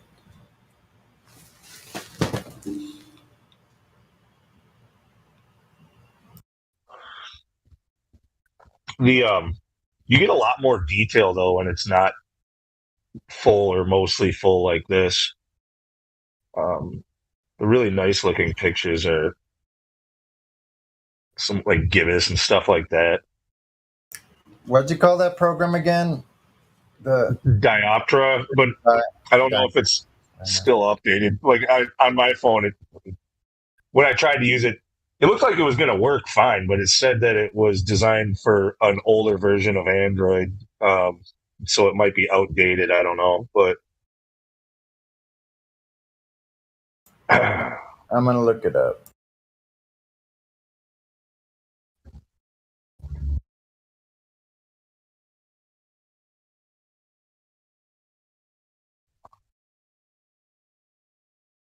Yeah, these, you get a lot more detail when the moon's partially shaded. This one's cool.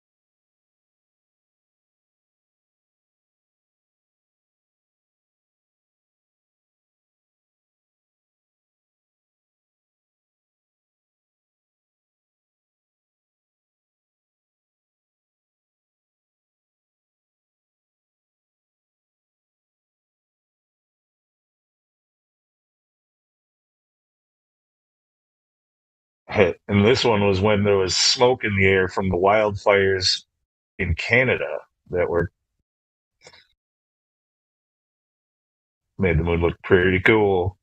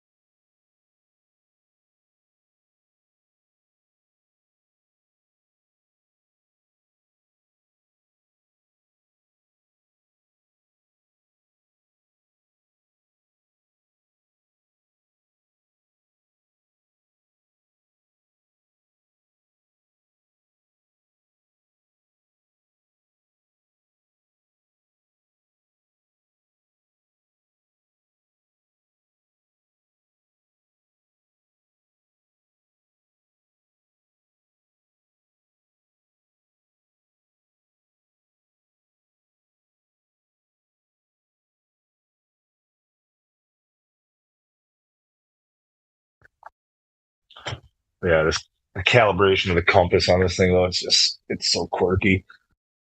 Finally figured out how to get it calibrated, because that's even quirky.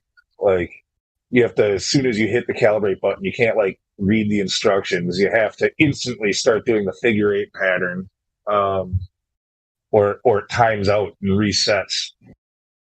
And then every time the phone reboots, you have to recalibrate it. It doesn't save the calibration settings.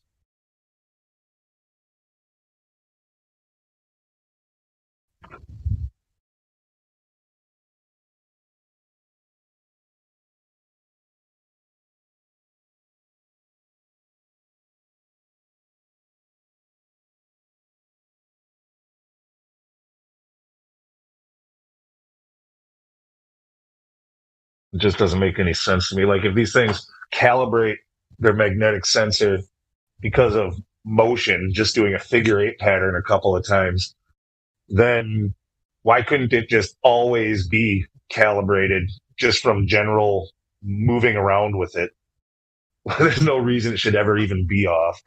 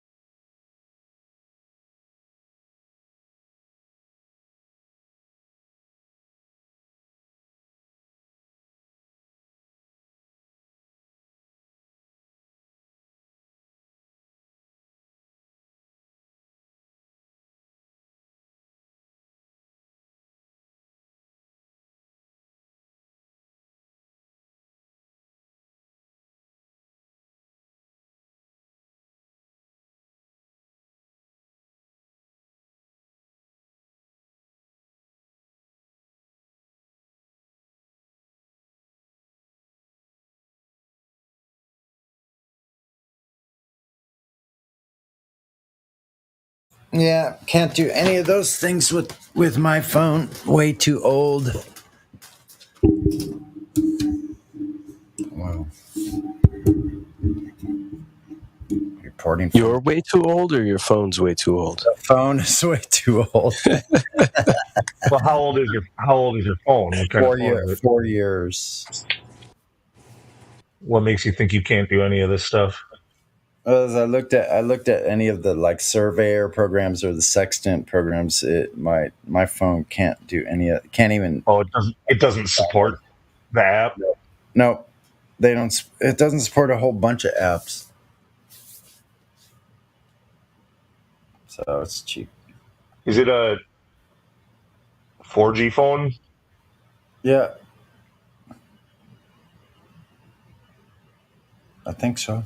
Might even be 3G. It could be 3G. Well, that's just their 3G is being discontinued if it isn't already. So yeah, I think it's been. Yeah, I think it was 4G from the beginning. Yeah, they were just recently tearing down all the 3G towers, or tearing down the 3G service anyway.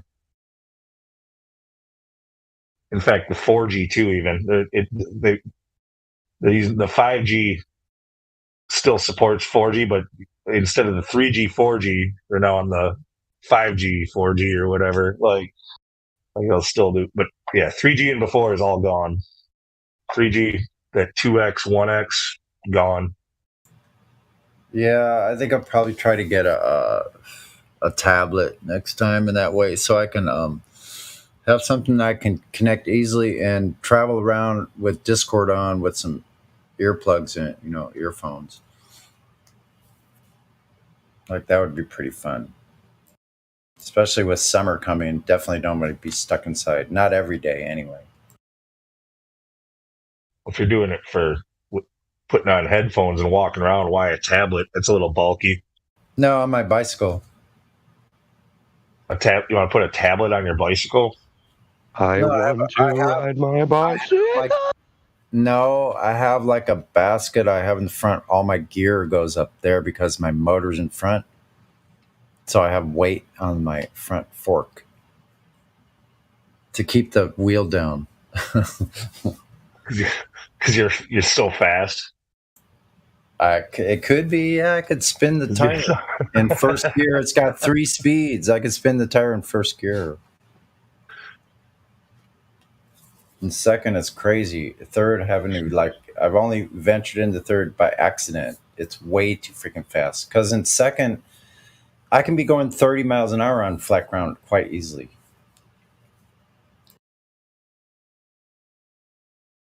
So with third, I could probably at least be doing 40. Which is way too freaking fast for me on that thing.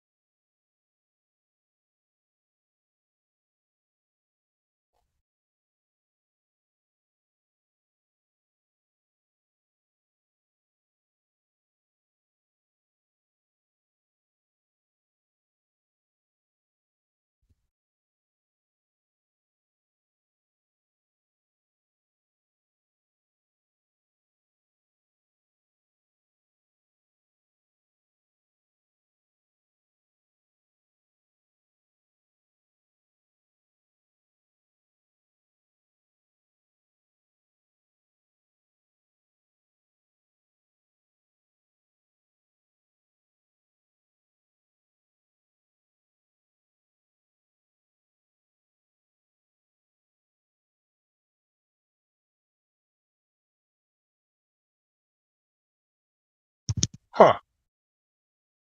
I was just looking at the series of moon pictures I posted, just kind of paying attention to this one specific crater. You see, okay, just go to the last one I posted. The one there's a pretty round crater that's in the top right corner of the moon. Look at where that crater is on all the different pictures. And we know that we see the moon kind of almost like spin like a wheel in the sky a little bit, like with the way that the orientation of it. But when it comes to the, dark side of the moon, as I say, we only see one face. Yeah, that's true, but you can tell that it must rock a little bit also, because that crater is more towards the center in some of them and more like around the edge in others. So there must be parts of the moon that sometimes we do see and sometimes we don't see.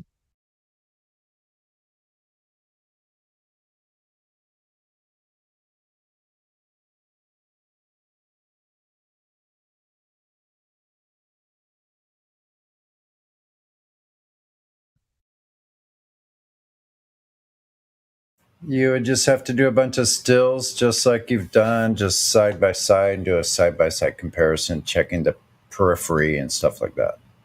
Different sections of it, analyzing different sections. Overlay them in layers in Photoshop.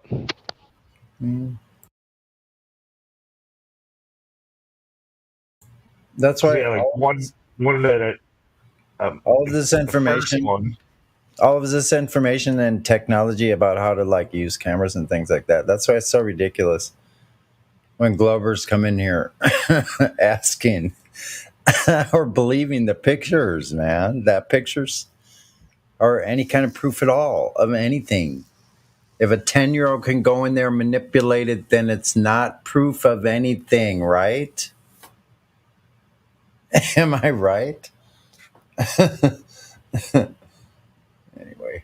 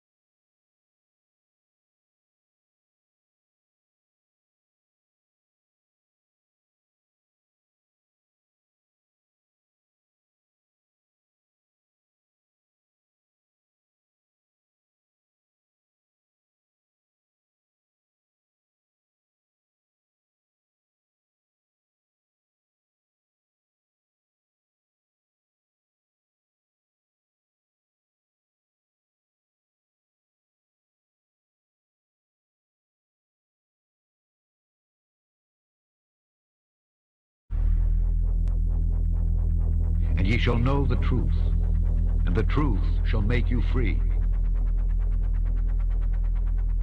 Welcome back to Smarter Every Day. Now, a lot of the pictures you see from the International Space Station come from the cupola on the inside here, right? So the cupola is on Node 3, is that correct? Node 3. Node 3. All right, so this is astronaut Don Pettit. You may know this guy.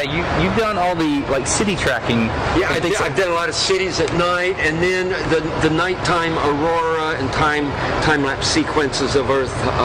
Many of those that you see have been done in this module when I was at the helm of the camera. He's the junk. Let me just say it that way. You're the junk when it comes to space photography, right? Can you say that? Say I'm the junk? No, I can't say that because I get too embarrassed. I'm going to meet you on the other side, okay? So, seriously, he's the junk. Like, all the really cool Aurora stuff, Don's the guy that took it. Now this is a cover. Okay. So we call it a shutter, and it protects the windows from micrometeorites. Okay. The shutters are closed, the windows are protected, and also thermally insulates the windows from the radiation environment of space. So can you shut these things from the outside?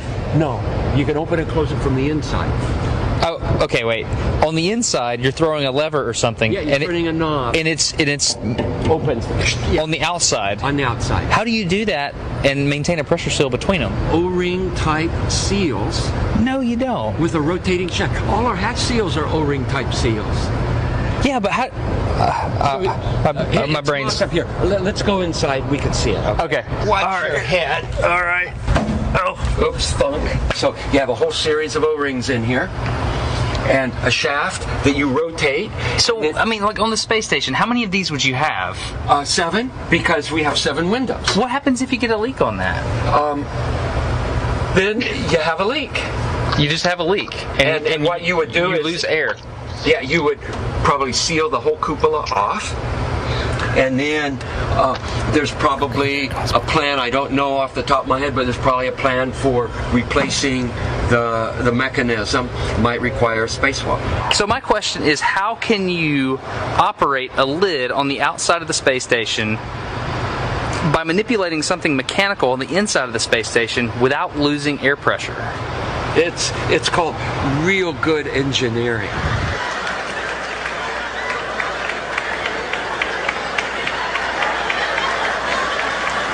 Real good engineering. It's called real good engineering. Look at this. Somebody come and look at this. Look at this. What happens if you get a leak on that? Then you have a leak. You just have a leak. Okay, one more. Then you have a leak. You just have a leak. And what you would do is lose air. Yeah, you would probably seal the whole cupola off. And then there's probably a plan, I don't know off the top of my head, but there's probably a plan for replacing the mechanism. Might require a spacewalk. So here we have an astronaut who has flown in space 3 times, but yet he doesn't know the procedure. He doesn't know the plan off the top of his head. If there was a leak on the ISS that he's traveled on 3 times, he doesn't know the procedure. Come on. And then there's probably a plan, I don't know off the top of my head, but there's probably a plan for replacing the mechanism.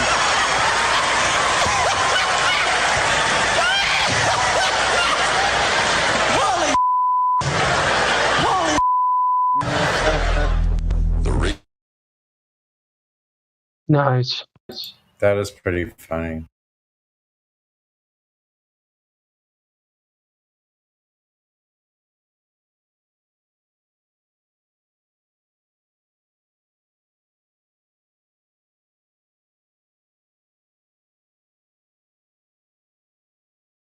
I couldn't find that video that I originally got that picture from.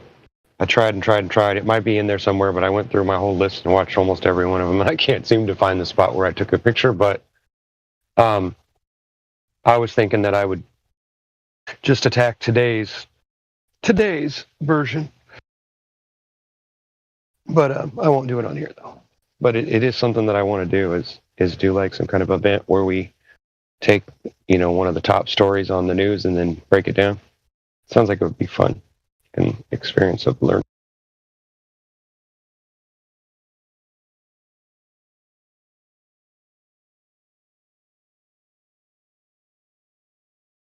The only thing stopping me is I need a group of people that will help me run such a event, so that, because I can't do it all by myself.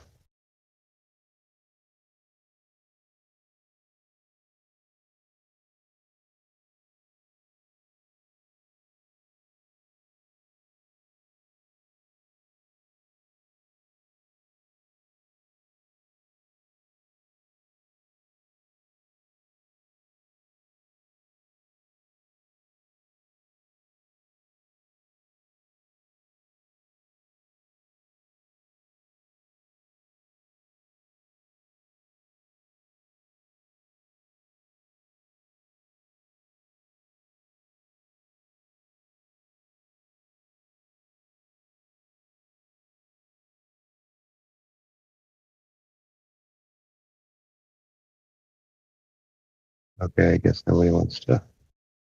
What was your proposition? I was saying that I'm thinking about doing an event where we analyze some stuff off the news and break it down. The video of whatever we decide to look at, and just kind of show like how fake it really is.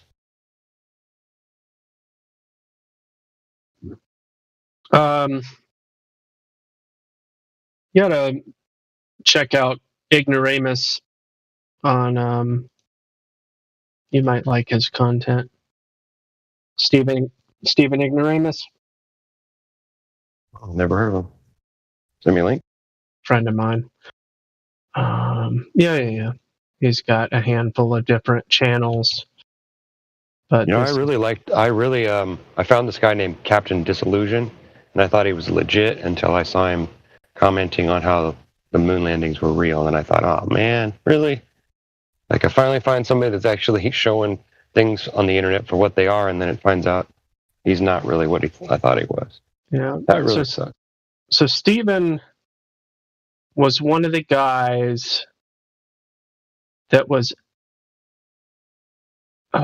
Did he go? No, he was there on 1/6, January 6th. So he's been through the ringer with the special alphabet people, but he's all good now. They've pretty much left him alone. He said, right, there's a little bit of residual gang stalking type stuff, but for the most part, it's all right. Well, he's a really good guy, though. That'd be funny. I'd laugh if somebody tried to do that to me, and just laugh at him. Be like, whatever. Threaten me? Oh, that would just make me mad.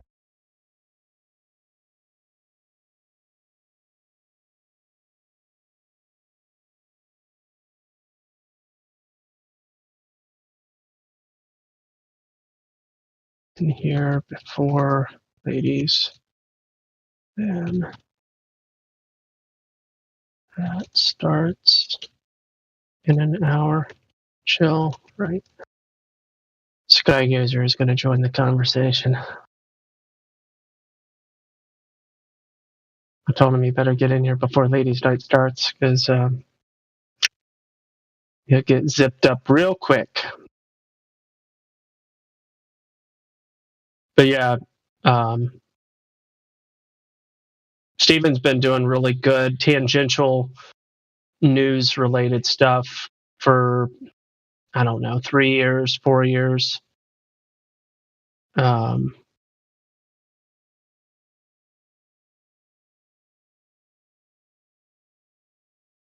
He's also a pretty talented musician.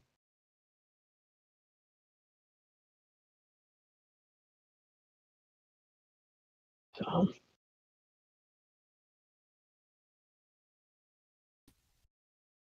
yes, it's true.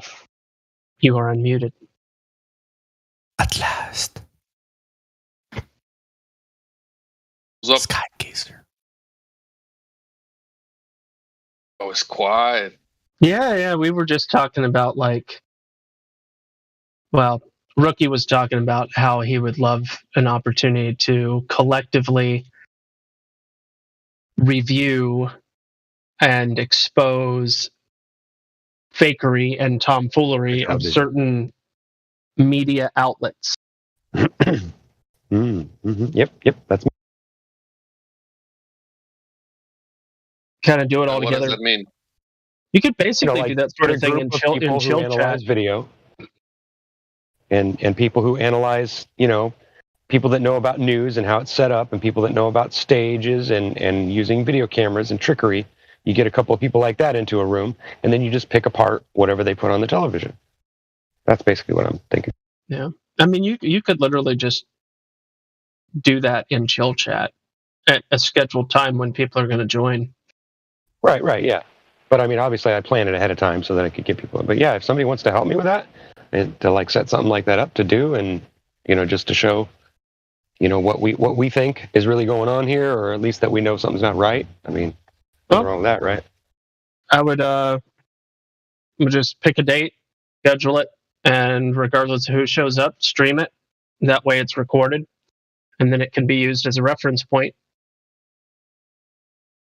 Good idea. You'll have to explain to me how I would do all that, because I'm not really savvy about Discord. Was that so? I don't fully understand it. Do you have an example, like what that would be about? So it's about like debunking news stories, or what? Look in the live stream earlier. I don't remember when I posted it, but there's a photograph of a man on a gurney getting pushed towards an ambulance. Take a look at that photo. Right. Wasn't that long. I'll post the message link. There you go. If you click on my message link, I just posted. That's what he's referring to. Right. But yeah, in this photo that I took off of a video off television, right? I just snapped a shot of it. Yeah. And I thought it was kind of odd. I want you to look at that photo and tell me what you think's wrong with it. There's something. I mean, I think there's a lot of things wrong with it, but I mean, that's the kind of stuff I'm talking about. Well, how about this? Imagine if you were the person that exposed the media using the Kentucky ballistics rally as pretending it was the Afghanistan war. Like, what if you were the person that were because there's probably a bunch of people that were like, wait a minute, but like, what if you were the person that exposed that? That would be kind of, you could pat yourself on the back for being the first to the punch. That's not really what it's about, but I know, but it is neat to there's all kinds of things just waiting to be shot down, but nobody seems to want to step up. I'm just thinking maybe, because I'm not afraid. I mean, hell, I'm 48 years old. I don't have much time left to live. Somebody wants to threaten me over the truth, then hey, let them do it. All I'll do is expose that they're doing it. Yeah, bro. Expose every bit of it. It's the blessing of old age. It's like you kind of get to that point. Not even saying that like 48 is not even old, but like in our day and age, but. I think that's a major factor, is like the reason you're seeing like this kind of whether it's politically or about cosmology, like probably a lot of the reason, there's gotta be like, with the TikTok thing is like, you imagine it's like, it's almost as if it's like a second, it's like a second wind of early internet era. So even on like apps like TikTok, you have like this truther movement, but then it's like, well, it comes with all of this social cost, right? To like be the guy who speaks out against it. And I feel like, as a young kid, that weighs way heavier compared to, if you're a bit older and you realize certain truths about the world. Like I feel like that's a major thing, because you see these kids who's like major NASA and SpaceX and Elon Musk followers. There's a very young generation, and that's another thing, is like, because there's a barrier to entry when it comes to this technology. It's like, well, when I was talking to my grandpa about this stuff, it's like, he doesn't follow this mainstream view on stuff. Like, he has his skepticisms and stuff, but you know, he doesn't have like this sexy TikTok or Twitter account with like thousands of followers. So of course his view isn't coming out there.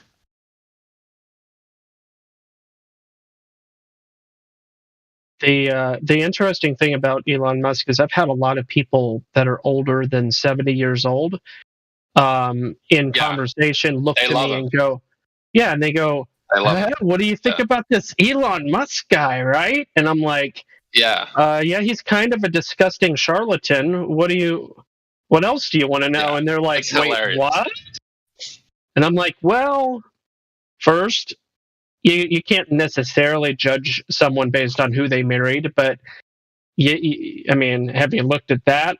And also, all of these companies that he's supposedly ushered in, is there any actual PayPal, evidence that Tesla, SpaceX, the Boring Company, the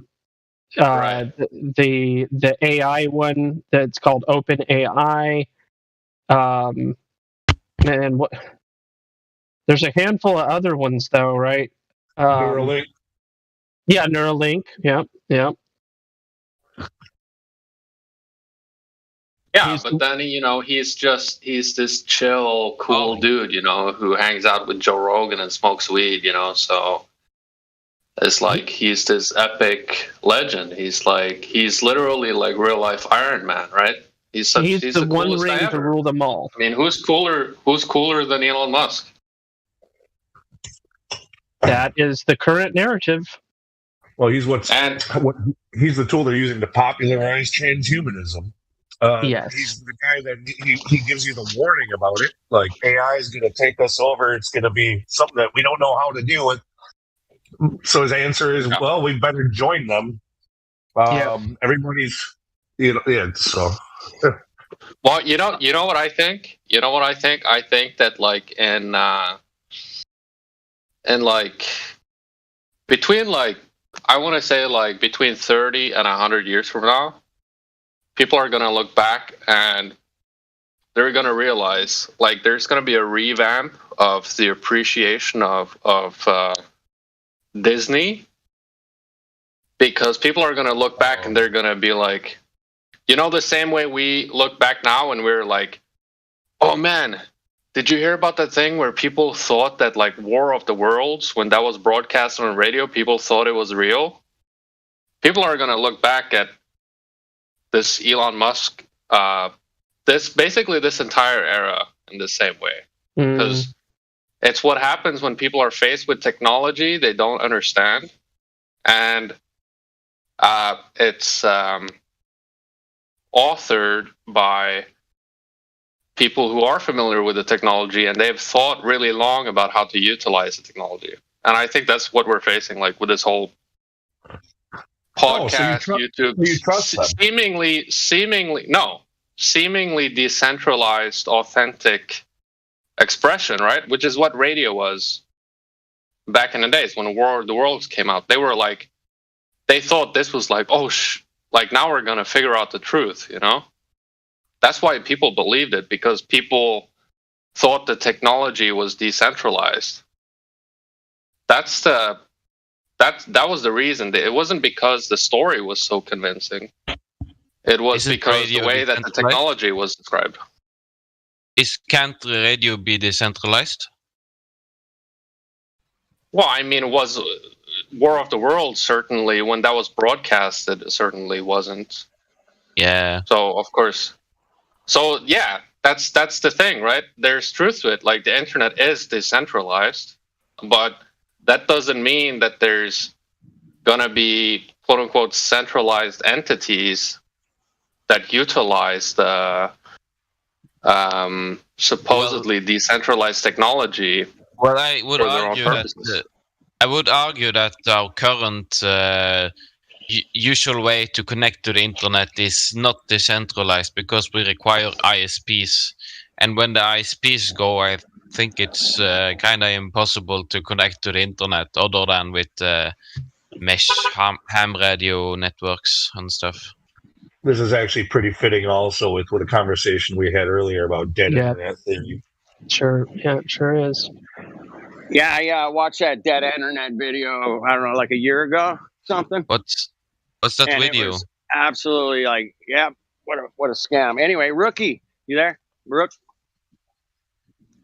Can you share that video? I want to watch that. I'm still here, it's in dude. I ran a show called NASA News. So it was like a Monday night show where we would just pull up NASA shit that happened that week and kind of just go through it and piss on it and laugh at it and take it apart, man. And we live streamed it. And we had a panel. We had a panel with like, oh, it was a blast, dude. It was so fun. NASA is like the greatest comedy writers of all time. Comedy, bro. It was pure comedy. I was on Dude, there they're last night hilarious. just reading some of the stupid shit they were coming up with this week, you know? Yeah, right. Yeah, I mean, it's Disney. It's like when you understand that it's the same entity, it's like the same organization. It's like, Anyway, they're trying to make like a catchy, entertaining story for people. I'd be down. You gotta kind of help love you it. out, Rook. I'd be down with that. That'd be fun. All right. Yeah. Sounds good. Yep. I will holler at you later. Cool, man. We'll I'm just- at work right now, Thank you. but I'm Appreciate it. just Oh, yeah, it's all listening. good. Yeah. I'll shoot you a DM later. Cool, man. What Thanks. was that internet video you were talking about? Dead internet or something? Dead internet. Somebody put it in the live stream voice tags, maybe. I don't know. All right, let me see. It's about search results and what you actually get, and what they say you get and what you actually get are two different fucking things. Totally. Oh, you're talking about search engines, but that's like easily avoided by using decentralized search engines and so. Not easily, but you can like avoid it and stuff. Well, we're talking about Google specifically, I think. And, Yeah, but why even would Google, anyone use Google? you can bypass the customized Hold on. marketing based result with like a couple add-ons. Hold on. So this is demonstrated in this message link I'm posting. If you scroll up above to the message link I just put in the chat, you'll see you do a search. The result says in this example, for me, it showed 682 million results in half a second. You scroll through the results, and when you get to page, whatever page it stops you at, it's different for each thing you're looking for. In this example, I got to page 19, and all of a sudden 682 million changed to 183 results instead of 680 million results. And this is one of the referred to phenomenon in the whole deal. Yeah, but that's Google. That's kind of Why are you hilarious. using Google, man? I don't use Google. I was demonstrating the point. Yeah, it's actual science.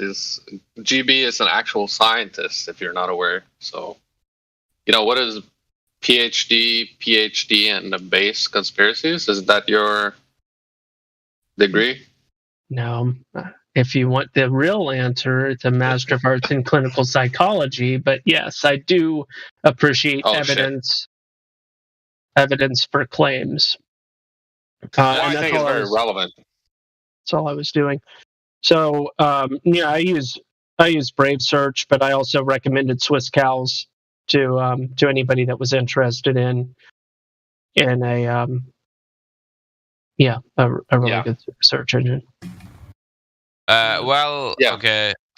But if you want a decentralized search engine, you have three ones that I know of.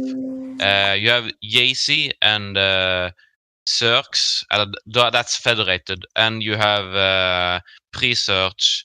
All of those are decentralized, at least. Yeah, but you see, I think the issue is the issue comes with there's this interesting concept of that came up with Bitcoin and cryptocurrency is this idea that there was an understanding or a fallacious understanding that code equals law, which is not the case. So when Bitcoin or cryptocurrency related cases are being taken to court, they're actually like when they're referring to payments and this kind of thing, they're referring to very old legislation, right? So in the court system, like how it's legally treated is that it's no different. Like this is where you're entering like Twitter being like a publishing entity, right? These are legal definitions that are set by the court, essentially. So, well, we're talking the fact, yeah, no, but it applies to your argument because you're saying like, well, this is the real decentralized technology. Well, the reality is, this argument has been made for like hundreds of years in the history of law. Like people have claimed that, well, bartering is different from using, individual cash systems for payment. Like people have invented their own currency for their own community, but when it's taken to court, they're still treating it according to the existing legislation. And the same thing applies like with Google. Like history will show like we're living in the kind of era now where we have these quick question. Huge monopolies. We have. No, let me just finish the sentiment. So we're living in this era where like Google is like redirecting the traffic. It's essentially the same thing as these railway companies who existed at a particular point in time in history. And they were saying that, well, we're only going to send our train from, let's say, New York to San Francisco. That's where we're putting our line. And of course, that's artificially inflating the economies of those two cities, right? Just as when Google is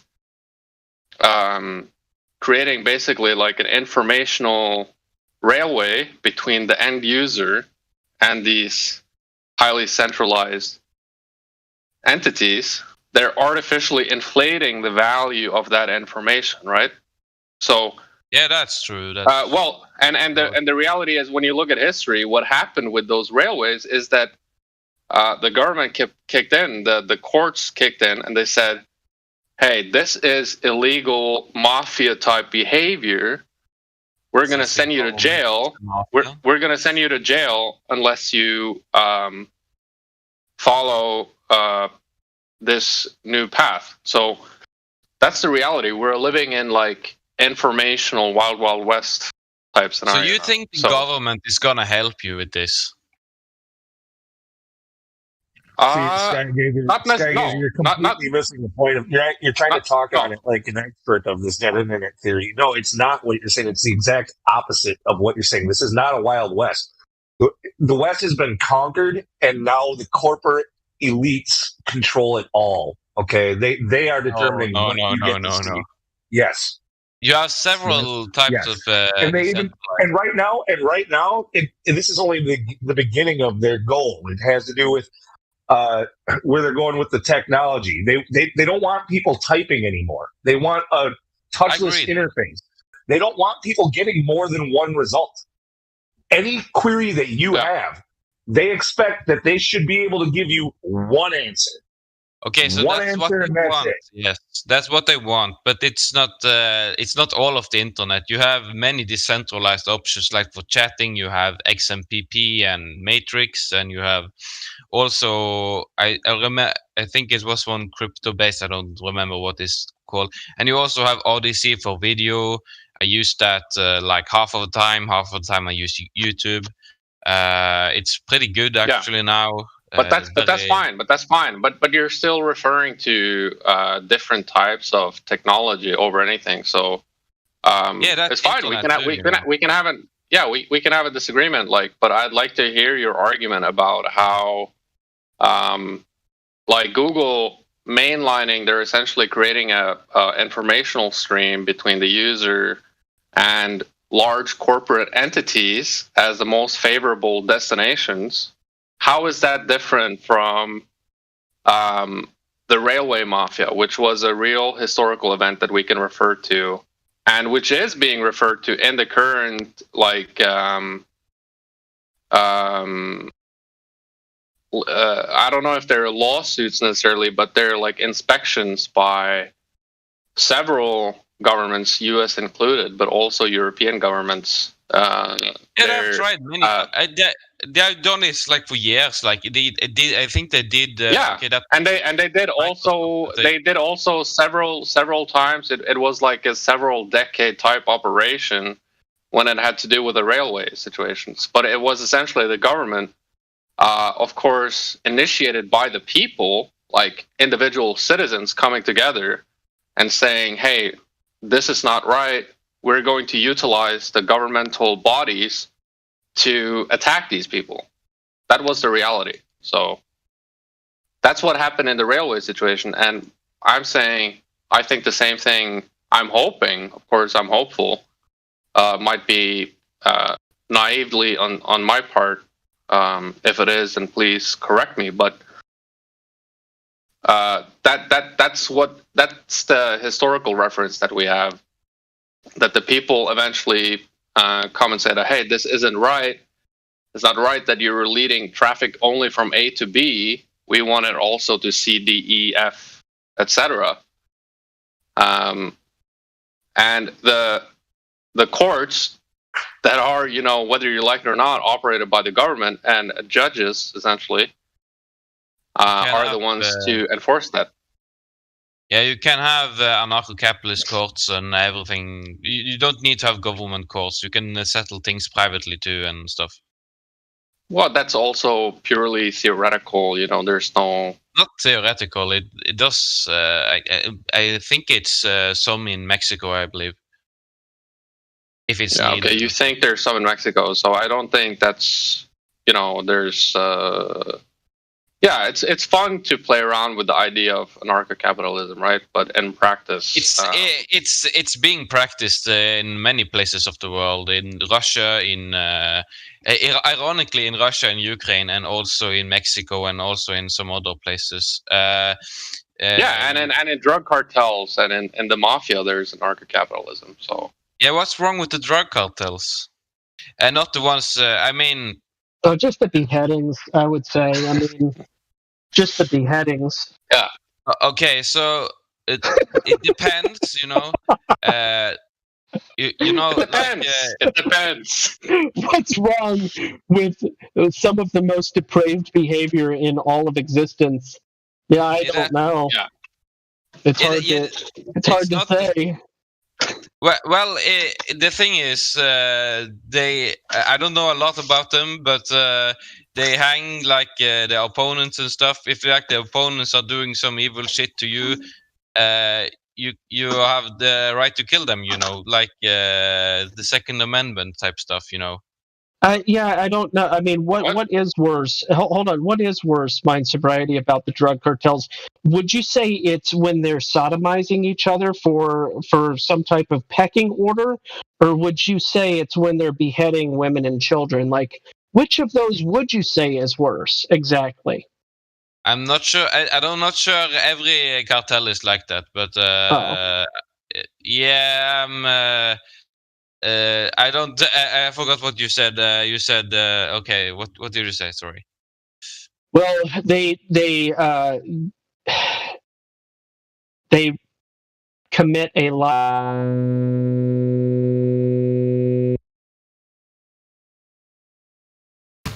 Bruh. Skynet has taken over. That was a cool audio artifact. Yeah, I never heard that one. I like that one. The aliens.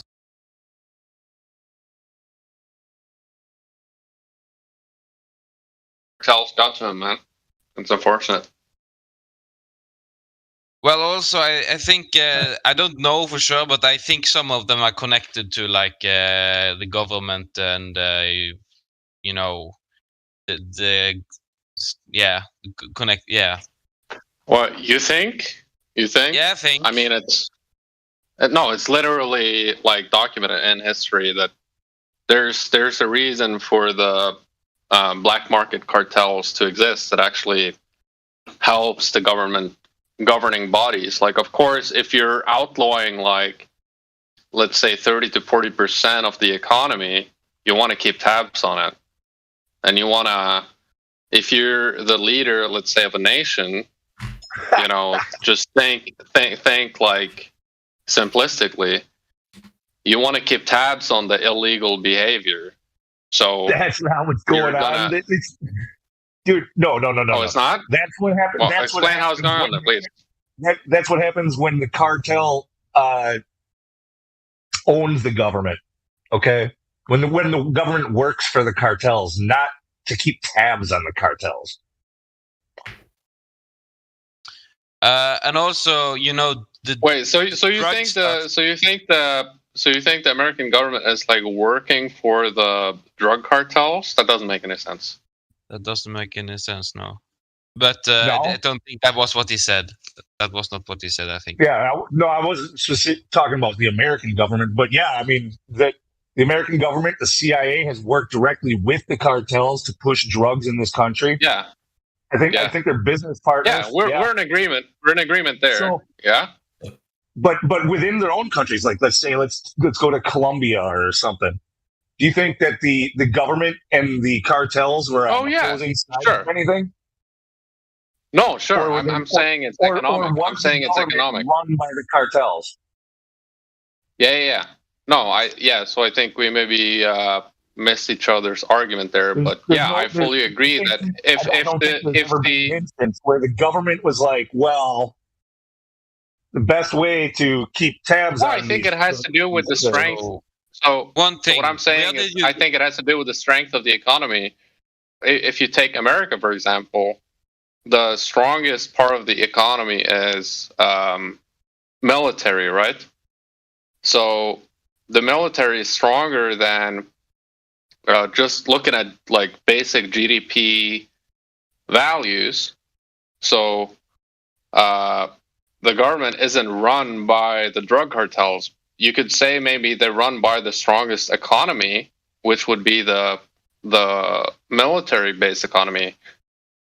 That I would agree with. Like, they have the most influence on policy. I think the pharmaceutical industry has more, but just my opinion. Yeah, it could be that they have taken over, like, as of 2020, I guess. What I haven't looked at the numbers recently, but I think actually, if what's it called? Security. It's some when you like pay for something that's like insurance. Yes, insurance companies. I heard some. What he talk about that? I don't remember the details. It was like they kind of owned. They like controlled a lot of Yeah. Sorry, I'm not educated enough. What I was going to say is that oftentimes in these type of gang groups of different cultures and places, there are people in these that will sexually traumatize younger boys in order to create a version of Stockholm syndrome for the sake of loyalty. And Epstein Island. That's basically the goal. Yeah, it is. Not talking about that specifically. And this is a practice that goes back, actually, all the way back to like the Greek, to the days of the Greek army, and how they would create the strongest forms of loyalty with their Gomorran behaviors. Okay, but is your information and also based just on mainstream media? No. All right. No, and you can also refer to just like basic prison mentality. It's the same shit. Yeah. So it's just like primal kind of human when cornered kind of, very bad, very, very sinful acts come into play, which is, that's just the reality. But yeah, GB, sorry, didn't mean to cut you off. No, it's fine. I'm sure a lot of these cartels aren't like this. I think some of them. Oh, you think that they're honorable, upright, and honorable? I mean, morally. No, but I think somebody he fight has of a the point. government, so that's a good thing. Yeah. No, I agree. I agree to you to an extent that there is a level of honor, just like you, like in the mafia. There's a level there. There's a code of behavior. There's an agreed upon hierarchy. It depends. So I think, yeah. But it's interesting because now, people are being presented with this idea that, well, the government is all like, transsexual, like highly immoral people. So people are like, well, like, where can I actually, like, I miss this. Where's the honor culture going? Like, where's the patriarchy? Oh, actually, like, the mafia and the cartel industry, they actually operate still within those terms. It's true.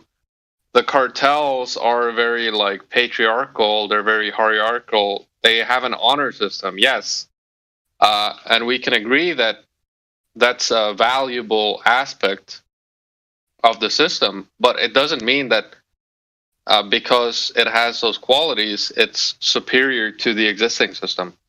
Or that it excludes certain behaviors.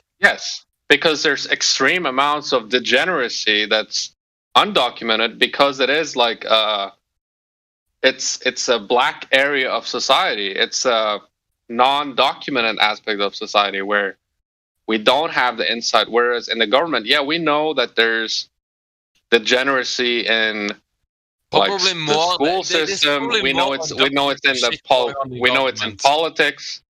We know it's in all levels of government. We know there's degeneracy.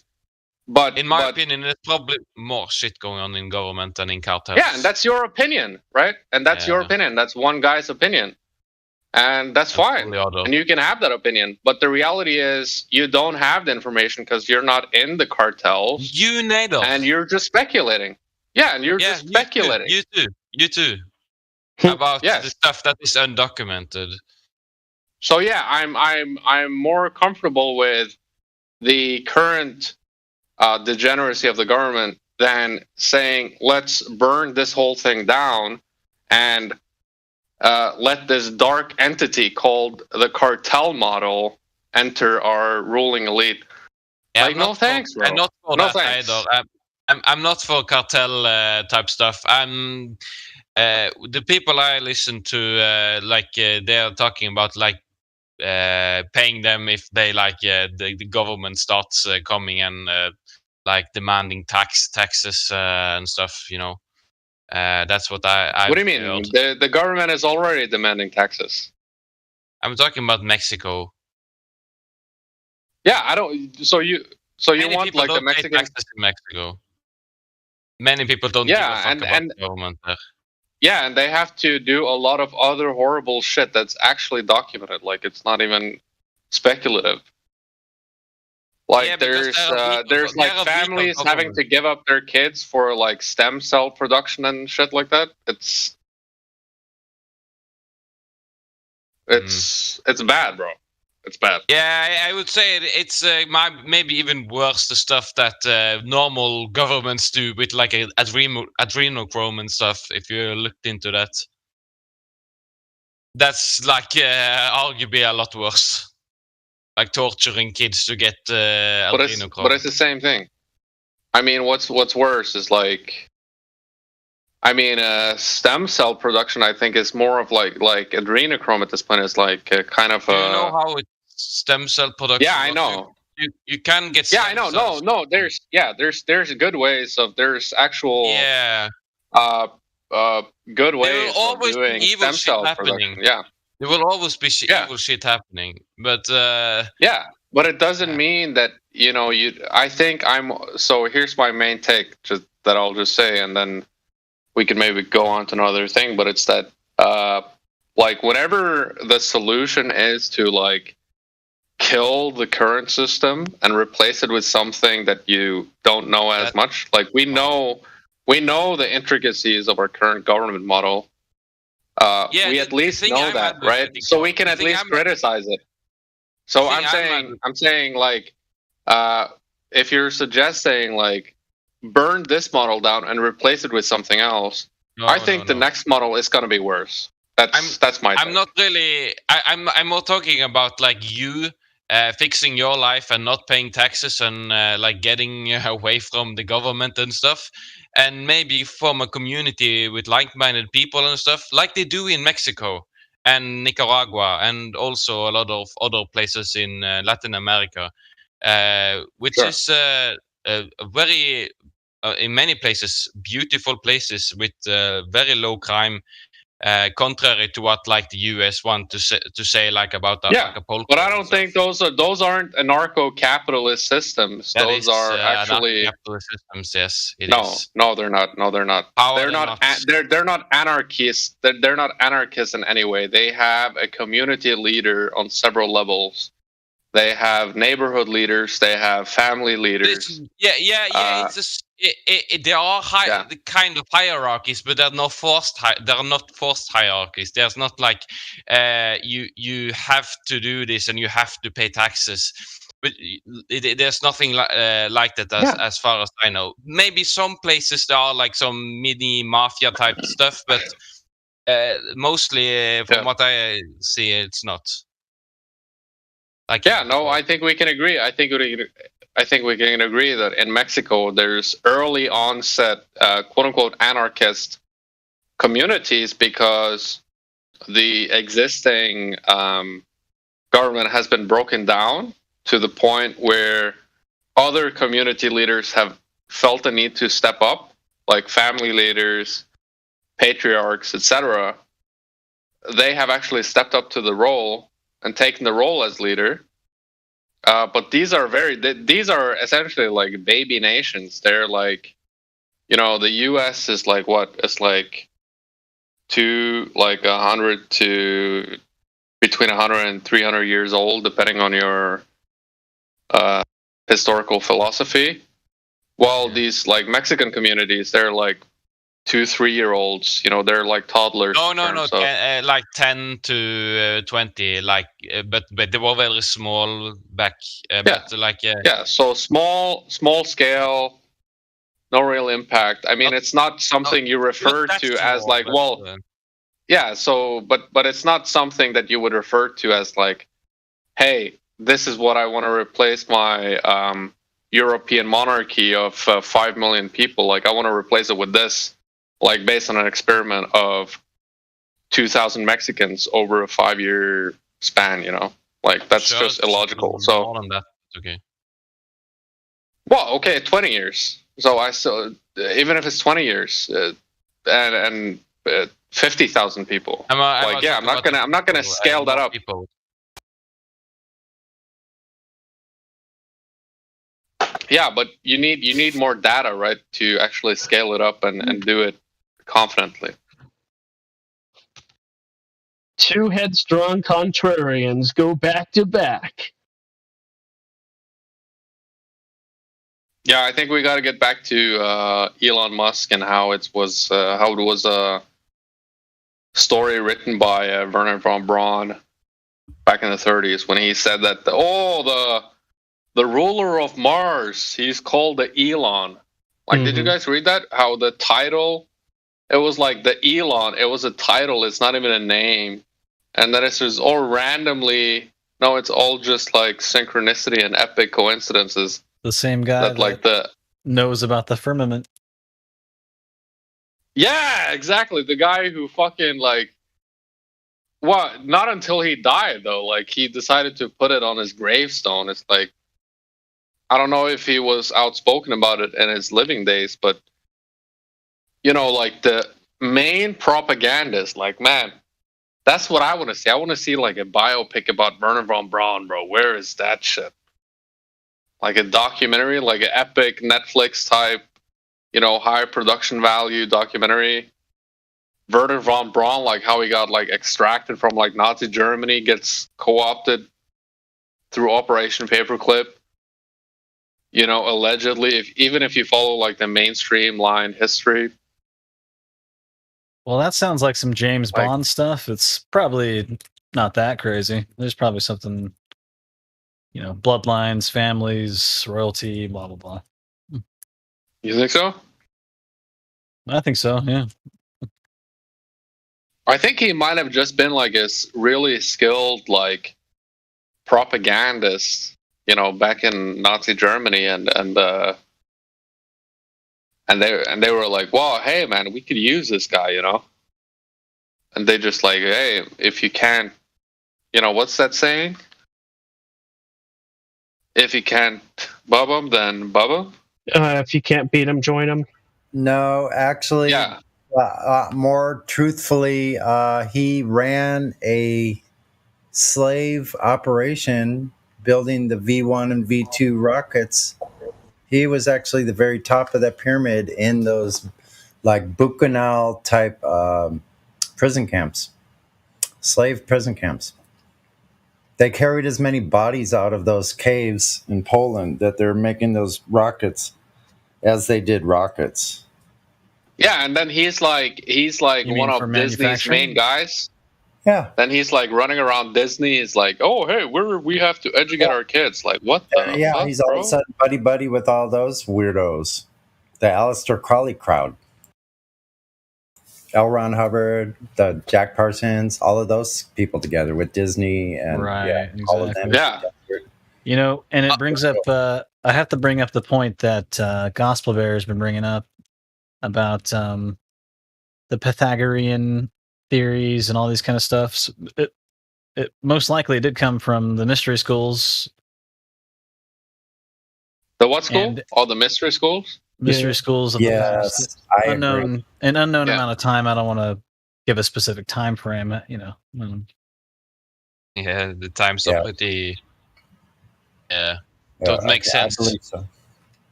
I think at first it was heretical, and then it was taken over. There was all these things that happened. There was there was cataclysms within the schisms within the church. Not only the church, but everything else as far as this different trains of thought, these different schools of thought. Yeah, exactly. Like the mystery schools. So some of that information was leaked out. That was going to be they were going to bring it all out. So that's why we got these little fragments of that coming down to us from history that we're sitting here struggling with to put the pieces together because of all these fragmented pieces, right? So they were the ones they had the flat earth group. There was always this big thing. And then these people came in, the philosophers came in and decided, well, we're about what people are thinking. Dude, you know what? What would be a funny thing? It would be like as a pro flat Earth slogan, like in the current media thing, would be like, well, Hitler didn't think the Earth was flat or some shit like that. You know what I'm saying? Marketing wise, like if you're out in a protest, like shouting that Hitler was a globe earther, that's listen. For a while, that might actually make some people think. There was this T-shirt going around for a while back. It was like a picture of Manson on the T-shirt, and it said "Charlie don't surf." So like that. Yeah, it's still an appeal to Charlie. What? Charlie don't surf. What and what's that referring to? Can you explain it? Appeal to authority. Yeah, it's just a weird... No, I mean, like, who's Charlie? Like, is that Charlie Manson? Charlie Manson. Yeah, well, that's what I said. Manson's on the T-shirt. The big old picture of Manson that says, Charlie don't surf. It's funny. It's Charlie don't surf. But what does that mean, though? I'm sorry. I don't understand the... I guess if you don't live in California, you don't quite understand it. It's kind of a thing that's here on the West Coast. It's funny as hell to us, though. His name is Charles, so they call him Charlie. How is California? What's that? How is California? Cuck Cityville. I don't know. What do you want to call it? California? Yeah. Yeah, but don't call it that. Don't call it that. Okay. Don't even call it that. I know. There's still like that's some cuck city shit. Is to call your home state. I know. No, I'm just joking. I'm just joking. You're right, man. You got a point there. So anyway, the place itself is beautiful and it has amazing weather. It is actually amazing nature, bro. It's like Yosemite it's a is huge, incredible. It's a huge friggin' state. It is, and even where I live, there's actually even in the city, there's huge open spaces of parklands and things like that I can go ride a different trail every single day if I want. Or some days I could hike. Like maybe I want to take the Seep Trails one day. Like there's all kinds of places. Pretty cool stuff. All right, let's not get braggy about it. You know? I'm actually grateful. Let's not I get actually braggy. am grateful, though, is the point I was trying to make. That's all. Yeah, no, I was reading this. Supposedly, was that fake news that there's no bears in California? Is that true? Oh, there probably There's a lot of have bears here. in years. Actually, only about 110 years ago, or maybe 120 years ago, in this county, in North County, there were 10-foot grizzly bears wandering around up in the hills. Holy fuck! That was in 1910. Bro. That was 1910. The last ones were building around 1900. Yeah, 1910 were the last ones. But Joe Rogan killed them all, and then he went to Austin. Probably, or somebody Now else. it's safe. Who's the other guy that would kill everybody? That's funny, bro. That's funny. The actor. Who's the big actor? Never mind. But so what's the vibe like in California? Do you see like the kind of because there's like the kind of people think of California, they think of like in the truther community, it's like, well, it was like it's of course it's like Hollywood, but then there's like, what about the kind of Aleister Crowley and all this weird shit? Like I've heard that there's like legitimately like from people who are not even like famous or anything, they just go there, they're like studying or whatever, and it's like especially like I remember my friend was telling me, it was like the women there, they're all like into like literally like they're just into like witchcraft, like not even like not even like in the kind of not even in like the ancient kind of Christian worldview where it's like, oh, you're a witch, we have to burn you at the table. It's just like, no, they're like openly like America is you the new meet some Babylon. It's free for all. You meet some chick at Starbucks and you're like saying hello and she's like, oh yeah, I'm a literal witch. Like they'll just tell you straight up. Like weird. There is a whole rash. You know of what that, I'm saying? man. Yeah, that's true. But you're on point with that. Recently saw a video of some preschool teacher saying she was that or something. Yeah, there's witches. There's people who say they're witches or practice Wicca. All kinds of that stuff. Yeah, there is. There's a whole new age. There's all this new age. What do you call it? Where they go and do the like injections, like health injection bar. Like it's the weirdest thing ever. You ever saw. Like, what? Yeah, they get all kinds of weird stuff these women do now, and they're mostly all new age. They're like get like injections in your eyelids and lips and all this weird shit. But does that include like Botox and stuff? Is that new age? Exactly. Oh, okay. New age, yeah, but it's also they had that shit back in the Egyptian times too. Guys, don't get it twisted. They go in and get vitamin E injections and all these different. There's things. nothing new in this. If there's one Bible verse I agree with, is like nothing new here. And I'm not a Christian. You know what's funny is people still believe that our technology now is the most advanced it's ever been. That's laughable. Yeah, I can't stand it. How funny that is. And not only that, bro, honestly, it just depends on. They know everything. It just depends on what you mean by advanced. Hold on. Yes, not only that, it does mean they know everything too. I know, because advance in 2022 could, to some people, can mean sticks and shadows. That means advance. Yeah, one man's trash, right? That's right. Hey, what about this? Hold on. Bro. Hold on, Skygazer. I'm not in the middle of the sentence. What about the rate of travel, speed-wise? And what do you think that do you think that there's what evidence is there that that 200 years ago anyone was capable of traveling at a rate of speed above 200 miles an hour. I don't know. Most of our history's been completely wiped out from before that. Yeah. Bro, one word. Brooms? You ever see those pictures? Bro, these Witches witches. on brooms. Now, what is that about? Witches by the on way? brooms, Yeah, bro. what's that about? No, there's Good question. there's an actual. No, I'm of course joking, but of course. So the answer is there is no evidence. Yeah, you're right. You're right. You're right. Obviously, but there's maybe some hypothetical ideas out there about like there being some kind of, I don't know, some magnetic type technology and shit. The Nazis had blueprints for UFOs. The Nazis had blueprints for UFOs. Listen, in the India Sanskrit writings, they talk about Vimanas. They talk about flying vehicles. So that would be the more modern. Bro, but that's no. But that's like lucid dreaming and soul traveling type shit. But listen, I don't think it is because they haven't won the Vimanika Mets. I forget something has to do with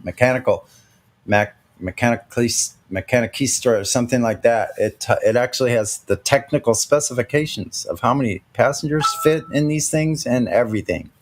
Right. Bro, listen. So funny. We don't know how long this thing's been around, this Earth thing, and it's my opinion that every speed that's allowed to have been gone has already been gone. Everything that's, you know what I mean? Everything that could have already been done here has been done. We can probably go faster. Let's be real. We could probably go faster. Like mechanically. Well, okay, I'll put it to you this way. There's terminal velocity, right? A human jumps out of something and gets to a terminal velocity. It can't go faster unless it's pushed. Okay, there's within certain bounds, we've gone as fast as we can, I believe, with every kind of technology that has ever existed. Well, unless there's like a freaking, no, I'm not even gonna say it because it's like I don't want to put the channel on blast. Okay, so are we talking about light speed? What's light speed? Yeah, I don't know. I just wondering if that was what. Yeah, I think you're referring to there's some kind of physical law where it's like in order for an this entity place is to pure achieve rules. like a particular. Yeah, of course it's rules. This place we all is agree on that. pure. We all agree. Back. You're held back here. You got to follow rules. Yeah, which is okay. Anyway. Which is okay. Like the rules are in place. It's like a child. Yeah. Anyway, we could argue about that. Well, there's rules, right? So we have to behave within the rules. So you're saying, do you think that like we've achieved the main speed within the rule set that we're operating within? Is that what you're saying? At some point, something or someone had to have, yes. Not this round of this consciousness in these beings. No, in my opinion, I think we're going pretty slow because you've got your maglev stuff they won't even let us see, right? And that's going super fast. I guarantee you, there was faster shit, way back in the day. Oh, so you think we've reached like max speed, but now we're living not really in a humans. No, kind of lame version of it. No, not humans. Like living on. Okay, so check it out. Humans are we are finite in our ability to create stuff and think about stuff. I'm saying the rules in this physical reality, you can only go so fast. Like you can build a thing and it only goes so fast, or otherwise it'll break apart. This, that, or the other. Human consciousness only has a certain capability of building certain things. You know what I mean? What do you base this on? Huh? What do you base this on? What do I base what off? The Matrix, like the first Matrix movie. No, and it's just an opinion. Wow. I love you guys. I got to take a phone call. Sure. Anyway, so via some type of device that could travel that fast. Yeah, no, he's out. He's out, bro. He bailed. Oh, I know he did. That's why I was continuing. So anyway, it's my friend. Anyway, so I was just thinking about it myself, though. As far as it may have been done before here. That's beyond our scope of knowledge. Yeah, bro. It's like in Genesis, all of the records are like obviously surpassed and created. Like if you read like the first chapters of Genesis, that's like the OG, Guinness World of Records. That would be like that would be the foundation. Yeah, that would be totally the foundation of all of it. Like if any of it's true at all, yeah, bro. The first chapter would need. Bro, it's like the one. I think. I want to look at like maybe someone can look it up. It's like the etymology of Guinness. I bet it's like you can link that shit back to like that's some OG. That's like Guinness. I don't even know what that means. Like Guinness? It's probably some family name. No, Guinness World of Records. I think it's a reference back to Genesis, bro. Like okay, the original, the highest level of records. Interesting. Guinness Book of Records is like it's actually Genesis Book of Records. It's like that's where that shit all happened. And now we're just pretending it's like, oh yeah, bro, I went faster. When it's saying that the Spirit traversed over the waters, it's like, yeah, bro, I made the fucking fast boat. It's like, bro, what are you talking about? Yeah, so 2-minute warning. Yeah, JB, so you gotta so what's the thing? There's some kind of women's event happening? Yeah. Really? Can I play this quick ODD song right before? Is it Ladies' Night starting? We've got a couple minutes. Let's wrap it up with a good jam. Is it a good jam? Okay, it's better like be good. It's a girl. I hope you enjoy it. Is it a banger? Is it a banger? Yeah, it might be a little tongue in cheek for some people, but hold on, 1 second here. Oh, bro, it better not be cringy. You know what I'm saying? Only in the right. The Zoomers out there. Only in the right amounts. Ingredients. 1 second. Yeah. All right. Well, guys, it was. I enjoyed the chat. Yep. I feel like. It's like a vampire burial. It's like the women are going to take over. Let's all make our salutes. Shout out to Elon Musk. Shout out to Werner von Braun. Shout out to Disney. Wait, what? That you had everything right up until you started shouting out those dudes. No, bro. There's Women's Night coming up. I'm just giving a shout out to the conversational topics. All right. Just giving out shout outs to the conversational topics and the fun times that we had. That are just gonna die now in history of whatever. Stick around. The ladies are a lot more fun than we are. What are we talking about? Yeah. Anyway, here we go. Here we go. I'm just gonna segue. I'm just gonna segue right in. I'm just gonna segue right in. So just remember, the authorities only want these things. Stand by. ODD's going to tell you what they are. What is this? And it's not playing. Hold on 1 second. Where's the song? Play the song, bro. It's not playing. In honor of Ladies' Night, everybody find one lady in your life right now. Ladies and gentlemen, boys and girls. In honors of Ladies' Night, here's technology failing massively. Yeah, actually. Yeah. So in honor of Ladies' Night, call your grandma, call your mom, call your sister, call your wife. Tell them you love them. Ready, go. Hold on. Let's see if it'll work again. Let's try it one more time.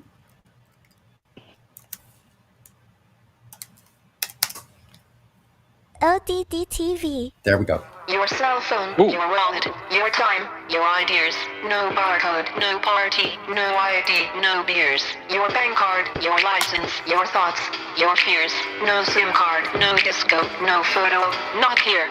Your blood, your sweat, your passions, your regrets, your profits, your time off, your fashions, your sex, your pills, your dress, your tits, your ass, your laughs, your balls. We want your soul, your house, your phone, your life, your cash, your house, your phone. We want your soul, your house, your phone, your life, your cash, your house, your phone. We want your soul. Your habits, your fads, your fears. Give us your address, your shoe size, your years, your digits, your plans, your number, your eyes, your schedule, your desktop, your details, your life. Show us your children, your photos, your home. Here, take credit, take insurance. insurance, take a loan, get a job, get a pension, get a haircut, get a suit, playing the lottery, play football, play the field, snore some toot. We'll show you shrink, we'll show you spook, we'll buy you drink, throw away your book, we'll sell you crap, we'll judge you debt, wanna buy big guns, we'll rock the cash. Your soul, your house, your phone, we you want, your soul, your house, your phone, we you want, your soul, your house, your phone, we you want, your soul, your house, your phone, we you want, your soul, your emotions, your love, your dreams, your checkbook, your essence, your sweat, your screams, your security, your sobriety, your innocence, your society, yourself, your place, your distance, your space. Go back to bed, America. Your government is in control again. Here, watch this. Shut up. You are free to do as we tell you. You are free to do as we tell you.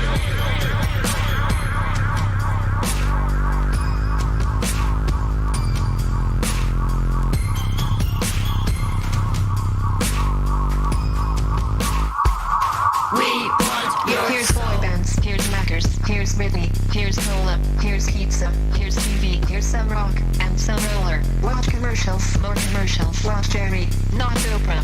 Buy a better life, from the comfort of your sofa. Here's popcorn, here's magazines, here's milkshake, here's blue jeans, here's padded bras, here's armpit wax, here's football shirt, here's baseball cap, here's live talk show, here's video game, here's Cola Light, here's Tim Morning, here's filter tips, here's collagen lips, here's all night malls, here's plastic hips. Your house, your phone, we you want, your soul, your house, your phone, we you want, your soul, your house, your phone, we you want, your soul, your house, your phone, we you want, your soul, your soul, your soul, your soul, your soul, your soul. Go back to bed, America. Your government is in control again. Here's American Gladiators. Watch this. Shut up. Go back to bed, America.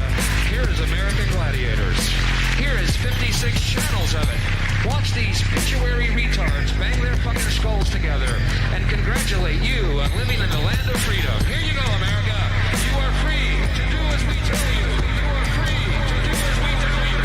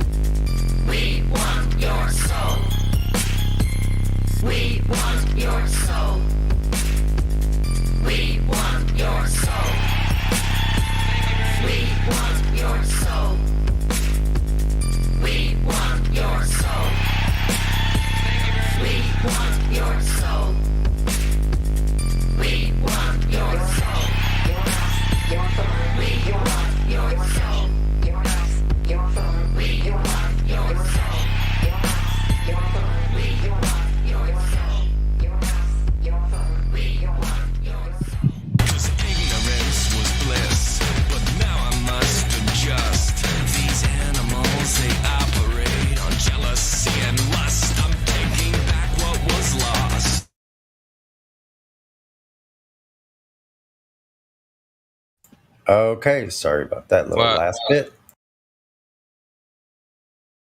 Are we not allowed to talk after this? Correct. Ladies, you're taking over. Sorry, I went a little bit over. I take full responsibility. Thank you, ladies, for being patient. Have a great one. All good. Bruh. So it looks like it's just me and Level Up right now. Hi, Level Up. Wait, what Hey, is how's it it going? starting Hi, soon? Gazer. So it's not. Going good. So it's Hi, not started Gazer. yet. Mute yourself, or I'll mute you. Yeah, hi, Level Up. How are you? I'm doing all right. How about you? I'm great, thank you. So where's our other ladies?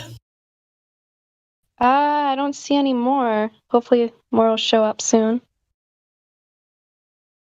I think it's good to have an intro of some kind like that, because whether what anybody thinks of the music is not as important as the fact that there's some kind of transition, True. Yeah. Yeah. Yeah, I was thinking we should make a song specifically for Ladies' Night for the introduction. Yeah. I agree.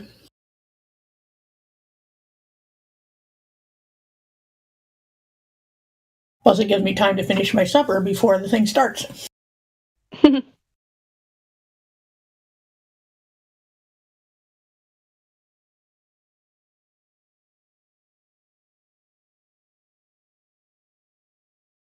Oh. Is there anybody new around that we don't know about? I'm not seeing anyone. We got sirens out here for some reason.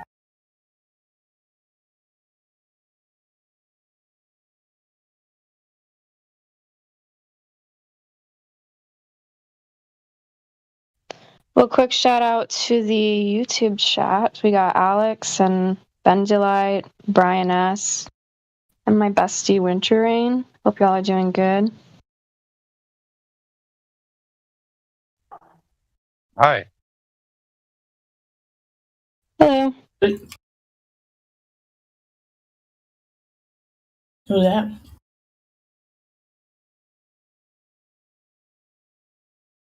Someone said hi?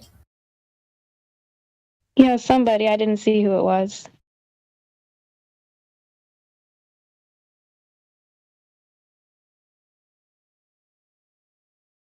I thought I heard you say rookie, so I said hi, and I'm sorry. I didn't. Maybe I misunderstood. Oh. I don't think anybody said that. I said Winter Rain, Bendulite, Alex, Brian.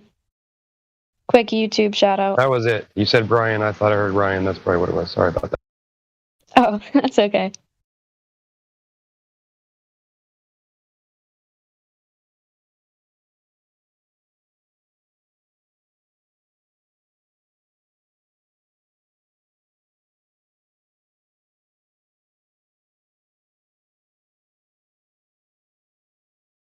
Well, we'll have to think of something to talk about till people get here, I guess. Yeah.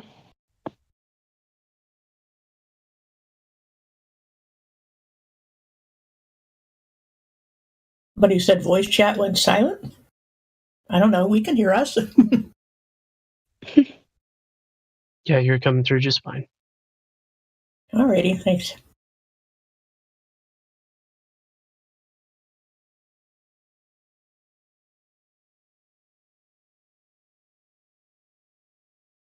Well, I suppose we could try to pick questions from the YouTube chat or something, maybe. I don't know. Yeah, okay. I'll take a look.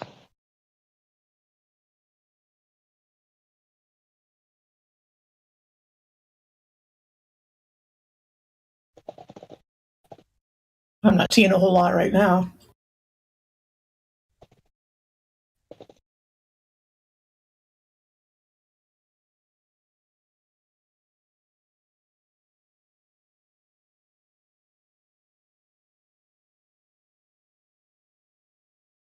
Well, we don't like dead air.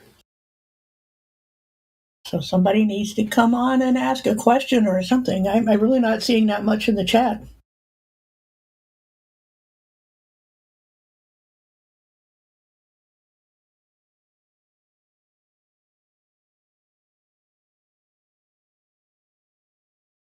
We do have Mind Sobriety. He's a globe skeptic.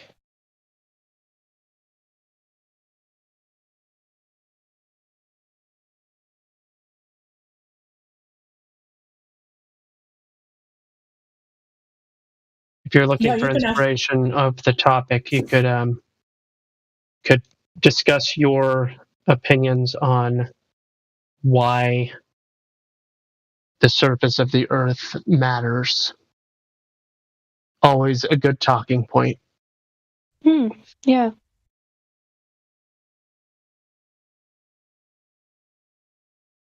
Well, for me, I find it important because I love the truth. I like to know things So I'd like to know that what I'm living on is either a ball or flat or what. I'd like to know. I know a think lot that's of pretty people much- like to connect it with a god or a creator, but it's not what I'm into. I just like the truth, so I'm into flat earth because I want to know the truth. I think pretty much everyone who gets in, who cares about Earth shape is in it for the truth, except for the antagonists who are in it to stifle the truth. Right. And as far as spirituality goes, connected with it, I think, at least from long experience in the trenches online, I've never seen any other topic bring people to want to at least some curiosity about the spiritual realm, because in spite of decades and decades of debates on evolution, which is another part of the lie, I've never seen it, any topic related to truth, quote unquote, turn people to spirituality the way Earthshape has. And I'm still not sure why, other than that once you know about such a big lie, I mean, evolution people don't care about as much because it's biology mainly, and people just don't care to talk about it. But Earth is something you can examine yourself, and maybe that's the reason. I don't know. Yeah.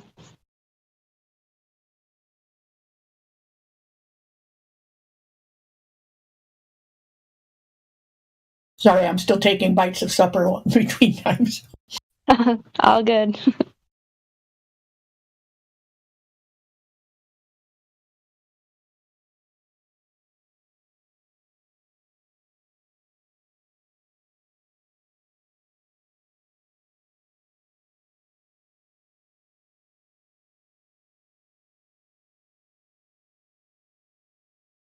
Yeah, Mind Sobriety, you're allowed to ask questions when one of the ladies asks you to say something. That's when you can speak, because we're supreme these few hours. Okay, I thought it was like you were asking for women to ask questions. We ask the questions, and you. Well, it depends on what's going on, but we basically run the show is the thing. Okay, I understand. So, you have any questions, like being a globe skeptic? What brought you to that point, or something like that? they just gave me the role. I'm a flat earther. Oh, okay.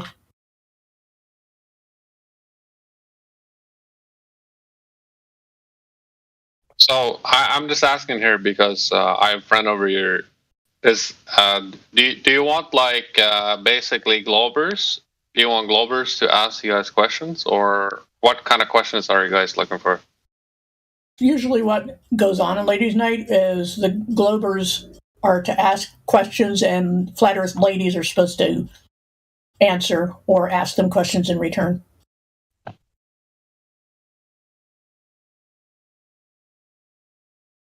That's a great concept.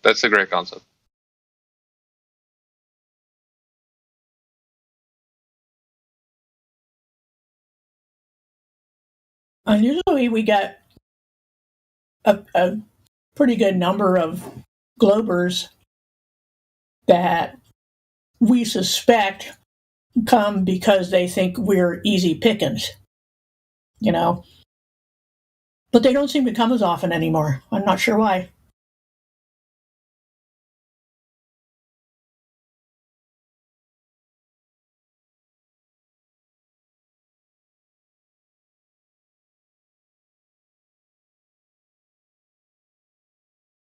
Well, I can try the lobby, see if anyone's willing to join in from the globe side.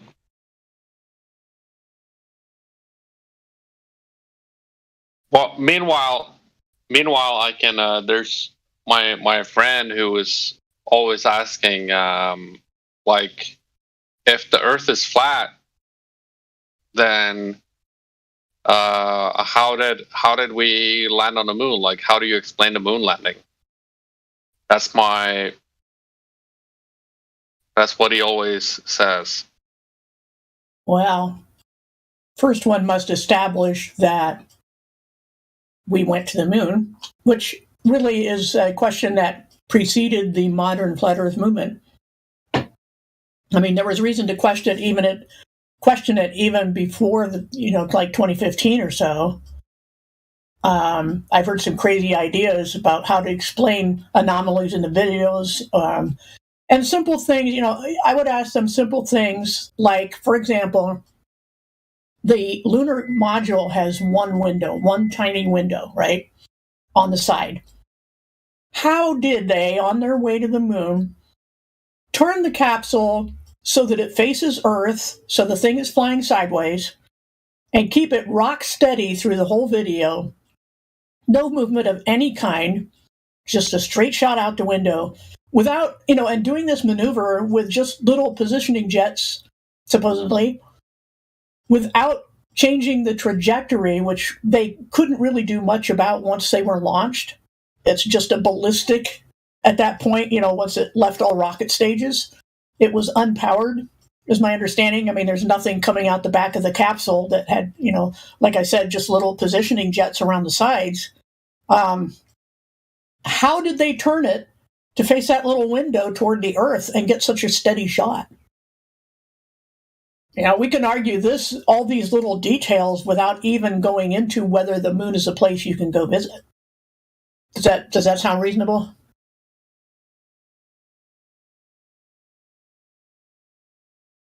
Yeah, I mean, to me, obviously, it's reasonable, but to my friend, he's always like, well, I saw the moon landing on video, so therefore it's real. Like, that's always been his. Right, yeah. Sorry. I was 11 years old when that was live. I saw it live, supposedly, on tiny little black and white TVs, because that's all we had. Lousy picture. Supposedly there was a long delay for audio and pictures to go back and forth, yet somehow Nixon could call them on the phone and have a non-delayed conversation. But seeing something on TV absolutely does not mean it happened, really.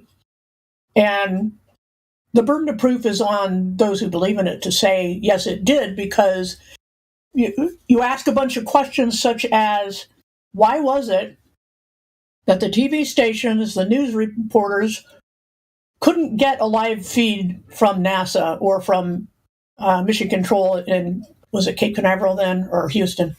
I don't remember, but I think it was Cape Canaveral, renamed Cape Kennedy later. I think they named it back, but I'm not sure. But anyway, they couldn't get a live feed directly. They had to point their cameras at a monitor and send that out. That's why it was such lousy quality. And it doesn't make any sense to do that. I mean, this was historic. It was, the most amazing achievement of mankind, supposedly. And they don't want it filmed directly from the video feed from the moon? That sounds awful dodgy to me. And there's a gazillion more questions we could ask about that.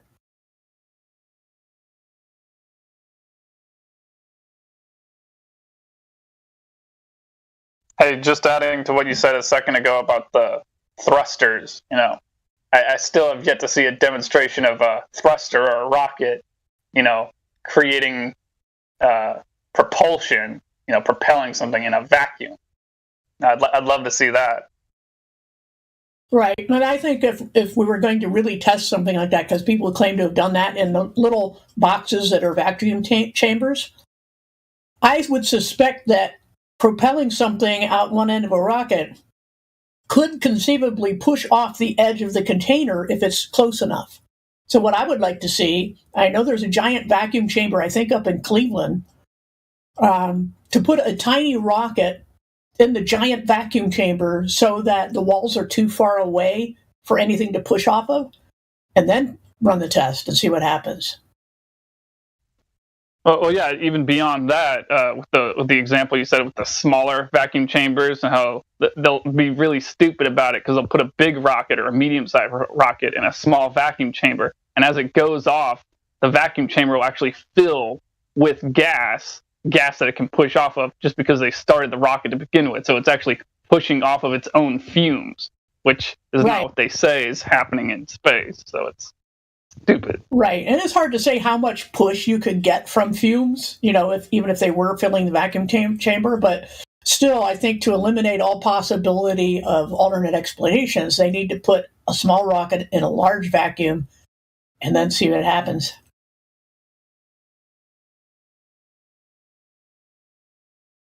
Yeah, and Level Up, I want to ask, on behalf of my Globe Earth friend is very skeptical to this whole thing. Like his one of the thing he was asking was that why is there because he was talking to his girlfriend and he was like, well, flat Earth is like, it's all just like men, basically. There's almost no women that are interested in it. So, and also he was wondering, like, don't take offense to this, but and you don't have to answer it if you don't want to, but he was wondering, like, how old are you? Like, as a person who goes on a digital platform to talk about these things. So, yeah, I think, why is there like a majority of men in the flat Earth quote unquote community? And yeah, what's your thoughts on that?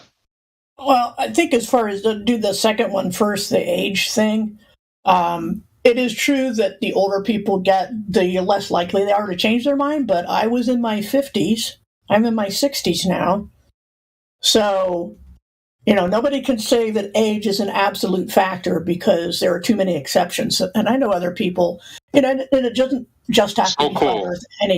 That's so cool. Any conspiracies, quote unquote, I hate to use that term, but you know what I mean, alternate thoughts, non-mainstream thoughts. There are a lot of people in my age bracket. It's surprising. They just don't tend to spend as much time online, I think, is part of the issue. Because it's difficult technology, right? It's like, I gotta imagine that has to be part of it. I don't know if it's quote unquote difficult. It's just the older they get, the less you want to learn something new when it comes to technology. I personally don't have a problem with it.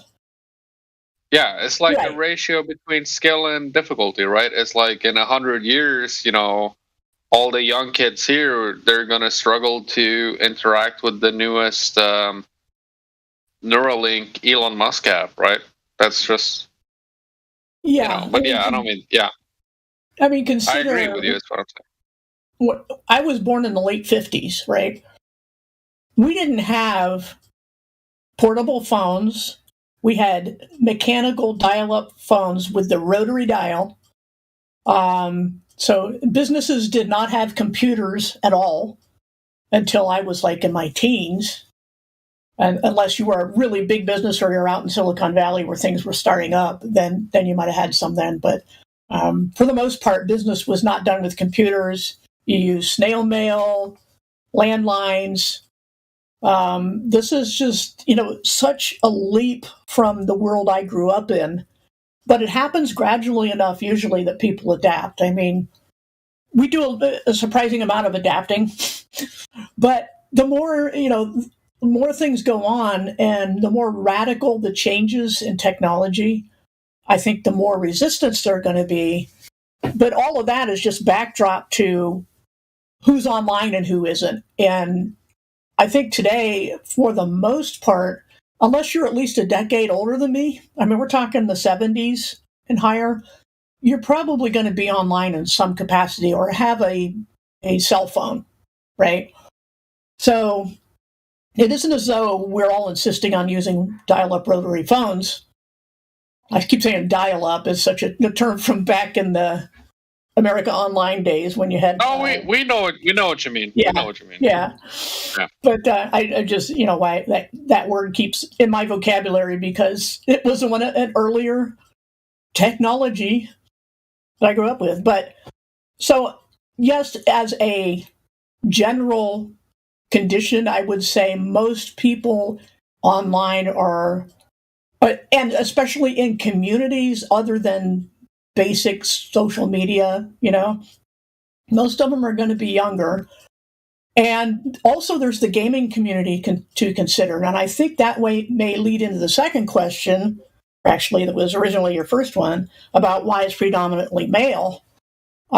Because I think it is a overflow from the gaming community and where those communities started, and they were mostly young teenage or young adult males. Not to say there aren't quite a number of females in it, especially now, but it started out that way. And there are also social pressures as well. There's social conditioning and stigmas and certain things that, like when I was growing up, there's certain, girls couldn't even play basketball or baseball when I was growing up, And so we've had some catching up to do in that regard. And I think that's why we have to have a ladies' night here. Is one of the reasons. It just takes a while for those stigmas to go away. Yeah. So it's so true, and it's so yeah. No, I'm looking over at my friend, and he's nodding. He's nodding like what's the word when you're nodding, but you're doing it reluctantly. Like he's he's okay. Reluctantly nodding. Yeah. Okay, there is some sort of an answer. Yeah. But it's funny because there's this people have this idea of like, well, if you think the Earth is flat, then you must subscribe to these other because it's a very people link it to this kind of Stone Age type ancient mentality, right? It's like old school type of thing. But but yeah, it's interesting to hear that maybe that's not the case. Like maybe what if it's funny. It's like, to me, just speaking personally for a second, it's like flat Earth is like the ultimate. That's like the actual edge. Like people talk about like punk rock and being like punk and this kind of edgy type of thing. Like flat Earth is the actual edge of society. So that should probably, if you're going by that model of women are attracted to guys on the edge and they're kind of dangerous kind of thing, that kind of whole stereotype is then, but that's not the case, right? Because flat Earth comes with a lot of other social pressures, kind of next level type thing. Yeah. But yeah, it might be getting a bit too deep for this conversation, so I don't mean to interrupt. But you probably have some other guy from the lobby who needs to get debunked. Let me just say real quick too that in the last 5-6 years, I noticed I had been in some of the off the wall conspiracy message boards, and I noticed that flat Earth was the one thing that got ostracized even by conspiracy theorists who believed in UFOs and Bigfoot and every crazy thing you can think of was all good. You could talk about it, but not flat Earth. That's right. You had That's right. Yeah, so it is the very tip of the spear of the truther movement, I think. So you said there's someone waiting? It's not for the faint of heart. It seems to be like the last conspiracy. Like, you really can't go beyond flat Earth. It's like the final one. If they're lying about the shape of the Earth, assuming that's what's happening, it doesn't really get any more conspiratorial than that. Bro, but that is it's so sad because it's as someone who plays like role-playing video games, I always like to do the side quests before I complete the main quest. So to me, it's like, bro, I'm like, so I like accidentally discovered like the actual like solution to the main quest. Well, the side quests in a You video know? game are the minor missions that don't necessarily go with the main storyline, yes.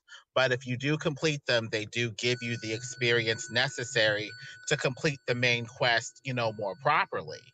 And so I guess if you're talking about theories of conspiracy or whatever, there's a couple side quest conspiracy theories that prepare you for the main, and I guess final one too. Yeah, bro, but it's like 9/11, fluoridic water. Right. But yeah, but I feel like you it's kind of like you cheated the game when you're like, oh shit, like I didn't deserve this knowledge, it was just gifted to me for whatever reason. It's like, because there's like 99% of my community, they don't believe in this shit. Like they don't believe in flat Earth. So like, so I just got this, like, You gotta level up. I mean, some people, can go straight to the quest. Some people are like, I need to complete this and that and the third before, and stop off at a few places before getting to the final leg of the journey. People are different, But yeah, and that's the thing is, but I think in any generation, the number of people who are outside of the box is going to be, in the vast minority.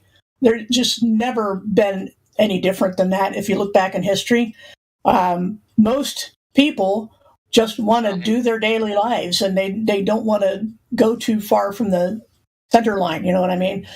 So this is really no different, and I don't think the percentage has changed much, but I think that because of the internet, there's a lot faster communication with people in different places that we never had before at this speed.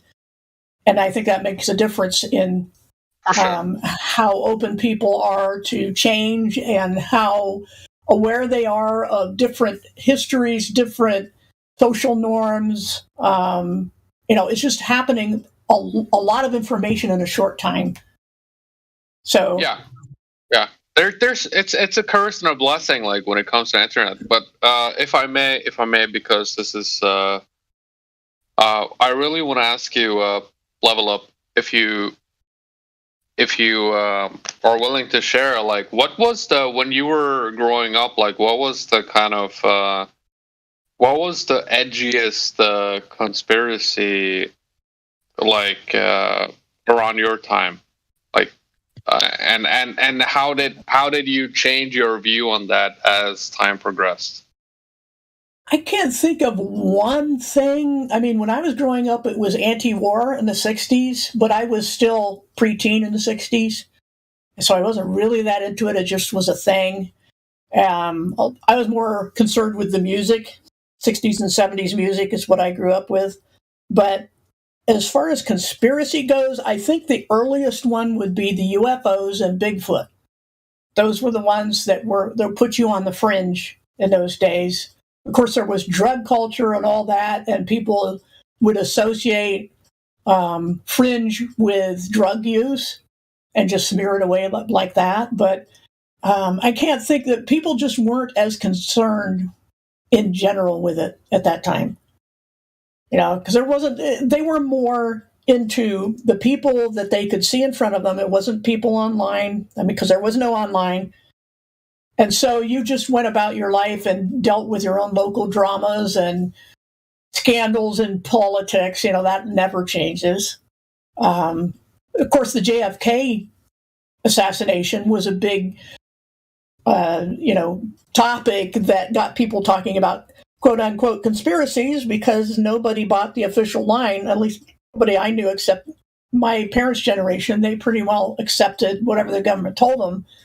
But everybody else is like, this just doesn't add up. That doesn't make sense. And so I think that was kind of the first big, quote unquote, conspiracy theory community. And it was loose. There wasn't like meetings or anything like that. It was just people would send letters to each other about it if they were talking to anyone at a distance. Mostly, though, it was just local because that was your reach. So how do you see the links between because and maybe this is too convoluted to ask, but I need to ask it. But how do you see the link between the communication, the way we're talking about conspiracies nowadays, quote unquote conspiracies?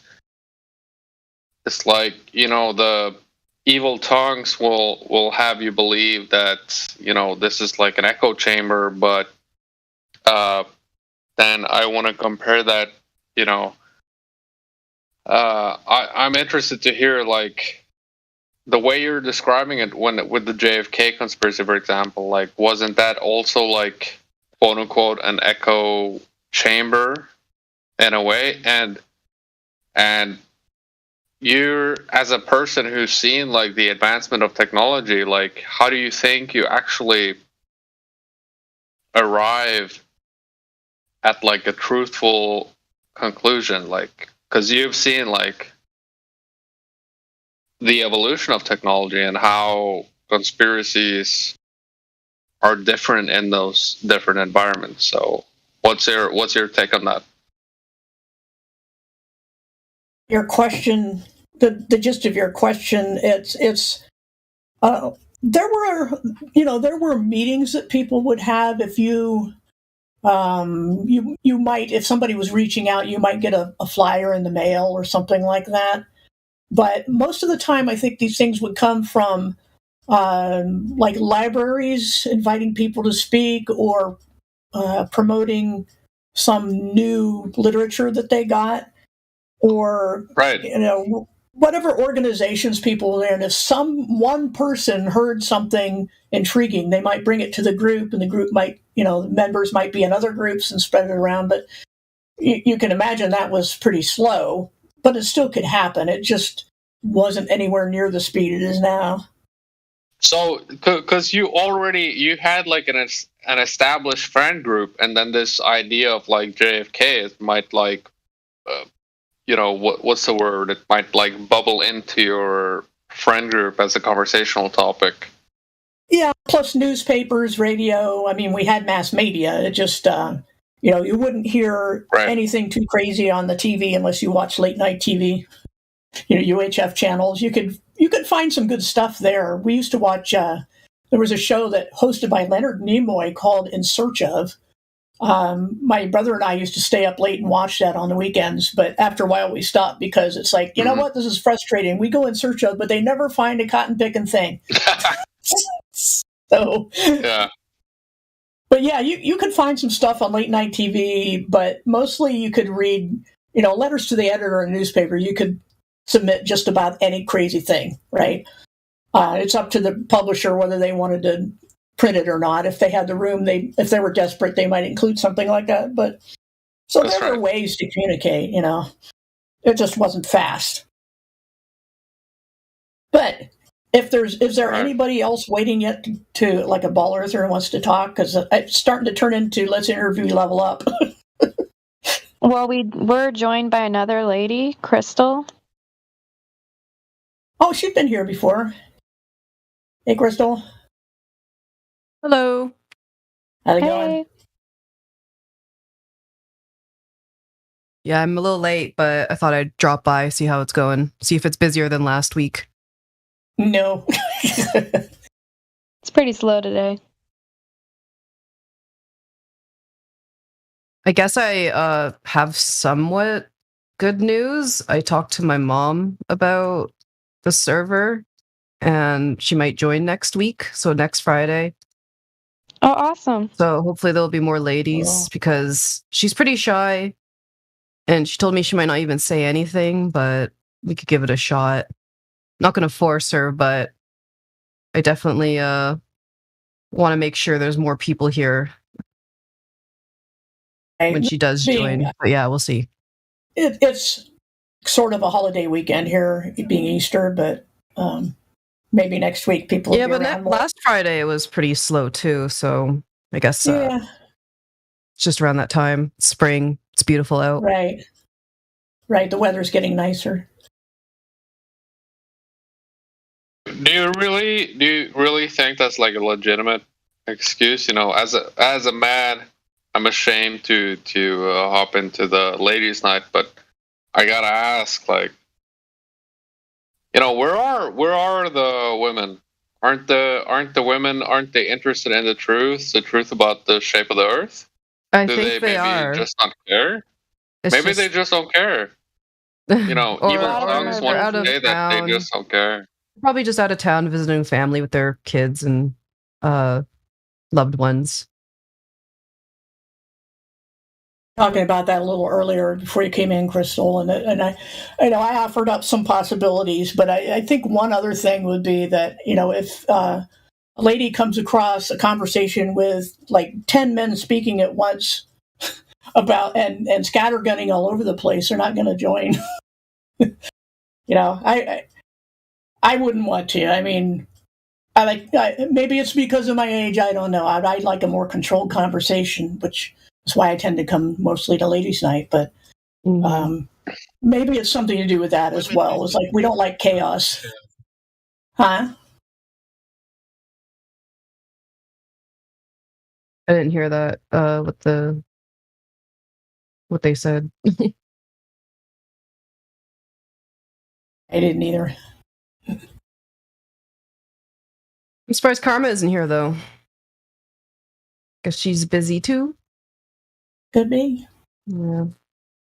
Well, I just wanted to let you guys know anyway. I'll definitely bring her in here when it's a little busier, because the first time I showed up to ladies' night, it was a blast. So I want to have my mom. It's busy. It's a busy night. Don't get me wrong.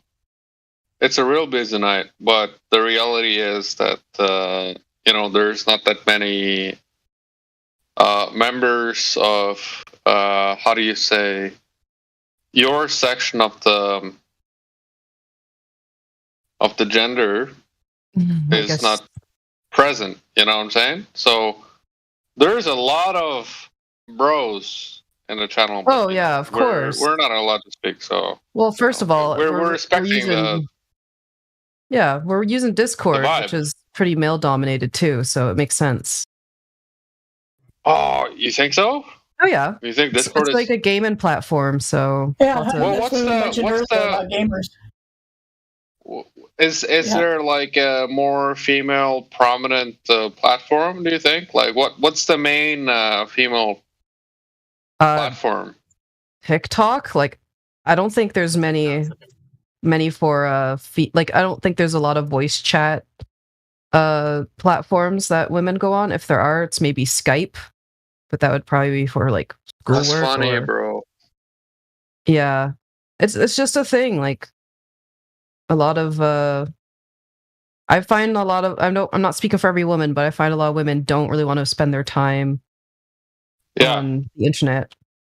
No, Discord is like nerd central. It's like we gotta move the operation to TikTok. You know what I'm saying? Right. We gotta speak out to the younger generation too. That's where they all are. Bro, not even just the opposite gender, but yeah. You know, I'll let the boys of the channel speak out about this. Yeah, like, what do you think, guys? I think it's fine. Like last time I was here, or I guess 2 weeks ago when I was here, it was pretty busy. Like I think there are a lot of women. It's just lately it's been slow. That's it. No, it's slow. It's slow on the male side too. Let me tell you. Tell you. Like my friend. Oh, sorry. What's that?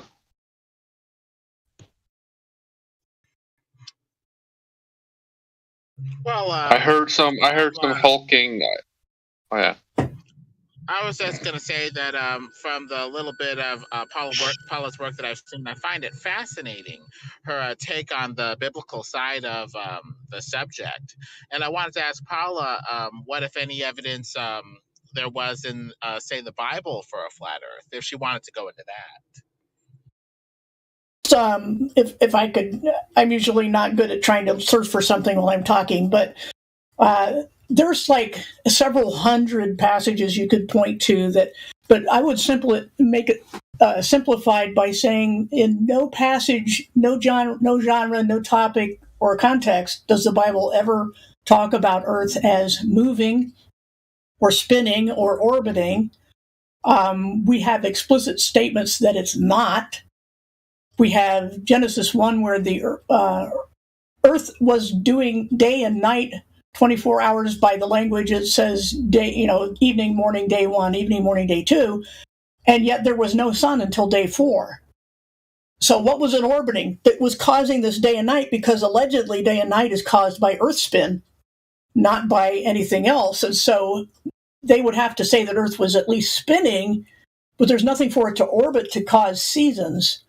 So that's one thing. Another thing is where there's an incident where there was a battle going on and led by Joshua, and they were running out of daylight, and so he prays to God that they get a little more daylight to finish their battle, and the moon and the sun stood still over specific cities for about a whole day, it says, so close to 24 hours. And I even asked Danny Faulkner this about, okay, wouldn't you expect certain things to be written down in history's, records around the world if suddenly the Earth stopped spinning and there was no day-night cycle for a whole day, and if something's spinning at 1,000 miles an hour at the equator and suddenly stops, things are going to go flying that aren't attached, right? They're going to go off at a tangent. And yet that didn't happen. And his response was, if anything, that, well, God could take care of that too, which is an ad hoc fallacy. There's nothing in the Bible that says he stopped the Earth moving. Oh, and isn't that like extreme anti-feminism to say that, well, a man will fix it? Like, that's super anti-feminist. What do you mean, a man will fix it? I don't know if they think of God. Isn't that what he said? Huh? Oh, I'm sorry, maybe I missed Wait a minute. So what is this with feminists? Like, why do we have to be feminist? What is your definition of feminist? Are you going by like radical feminism? Like, what is this conversation? What's happening? Yeah, no, I'm probably subscribing to the idea of radical feminism, but like, how does even like gender kind of ideology tie into cosmology? Like, what we're trying to figure out, like, the nature of the reality. Yeah, hold on a minute. We suddenly switched topics. I was asked about what the Bible says about flat Earth, and now we're talking about feminism. I mean, what happened? He put it up. That's what I mean. Like, what is that? I don't even understand. Why is he talking about that? That's on me. That's on me, guys. That's on me. I effed up. That's on me. Yeah, you did. I effed up. Good to see you, Shines. For admitting it. Thank you for admitting it. Good to see you, Shines. You're welcome. Yeah, it's good to see you too. I'm sad that there aren't more females in here. Where are they? Where are the women that nobody knows how to define? Bro. Me either. Hey, Shine. They're listening. Hey, you. Hey, Lemon. Hey. Well, yo, I'm like trying to represent, bro, and it's not working. It's not working. Well, if we could get back to those biblical references, I think you were talking about the Battle of Ajalon there, Kala, where the sun stood still, and it does seem like, it would fit more in some sort of cosmology, where the Earth is at least motionless, if not flat, and everything else is moving, but not the Earth. That seems to make more sense to me, anyway. It's at least geocentric. And I've heard some what I consider lame excuses for why the Bible must bow to standard cosmology, as far as, they're cherry picking when they want something to be allegorical and when they want to take it literally. It's like what I try to tell Faulkner. It seems inconsistent, politely put, to take the Bible statements about sequence literally, day 1, day 2, day 3, and say these were literal solar days. We'll take that literally, but not about structure, about the structure of the Earth or the nature of the cosmos. And, that's really wildly inconsistent. And there was a guy, a linguist, a specialist in ancient Semitic languages, Michael Heiser, who was an evolutionist, standard cosmologist, but he knows language, and he knows when, what the Bible teaches about these things is that it's flat and stationary, and he calls out other people for being inconsistent. So when somebody who doesn't believe either of those things says this is what the Bible says, I think that's a good hostile witness. Huh? Oh, I'm sorry. Yeah, go ahead. Well, I have a good question to ask. I actually somehow, some way, it never shows up on my YouTube, but I logged into YouTube and was like, what's on my subscriptions? And on my homepage, like recommendations, it was Level Up and Danny Faulkner. And I was like, oh, this is going to be a good conversation. And so I was listening to it, and he just dipped out super fast as soon as you guys started talking about the Earth. Has he come back, or are there going to be any more conversations with him? Because he seems he might be a hostile witness. Yeah, I've had 2 conversations here in Discord with him. The first one was mostly him. He was probing me to see what kind of Christian I am, right? Because Helio wanted me to talk to him because we're both Christians, and what that does is remove a layer of objection as to why, they shouldn't listen to us. And he wanted to know if I went to church. He wanted to know this, that, and the other. And so basically, at the end of it, what I had done is take away his excuses. But then the second time, we got a little more into the details, and other people chimed in too, and it kind of got off track. I think that's the one I listened to. Yeah, like Lemon was there, Helio was there. There was a couple of other people, and it was when they started asking about you guys were fine when you were talking about like anything biblical, and then as soon as like, why do you actually think that it's a globe? What is your evidence for that? He was like, okay, cool. It just went south, and he dipped out. Yeah, I kept, whether it there or in DMs. Hold on a second. Hey, Gazer, hold on. I'm sorry. I was checking. And that's one of the reasons ladies tend not to come. The thing is that whether it was DM or here in the live stream, I was trying to eventually get it to where he stops talking about the sky. I understand that the sky is his specialty, but if we're talking about Earth shape, we have to talk about Earth. And we never really quite got there, like you said. So, but, I could say more about him personally that I've learned since then, but I'm not going to do that. I don't want to sit here and roast him. But well, it's really interesting, because he's part of the Answers in Genesis crew, right? And so they're like, against the whole dinosaur thing. They have a lot of things that are, can be on point. And then they are doing like hit pieces on Flat Earth. Like they're doing legitimate hit pieces. Like, what is this? Huh? Exactly. It's hit pieces. Yeah, it's exactly hit pieces. I mean, I would expect when I go to Answers in Genesis and read something, I expect high quality scholarly articles from people with PhDs. I mean, if you got a PhD, you should talk about the topic and know not to make a bunch of fallacies. But what I saw of his work on, quote unquote, on Flat Earth, it was hit pieces. It was defaming people, naming names and saying, this is what flat earthers are like. That's a hit piece. That's not. Yeah, and with no evidence against it, right? No actual evidence for the globe, no evidence against Flat Earth, just basically like a mockery. Yeah, it's like a TMZ article is what it was. Exactly. It was the sort of thing, the sort of writing, if we saw in the server, somebody would be timed out for. Yep, exactly. Because you aren't bringing anything. Like, can we have something? And that's why I was really excited to see that. I was really excited to see that conversation. I was hoping something would happen, but nope. Right. It's the phrase comes to mind, nailing Jello to a wall. Yes, I love that phrase so much. I actually learned that phrase when I was in a court case with my lawyer, and he was like, dude, it's like trying to nail Jello to a wall. Yeah. By the way, Skygazer, I did not mute you, and I don't have the power to do that. So, there you go. Well, sometimes we get a little gung-ho, and sometimes we prevent a conversation from taking place that can flow a little bit better without being, too, gung-ho about things. And that's the wonderful thing about having a more even keel with a different energy like this wonderful night here. Thank you.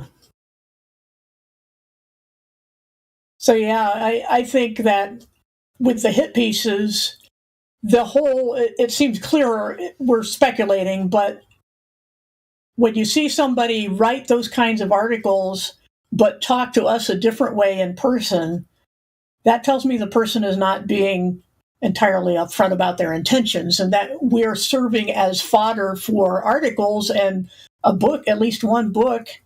And I'm pretty sure what he writes for AIG, he gets paid for. So this is a profit motive has to be considered for why someone like that would be here. It always surprised me, the first time I heard it was really him, why he would be here.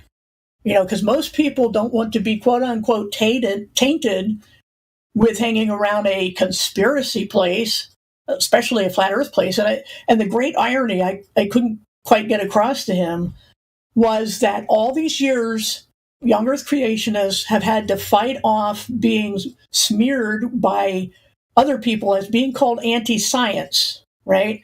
And they would be smeared with saying, oh, you're probably the earth is flat too. No, we don't. We're totally science. We're all mainstream.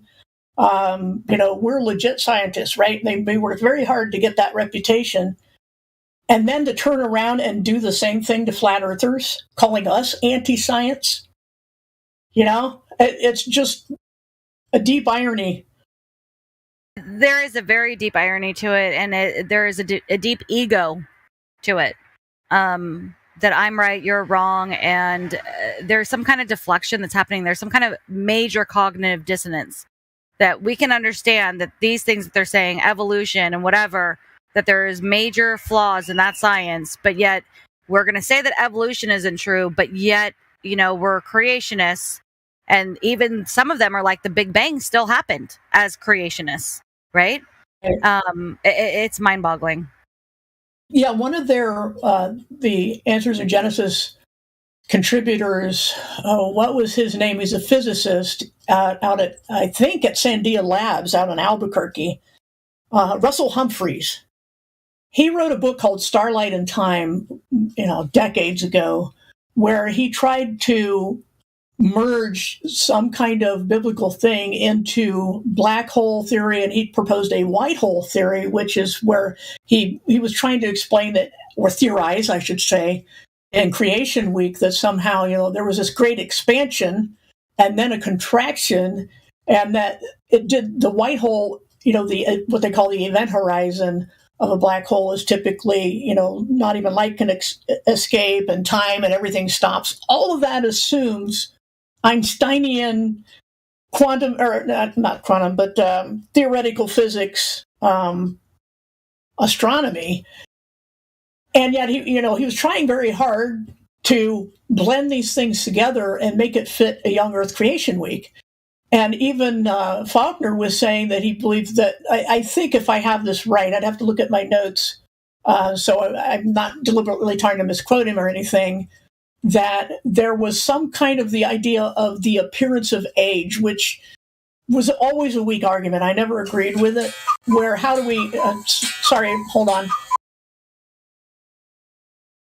The appearance of age, where how do we account for distant starlight in a young universe? Well, the problem disappears if the starlight isn't distant.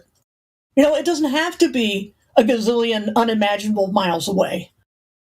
The problem is solved if we just don't believe that these stars are so big and far away. But they have to believe that to be science people, get out of the accusation that they're anti-science. And so they say, well, we'll come up with these very complicated theories as to how starlight can appear to have traveled for light years in a young universe, and trying to solve that problem when it's a problem that doesn't need to be solved if the Earth is flat and stationary and the stars aren't all that far away. So yet we're the ones that they would call anti-science. It's just ridiculous. Hope I didn't lose everybody there. No, you didn't. I was listening, and I think you're spot on. And it's quite the conundrum, right? It's quite the conundrum, and we witness it in here all the time. And hopefully there would be some Globers or anybody in here that disagrees with us, that wants to talk with us about anything when it comes to where we live. But we witness it when we are just even talking to one person one-on-one. And I had a conversation with somebody earlier today about photons, and, we disagree on them. And he was like, well, it works, and so therefore it is. And it's like, but how does it work? Like, you don't even know the details of that. Like, you don't even know the argument. And if you aren't even willing to learn the argument and you're just like parroting something that you don't even understand, we get that aspect of it, right?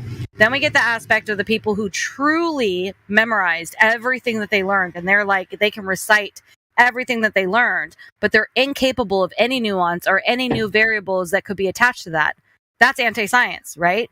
Like, if you're not going to like allow a new variable to come into your paradigm that might destroy your paradigm, like, that means that you're holding on to a belief and you don't ever want that to be shattered. The whole purpose of science is to allow new variables, new paradigms to destroy old ones and figure out the best that we can, what we can. Like, figure out the things that we don't know, that we don't yet know. That's like what I'm seeking for. Like, that's where I want the epiphanies. I want to figure out what I don't know that I don't know. And if you're incapable of that, and you're just like, oh, ha, ha, ha, pointing fingers, you're dumb because you don't agree with what I read it in a textbook, we're not going to get anywhere at all. And that's the majority right now. I'm curious, what was which side did you take of the disagreement on photons? I do not believe in photons. Okay. One thing What do you I mean by tried to that? Like, well, let me just, unless you want to answer that first. I don't know what he asked. What does he mean that I don't believe? I've never seen a photon. The only thing that you can see is, you can see that light, that there is an illumination. And that, like, there's little eddies in the sky. Does that mean that that's a photon? Or, the smallest particle through a microscope, does that mean that that's, a particle of light? No, there's something within the medium that is being illuminated due to the counteraction that is happening when light interacts with that medium. And then you have that energy and it illuminates. So I don't think that we can actually see light. I think that we're seeing what is within the medium, not like that we're actually seeing light. Right. But the reason I wanted to say something about photons is because when I first learned about the delayed choice quantum eraser experiment, which supposedly isolates a single photon to send through the system, through the apparatus, I thought, where are they getting photons? How do they do that? And so I did some research. And from what I understand, it is that they have a light source and they slowly crank it up until they just start to detect light coming from it, right? That's what they're calling a photon, as far as I can understand. And anything else I tried to look for some kind of definition is that it's the best they can come up with that I've seen is something like a packet of energy. no, right? that's And not all. well, that's what Let I've her seen. finish. Please let her That's finish. not all at all. Please let her finish. Well, Thank you. Yeah, I'm just telling what I have seen, what I've discovered so far, that I've never said this is the absolute truth. I'm just saying the impression I got from the research I did, and that since light is part of the electromagnetic spectrum, that all electromagnetic energy would have the same qualities, the same components, if you will. And how does electricity, propagate when you don't have wires and things like that? And the thing about light is light can operate, obviously, things like photocells. It's the photoelectric effect. If you shine light at a photocell, you can operate an electronic circuit. I've built some circuits with photocells in them, and it absolutely works. Standard electrical theory works. But light, if you just shine light on something, it will close a circuit. And so there's something electromagnetic about light. It's just, proves that it's electromagnetic. Yeah, I agree. It is electromagnetic. So a photon is just saying one of these packets of energy from an electromagnetic quote unquote beam. But how you isolate one of those is, again, we're talking about that's where photons. I think that we're agreeing and disagreeing at the same time. So yes, I agree that it's electromagnetic. I agree that there is a connection that happens. There is an energy, like things happen to create the light that illuminates, right? Just like when we're looking at a lightning bolt or like whatever, like it's energy, and what the energy is doing is reacting with the medium that is surrounding it, right? That light is like this consequence, almost this it's an illumination of this consequence. And so I don't think that light is actually, there's little particles of light. I think that you can see particles of the medium. And so you can see those particles illuminated, but I don't think that you can actually see light itself. I think that you can only see the particles illuminated. Does that make sense? Yeah. We see things. It's like, for example, the way we see colors is that everything from the spectrum of sunlight or whatever light we're working with bounces back to us except the one, that is inherent to the material we're looking at, or it absorbs all but the one. Sorry, I said that backwards. If we could see light itself, we wouldn't see anything else because there's light everywhere, right? As soon as you turn on the light in a room or go outside, you wouldn't see anything if you could see light. But you know when it's not there. Yeah, you know when it's not there because it's not exciting what's in that medium. And that's why there's the attenuation of light. And, we can see where it's dissipating and all those things. And that's why I don't agree. Back to his question, why don't I believe in a photon? Because I don't believe in a photon because I know that you can't see light. Like you're just seeing the things around us, like even when you're looking in a window and it can be dark and there's like this little shed of light coming through and you can see all the eddies, all little sparks of dust that are in there and they flicker like little stars, right? Mm-hmm. That's not light. Like you're not seeing light. You're seeing what it is interacting with, not actual light, because light is just an interaction. It's like the consequence of something. It's not like something that's physical. It's an interaction. I don't know how to actually put that into words more clearly. It's hard to say the term physical or not because obviously we're seeing it with physical eyes, but exactly. But we're seeing the physicality of that. Yeah, we're seeing the physicality of the interaction because of the medium, because of the particles that are in, like even the little eddies that we see with dust or whatever. But light is just, in my eyes, from what I understand of electricity, electromagnetism, all of those things, it's just a byproduct. It is the illumination of that consequence. Right. Now, somebody wanted to say something. I forget who it was. Oh, yeah. You said it was just a pocket of energy, right? Light. The ethereal, it's just an electromagnetic wave. It's what I had wave. understood from what I read, yeah. It's just a wave hitting an object and then being reflected. Okay, so you're saying light is a wave? Sometimes, yes. Okay, hold on. Let me just give a little illustration with water, right? Water is made of molecules. The molecules are not waves. They're quanta. Quanta just means particles, right? Molecules are quanta of water. And water only No, a molecule is not a quant. It's a discrete unit. That's what a quantum is. If you look up the definition of quanta, that's plural, quantum simply means like basically particles of something. It doesn't matter what it is. That's the meaning of the word. But the thing is that with water, we only speak of water waving when a bunch of water molecules are together in what you could call a field or a collection, and it's disturbed, and the water collectively will respond to that disturbance by waving. So waving is something water does. It's not what water is. We don't say that water is made of waves, even though water does wave. Sometimes you can have drops or you can have a bunch of water that's being disturbed and waving as a result. In the same way, light can't be a wave. Nothing can be a wave. All right? It's made of some kind of discrete units that can exhibit wave qualities when disturbed. But you can't say that anything's a wave. You see what I'm saying? No, of course you're not. You can't say anything is a wave. Right, so light isn't a wave. Well, yes, it is. So actually what light is, it's the magnetic field in a certain piece of space. The height of the magnetic field in an oscillating form, perpendicular to the electric field in an oscillating form. And that can have different heights and oscillate. Yeah, I understand electromagnetic. So what's your problem with that then?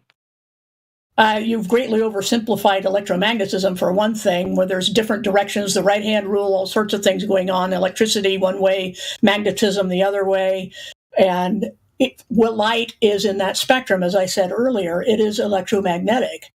So Yeah, it's going to so- have the same qualities as any other electromagnetic source. Yeah, so I didn't Right. oversimplify that. I actually did say that the electric field is perpendicular to the magnetic field there, as the Right, but you're the Beers of Art's oversimplifying when law you're saying dictates. you're oversimplifying when you're saying that somehow light is a wave in some way. Those oscillations, all right, we're talking about a group of whatever you want to call photons. I assume you believe in or you don't believe in photons. Maybe I should clear that up first. I Do you do, believe but- there's such things as photons? Of course, yes. Okay, so collectively, there would be like the water molecules. When they're disturbed, they can exhibit waves. Right? And we don't say that water is made of waves. We say that water waves in response to a disturbance. And the same thing could be true of light. That's all that's what I'm saying. And this is Okay, where we that's get what into I've been saying. This is where it becomes really interesting, and thank you for saying like that we can talk about it, because you get into the realm of the what ifs, the things that we don't know, where people claim that they automatically just know, nope, this is exactly what it is because I read it in a freaking book. Like, no, you don't know it because you read it in a book. And the whole point of science is to read what somebody wrote and then be like, is that really what it is? Because that's what scientists are doing. They're reading what other people are doing and being like, no, I'm going to prove them wrong by doing this and this and this. And they think up new things, right? Like, we need that.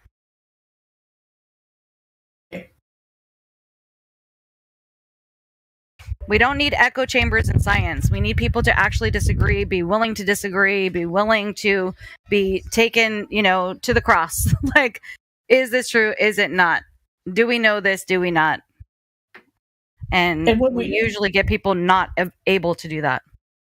And I will say, when it comes to light, these quote unquote experts are still puzzled by it. They keep asking more questions. Some of them do, and keep questioning about, even the quantum eraser experiment or, anybody else's claims on what light is exactly, because they claim, for example, that photons have no mass.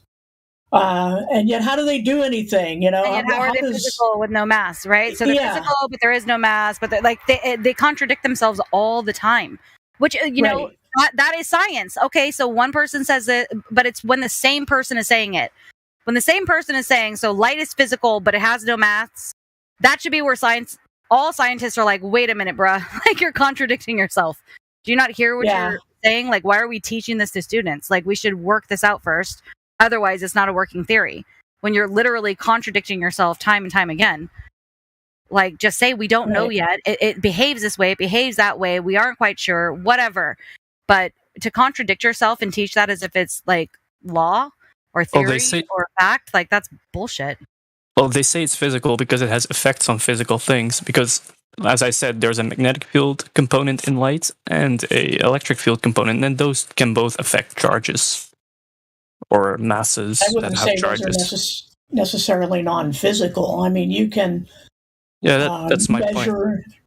Yeah, and the thing is that anything that people can't explain, and it's like with one of my college courses was 7 Ideas That Shook the Universe. It was one of the physics courses, and basically what they're saying is that every now and then some idea will come along in physics that totally blows away the idea before and replaces it with a new one. And there was also a TV series called The Day the Universe Changed. And it's changed like at least 7 times in modern history. And so why do we think this is going to stay where we are now? I don't know, but people shouldn't get so, dare I say, dogmatic about what they believe light is. I want to go back to what you were saying about light not having mass and not being physical, but it could still, were you saying that it could still be physical even though it has no mass? I'm saying that it can affect physical things or masses. Well, yeah, of course. It can interact with them. Exactly, because it's interacting with them, but that does not make it physical. Right. Well, it depends on your definition of physical. Something that has like a physicality to it. Yeah, that doesn't define it. Well, if I might try to clarify, physical doesn't necessarily mean tangible. You can't touch light, but light can do things to the physical thing. So, yeah, I think We It don't can want to confuse interact. those two terms. That's what I mean. It can interact, but it is not actually something that is. It's just something that we see, right? It's optical. We can see the illumination, the interaction that occurs, but it's not something that's actually physical. It's not something that just like all of a sudden let there be light and there's actually physical light. It's not like light is standing before us or that there is actually light. But we can control light. Yes. We can pick out which spectrum, part of the spectrum we want to use. We can put it in an electrical circuit. We can record data with it.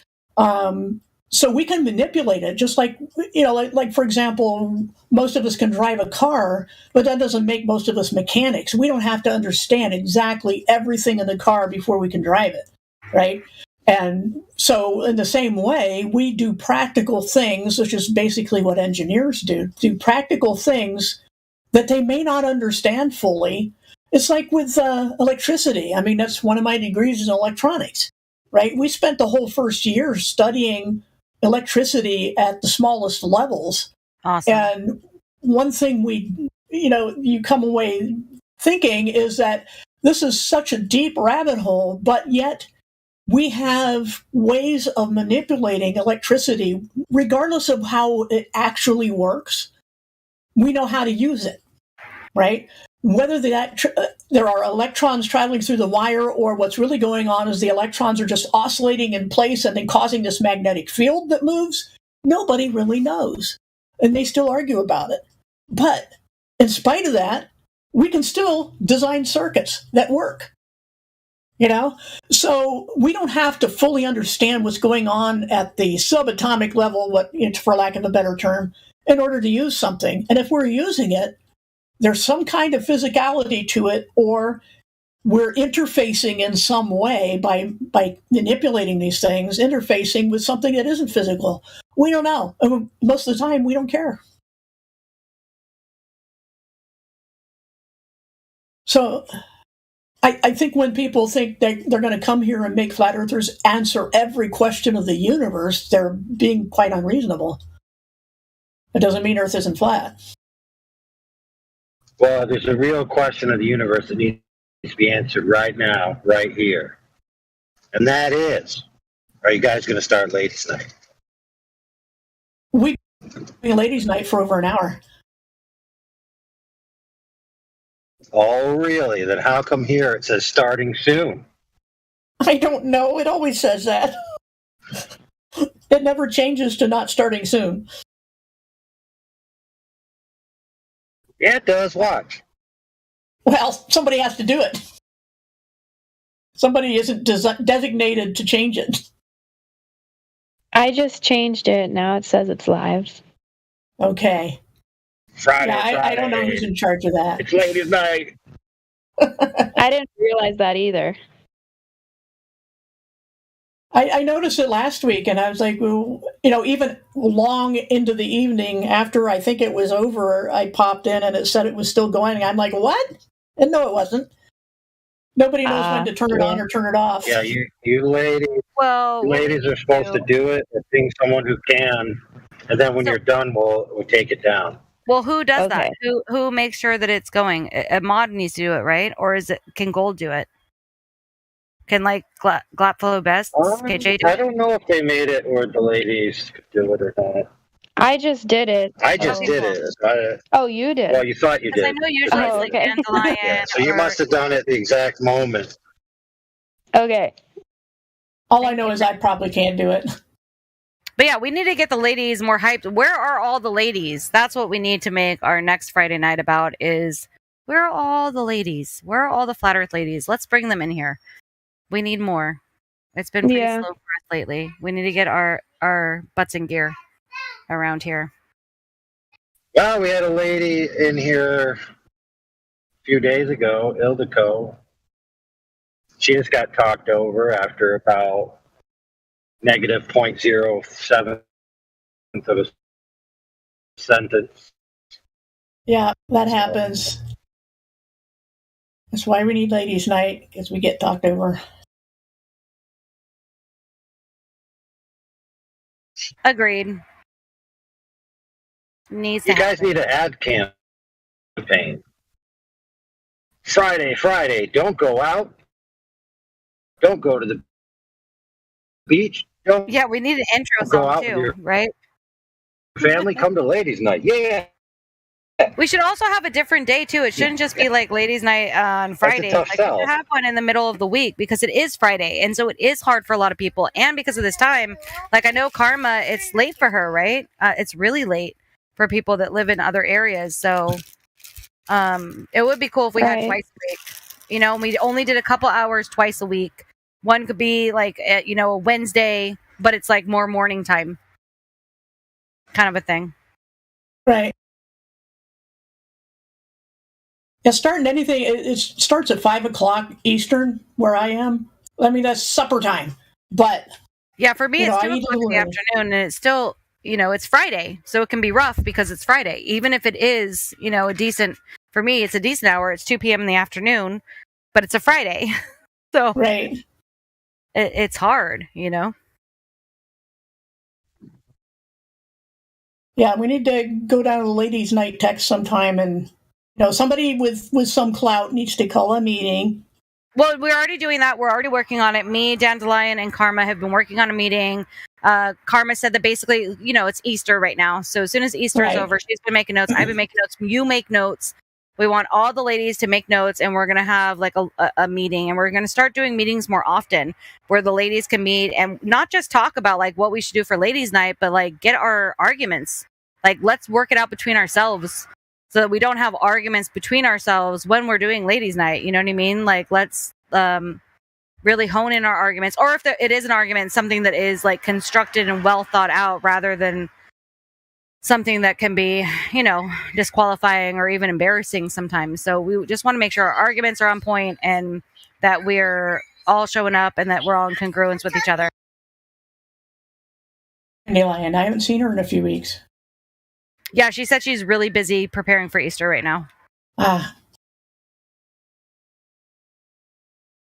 Sounds good.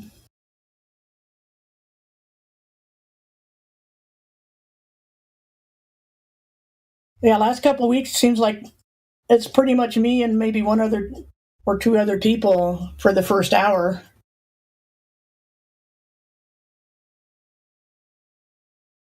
Yeah, I usually come almost every single Friday. It's only last week that I missed, and then the beginning of this show. And it's been like slowly but surely like dying off. And especially when it comes to like new people, right? Like new Globers or new flat Earth. Like we've had more new flat earthers. That's what's actually quite interesting and inspiring is that we've had more new flat earthers than we have new Globers.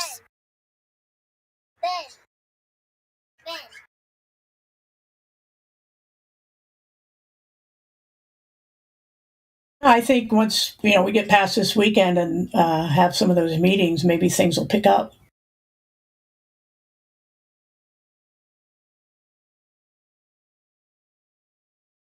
So in the meantime, tonight, you think of something else some other topic. I mean, have we exhausted the photon thing? I think so. I think that we pretty much like agree on like hey, Maggie's in the house. I haven't seen you around for a long time. Has he been in here a long time? Maggie? No, I just got here right now. How are you doing? Pretty good. Awesome. You guys are having ladies' night right now? Yeah, it's ladies' night right now, but it's pretty much just me and Level and KJ, so it's kind of dying off right now. But yeah, it's good to see you in here. I haven't seen you in here in a long time.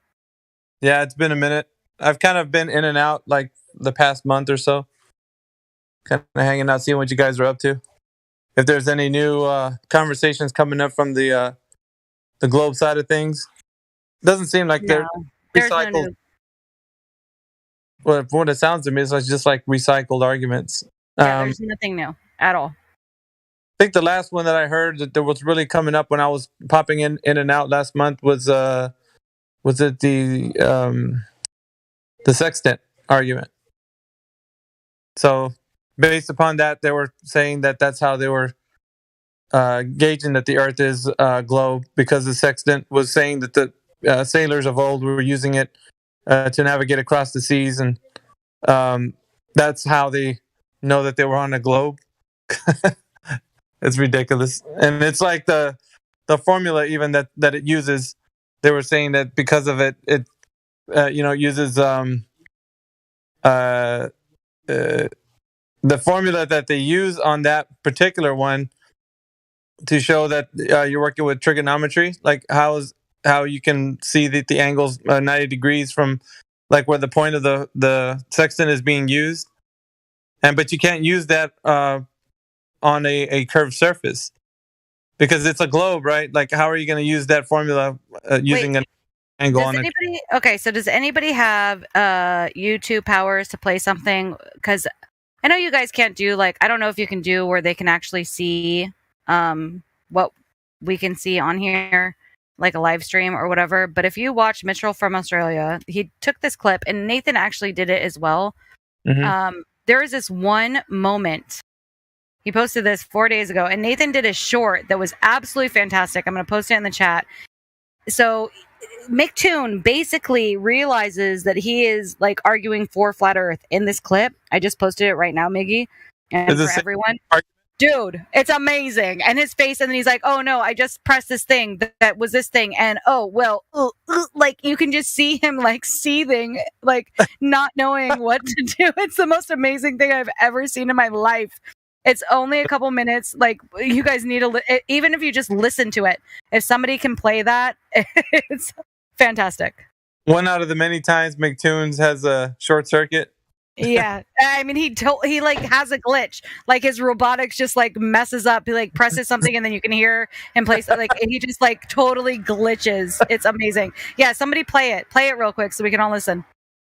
Yeah, I'll get it going right now. Thank you, KJ. That is fun. Play this clip from Toon. When Mitchell from Australia and Mr. Sensible were going back and forth, they kind of both had a point because it seems like there's a, you could do it using both methods. Would you agree with that? No. There is no triangulation in celestial navigation. It's about it's about the distance and about the angle to the GP. So you can draw it on your chart, draw a line there, and then you do it for all three, and you get your intersection. So it is actually triangulation. Yeah. You can draw a triangle, solve the triangle, and know the angle that the light or that the object must appear to be. And so we can do triangulation, but we have to presume that the Earth is flat. But if you're doing doing triangulation, you do a triangle on the surface of flat Earth, presuming flat Earth. You get then. Hello, everybody. This is unusual. Sorry, that was the video from Flat Earth Math that I clicked on and it started playing. So yeah, I don't know. Can't say it. It just seemed like a very awkward ending there when he realised what he was just saying, that he has to presume the flat Earth and draw the triangle on that flat Earth. Triangulation actually does work. Very, very awkward. Indeed, he's conceded the point. I just wanted you to point that out, Mitch. Indeed, that's a concession. Yes, you have to have a flat Earth to acquire an elevation angle. As Toon found out 78 times we're up to now, by the way, if anyone's keeping count. You can't first measure an angle if the surface is curved. Mm-hmm. No, you need a flat baseline. Game over. The best part is when he's like, well, you have to presume a flat Earth. And then he's like, well, yeah, the flat Earth. And then, and then he presses the video to like something else. Cause he's like trying to click for something to like give him some advice. Then he hits a video and he's like, oh, that was just this thing. Well, like, and if you could see his face, it is classic. It's one of my favorite videos of all time of McToon. He cracks me up. McToon. Oh, yeah. We've had many go-rounds back in the day with McToon. Now, Witsit kind of had him on the ropes, man, back in the day. It was a lot of fun. But then again, these guys stop because they can't stop, right? Or else they some of these guys are in they're teachers, right? They're educators. So if they do stop or they change what they say, they have to deny the fact that they've always been globe proponents. Which is, difficult for those guys because obviously then they're admitting that what they've been teaching is incorrect. So nobody wants to do that.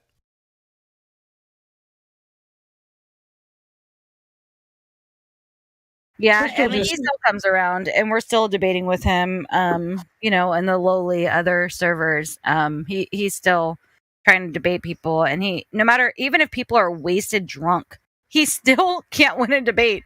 That's the funniest part. Like, even if somebody is like, you know, tipsy off their ass, McToon still loses. He doesn't have any kind of logic or reasoning. He's just a parrot, and it's kind of the only thing I can give him is that he's resilient.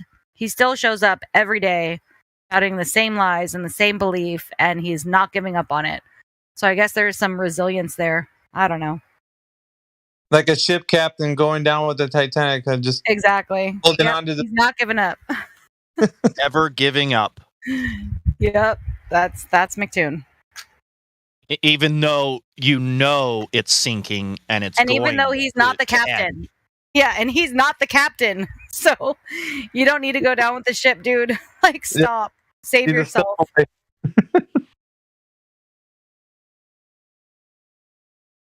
No, I love it. There's a couple of others I wish they came into this arena. There's another clown that's always going on about his YouTube videos and making videos about other flat earthers and doing stupid things like drawing a that pizza shaped earth with like the little stick figure guys on it. You guys know what I'm talking about, that guy with the freaking annoying videos. No, which one? Professor Dave, I think is. Oh my god. Okay, so you know how irritated I am with the whole David Weiss, Professor Dave thing? Do you know that if you search for Flat Earth now, the very first thing that pops up is their quote unquote debate? That's now the very top thing when you search for Flat Earth on YouTube. YouTube and their algorithms, yeah. Yep, it's now the very first thing. If you search for Flat Earth, that's the debate. Black Swan as well, and every single one, like at least 10 of the first ones, are all debunking debunking it or something like that. It's so weird. And they're the most ridiculous debunks too. I mean, it's ridiculous. They're crazy.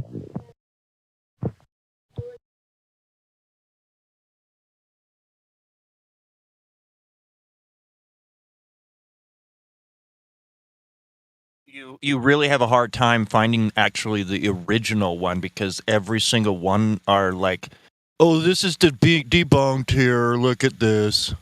Well, the original wasn't titled Black Swan, though. Is the original night over? I would I'm not think sure so. if it ever started. Yeah, I wouldn't say it even ever started.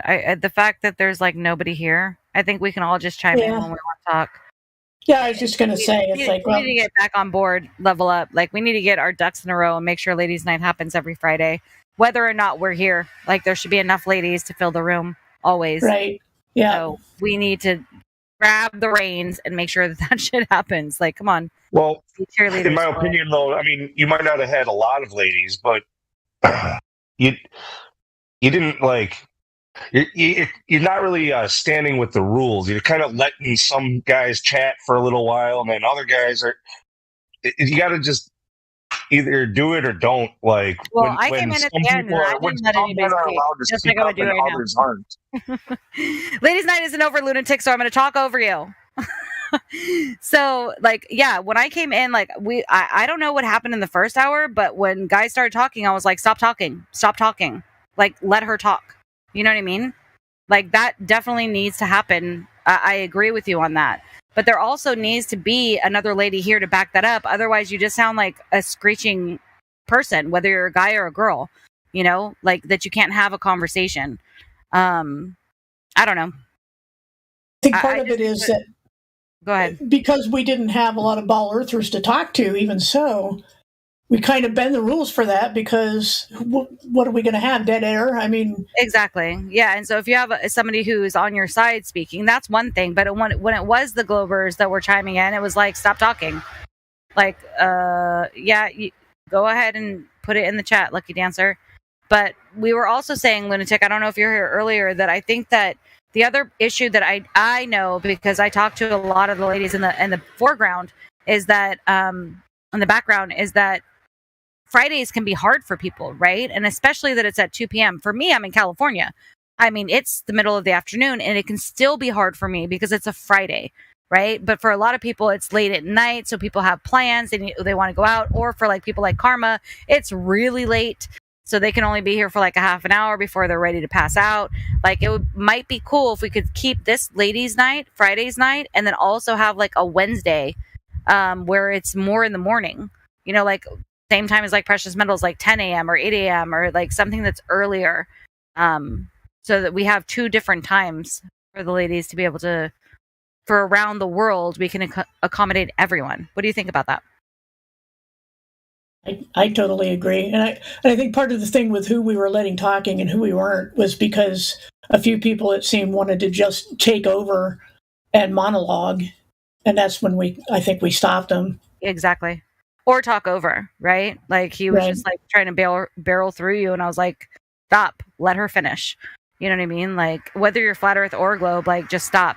Like, I realize that we don't have that many people on here, but if, you know, we are even going to attempt ladies' night, like, let the lady speak. Fuck. Sorry, I shouldn't have cussed. I have a potty mouth. But yeah, I think we should do 2. I think we should have Wednesday. I think we should have Friday. Wednesday mornings, Friday nights. And I think, you know, with what we have planned with Karma and Dandelion and Level and a bunch of the girls, we're going to be doing meetings soon. I think that we, you know, are going to cheerlead for ourselves and make sure that those spots are filled. I think it's also been a drought lately because it is fun to welcome new Flat Earthers. And it is pretty cool that that's all we've been getting is new Flat Earthers. So basically, Ladies' Night is like welcoming new Flat Earthers, hearing their story, but we don't really have any Globers that are coming in. And I don't know if that's just getting stopped because they're just constant trolls up in the check-in, or if there are people that are not allowed to come down here because they can't make it past the check-in, or what's going on. But we haven't had any Globers in here really to like battle us. Where when I first joined, it was like there were like we couldn't even get to all of them, right? It was like we have to pick and choose which Globers we're going to speak to. Okay, be like, you're not doing well. Let's go bring on the next one. We had like a barrel of Globers, and now we're lucky if we get even one to come in and talk to us. Even just through Discord, period, right? Like we aren't getting a lot of Globers that are even interested in talking. So I don't know what's happening right now. What happened to the barrel full of monkeys on a spinning ball? There you go. The old dude said there's someone new in live stream. I don't know who can unmute them. I can't. But are we talking about Lucky Dancer, VC verified? Well, they should be in here if they're typing, and they are. So Lucky, you're VC verified. If you wanted to come off of a mute, you can unmute yourself and talk to us. Can you unmute right now and talk to us?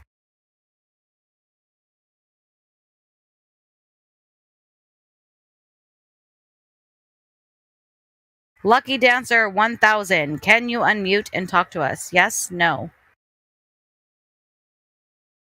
They're typing. Which means no. Said maybe in a few minutes.